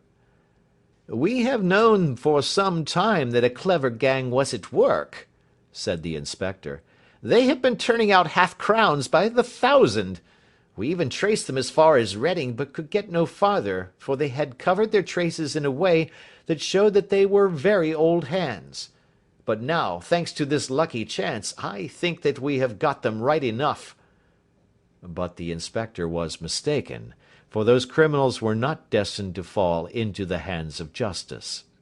As we rolled into Eyford Station, we saw a gigantic column of smoke which streamed up from behind a small clump of trees in the neighbourhood, and hung like an immense ostrich feather over the landscape. "A house on fire?" asked Bradstreet, as the train steamed off again on its way. "Yes, sir," said the station master. "When did it break out?" "I hear that it was during the night, sir, but it has got worse, and the whole place is in a blaze." "Whose house is it?" "Dr. Betcher's." "Tell me," broke in the engineer, "is Dr. Betcher a German, very thin, with a long sharp nose?" The station master laughed heartily. "No, sir. Dr. Betcher is an Englishman, and there isn't a man in the parish who has a better lined waistcoat. But he has a gentleman staying with him, a patient, as I understand, who is a foreigner, and he looks as if a little good Berkshire beef would do him no harm." The station master had not finished his speech before we were all hastening in the direction of the fire. The road topped a low hill, and there was a great widespread whitewashed building in front of us, spouting fire at every chink and window, while in the garden in front 3 fire engines were vainly striving to keep the flames under. "That's it!" cried Hatherley, in intense excitement. "There is the gravel drive, and there are the rose bushes where I lay. That second window is the one that I jumped from." "Well, at least," said Holmes, "you have had your revenge upon them. There can be no question that it was your oil lamp which, when it was crushed in the press, set fire to the wooden walls, though no doubt they were too excited in the chase after you to observe it at the time. Now keep your eyes open in this crowd for your friends of last night, though I very much fear that they are a good 100 miles off by now."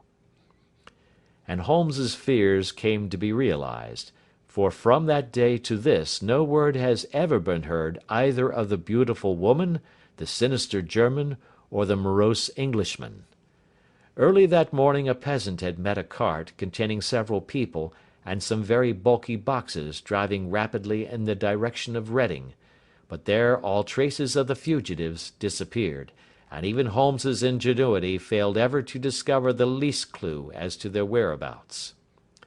The firemen had been much perturbed at the strange arrangements which they had found within, and still more so by discovering a newly severed human thumb upon a window-sill of the second floor. About sunset, however, their efforts were at last successful, and they subdued the flames, but not before the roof had fallen in, and the whole place been reduced to such absolute ruin that, save some twisted cylinders and iron piping, not a trace remained of the machinery which had cost our unfortunate acquaintance so dearly. Large masses of nickel and of tin were discovered stored in an outhouse, but no coins were to be found, which may have explained the presence of those bulky boxes which have been already referred to. How our hydraulic engineer had been conveyed from the garden to the spot where he recovered his senses might have remained for ever a mystery were it not for the soft mould, which told us a very plain tale. He had evidently been carried down by two persons, one of whom had remarkably small feet, and the other unusually large ones. On the whole, it was most probable that the silent Englishman, being less bold or less murderous than his companion, had assisted the woman to bear the unconscious man out of the way of danger. "Well," said our engineer ruefully, as we took our seats to return once more to London, "it has been a pretty business for me.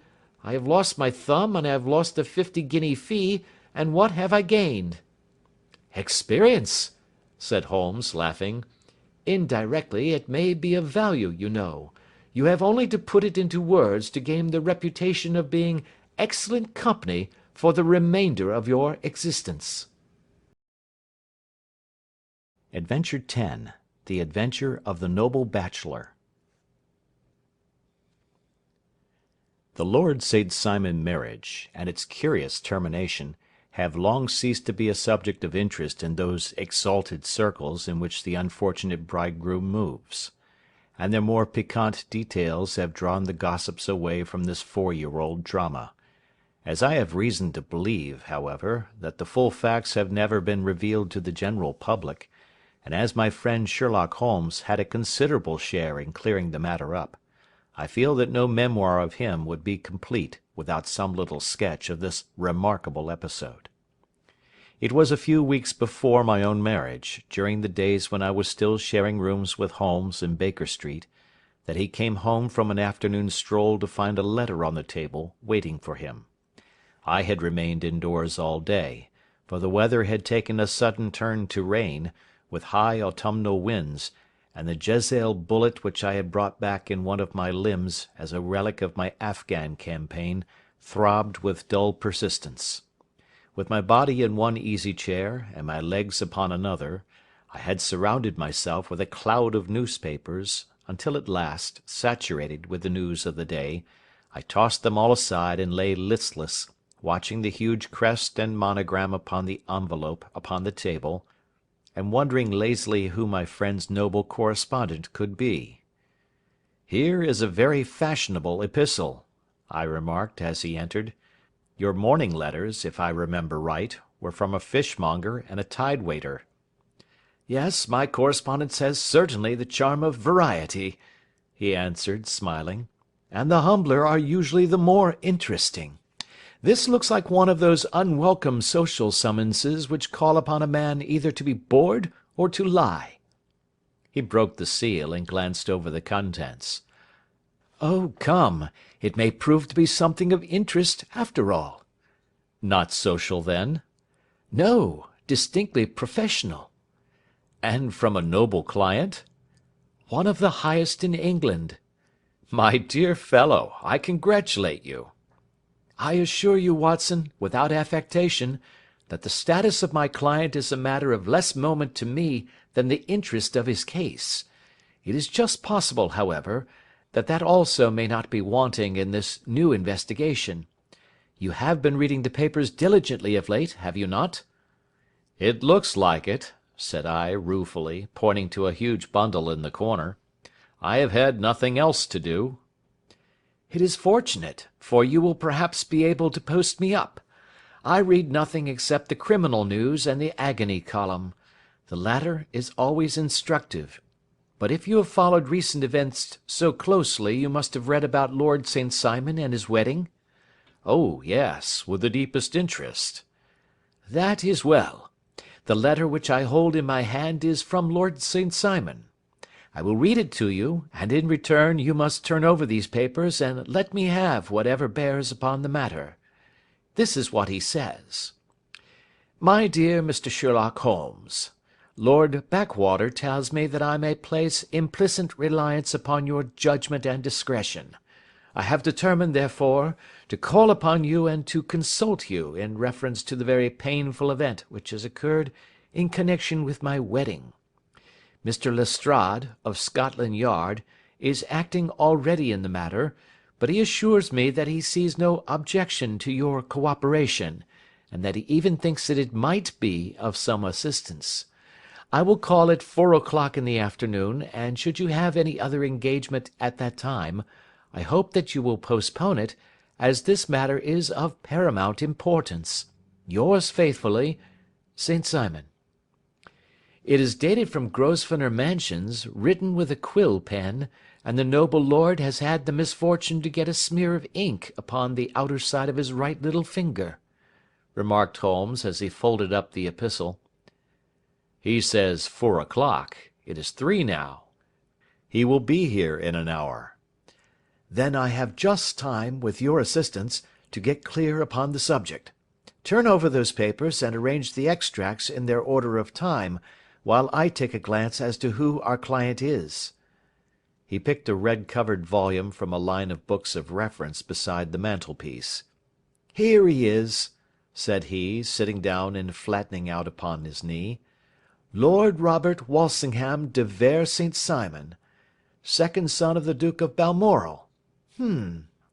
Arms, azure, 3 caltrops in chief over a fess sable.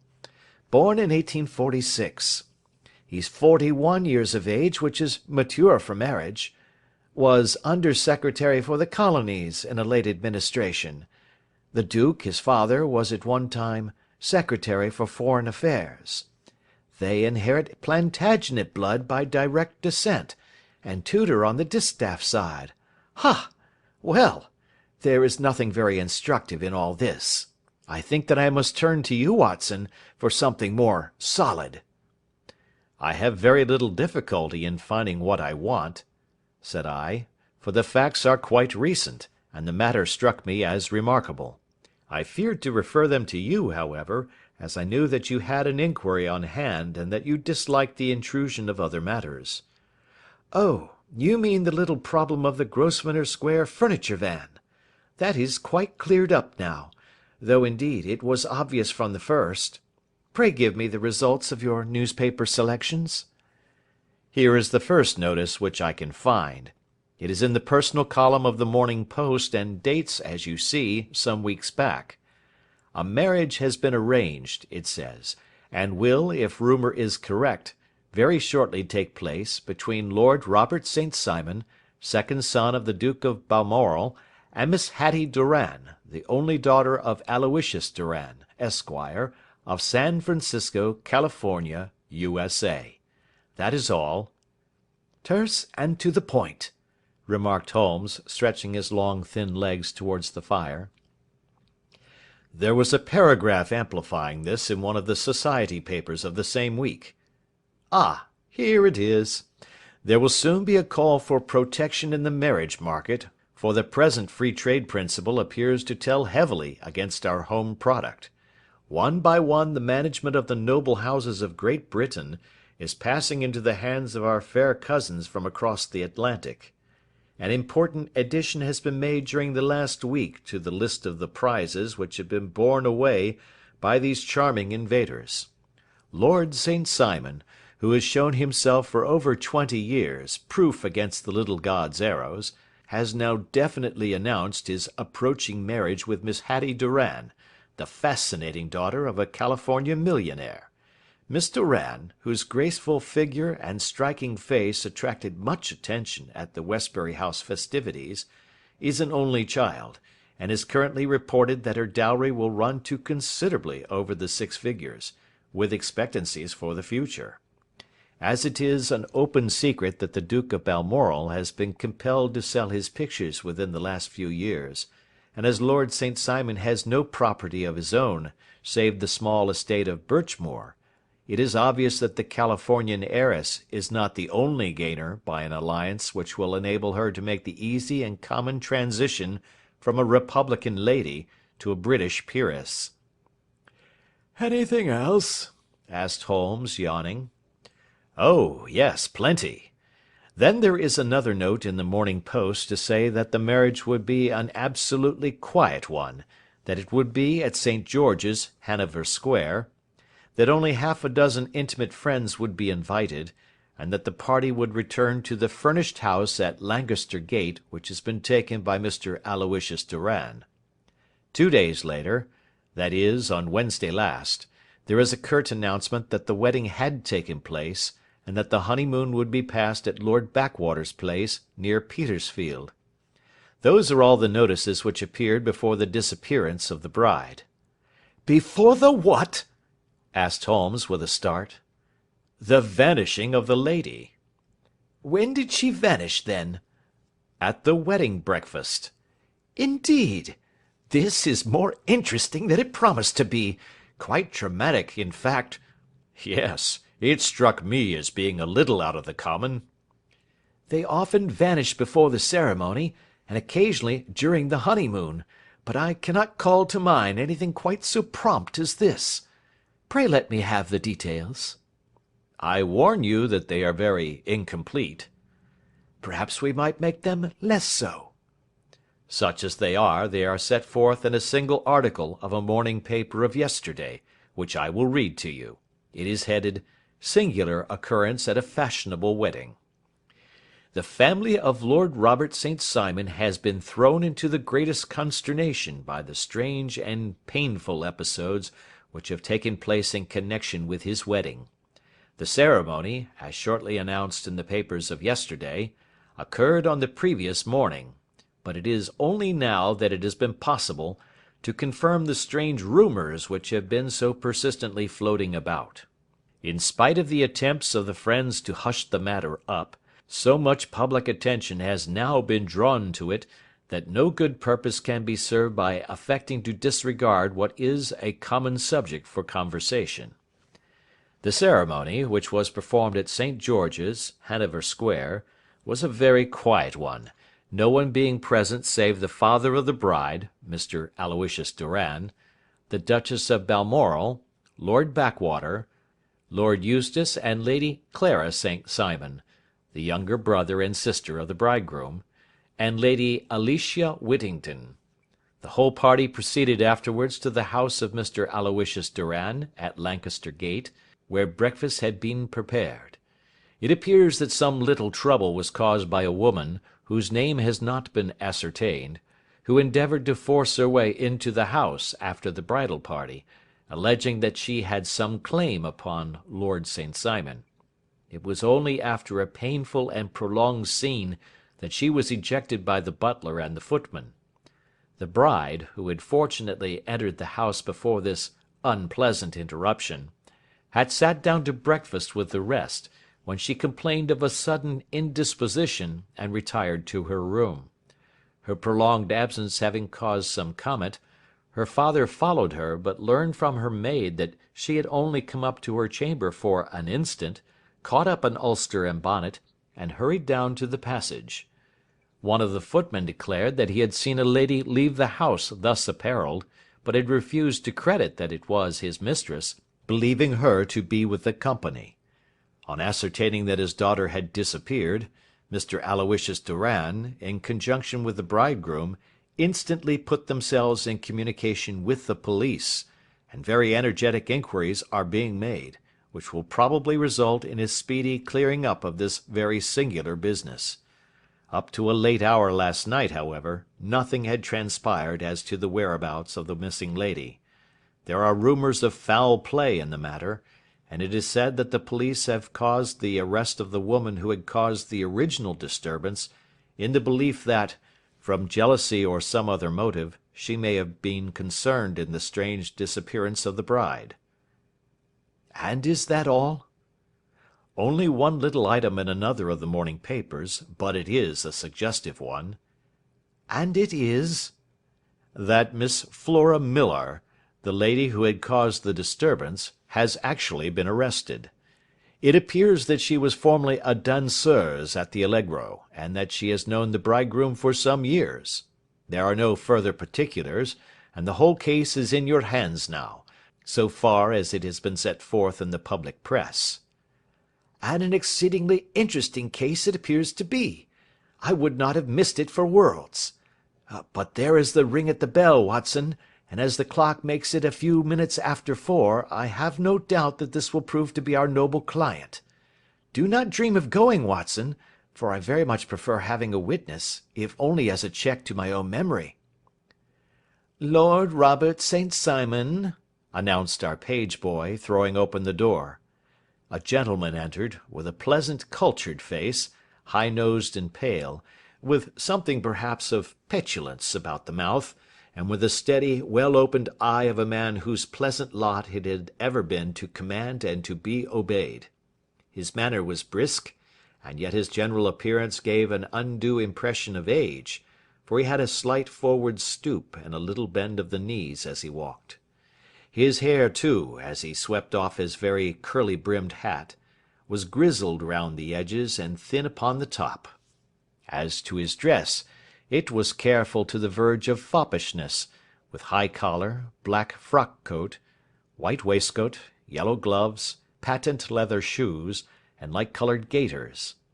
He advanced slowly into the room, turning his head from left to right, and swinging in his right hand the cord which held his golden eyeglasses.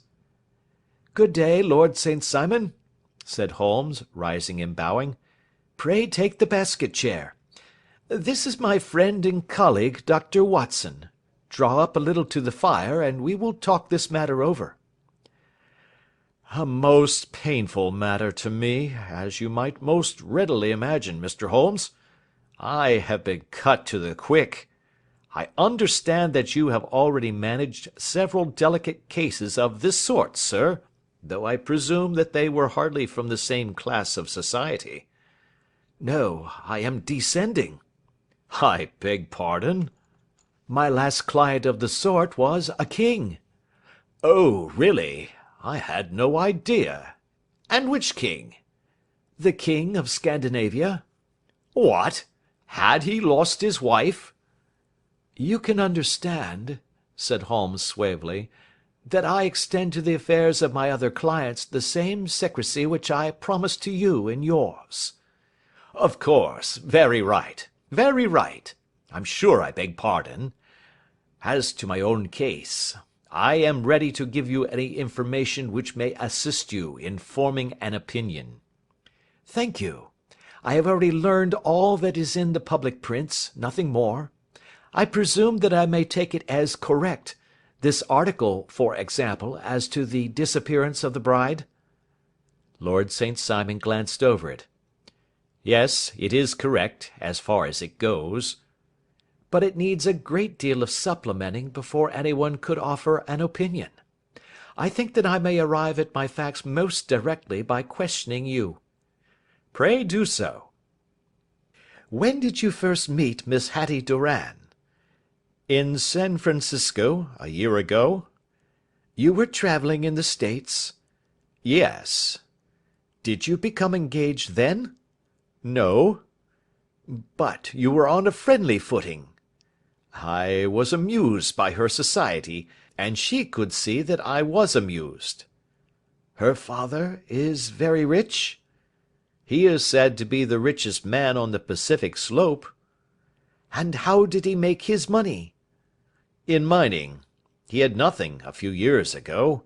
Then he struck gold, invested it, and came up by leaps and bounds. Now, what is your own impression as to the young lady's, your wife's, character?"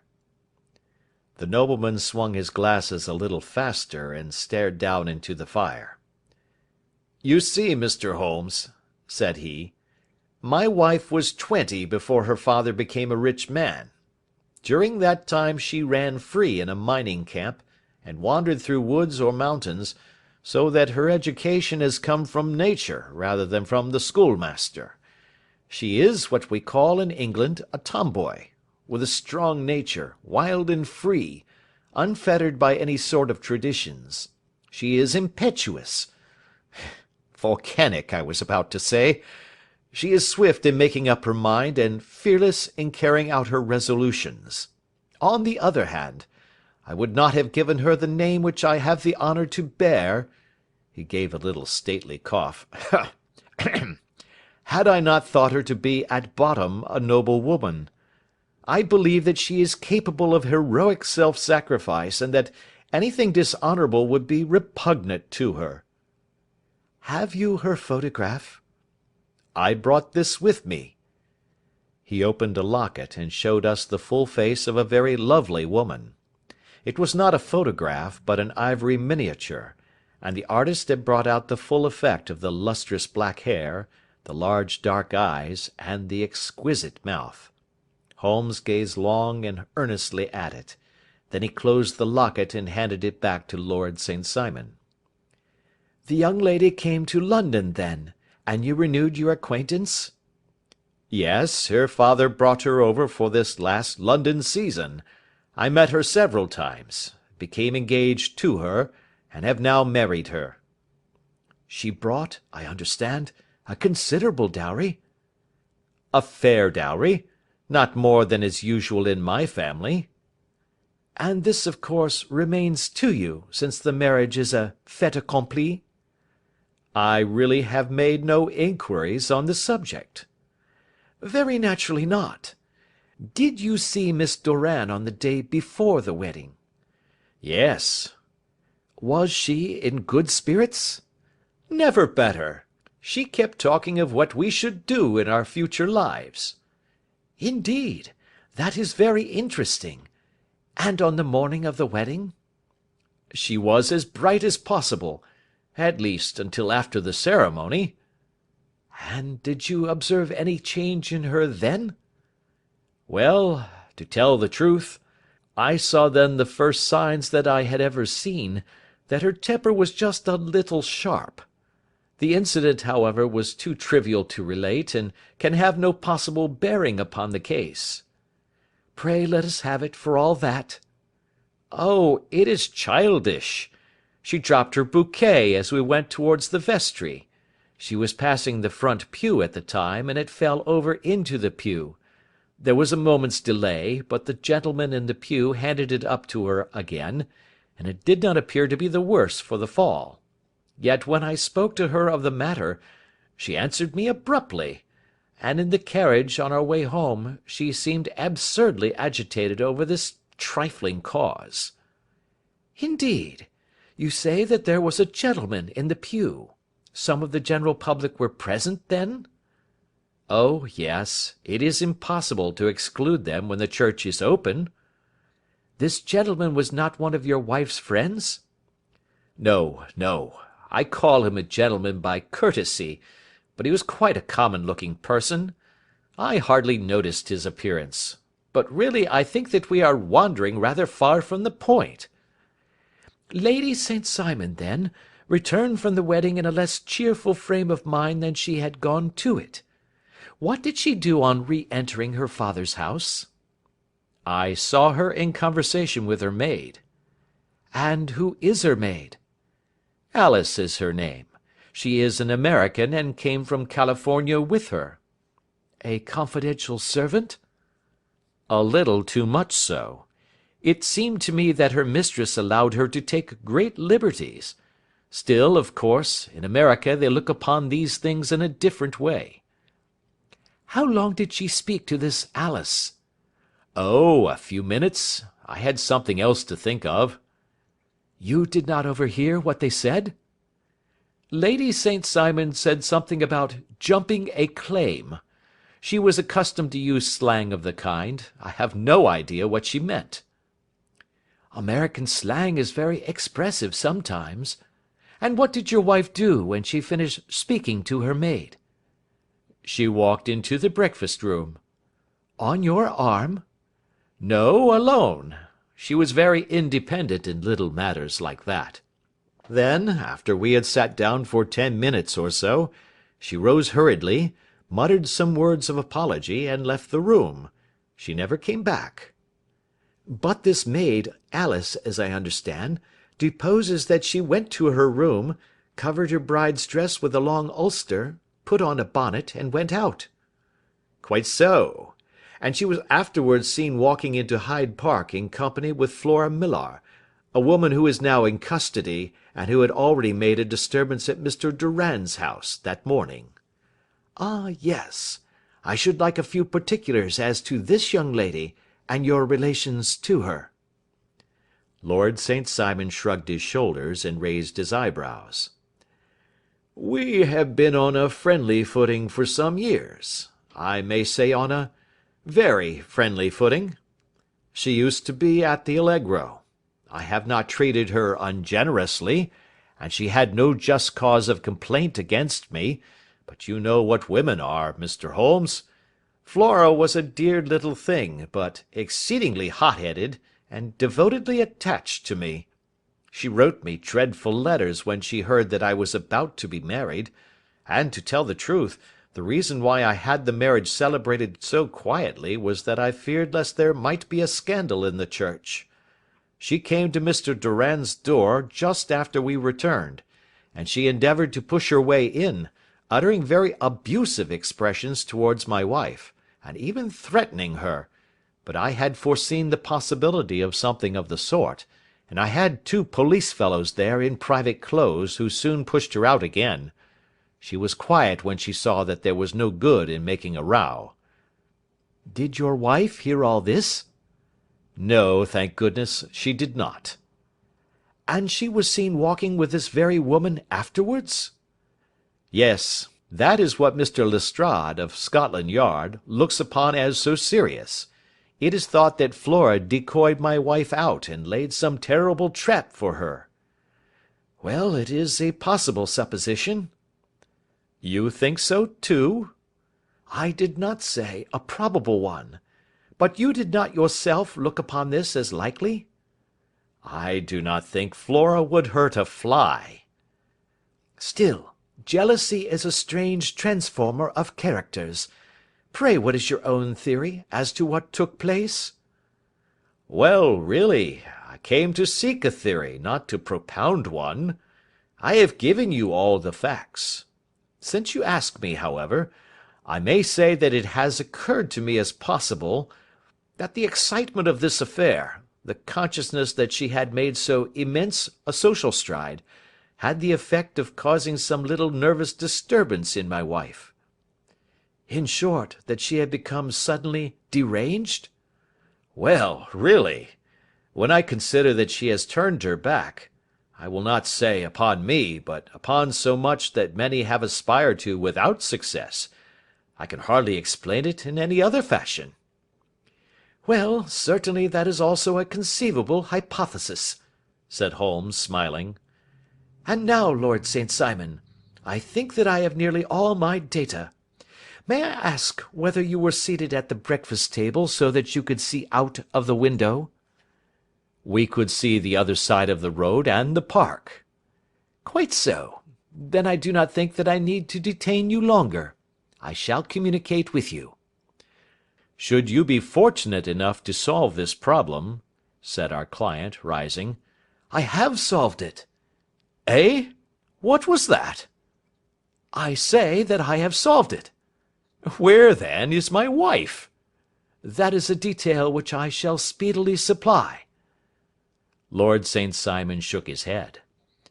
I am afraid that it will take wiser heads than yours or mine, he remarked, and bowing in a stately, old-fashioned manner, he departed. "It is very good of Lord St. Simon to honour my head by putting it on a level with his own," said Sherlock Holmes, laughing. "I think that I shall have a whisky and soda and a cigar after all this cross-questioning. I had formed my conclusions as to the case before our client came into the room." "My dear Holmes!" "I have notes of several similar cases, though none, as I remarked before, which were quite as prompt. My whole examination served to turn my conjecture into a certainty. Circumstantial evidence is occasionally very convincing, as when you find a trout in the milk, to quote Thoreau's example." "But I have heard all that you have heard." "Without, however, the knowledge of pre-existing cases which serves me so well. There was a parallel instance in Aberdeen some years back, and something on very much the same lines at Munich the year after the Franco-Prussian War. It is one of these cases. But hello, here is Lestrade. Good afternoon, Lestrade. You will find an extra tumbler upon the sideboard, and there are cigars in the box." The official detective was attired in a pea-jacket and cravat, which gave him a decidedly nautical appearance, and he carried a black canvas bag in his hand. With a short greeting he seated himself and lit the cigar which had been offered to him. "What's up, then?" asked Holmes, with a twinkle in his eye. "You look dissatisfied." "And I feel dissatisfied. It is this infernal St. Simon marriage case. I can make neither head nor tail of the business." "Really, you surprise me." "Who ever heard of such a mixed affair? Every clue seems to slip through my fingers. I have been at work upon it all day." "And very wet it seems to have made you," said Holmes, laying his hand upon the arm of the pea-jacket. "Yes, I have been dragging the Serpentine." "In heaven's name, what for?" "In search of the body of Lady St. Simon." Sherlock Holmes leaned back in his chair and laughed heartily.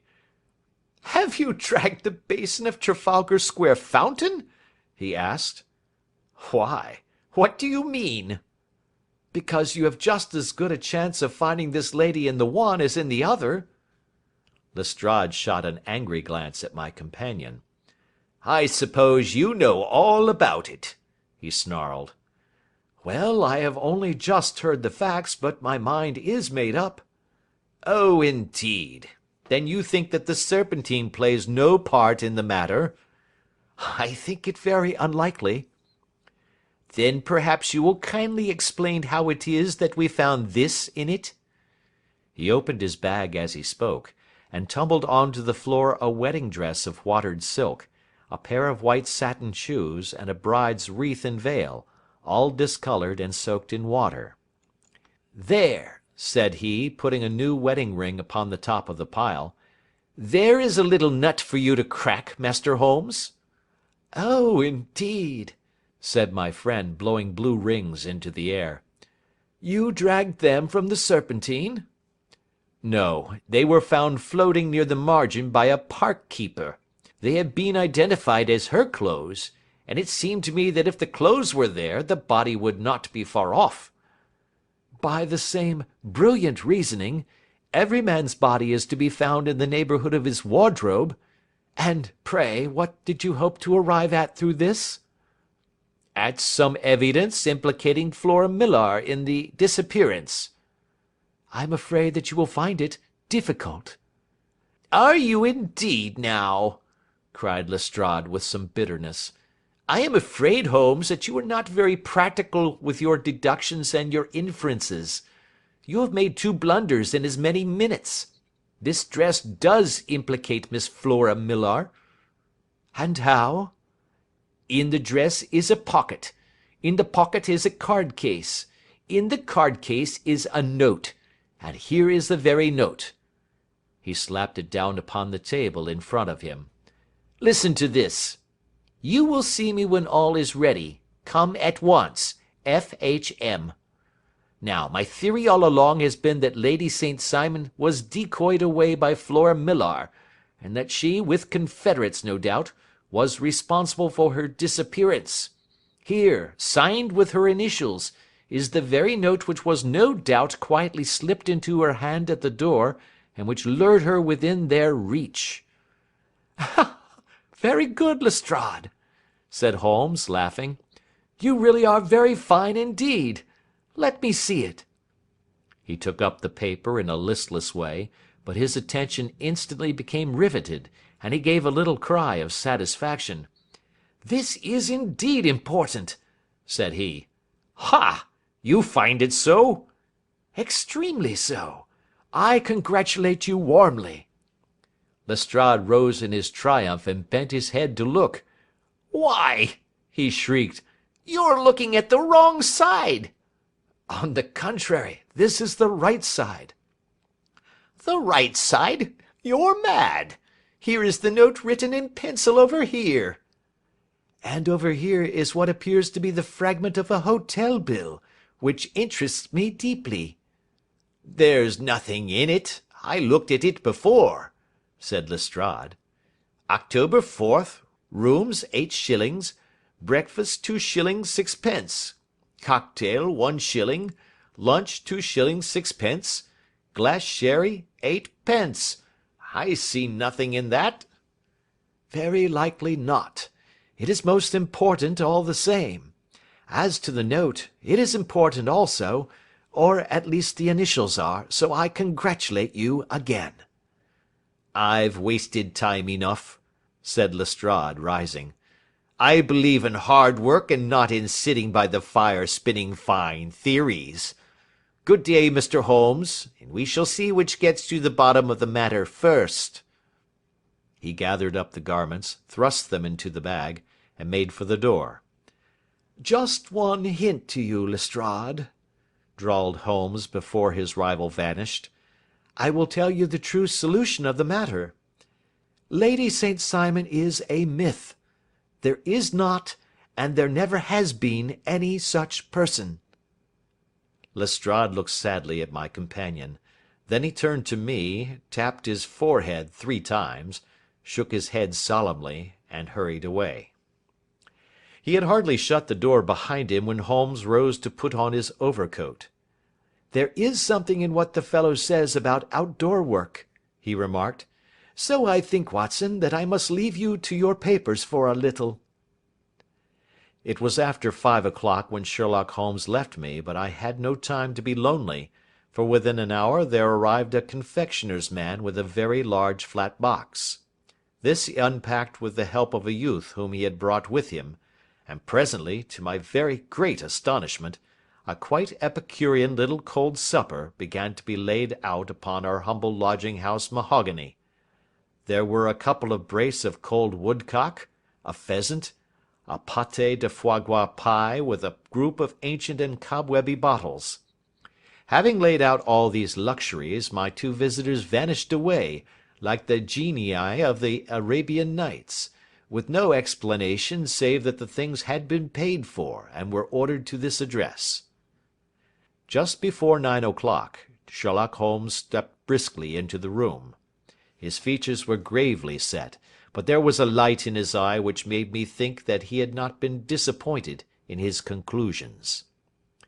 "They have laid the supper, then," he said, rubbing his hands. "You seem to expect company. They have laid for 5. "Yes, I fancy we may have some company dropping in," said he. "I am surprised that Lord St. Simon has not already arrived. Ha! I fancy that I hear his step now upon the stairs." It was indeed our visitor of the afternoon who came bustling in, dangling his glasses more vigorously than ever, and with a very perturbed expression upon his aristocratic features. "My messenger reached you, then?" asked Holmes. "Yes, and I confess that the contents startled me beyond measure. Have you good authority for what you say?" "The best possible." Lord St. Simon sank into a chair, and passed his hand over his forehead. "What will the duke say," he murmured, "when he hears that one of the family has been subjected to such humiliation?" "It is the purest accident. I cannot allow that there is any humiliation." "Ah, you look on these things from another standpoint." I fail to see that anyone is to blame. I can hardly see how the lady could have acted otherwise, though her abrupt method of doing it was undoubtedly to be regretted. Having no mother, she had no one to advise her at such a crisis." "It was a slight, sir, a public slight," said Lord St. Simon, tapping his fingers upon the table. "You must make allowance for this poor girl, placed in so unprecedented a position." "I will make no allowance. I am very angry indeed, and I have been shamefully used." "I think that I heard a ring," said Holmes. "Yes, there are steps on the landing. If I cannot persuade you to take a lenient view of the matter, Lord St. Simon, I have brought an advocate here who may be more successful." He opened the door and ushered in a lady and gentleman. "Lord St. Simon," said he, "allow me to introduce you to Mr. and Mrs. Francis Hay Moulton. The lady, I think, you have already met." At the sight of these newcomers, our client had sprung from his seat and stood very erect, with his eyes cast down and his hand thrust into the breast of his frock coat, a picture of offended dignity. The lady had taken a quick step forward and had held out her hand to him, but he still refused to raise his eyes. It was as well for his resolution, perhaps, for her pleading face was one which it was hard to resist. "You're angry, Robert," said she. "Well, I guess you have every cause to be." "Pray make no apology to me," said Lord St. Simon, bitterly. "Oh, yes, I know that I have treated you real bad and that I should have spoken to you before I went, but I was kind of rattled, and from the time when I saw Frank here again, I just didn't know what I was doing or saying. I only wonder I didn't fall down and do a faint right there before the altar. Perhaps, Mrs. Moulton, you would like my friend and me to leave the room while you explain this matter?" "If I may give an opinion," remarked the strange gentleman, "we've just had a little too much secrecy over this business already. For my part, I should like all Europe and America to hear the rights of it." He was a small, wiry, sunburnt man, clean-shaven, with a sharp face and alert manner. "Then I'll tell our story right away," said the lady. "Frank here and I met in '84, in McQuire's camp near the Rockies, where Pa was working a claim. We were engaged to each other, Frank and I, but then one day Father struck a rich pocket and made a pile, while poor Frank here had a claim that petered out and came to nothing. The richer Pa grew, the poorer was Frank, so at last Pa wouldn't hear of our engagement lasting any longer, and he took me away to Frisco. Frank wouldn't throw up his hand, though, so he followed me there, and he saw me without Pa knowing anything about it. It would only have made him mad to know, so we just fixed it all up for ourselves. Frank said that he would go and make his pile too, and never come back to claim me until he had as much as Pa. So then I promised to wait for him to the end of time, and pledged myself not to marry anyone else while he lived. 'Why shouldn't we be married right away then?' said he, 'and then I will feel sure of you, and I won't claim to be your husband until I come back.' Well, we talked it over, and he had fixed it all up so nicely, with a clergyman all ready and waiting, that we just did it right there, and then Frank went off to seek his fortune, and I went back to Pa. The next I heard of Frank was that he was in Montana, and then he went prospecting in Arizona, and then I heard of him from New Mexico. After that came a long newspaper story about how a miners' camp had been attacked by Apache Indians, and there was my Frank's name among the killed. I fainted dead away, and I was very sick for months after. Pa thought I had a decline and took me to half the doctors in Frisco. Not a word of news came for a year and more, so that I never doubted that Frank was really dead.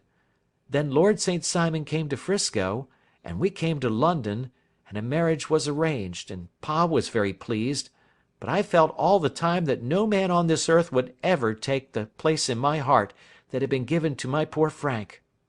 Still, if I had married Lord St. Simon, of course I'd have done my duty by him. We can't command our love, but we can our actions. I went to the altar with him with the intention to make him just as good a wife as it was in me to be. But you may imagine what I felt when, just as I came to the altar rails, I glanced back and saw Frank standing and looking at me out of the first pew. I thought it was his ghost at first, but when I looked again, there he was still, with a kind of question in his eyes, as if to ask me whether I was glad or sorry to see him. I wonder I didn't drop. I know that everything was turning round, and the words of the clergyman were just like the buzz of a bee in my ear. I didn't know what to do. Should I stop the service and make a scene in the church?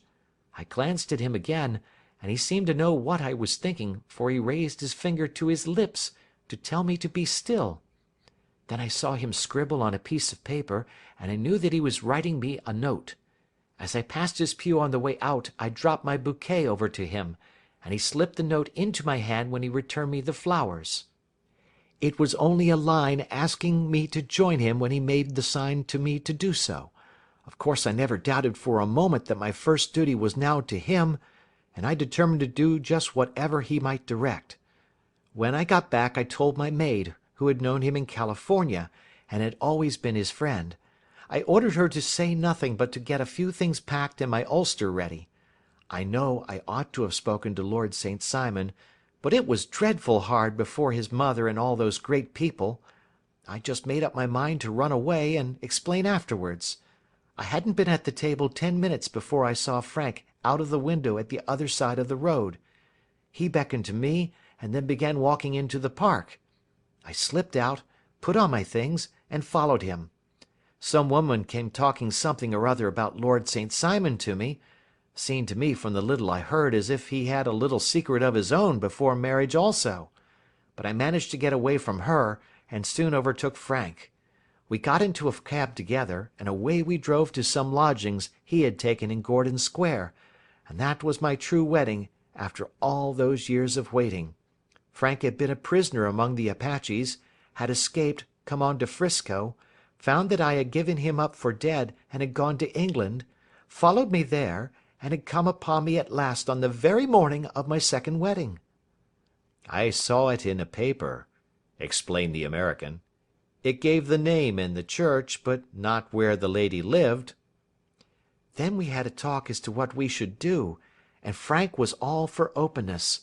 But I was so ashamed of it all that I felt as if I should like to vanish away and never see any of them again. Just sending a line to Pa, perhaps, to show him that I was alive. It was awful to me to think of all those lords and ladies sitting round that breakfast table and waiting for me to come back. So Frank took my wedding clothes and things and made a bundle of them, so that I should not be traced, and dropped them away somewhere where no one could find them. It is likely that we should have gone on to Paris tomorrow, only that this good gentleman, Mr. Holmes, came round to us this evening, though how he found us is more than I can think, and he showed us very clearly and kindly that I was wrong and that Frank was right, and that we should be putting ourselves in the wrong if we were so secret. Then he offered to give us a chance of talking to Lord St. Simon alone, and so we came right away round to his rooms at once. Now, Robert, you have heard it all, and I am very sorry if I have given you pain, and I hope that you do not think very meanly of me. Lord St. Simon had by no means relaxed his rigid attitude, but had listened with a frowning brow and a compressed lip to this long narrative. "Excuse me," he said, "but it is not my custom to discuss my most intimate personal affairs in this public manner." Then you won't forgive me? You won't shake hands before I go? "Oh, certainly, if it would give you any pleasure." He put out his hand and coldly grasped that which she extended to him. I had hoped, suggested Holmes, that you would have joined us in a friendly supper. "I think that there you ask a little too much," responded his lordship. "I may be forced to acquiesce in these recent developments, but I can hardly be expected to make merry over them. I think that with your permission I will now wish you all a very good night." He included us all in a sweeping bow, and stalked out of the room. Then I trust that you at least will honour me with your company, said Sherlock Holmes. It is always a joy to meet an American, Mr. Moulton, for I am one of those who believe that the folly of a monarch and the blundering of a minister in far gone years will not prevent our children from being some day citizens of the same world-wide country under a flag which shall be a quartering of the Union Jack with the stars and stripes. "The case has been an interesting one," remarked Holmes when our visitors had left us, "because it serves to show very clearly how simple the explanation may be of an affair which at first sight seems to be almost inexplicable. Nothing could be more natural than the sequence of events as narrated by this lady, and nothing stranger than the result when viewed, for instance, by Mr. Lestrade of Scotland Yard." "You were not yourself at fault at all, then?" "From the first, two facts were very obvious to me. The one, that the lady had been quite willing to undergo the wedding ceremony. The other, that she had repented of it within a few minutes of returning home. Obviously something had occurred during the morning, then, to cause her to change her mind. What could that something be? She could not have spoken to anyone when she was out, for she had been in the company of the bridegroom. Had she seen someone then? If she had, it must be someone from America, because she had spent so short a time in this country that she could hardly have allowed anyone to acquire so deep an influence over her that the mere sight of him would induce her to change her plans so completely. You see, we have already arrived, by a process of exclusion, at the idea that she might have seen an American. Then who could this American be, and why should he possess so much influence over her? It might be a lover. It might be a husband. Her young womanhood had, I knew, been spent in rough scenes and under strange conditions. So far I had got before I ever heard Lord St. Simon's narrative. When he told us of a man in a pew, of the change in the bride's manner, of so transparent a device for obtaining a note as the dropping of a bouquet, of her resort to her confidential maid, and of her very significant allusion to claim-jumping, which in miners' parlance means taking possession of that which another person has a prior claim to, the whole situation became absolutely clear. She had gone off with a man, and the man was either a lover or a previous husband, the chances being in favour of the latter. "And how in the world did you find them?"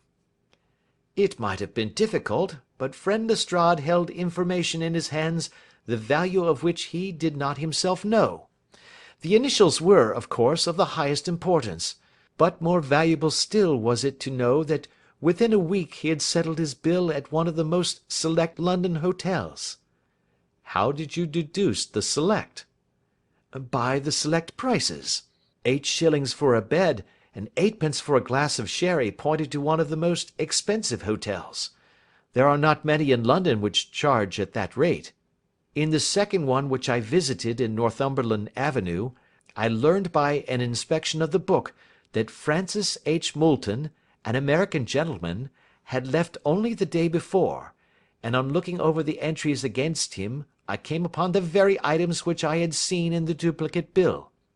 His letters were to be forwarded to 226 Gordon Square, so thither I travelled, and being fortunate enough to find the loving couple at home, I ventured to give them some paternal advice, and to point out to them that it would be better in every way that they should make their position a little clearer both to the general public and to Lord St. Simon in particular. I invited them to meet him here, and, as you see, I made him keep the appointment." "But with no very good result," I remarked. "His conduct was certainly not very gracious." "Ah, Watson," said Holmes, smiling, "perhaps you would not be very gracious either, if, after all the trouble of wooing and wedding, you found yourself deprived in an instant of wife and of fortune. I think that we may judge Lord St. Simon very mercifully, and thank our stars that we are never likely to find ourselves in the same position.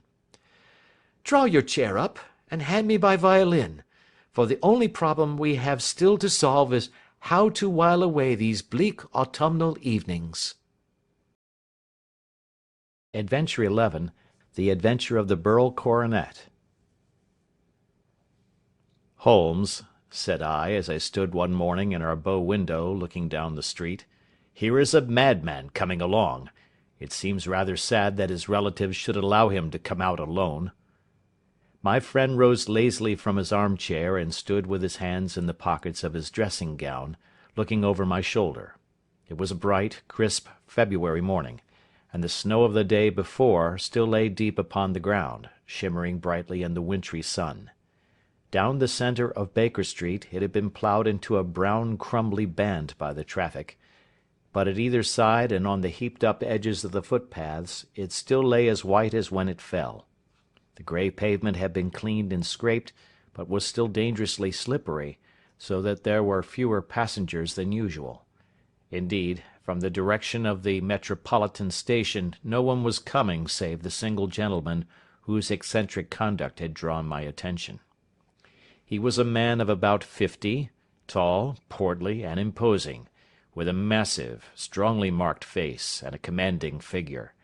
He was dressed in a sombre yet rich style, in black frock coat, shining hat, neat brown gaiters, and well-cut pearl-grey trousers. Yet his actions were in absurd contrast to the dignity of his dress and features, for he was running hard, with occasional little springs, such as a weary man gives who is little accustomed to set any tax upon his legs. As he ran he jerked his hands up and down, waggled his head, and writhed his face into the most extraordinary contortions. "What on earth can be the matter with him?" I asked. "He is looking up at the numbers of the houses." "I believe that he is coming here," said Holmes, rubbing his hands. "Here?" "Yes. I rather think he is coming to consult me professionally. I think that I recognise the symptoms. Ha! Did I not tell you?"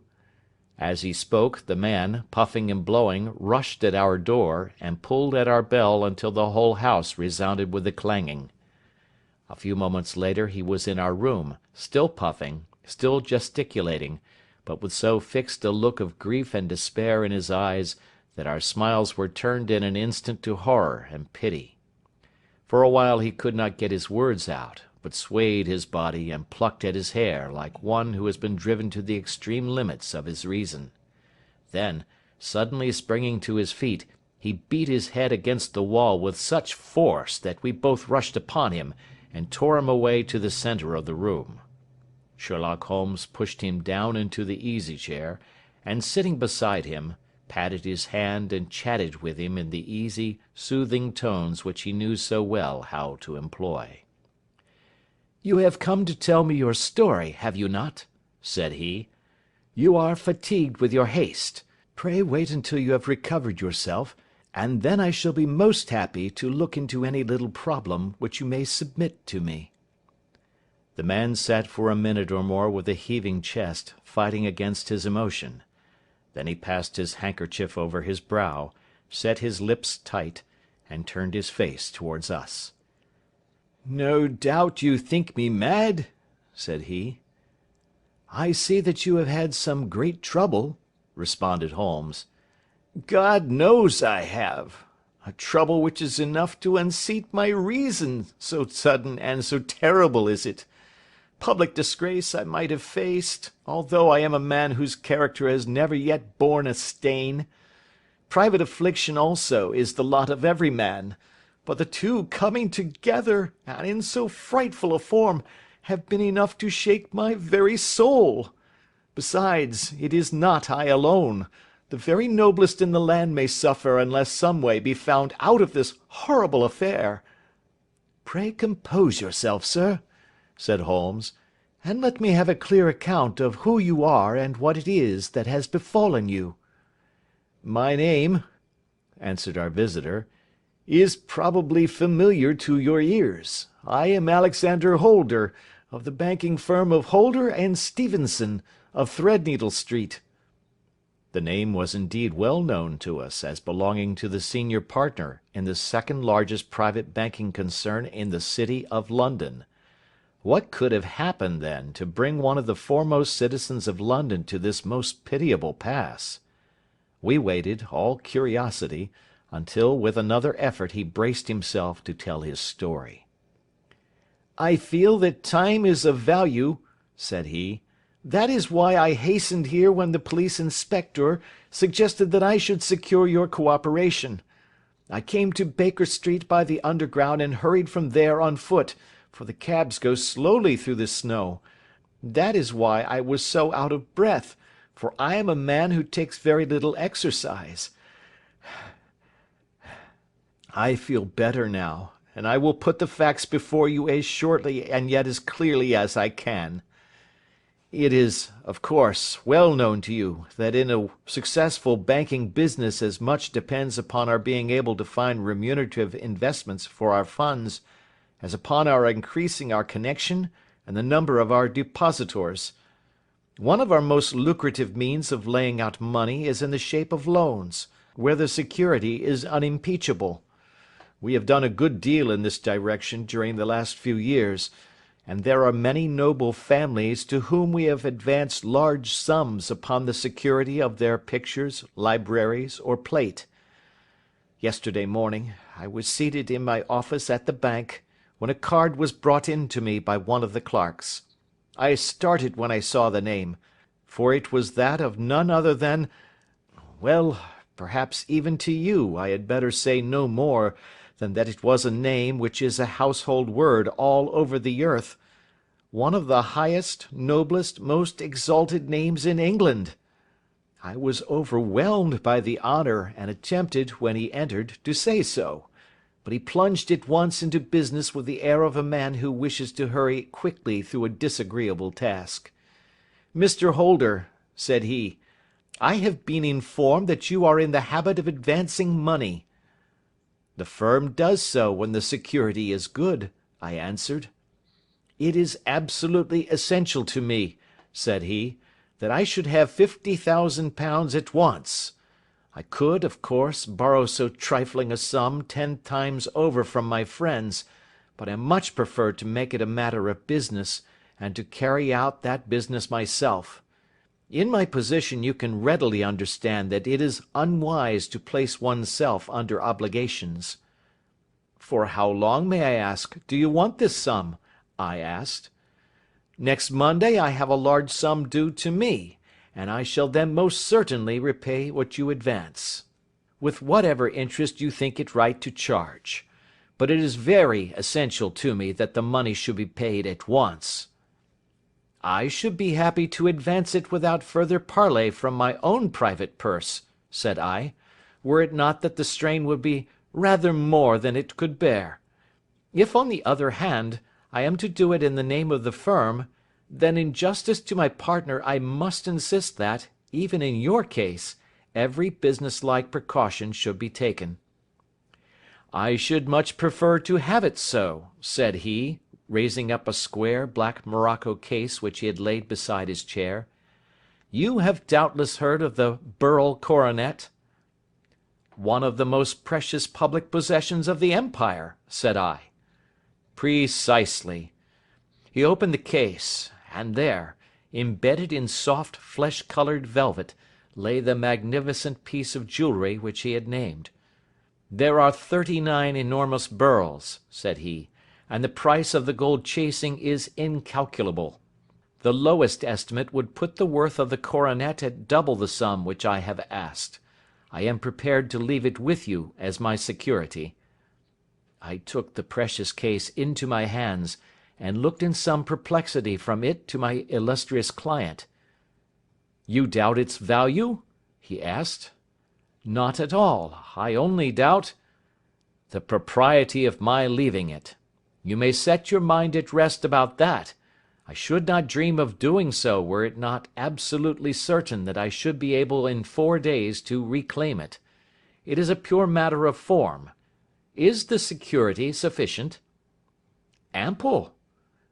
"You understand, Mr. Holder, that I am giving you a strong proof of the confidence which I have in you, founded upon all that I have heard of you. I rely upon you not only to be discreet and to refrain from all gossip upon the matter, but, above all, to preserve this coronet with every possible precaution, because I need not say that a great public scandal would be caused if any harm were to befall it. Any injury to it would be almost as serious as its complete loss, for there are no beryls in the world to match these, and it would be impossible to replace them. I leave it with you, however, with every confidence, and I shall call for it in person on Monday morning." Seeing that my client was anxious to leave, I said no more, but, calling for my cashier, I ordered him to pay over 50 £1,000 notes. When I was alone once more, however, with the precious case lying upon the table in front of me, I could not but think with some misgivings of the immense responsibility which it entailed upon me. There could be no doubt that, as it was a national possession, a horrible scandal would ensue if any misfortune should occur to it. I already regretted having ever consented to take charge of it. However, it was too late to alter the matter now, so I locked it up in my private safe and turned once more to my work. When evening came, I felt that it would be an imprudence to leave so precious a thing in the office behind me. Bankers' safes have been forced before now, and why should not mine be? If so, how terrible would be the position in which I should find myself! I determined, therefore, that for the next few days I would always carry the case backward and forward with me, so that it might never be really out of my reach. With this intention, I called a cab and drove out to my house at Streatham, carrying the jewel with me. I did not breathe freely until I had taken it upstairs and locked it in the bureau of my dressing-room. And now, a word as to my household, Mr. Holmes, for I wish you to thoroughly understand the situation.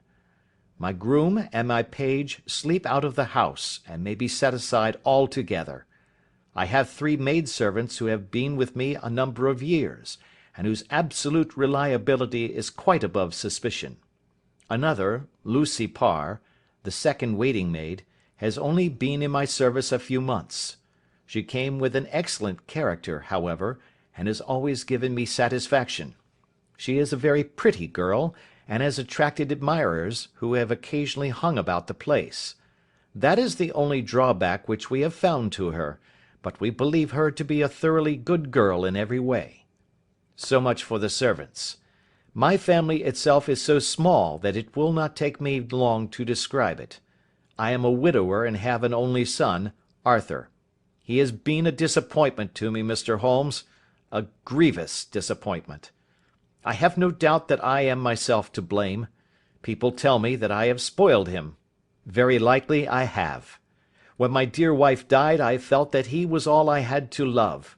I could not bear to see the smile fade even for a moment from his face.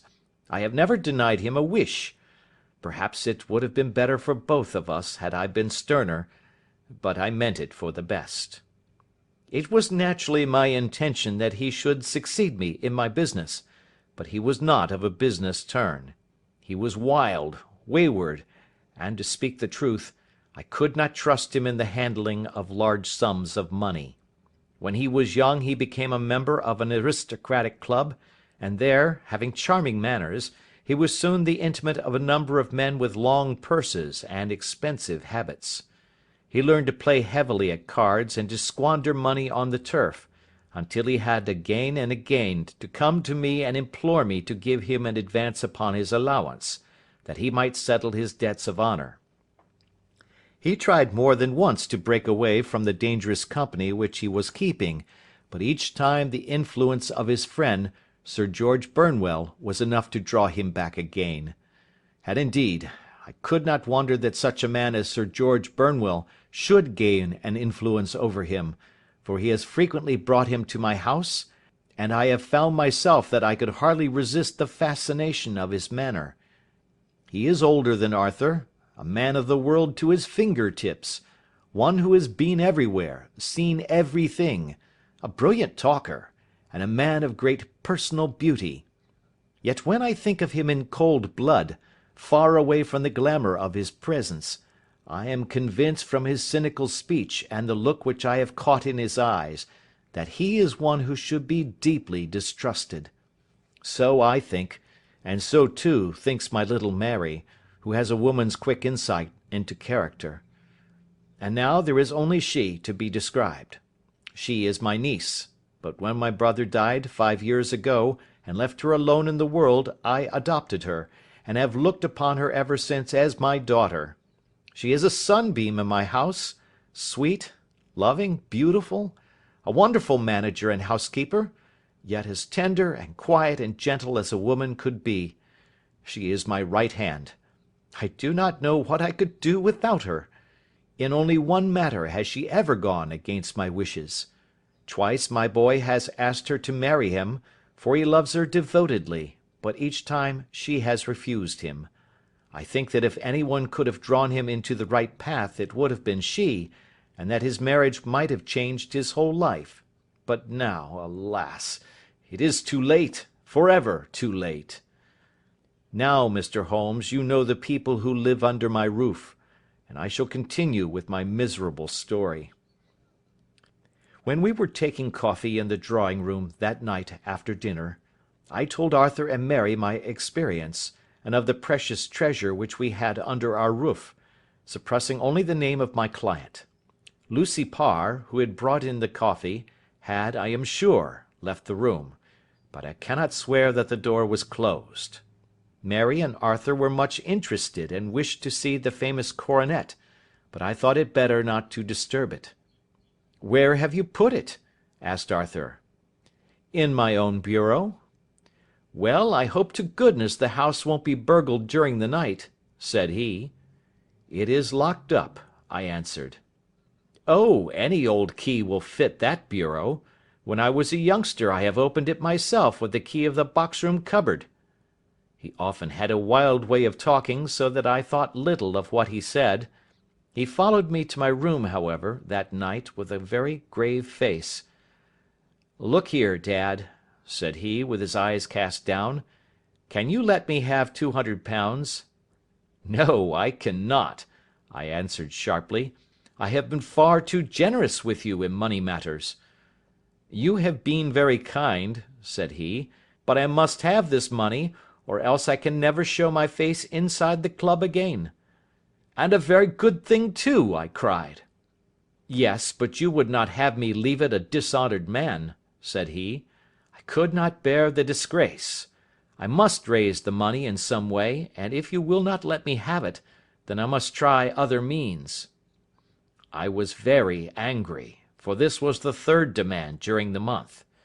"You shall not have a farthing from me," I cried, on which he bowed and left the room without another word. When he was gone, I unlocked my bureau, made sure that my treasure was safe, and locked it again. Then I started to go round the house to see that all was secure, a duty which I usually leave to Mary, but which I thought it well to perform myself that night. As I came down the stairs, I saw Mary herself at the side window of the hall, which she closed and fastened as I approached. "Tell me, Dad," said she, looking, I thought, a little disturbed, "did you give Lucy the maid leave to go out to-night?" "Certainly not. She came in just now by the back door. I have no doubt that she has only been to the side gate to see someone, but I think that it is hardly safe and should be stopped." "You must speak to her in the morning, or I will if you prefer it. Are you sure that everything is fastened?" "Quite sure, Dad." "Then, good night." I kissed her and went up to my bedroom again, where I was soon asleep. I am endeavouring to tell you everything, Mr. Holmes, which may have any bearing upon the case, but I beg that you will question me upon any point which I do not make clear. On the contrary, your statement is singularly lucid. I come to a part of my story now in which I should wish to be particularly so. I am not a very heavy sleeper, and the anxiety in my mind tended, no doubt, to make me even less so than usual. About 2 in the morning, then, I was awakened by some sound in the house. It had ceased ere I was wide awake, but it had left an impression behind it as though a window had gently closed somewhere. I lay listening with all my ears. Suddenly, to my horror, there was a distinct sound of footsteps moving softly in the next room. I slipped out of bed, all palpitating with fear, and peeped round the corner of my dressing-room door. "Arthur!" I screamed. "You villain! You thief! How dare you touch that coronet?" The gas was half up, as I had left it, and my unhappy boy, dressed only in his shirt and trousers, was standing beside the light, holding the coronet in his hands. He appeared to be wrenching at it, or bending it with all his strength. At my cry he dropped it from his grasp and turned as pale as death. I snatched it up and examined it. One of the gold corners, with 3 of the beryls in it, was missing. "You blackguard!" I shouted, beside myself with rage. "You have destroyed it! You have dishonoured me for ever! Where are the jewels which you have stolen?" "Stolen?" he cried. "Yes, thief!" I roared, shaking him by the shoulder. "There are none missing. There cannot be any missing," said he. "There are 3 missing, and you know where they are. Must I call you a liar as well as a thief? Did I not see you trying to tear off another piece?" "You have called me names enough," said he. "I will not stand it any longer. I shall not say another word about this business, since you have chosen to insult me. I will leave your house in the morning, and make my own way in the world." "You shall leave it in the hands of the police!" I cried, half mad with grief and rage. "I shall have this matter probed to the bottom." "You shall learn nothing from me," said he, with a passion such as I should not have thought was in his nature. "If you choose to call the police, let the police find what they can." By this time the whole house was astir, for I had raised my voice in my anger. Mary was the first to rush into my room, and, at the sight of the coronet and of Arthur's face, she read the whole story, and, with a scream, fell down senseless on the ground. I sent the housemaid for the police, and put the investigation into their hands at once. When the inspector and a constable entered the house, Arthur, who had stood sullenly with his arms folded, asked me whether it was my intention to charge him with theft. I answered that it had ceased to be a private matter, but had become a public one, since the ruined coronet was national property. I was determined that the law should have its way in everything. "At least," said he, "you will not have me arrested at once. It would be to your advantage as well as mine if I might leave the house for 5 minutes." "That you may get away, and perhaps that you may conceal what you have stolen," said I.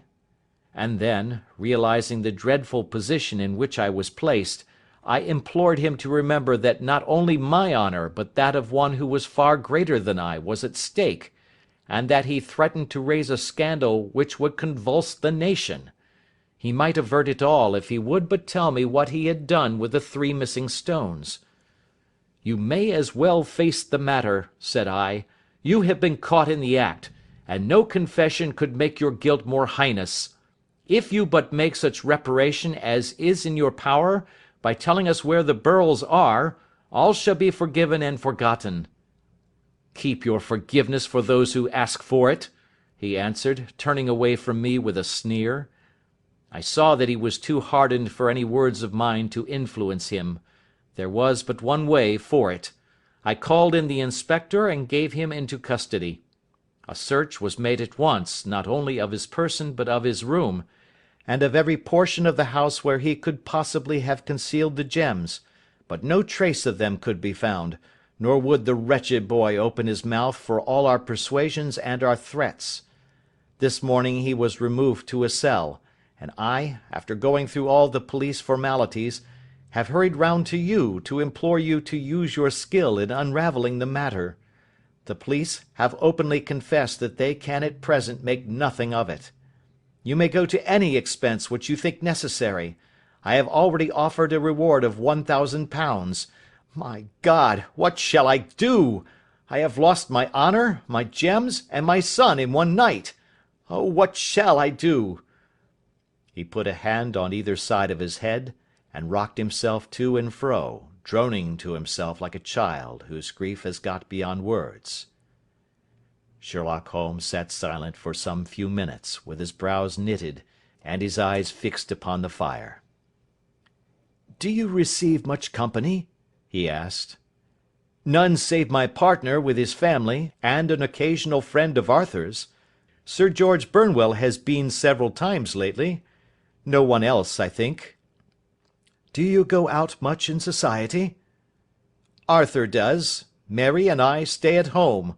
We neither of us care for it." "That is unusual in a young girl." "She is of a quiet nature. Besides, she is not so very young. She is 24. This matter, from what you say, seems to have been a shock to her also." "Terrible! She is even more affected than I." "You have neither of you any doubt as to your son's guilt?" "How can we have, when I saw him with my own eyes with the coronet in his hands?" "I hardly consider that a conclusive proof. Was the remainder of the coronet at all injured?" "Yes, it was twisted." "Do you not think, then, that he might have been trying to straighten it?" "God bless you! You are doing what you can for him and for me. But it is too heavy a task. What was he doing there at all? If his purpose were innocent, why did he not say so?" "Precisely. And if it were guilty, why did he not invent a lie? His silence appears to me to cut both ways. There are several singular points about the case. What did the police think of the noise which awoke you from your sleep?" "They considered that it might be caused by Arthur's closing his bedroom door." "A likely story. As if a man bent on felony would slam his door so as to wake a household. What did they say then of the disappearance of these gems?" "They are still sounding the planking and probing the furniture in the hope of finding them." "Have they thought of looking outside the house?" "Yes, they have shown extraordinary energy. The whole garden has already been minutely examined." "Now, my dear sir," said Holmes, "is it not obvious to you now that this matter really strikes very much deeper than either you or the police were at first inclined to think? It appeared to you to be a simple case. To me, it seems exceedingly complex. Consider what is involved by your theory. You suppose that your son came down from his bed, went, at great risk, to your dressing room, opened your bureau, took out your coronet, broke off by main force a small portion of it, went to some other place, concealed 3 gems out of the 39, with such skill that nobody can find them, and then returned with the other 36 into the room in which he exposed himself to the greatest danger of being discovered. I ask you now, is such a theory tenable?" "But what other is there?" cried the banker, with a gesture of despair. "If his motives were innocent, why does he not explain them?"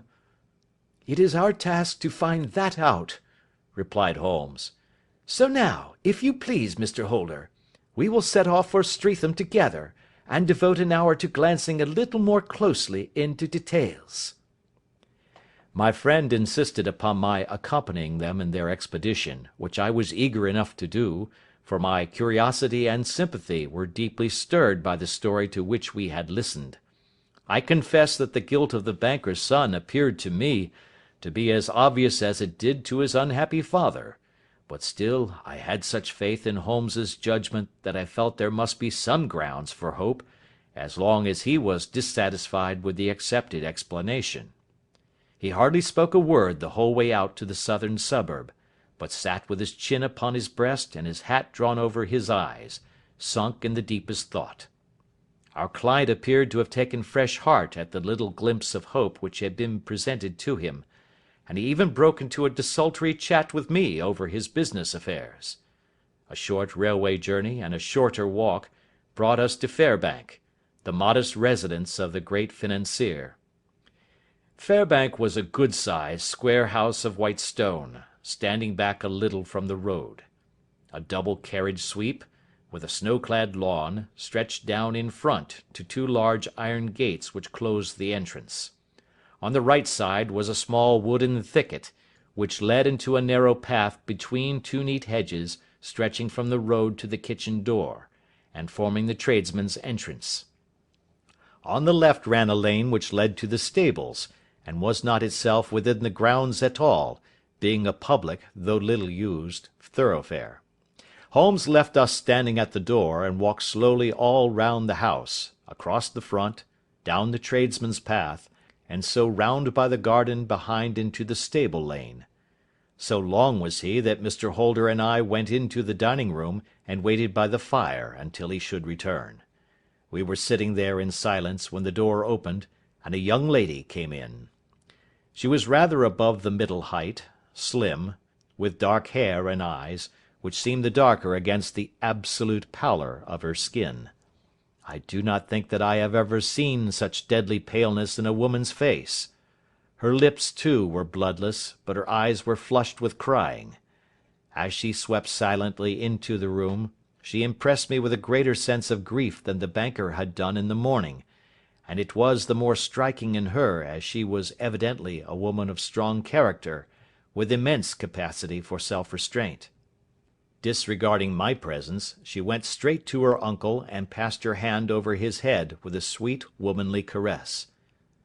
"You have given orders that Arthur should be liberated, have you not, Dad?" she asked. No, no, my girl, the matter must be probed to the bottom. "But I am so sure that he is innocent. You know what women's instincts are. I know that he has done no harm and that you will be sorry for having acted so harshly." Why is he silent then, if he is innocent? "Who knows? Perhaps because he was so angry that you should suspect him."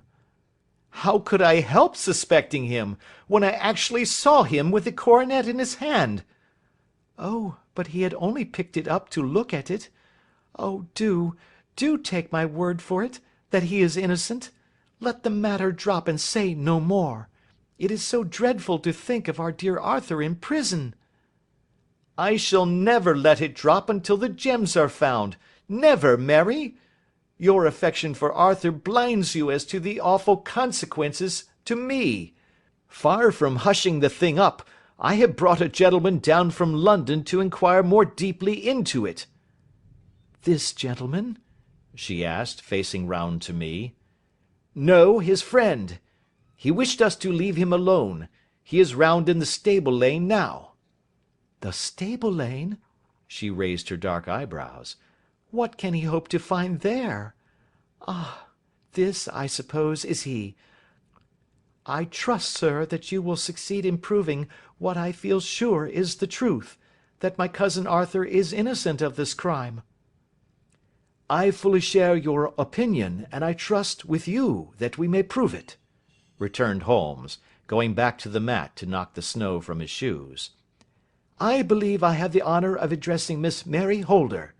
Might I ask you a question or two?" "Pray do, sir, if it may help to clear this horrible affair up."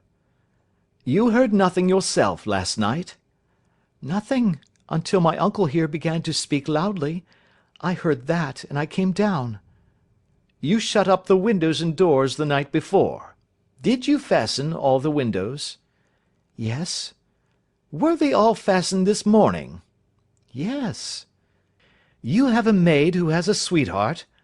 I think that you remarked to your uncle last night that she had been out to see him?" "Yes, and she was the girl who waited in the drawing-room, and who may have heard uncle's remarks about the coronet." "I see. You infer that she may have gone out to tell her sweetheart, and that the two may have planned the robbery."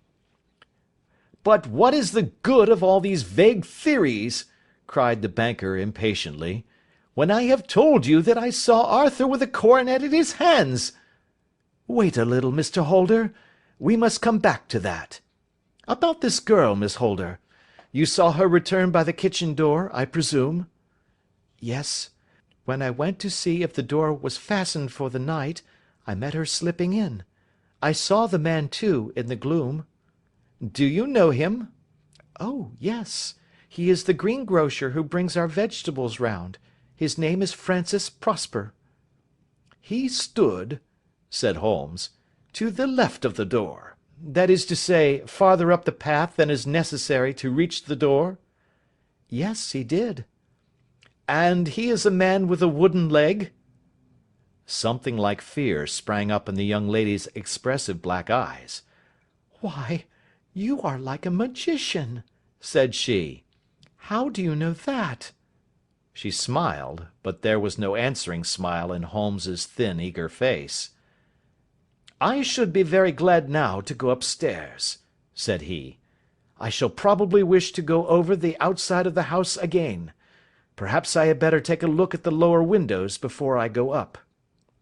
He walked swiftly round from one to the other, pausing only at the large one which looked from the hall onto the stable lane. This he opened, and made a very careful examination of the sill with his powerful magnifying lens. "Now we shall go upstairs," said he at last. The banker's dressing-room was a plainly furnished little chamber, with a grey carpet, a large bureau, and a long mirror. Holmes went to the bureau first and looked hard at the lock. "Which key was used to open it?" he asked. "That which my son himself indicated. That of the cupboard of the lumber room." "Have you it here?" "That is it on the dressing table." Sherlock Holmes took it up and opened the bureau. "It is a noiseless lock," said he. "It is no wonder that it did not wake you. This case, I presume, contains the coronet. We must have a look at it." He opened the case, and taking out the diadem, he laid it upon the table. It was a magnificent specimen of the jeweller's art, and the 36 stones were the finest that I have ever seen. At one side of the coronet was a cracked edge, where a corner holding 3 gems had been torn away. "Now, Mr. Holder," said Holmes, "here is the corner which corresponds to that which has been so unfortunately lost. Might I beg that you will break it off?" The banker recoiled in horror. "I should not dream of trying," said he. "Then I will." Holmes immediately bent his strength upon it, but without result. "I feel it give a little," said he, "but, though I am exceptionally strong in the fingers, it would take all my time to break it. An ordinary man could not do it. Now, what do you think would happen if I did break it, Mr. Holder? There would be a noise like a pistol shot. Do you tell me that all this happened within a few yards of your bed, and that you heard nothing of it?" "I do not know what to think. It is all dark to me." "But perhaps it may grow lighter as we go. What do you think, Miss Holder?" "I confess that I still share my uncle's perplexity." "Your son had no shoes or slippers on when you saw him?" "He had nothing on save only his trousers and shirt." "Thank you. We have certainly been favoured with extraordinary luck during this inquiry, and it will be entirely our own fault if we do not succeed in clearing the matter up. With your permission, Mr. Holder, I shall now continue my investigations outside." He went alone at his own request, for he explained that any unnecessary footmarks might make his task more difficult. For an hour or more he was at work, returning at last with his feet heavy with snow, and his features as inscrutable as ever. "I think that I have seen now all that there is to see, Mr. Holder," said he. "I can serve you best by returning to my rooms." "But the gems, Mr. Holmes, where are they?" "I cannot tell." The banker wrung his hands. "I shall never see them again," he cried. "And my son? You give me hopes?" "My opinion is in no way altered." "Then, for God's sake, what was this dark business which was acted in my house last night?" "If you can call upon me at my Baker Street rooms tomorrow morning, between 9 and 10, I shall be happy to do what I can to make it clearer. I understand that you will give me carte blanche to act for you, provided only that I get back the gems, and that you place no limit on the sum I may draw." "I would give my fortune to have them back." "Very good. I shall look into the matter between this and then. Good-bye.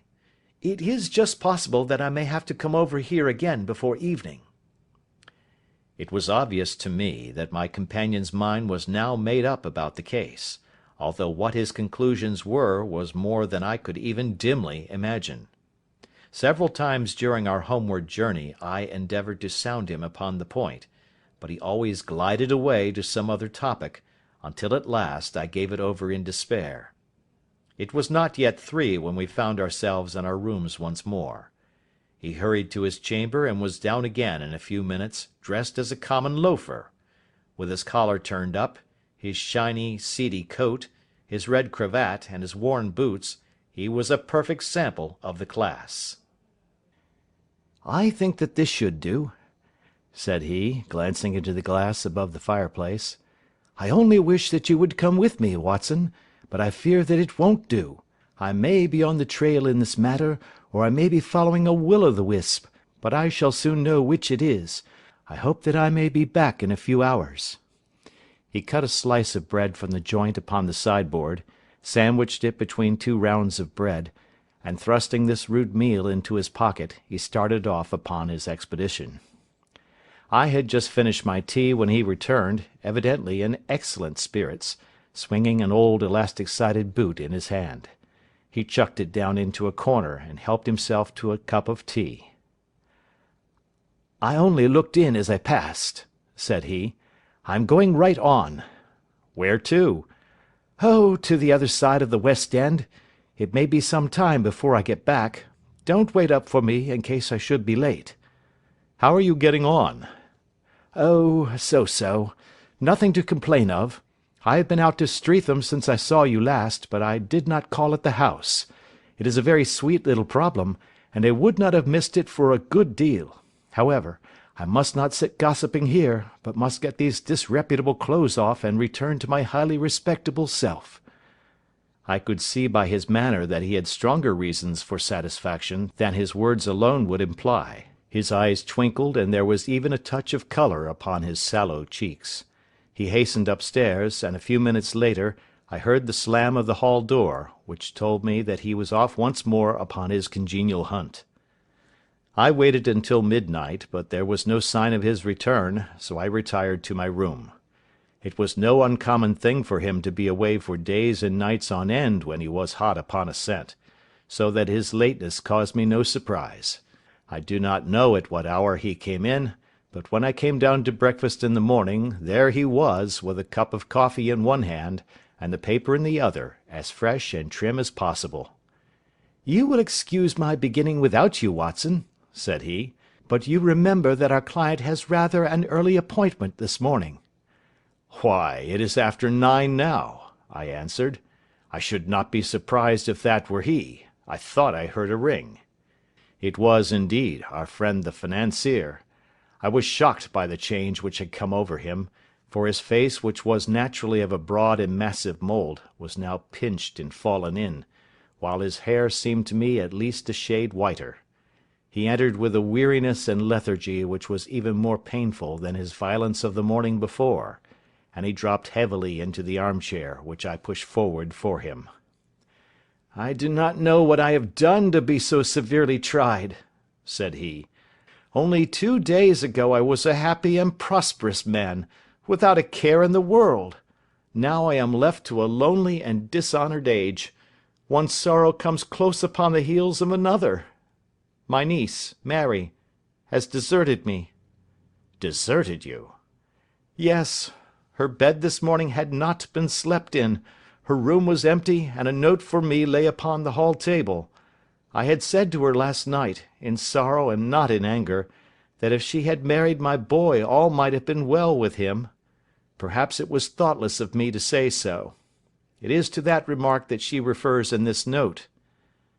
My dearest uncle, I feel that I have brought trouble upon you, and that if I had acted differently this terrible misfortune might never have occurred.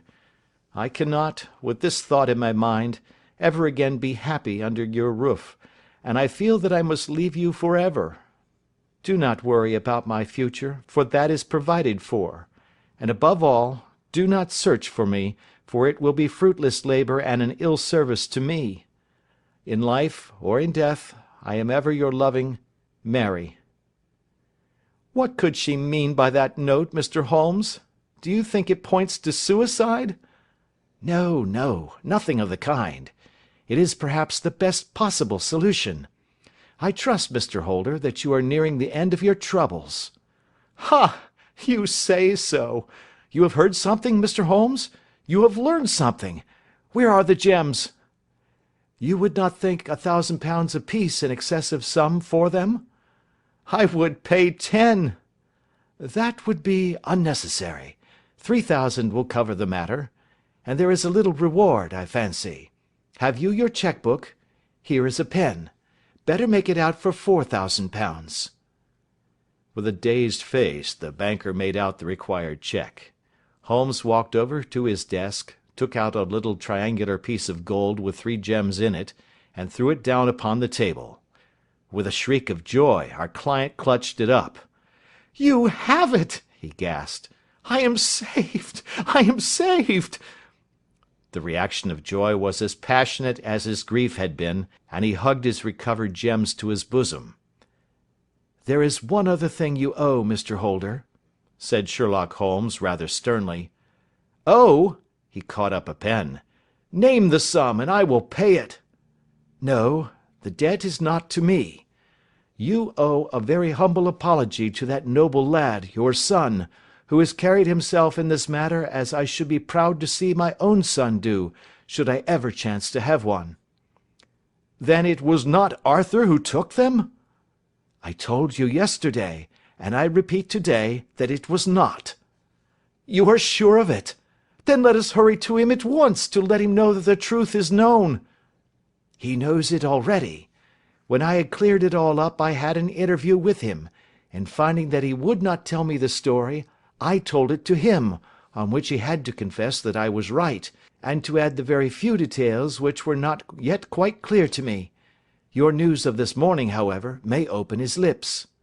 "For heaven's sake, tell me, then, what is this extraordinary mystery?" "I will do so, and I will show you the steps by which I reached it. And let me say to you first, that which is hardest for me to say, and for you to hear. There has been an understanding between Sir George Burnwell and your niece Mary. They have now fled together." "My Mary? Impossible!" "It is unfortunately more than possible, it is certain. Neither you nor your son knew the true character of this man when you admitted him into your family circle. He is one of the most dangerous men in England, a ruined gambler, an absolutely desperate villain, a man without heart or conscience. Your niece knew nothing of such men. When he breathed his vows to her, as he had done to 100 before her, she flattered herself that she alone had touched his heart. The devil knows best what he said, but at least she became his tool and was in the habit of seeing him nearly every evening." "I cannot, and I will not, believe it," cried the banker with an ashen face. "I will tell you then what occurred in your house last night. Your niece, when you had, as she thought, gone to your room, slipped down and talked to her lover through the window which leads into the stable lane. His footmarks had pressed right through the snow, so long had he stood there. She told him of the coronet.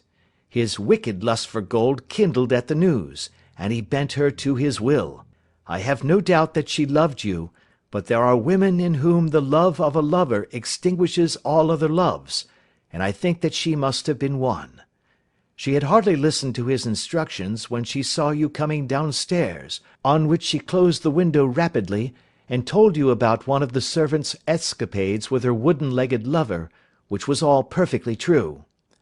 Your boy, Arthur, went to bed after his interview with you, but he slept badly, on account of his uneasiness about his club debts.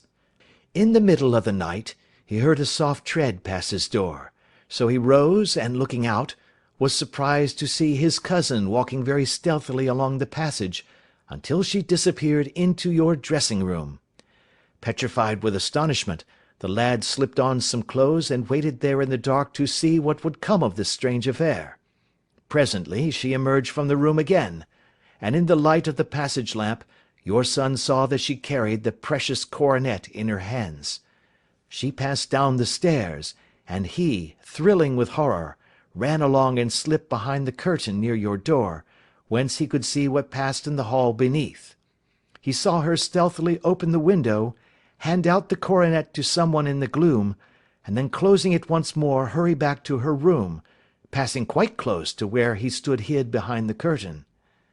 As long as she was on the scene he could not take any action without a horrible exposure of the woman whom he loved. But the instant that she was gone, he realized how crushing a misfortune this would be for you, and how all important it was to set it right. He rushed down, just as he was, in his bare feet, opened the window, sprang out into the snow, and ran down the lane where he could see a dark figure in the moonlight. Sir George Burnwell tried to get away, but Arthur caught him, and there was a struggle between them, your lad tugging at one side of the coronet, and his opponent at the other. In the scuffle, your son struck Sir George, and cut him over the eye. Then something suddenly snapped, and your son, finding that he had the coronet in his hands, rushed back, closed the window, ascended to your room, and had just observed that the coronet had been twisted in the struggle, and was endeavouring to straighten it when you appeared upon the scene." "Is it possible?" gasped the banker. "You then roused his anger by calling him names at a moment when he felt that he had deserved your warmest thanks. He could not explain the true state of affairs without betraying one who certainly deserved little enough consideration at his hands. He took the more chivalrous view, however, and preserved her secret." "And that was why she shrieked and fainted when she saw the coronet," cried Mr. Holder. "Oh, my God! What a blind fool I have been!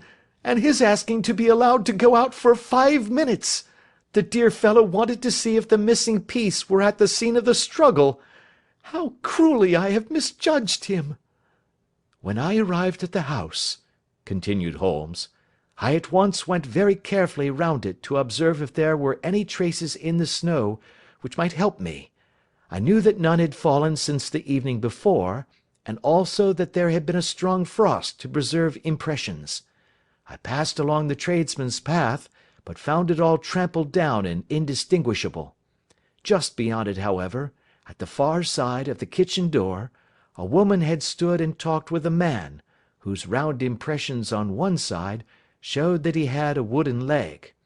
I could even tell that they had been disturbed, for the woman had run back swiftly to the door, as was shown by the deep toe and light heel marks, while Woodenleg had waited a little, and then had gone away. I thought at the time that this might be the maid and her sweetheart, of whom you had already spoken to me, and inquiry showed it was so. I passed round the garden without seeing anything more than random tracks, which I took to be the police. But, when I got into the stable lane, a very long and complex story was written in the snow in front of me. There was a double line of tracks of a booted man, and a second double line which I saw with delight belonged to a man with naked feet. I was at once convinced from what you had told me that the latter was your son. The first had walked both ways, but the other had run swiftly, and as his tread was marked in places over the depression of the boot, it was obvious that he had passed after the other. I followed them up, and found they led to the hall window, where Boots had worn all the snow away while waiting. Then I walked to the other end, which was 100 yards or more down the lane. I saw where Boots had faced round, where the snow was cut up as though there had been a struggle, and finally, where a few drops of blood had fallen to show me that I was not mistaken. Boots had then run down the lane, and another little smudge of blood showed that it was he who had been hurt. When he came to the high road at the other end, I found that the pavement had been cleared, so there was an end to that clue. On entering the house, however, I examined, as you remember, the sill and framework of the hall window with my lens, and I could at once see that someone had passed out. I could distinguish the outline of an instep where the wet foot had been placed in coming in. I was then beginning to be able to form an opinion as to what had occurred. A man had waited outside the window, someone had brought the gems, the deed had been overseen by your son, he had pursued the thief, had struggled with him, they had each tugged at the coronet, their united strength causing injuries which neither alone could have effected. He had returned with the prize, but had left a fragment in the grasp of his opponent. So far I was clear. The question now was, who was the man, and who was it brought him the coronet? It is an old maxim of mine that when you have excluded the impossible, whatever remains, however improbable, must be the truth. Now, I knew that it was not you who had brought it down, so there only remained your niece and the maids. But if it were the maids, why should your son allow himself to be accused in their place? There could be no possible reason. As he loved his cousin, however, there was an excellent explanation why he should retain her secret, the more so as the secret was a disgraceful one. When I remembered that you had seen her at that window, and how she had fainted on seeing the coronet again, my conjecture became a certainty. And who could it be who was her confederate? A lover, evidently, for who else could outweigh the love and gratitude which she must feel to you? I knew that you went out little, and that your circle of friends was a very limited one, but among them was Sir George Burnwell. I had heard of him before as being a man of evil reputation among women. It must have been he who wore those boots and retained the missing gems. Even though he knew that Arthur had discovered him, he might still flatter himself that he was safe, for the lad could not say a word without compromising his own family. Well, your own good sense will suggest what measures I took next.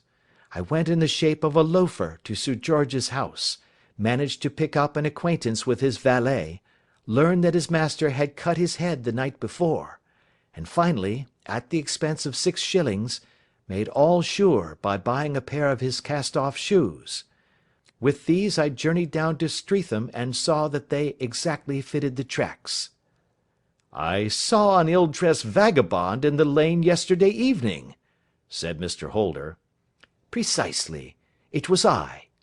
I found that I had my man, so I came home and changed my clothes. It was a delicate part which I had to play then, for I saw that a prosecution must be avoided to avert scandal, and I knew that so astute a villain would see that our hands were tied in the matter. I went and saw him. At first, of course, he denied everything, but when I gave him every particular that had occurred, he tried to bluster and took down a life-preserver from the wall. I knew my man, however, and I clapped a pistol to his head before he could strike. Then he became a little more reasonable. I told him that we would give him a price for the stones he held, £1,000 apiece. That brought out the first signs of grief that he had shown. "Why, dash it all," said he, "I've let them go at 600 for the 3. I soon managed to get the address of the receiver who had them, on promising him that there would be no prosecution. Off I set to him, and after much chaffering I got our stones at £1,000 apiece. Then I looked in upon your son, told him that all was right, and eventually got to my bed about 2 o'clock, after what I may call a really hard day's work." "A day which has saved England from a great public scandal," said the banker, rising. "Sir, I cannot find words to thank you, but you shall not find me ungrateful for what you have done. Your skill has indeed exceeded all that I have heard of it. And now I must fly to my dear boy to apologize to him for the wrong which I have done him. And as to what you tell me of poor Mary, it goes to my very heart. Not even your skill can inform me where she is now." "I think that we may safely say," returned Holmes, "that she is wherever Sir George Burnwell is. It is equally certain, too, that whatever her sins are, they will soon receive a more than sufficient punishment." Adventure 12. The Adventure of the Copper Beeches. "To the man who loves art for its own sake," remarked Sherlock Holmes, tossing aside the advertisement sheet of the Daily Telegraph, "it is frequently in its least important and lowliest manifestations that the keenest pleasure is to be derived. It is pleasant to me to observe, Watson, that you have so far grasped this truth that in these little records of our cases which you have been good enough to draw up, and, I am bound to say, occasionally to embellish, you have given prominence not so much to the many causes célèbres and sensational trials in which I have figured, but rather to those incidents which may have been trivial in themselves, but which have given room for those faculties of deduction and of logical synthesis which I have made my special province." "And yet," said I, smiling, I cannot quite hold myself absolved from the charge of sensationalism which has been urged against my records." "You have erred, perhaps," he observed, taking up a glowing cinder with the tongs, and lighting with it the long cherry-wood pipe which was wont to replace his clay, when he was in a disputatious rather than a meditative mood. "You have erred, perhaps, in attempting to put colour and life into each of your statements, instead of confining yourself to the task of placing upon record that severe reasoning from cause to effect, which is really the only notable feature about the thing." "It seems to me that I have done you full justice in the matter," I remarked with some coldness, for I was repelled by the egotism which I had more than once observed to be a strong factor in my friend's singular character. "No, it is not selfishness or conceit," said he, answering, as was his wont, my thoughts rather than my words. "If I claim full justice for my art, it is because it is an impersonal thing, a thing beyond myself. Crime is common, logic is rare. Therefore, it is upon the logic rather than upon the crime that you should dwell. You have degraded what should have been a course of lectures into a series of tales." It was a cold morning of the early spring, and we sat after breakfast on either side of a cheery fire in the old room at Baker Street. A thick fog rolled down between the lines of dun-coloured houses, and the opposing windows loomed like dark, shapeless blurs through the heavy yellow wreaths. Our gas was lit, and shone on the white cloth and glimmer of china and metal, for the table had not been cleared yet. Sherlock Holmes had been silent all the morning, clipping continuously into the advertisement columns of a succession of papers, until at last, having apparently given up his search, he had emerged in no very sweet temper to lecture me upon my literary shortcomings. "At the same time," he remarked, after a pause, during which he had sat puffing at his long pipe and gazing down into the fire, "you can hardly be open to a charge of sensationalism, for out of these causes which you have been so kind as to interest yourself in, a fair proportion do not treat of crime, in its legal sense, at all. The small matter in which I endeavoured to help the King of Bohemia, the singular experience of Miss Mary Sutherland, the problem connected with the man with the twisted lip, and the incident of the noble bachelor, were all matters which are outside the pale of the law. But in avoiding the sensational, I fear that you may have bordered on the trivial." "The end may have been so," I answered, "but the methods I hold to have been novel and of interest." "Pshaw, my dear fellow! What do the public, the great unobservant public, who could hardly tell a weaver by his tooth or a compositor by his left thumb, care about the finer shades of analysis and deduction? But, indeed, if you are trivial, I cannot blame you, for the days of the great cases are past.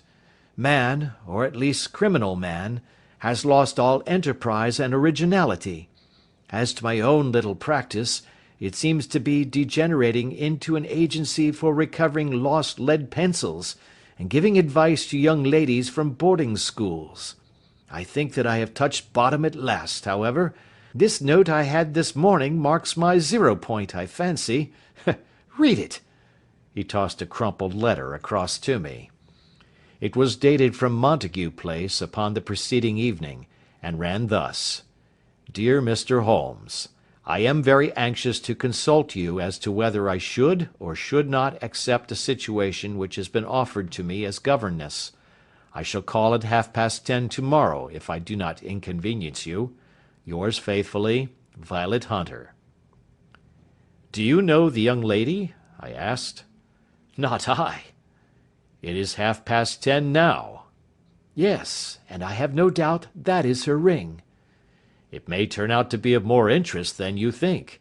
You remember that the affair of the blue carbuncle, which appeared to be a mere whim at first, developed into a serious investigation.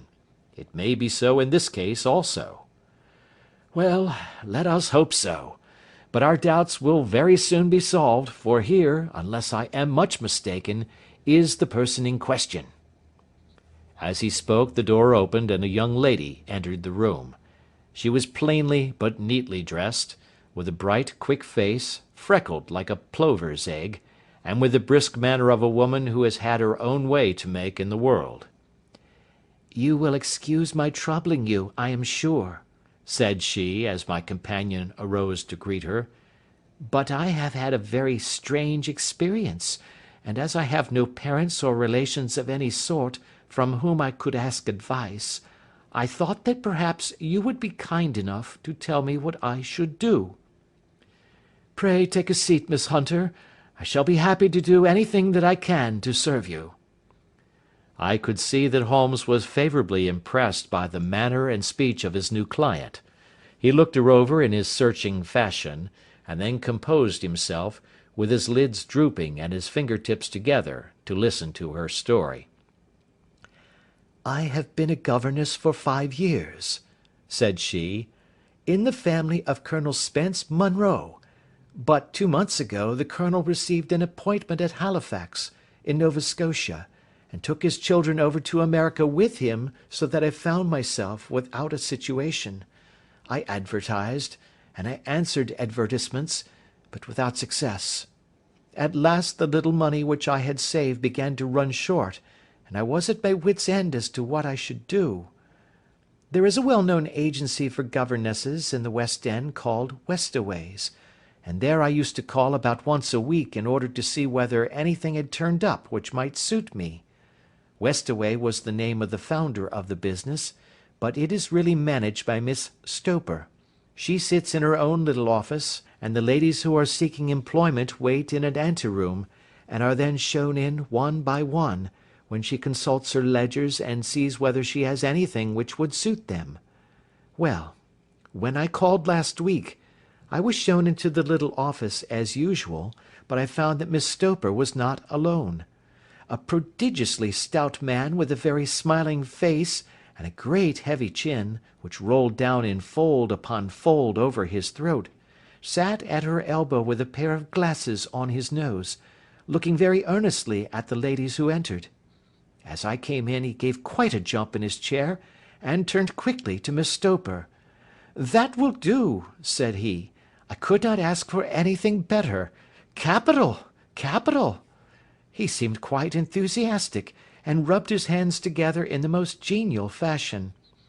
He was such a comfortable-looking man that it was quite a pleasure to look at him. "You are looking for a situation, miss?" he asked. "Yes, sir." "As governess?" "Yes, sir." "And what salary do you ask?" "I had £5 a month at my last place with Colonel Spence Munro." "Oh, tut, tut! Sweating! Rank sweating!" he cried, throwing his fat hands out into the air, like a man who is in a boiling passion. "How could any one offer so pitiful a sum to a lady with such attractions and accomplishments?" "My accomplishments, sir, may be less than you imagine," said I. "A little French, a little German, music, and drawing—" "Tut, tut!" he cried. "This is all quite beside the question. The point is, have you or have you not the bearing and deportment of a lady? There it is in a nutshell.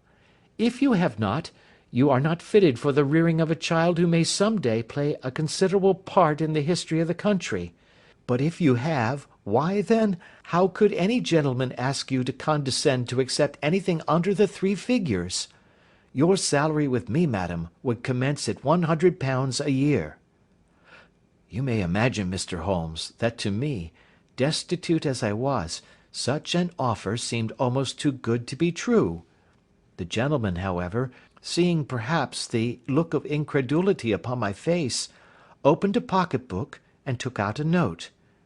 "It is also my custom," said he, smiling in the most pleasant fashion until his eyes were just 2 little shining slits amid the white creases of his face, "to advance to my young ladies half their salary beforehand, so that they may meet any little expenses of their journey and their wardrobe." It seemed to me that I had never met so fascinating and so thoughtful a man. As I was already in debt to my tradesmen, the advance was a great convenience, and yet there was something unnatural about the whole transaction, which made me wish to know a little more before I quite committed myself. "May I ask where you live, sir?" said I. "Hampshire. Charming rural place. The Copper Beeches, 5 miles on the far side of Winchester. It is the most lovely country, my dear young lady, and the dearest old country house." "And my duties, sir? I should be glad to know what they would be." "One child, one dear little romper just 6 years old. Oh, if you could see him killing cockroaches with a slipper. Smack, smack, smack. 3 gone before you could wink." He leaned back in his chair and laughed his eyes into his head again. I was a little startled at the nature of the child's amusement, but the father's laughter made me think that perhaps he was joking. "My sole duties, then," I asked, "are to take charge of a single child?" "No, no, not the sole, my dear young lady," he cried.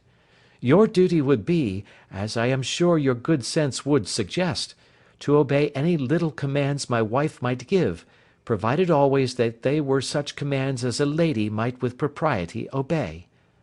You see no difficulty, eh?" "I should be happy to make myself useful." "Quite so. In dress now, for example. We are fatty people, you know, fatty but kind-hearted. If you were asked to wear any dress which we might give you, you would not object to our little whim, eh?" "No," said I, considerably astonished at his words.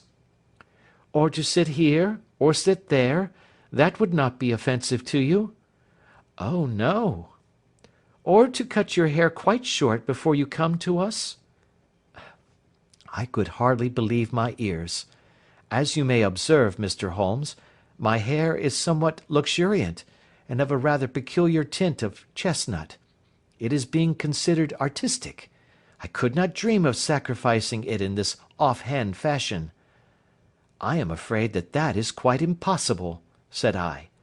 He had been watching me eagerly out of his small eyes, and I could see a shadow pass over his face as I spoke. "I am afraid that it is quite essential," said he. "It is a little fancy of my wife's, and ladies' fancies, you know, madam, ladies' fancies must be consulted. And so you won't cut your hair?" "No, sir, I really could not," I answered firmly. "Ah, very well. Then that quite settles the matter. It is a pity, because in other respects you would really have done very nicely. In that case, Miss Stoper, I had best inspect a few more of your young ladies." The manageress had sat all this while busy with her papers without a word to either of us, but she glanced at me now with so much annoyance upon her face, that I could not help suspecting that she had lost a handsome commission through my refusal. "Do you desire your name to be kept upon the books?" she asked. "If you please, Miss Stoper." "Well, really, it seems rather useless, since you refuse the most excellent offers in this fashion," said she sharply. "You can hardly expect us to exert ourselves to find another such opening for you. Good day to you, Miss Hunter." She struck a gong upon the table, and I was shown out by the page. Well, Mr. Holmes, when I got back to my lodgings, and found little enough in the cupboard, and 2 or 3 bills upon the table, I began to ask myself whether I had not done a very foolish thing. After all, if these people had strange fads and expected obedience on the most extraordinary matters, they were at least ready to pay for their eccentricity. Very few governesses in England are getting £100 a year. Besides, what use was my hair to me? Many people are improved by wearing it short, and perhaps I should be among the number. Next day I was inclined to think that I had made a mistake, and by the day after I was sure of it. I had almost overcome my pride so far as to go back to the agency and inquire whether the place was still open, when I received this letter from the gentleman himself. I have it here, and I will read it to you. The Copper Beeches, near Winchester.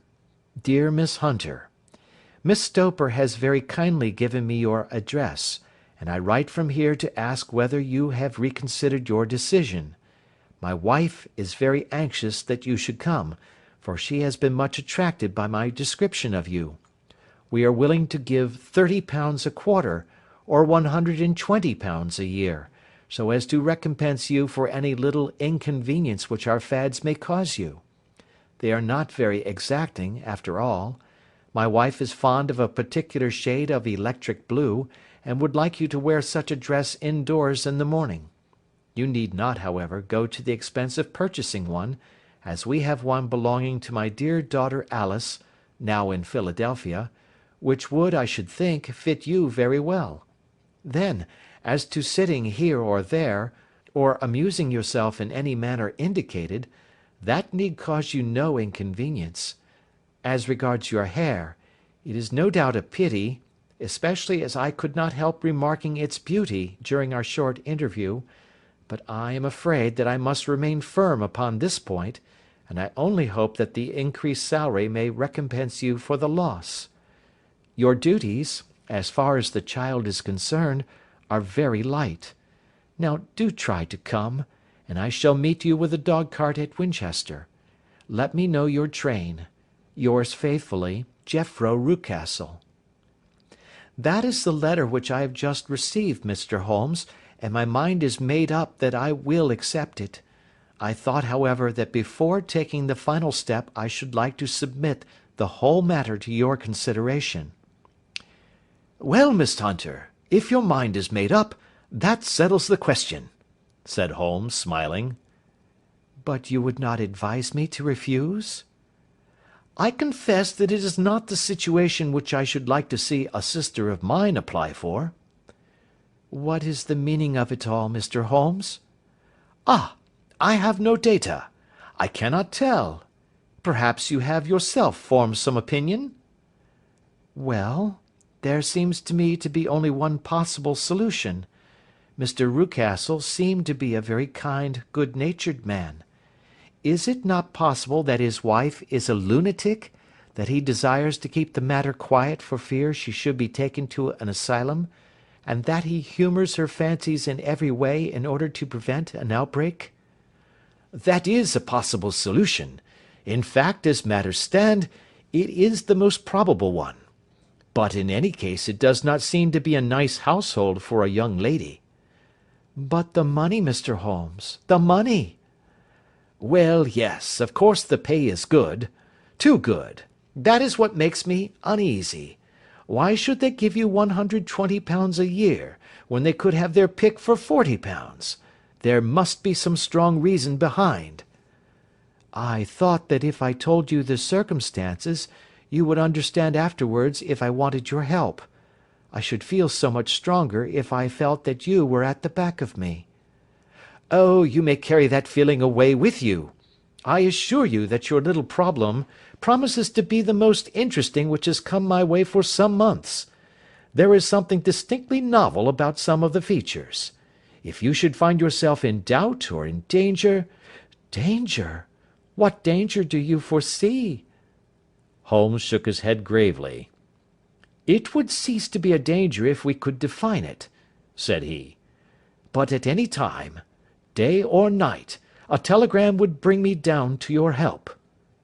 That is enough. She rose briskly from her chair with the anxiety all swept from her face. I shall go down to Hampshire quite easy in my mind now. I shall write to Mr. Rucastle at once, sacrifice my poor hair to-night, and start for Winchester to-morrow. With a few grateful words to Holmes, she bade us both good night and bustled off upon her way. At least, said I, as we heard her quick, firm steps descending the stairs, she seems to be a young lady who is very well able to take care of herself. And she would need to be, said Holmes gravely. I am much mistaken if we do not hear from her before many days are past. It was not very long before my friend's prediction was fulfilled. A fortnight went by, during which I frequently found my thoughts turning in her direction, and wondering what strange side alley of human experience this lonely woman had strayed into.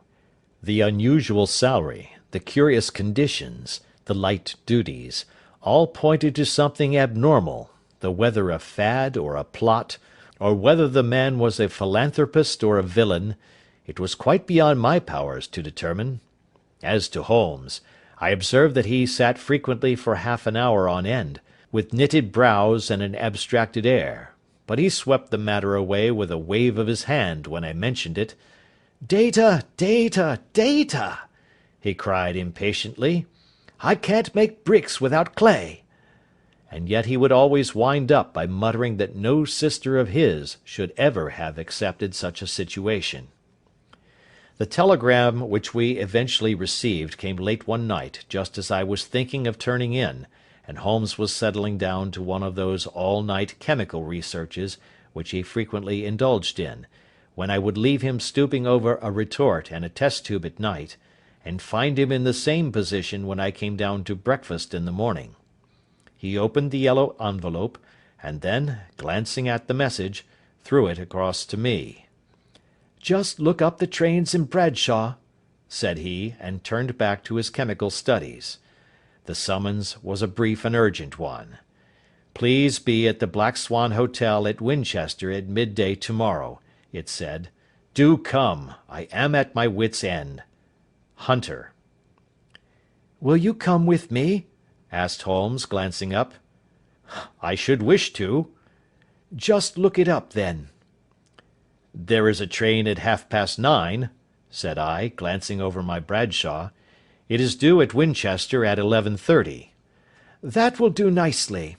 Then perhaps I had better postpone my analysis of the acetones, as we may need to be at our best in the morning." By 11 o'clock the next day we were well upon our way to the old English capital. Holmes had been buried in the morning papers all the way down, but after we had passed the Hampshire border he threw them down, and began to admire the scenery. It was an ideal spring day, a light blue sky, flecked with little fleecy white clouds drifting across from west to east. The sun was shining very brightly, and yet there was an exhilarating nip in the air, which set an edge to a man's energy. All over the countryside, away to the rolling hills around Aldershot, the little red and grey roofs of the farmsteadings peeped out from amid the light green of the new foliage. "Are they not fresh and beautiful?"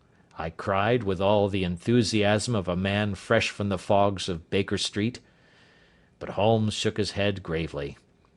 "Do you know, Watson," said he, "that it is one of the curses of a mind with a turn like mine, that I must look at everything with reference to my own special subject. You look at these scattered houses, and you are impressed by their beauty. I look at them, and the only thought which comes to me is a feeling of their isolation, and of the impunity with which crime may be committed there." "Good heavens!" I cried. "Who would associate crime with these dear old homesteads?" "They always fill me with a certain horror. It is my belief, Watson, founded upon my experience, that the lowest and vilest alleys in London do not present a more dreadful record of sin than does the smiling and beautiful countryside." "You horrify me." "But the reason is very obvious. The pressure of public opinion can do in the town what the law cannot accomplish. There is no lane so vile that the scream of a tortured child, or the thud of a drunkard's blow, does not beget sympathy and indignation among the neighbours, and then the whole machinery of justice is ever so close that a word of complaint can set it going, and there is but a step between the crime and the dock. But look at these lonely houses, each in its own fields, filled for the most part with poor ignorant folk who know little of the law. Think of the deeds of hellish cruelty, the hidden wickedness which may go on, year in, year out, in such places, and none the wiser. Had this lady who appeals to us for help gone to live in Winchester, I should never have had a fear for her. It is the 5 miles of country which makes the danger. Still, it is clear that she is not personally threatened." "No. If she can come to Winchester to meet us, she can get away." "Quite so. She has her freedom." "What can be the matter, then? Can you suggest no explanation?" I have devised 7 separate explanations, each of which would cover the facts as far as we know them. But which of these is correct can only be determined by the fresh information which we shall no doubt find waiting for us. Well, there is the tower of the cathedral, and we shall soon learn all that Miss Hunter has to tell. The Black Swan is an inn of repute in the High Street, at no distance from the station, and there we found the young lady waiting for us. She had engaged a sitting room, and our lunch awaited us upon the table. "I am so delighted that you have come," she said earnestly. "It is so very kind of you both, but indeed I do not know what I should do. Your advice will be altogether invaluable to me." "Pray tell us what has happened to you." "I will do so, and I must be quick, for I have promised Mr. Rucastle to be back before 3. I got his leave to come into town this morning, though he little knew for what purpose." "Let us have everything in its due order." Holmes thrust his long, thin legs out towards the fire, and composed himself to listen. "In the first place, I may say that I have met, on the whole, with no actual ill treatment from Mr. and Mrs. Rucastle. It is only fair to them to say that. But I cannot understand them, and I am not easy in my mind about them." "What can you not understand?" "Their reasons for their conduct. But you shall have it all just as it occurred. When I came down, Mr. Rucastle met me here and drove me in his dog-cart to the Copper Beeches. It is, as he said, beautifully situated, but it is not beautiful in itself, for it is a large square block of a house, whitewashed, but all stained and streaked with damp and bad weather. There are grounds round it, woods on 3 sides, and on the 4th a field which slopes down to the Southampton high road, which curves past about 100 yards from the front door. This ground in front belongs to the house, but the woods all round are part of Lord Southerton's preserves.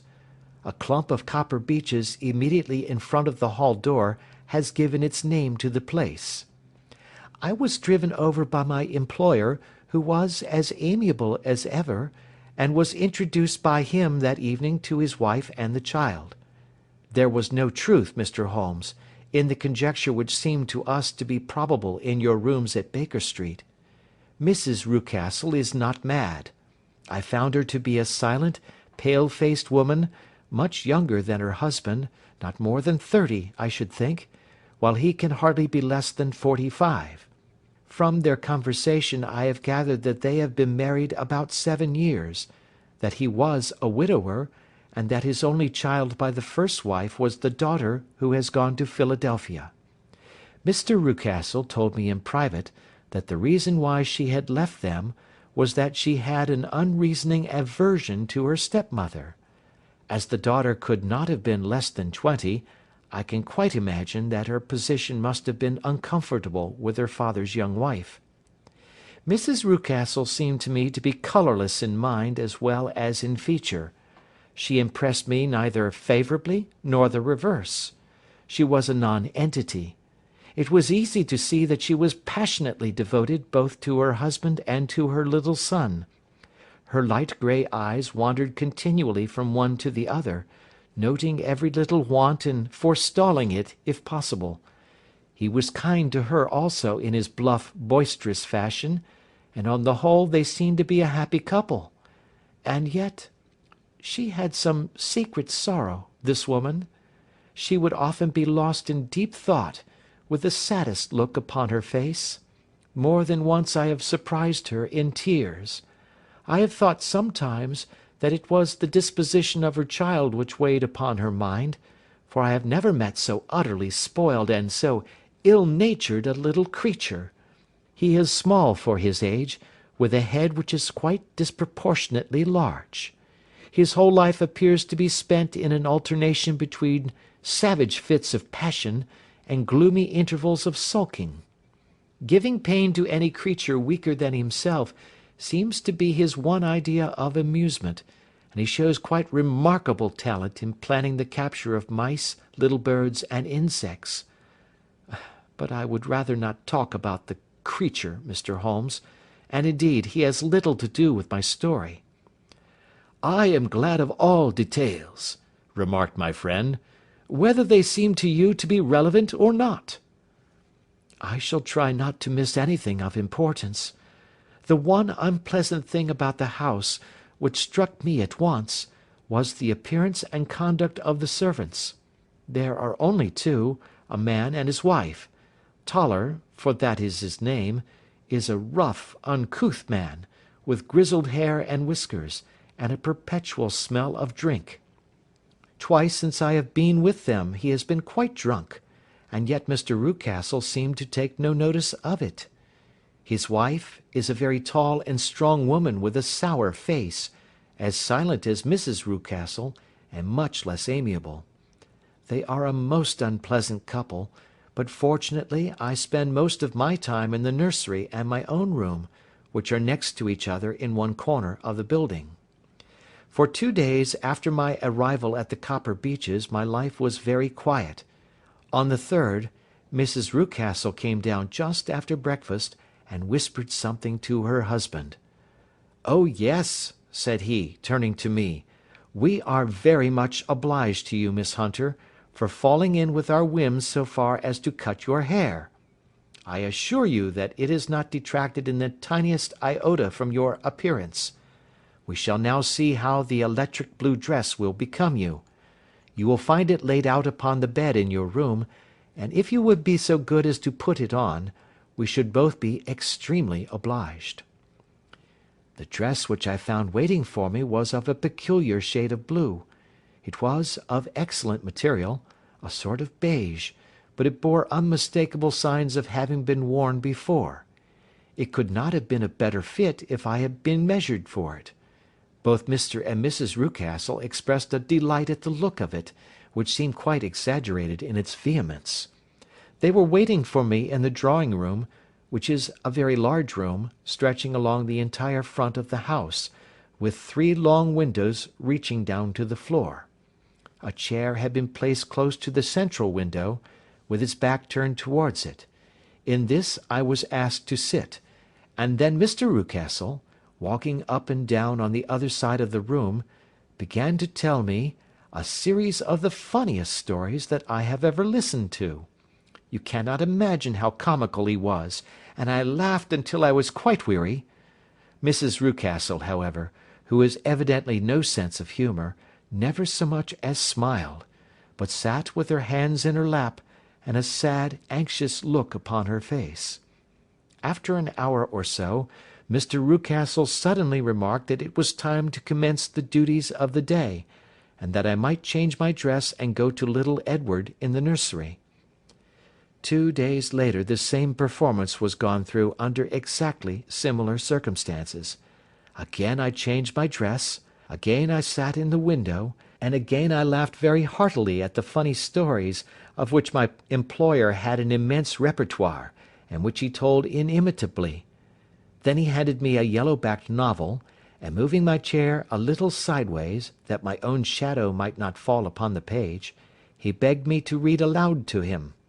I read for about 10 minutes, beginning in the heart of a chapter, and then suddenly, in the middle of a sentence, he ordered me to cease and to change my dress. You can easily imagine, Mr. Holmes, how curious I was as to what the meaning of this extraordinary performance could possibly be. They were always very careful, I observed, to turn my face away from the window, so that I became consumed with the desire to see what was going on behind my back. At first it seemed to be impossible, but I soon devised a means. My hand mirror had been broken, so a happy thought seized me, and I concealed a piece of the glass in my handkerchief. On the next occasion, in the midst of my laughter, I put my handkerchief up to my eyes, and was able with a little management to see all that there was behind me. I confess that I was disappointed. There was nothing. At least, that was my first impression. At the second glance, however, I perceived that there was a man standing in the Southampton Road, a small bearded man in a grey suit, who seemed to be looking in my direction. The road is an important highway, and there are usually people there. This man, however, was leaning against the railings which bordered our field, and was looking earnestly up. I lowered my handkerchief, and glanced at Mrs. Rucastle to find her eyes fixed upon me with a most searching gaze. She said nothing, but I am convinced that she had divined that I had a mirror in my hand, and had seen what was behind me. She rose at once. "Jethro," said she, "there is an impertinent fellow upon the road there who stares up at Miss Hunter." "No friend of yours, Miss Hunter?" he asked. "No, I know no one in these parts." "Dear me, how very impertinent! Kindly turn round and motion to him to go away." "Surely it would be better to take no notice." "No, no, we should have him loitering here always. Kindly turn round and wave him away like that." I did as I was told, and at the same instant Mrs. Rucastle drew down the blind. That was a week ago, and from that time I have not sat again in the window, nor have I worn the blue dress, nor seen the man in the road. "Pray continue," said Holmes. "Your narrative promises to be a most interesting one." "You will find it rather disconnected, I fear, and there may prove to be little relation between the different incidents of which I speak. On the very first day that I was at the Copper Beeches, Mr. Rucastle took me to a small outhouse which stands near the kitchen door. As we approached it, I heard the sharp rattling of a chain, and the sound as of a large animal moving about. "Look in here," said Mr. Rucastle, showing me a slit between two planks. "Is he not a beauty?" I looked through and was conscious of two glowing eyes, and of a vague figure huddled up in the darkness. "Don't be frightened," said my employer, laughing at the start which I had given. "It's only Carlo, my mastiff. I call him mine, but really old Toller, my groom, is the only man who can do anything with him. We feed him once a day, and not too much then, so that he is always as keen as mustard. Toller lets him loose every night, and God help the trespasser whom he lays his fangs upon. For goodness sake, don't you ever, on any pretext, set your foot over the threshold at night, for it's as much as your life is worth." The warning was no idle one, for 2 nights later I happened to look out of my bedroom window about 2 o'clock in the morning. It was a beautiful moonlight night, and the lawn in front of the house was silvered over and almost as bright as day. I was standing, wrapped in the peaceful beauty of the scene, when I was aware that something was moving under the shadow of the Copper Beeches. As it emerged into the moonshine I saw what it was. It was a giant dog, as large as a calf, tawny tinted, with hanging jowl, black muzzle, and huge projecting bones. It walked slowly across the lawn and vanished into the shadow upon the other side. That dreadful sentinel sent a chill to my heart which I do not think that any burglar could have done. And now I have a very strange experience to tell you. I had, as you know, cut off my hair in London, and I had placed it in a great coil at the bottom of my trunk. One evening, after the child was in bed, I began to amuse myself by examining the furniture of my room, and by rearranging my own little things. There was an old chest of drawers in the room, the 2 upper ones empty and open, the lower one locked. I had filled the first 2 with my linen, and as I had still much to pack away, I was naturally annoyed at not having the use of the 3rd drawer. It struck me that it might have been fastened by a mere oversight, so I took out my bunch of keys and tried to open it. The very first key fitted to perfection, and I drew the drawer open.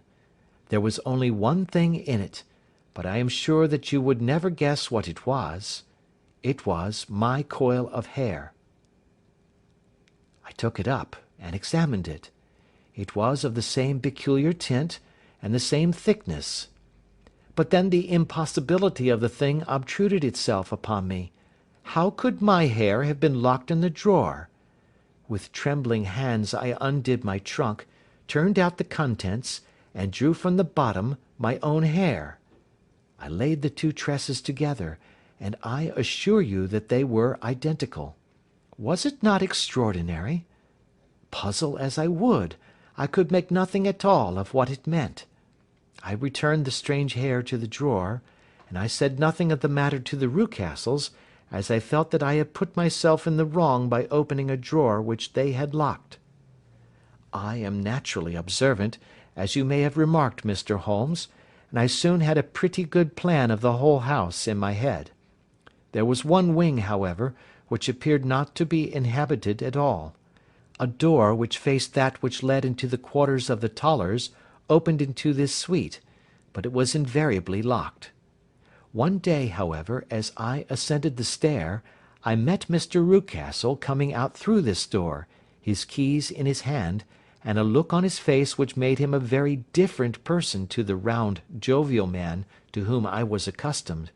His cheeks were red, his brow was all crinkled with anger, and the veins stood out at his temples with passion. He locked the door, and hurried past me without a word or a look.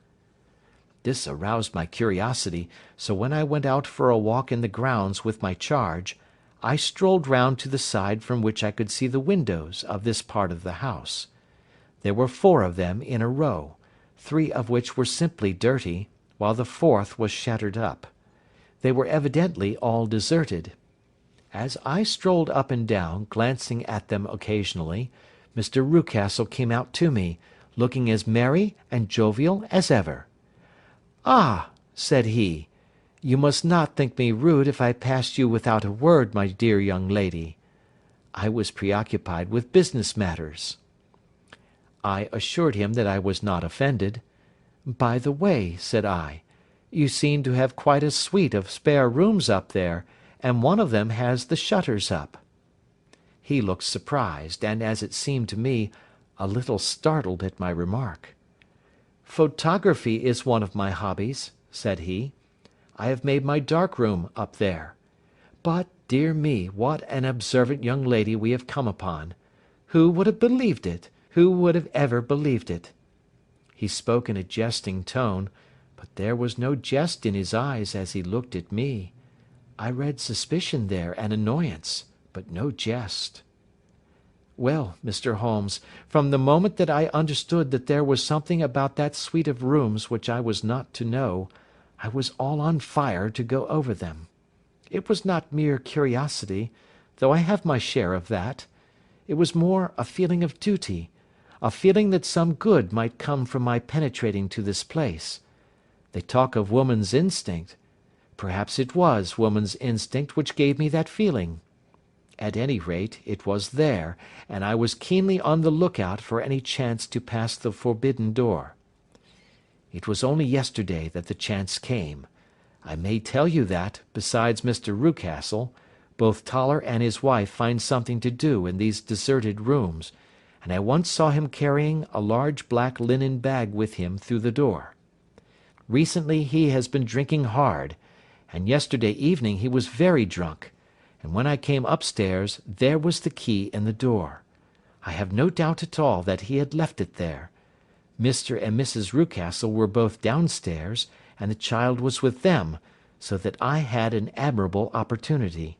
I turned the key gently in the lock, opened the door, and slipped through. There was a little passage in front of me, unpapered and uncarpeted, which turned at a right angle at the farther end. Round this corner were 3 doors in a line, the first and third of which were open. They each led into an empty room, dusty and cheerless, with 2 windows in the one and one in the other, so thick with dirt that the evening light glimmered dimly through them. The centre door was closed, and across the outside of it had been fastened one of the broad bars of an iron bed, padlocked at one end to a ring in the wall, and fastened at the other with stout cord. The door itself was locked as well, and the key was not there. This barricaded door corresponded clearly with the shuttered window outside, and yet I could see by the glimmer from beneath it that the room was not in darkness. Evidently there was a skylight which let in light from above. As I stood in the passage gazing at this sinister door and wondering what secret it might veil, I suddenly heard the sound of steps within the room, and saw a shadow pass backward and forward against the little slit of dim light which shone out from under the door. A mad, unreasoning terror rose up in me at the sight, Mr. Holmes. My overstrung nerves failed me suddenly, and I turned and ran as though some dreadful hand were behind me clutching at the skirt of my dress. I rushed down the passage, through the door, and straight into the arms of Mr. Rucastle, who was waiting outside. "So," said he, smiling, "it was you, then. I thought that it must be when I saw the door open." "Oh, I am so frightened!" I panted. "My dear young lady, my dear young lady, you cannot think how caressing and soothing his manner was. And what has frightened you, my dear young lady?" But his voice was just a little too coaxing. He overdid it. I was keenly on my guard against him. "I was foolish enough to go into the empty wing," I answered, "but it is so lonely and eerie in this dim light that I was frightened and ran out again. Oh, it is so dreadfully still in there." "Only that?" said he, looking at me keenly. "Why, what did you think?" I asked. "Why do you think that I locked this door?" "I am sure that I do not know." "It is to keep people out who have no business there, do you see?" He was still smiling in the most amiable manner. "I am sure if I had known—" "Well then, you know now. And if you ever put your foot over that threshold again—" Here in an instant the smile hardened into a grin of rage, and he glared down at me with the face of a demon. "I'll throw you to the mastiff." I was so terrified that I do not know what I did. I suppose that I must have rushed past him into my room. I remember nothing until I found myself lying on my bed trembling all over. Then I thought of you, Mr. Holmes. I could not live there longer without some advice. I was frightened of the house, of the man, of the woman, of the servants, even of the child. They were all horrible to me. If I could only bring you down, all would be well. Of course I might have fled from the house, but my curiosity was almost as strong as my fears. My mind was soon made up. I would send you a wire. I put on my hat and cloak, went down to the office, which is about half a mile from the house, and then returned, feeling very much easier. A horrible doubt came into my mind as I approached the door, lest the dog might be loose, but I remembered that Toller had drunk himself into a state of insensibility that evening, and I knew that he was the only one in the household who had any influence with the savage creature, or who would venture to set him free. I slipped in safety, and lay awake half the night in my joy at the thought of seeing you. I had no difficulty in getting leave to come into Winchester this morning, but I must be back before 3 o'clock, for Mr. and Mrs. Rucastle are going on a visit, and will be away all the evening, so that I must look after the child. Now I have told you all my adventures, Mr. Holmes, and I should be very glad if you could tell me what it all means, and above all, what I should do. Holmes and I had listened spellbound to this extraordinary story. My friend rose now and paced up and down the room, his hands in his pockets, and an expression of the most profound gravity upon his face. "Is Toller still drunk?" he asked. "Yes, I heard his wife tell Mrs. Rucastle that she could do nothing with him." "That is well. And the Rucastles go out to-night?" "Yes." "Is there a cellar with a good strong lock?" "Yes, the wine cellar." "You seem to me to have acted all through this matter like a very brave and sensible girl, Miss Hunter. Do you think that you could perform one more feat? I should not ask it of you if I did not think you a quite exceptional woman." "I will try. What is it?"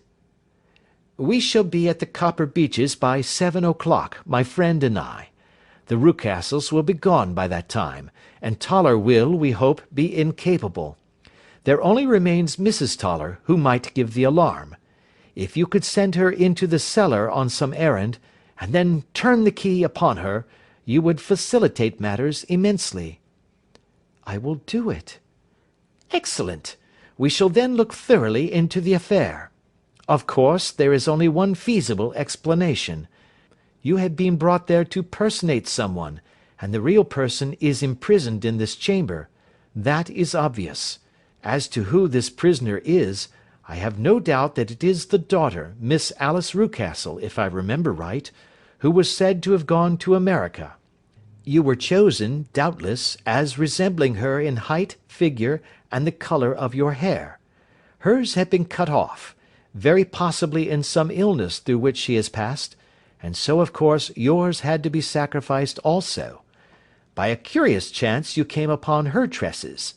The man in the road was undoubtedly some friend of hers, possibly her fiancé, and no doubt, as you wore the girl's dress and were so like her, he was convinced from your laughter, whenever he saw you, and afterwards from your gesture, that Miss Rucastle was perfectly happy, and that she no longer desired his attentions. The dog is let loose at night to prevent him from endeavouring to communicate with her. So much is fairly clear. The most serious point in the case is the disposition of the child." "What on earth has that to do with it?" I ejaculated. "My dear Watson, you as a medical man are continually gaining light as to the tendencies of a child by the study of the parents. Don't you see that the converse is equally valid? I have frequently gained my first real insight into the character of parents by studying their children. This child's disposition is abnormally cruel, merely for cruelty's sake, and whether he derives this from his smiling father, as I should suspect, or from his mother, it bodes evil for the poor girl who is in their power." "I am sure that you are right, Mr. Holmes," cried our client. "A thousand things come back to me which make me certain that you have hit it. Oh, let us lose not an instant in bringing help to this poor creature." "We must be circumspect, for we are dealing with a very cunning man. We can do nothing until 7 o'clock. At that hour we shall be with you, and it will not be long before we solve the mystery." We were as good as our word, for it was just 7 when we reached the Copper Beeches, having put up our trap at a wayside public-house. The group of trees, with their dark leaves shining like burnished metal in the light of the setting sun, were sufficient to mark the house, even had Miss Hunter not been standing smiling on the doorstep. "Have you managed it?" asked Holmes. A loud thudding noise came from somewhere downstairs. "That is Mrs. Toller in the cellar," said she. "Her husband lies snoring on the kitchen rug. Here are his keys, which are the duplicates of Mr. Rucastle's." "You have done well indeed," cried Holmes with enthusiasm. "Now lead the way, and we shall soon see the end of this black business." We passed up the stair, unlocked the door, followed on down a passage, and found ourselves in front of the barricade which Miss Hunter had described. Holmes cut the cord and removed the transverse bar. Then he tried the various keys in the lock, but without success. No sound came from within, and at the silence Holmes's face clouded over. "I trust that we are not too late," said he. "I think, Miss Hunter, that we had better go in without you. Now, Watson, put your shoulder to it, and we shall see whether we cannot make our way in." It was an old rickety door, and gave at once before our united strength. Together we rushed into the room. It was empty. There was no furniture save a little pallet bed, a small table, and a basketful of linen. The skylight above was open, and the prisoner gone. "There has been some villainy here," said Holmes. "This beauty has guessed Miss Hunter's intentions and has carried his victim off." "But how?" "Through the skylight. We shall soon see how he managed it." He swung himself up onto the roof. "Ah, yes," he cried. "Here's the end of a long light ladder against the eaves. That is how he did it." "But it is impossible," said Miss Hunter. "The ladder was not there when the Rucastles went away." "He has come back and done it. I tell you that he is a clever and dangerous man. I should not be very much surprised if this were he whose step I hear now upon the stair. I think, Watson, that it would be as well for you to have your pistol ready." The words were hardly out of his mouth before a man appeared at the door of the room, a very fat and burly man, with a heavy stick in his hand. Miss Hunter screamed and shrunk against the wall at the sight of him, but Sherlock Holmes sprang forward and confronted him. "You villain!" said he. "Where's your daughter?" The fat man cast his eyes round and then up at the open skylight. "It is for me to ask you that!" he shrieked. "You thieves! Spies and thieves! I have caught you, have I? You are in my power! I'll serve you!" He turned and clattered down the stairs as hard as he could go. "He's gone for the dog," cried Miss Hunter. "I have my revolver," said I. "Better close the front door," cried Holmes, and we all rushed down the stairs together. We had hardly reached the hall when we heard the baying of a hound, and then a scream of agony, with a horrible worrying sound which it was dreadful to listen to. An elderly man with a red face and shaking limbs came staggering out at a side door. "My God!" he cried. "Someone has loosed the dog! It's not been fed for 2 days! Quick, quick, or it'll be too late!" Holmes and I rushed out and round the angle of the house, with Toller hurrying behind us. There was the huge famished brute, its black muzzle buried in Rucastle's throat, while he writhed and screamed upon the ground. Running up, I blew its brains out, and it fell over with its keen white teeth still meeting in the great creases of his neck. With much labour, we separated them and carried him, living but horribly mangled, into the house. We laid him upon the drawing-room sofa, and having dispatched the sobered Toller to bear the news to his wife, I did what I could to relieve his pain. We were all assembled round him when the door opened, and a tall, gaunt woman entered the room. "Mrs. Toller!" cried Miss Hunter. "Yes, miss. Mr. Rucastle let me out when he came back before he went up to you. Ah, miss, it is a pity you didn't let me know what you were planning, for I would have told you that your pains were wasted." "Ha!" said Holmes, looking keenly at her. "It is clear that Mrs. Toller knows more about this matter than anyone else." "Yes, sir, I do, and I am ready enough to tell what I know." "Then pray sit down, and let us hear it, for there are several points on which I must confess that I am still in the dark." "I will soon make it clear to you," said she, "and I'd have done so before now if I could have got out of the cellar. If there's police court business over this, you remember that I was the one that stood your friend, and that I was Miss Alice's friend too. She was never happy at home, Miss Alice wasn't, from the time that her father married again.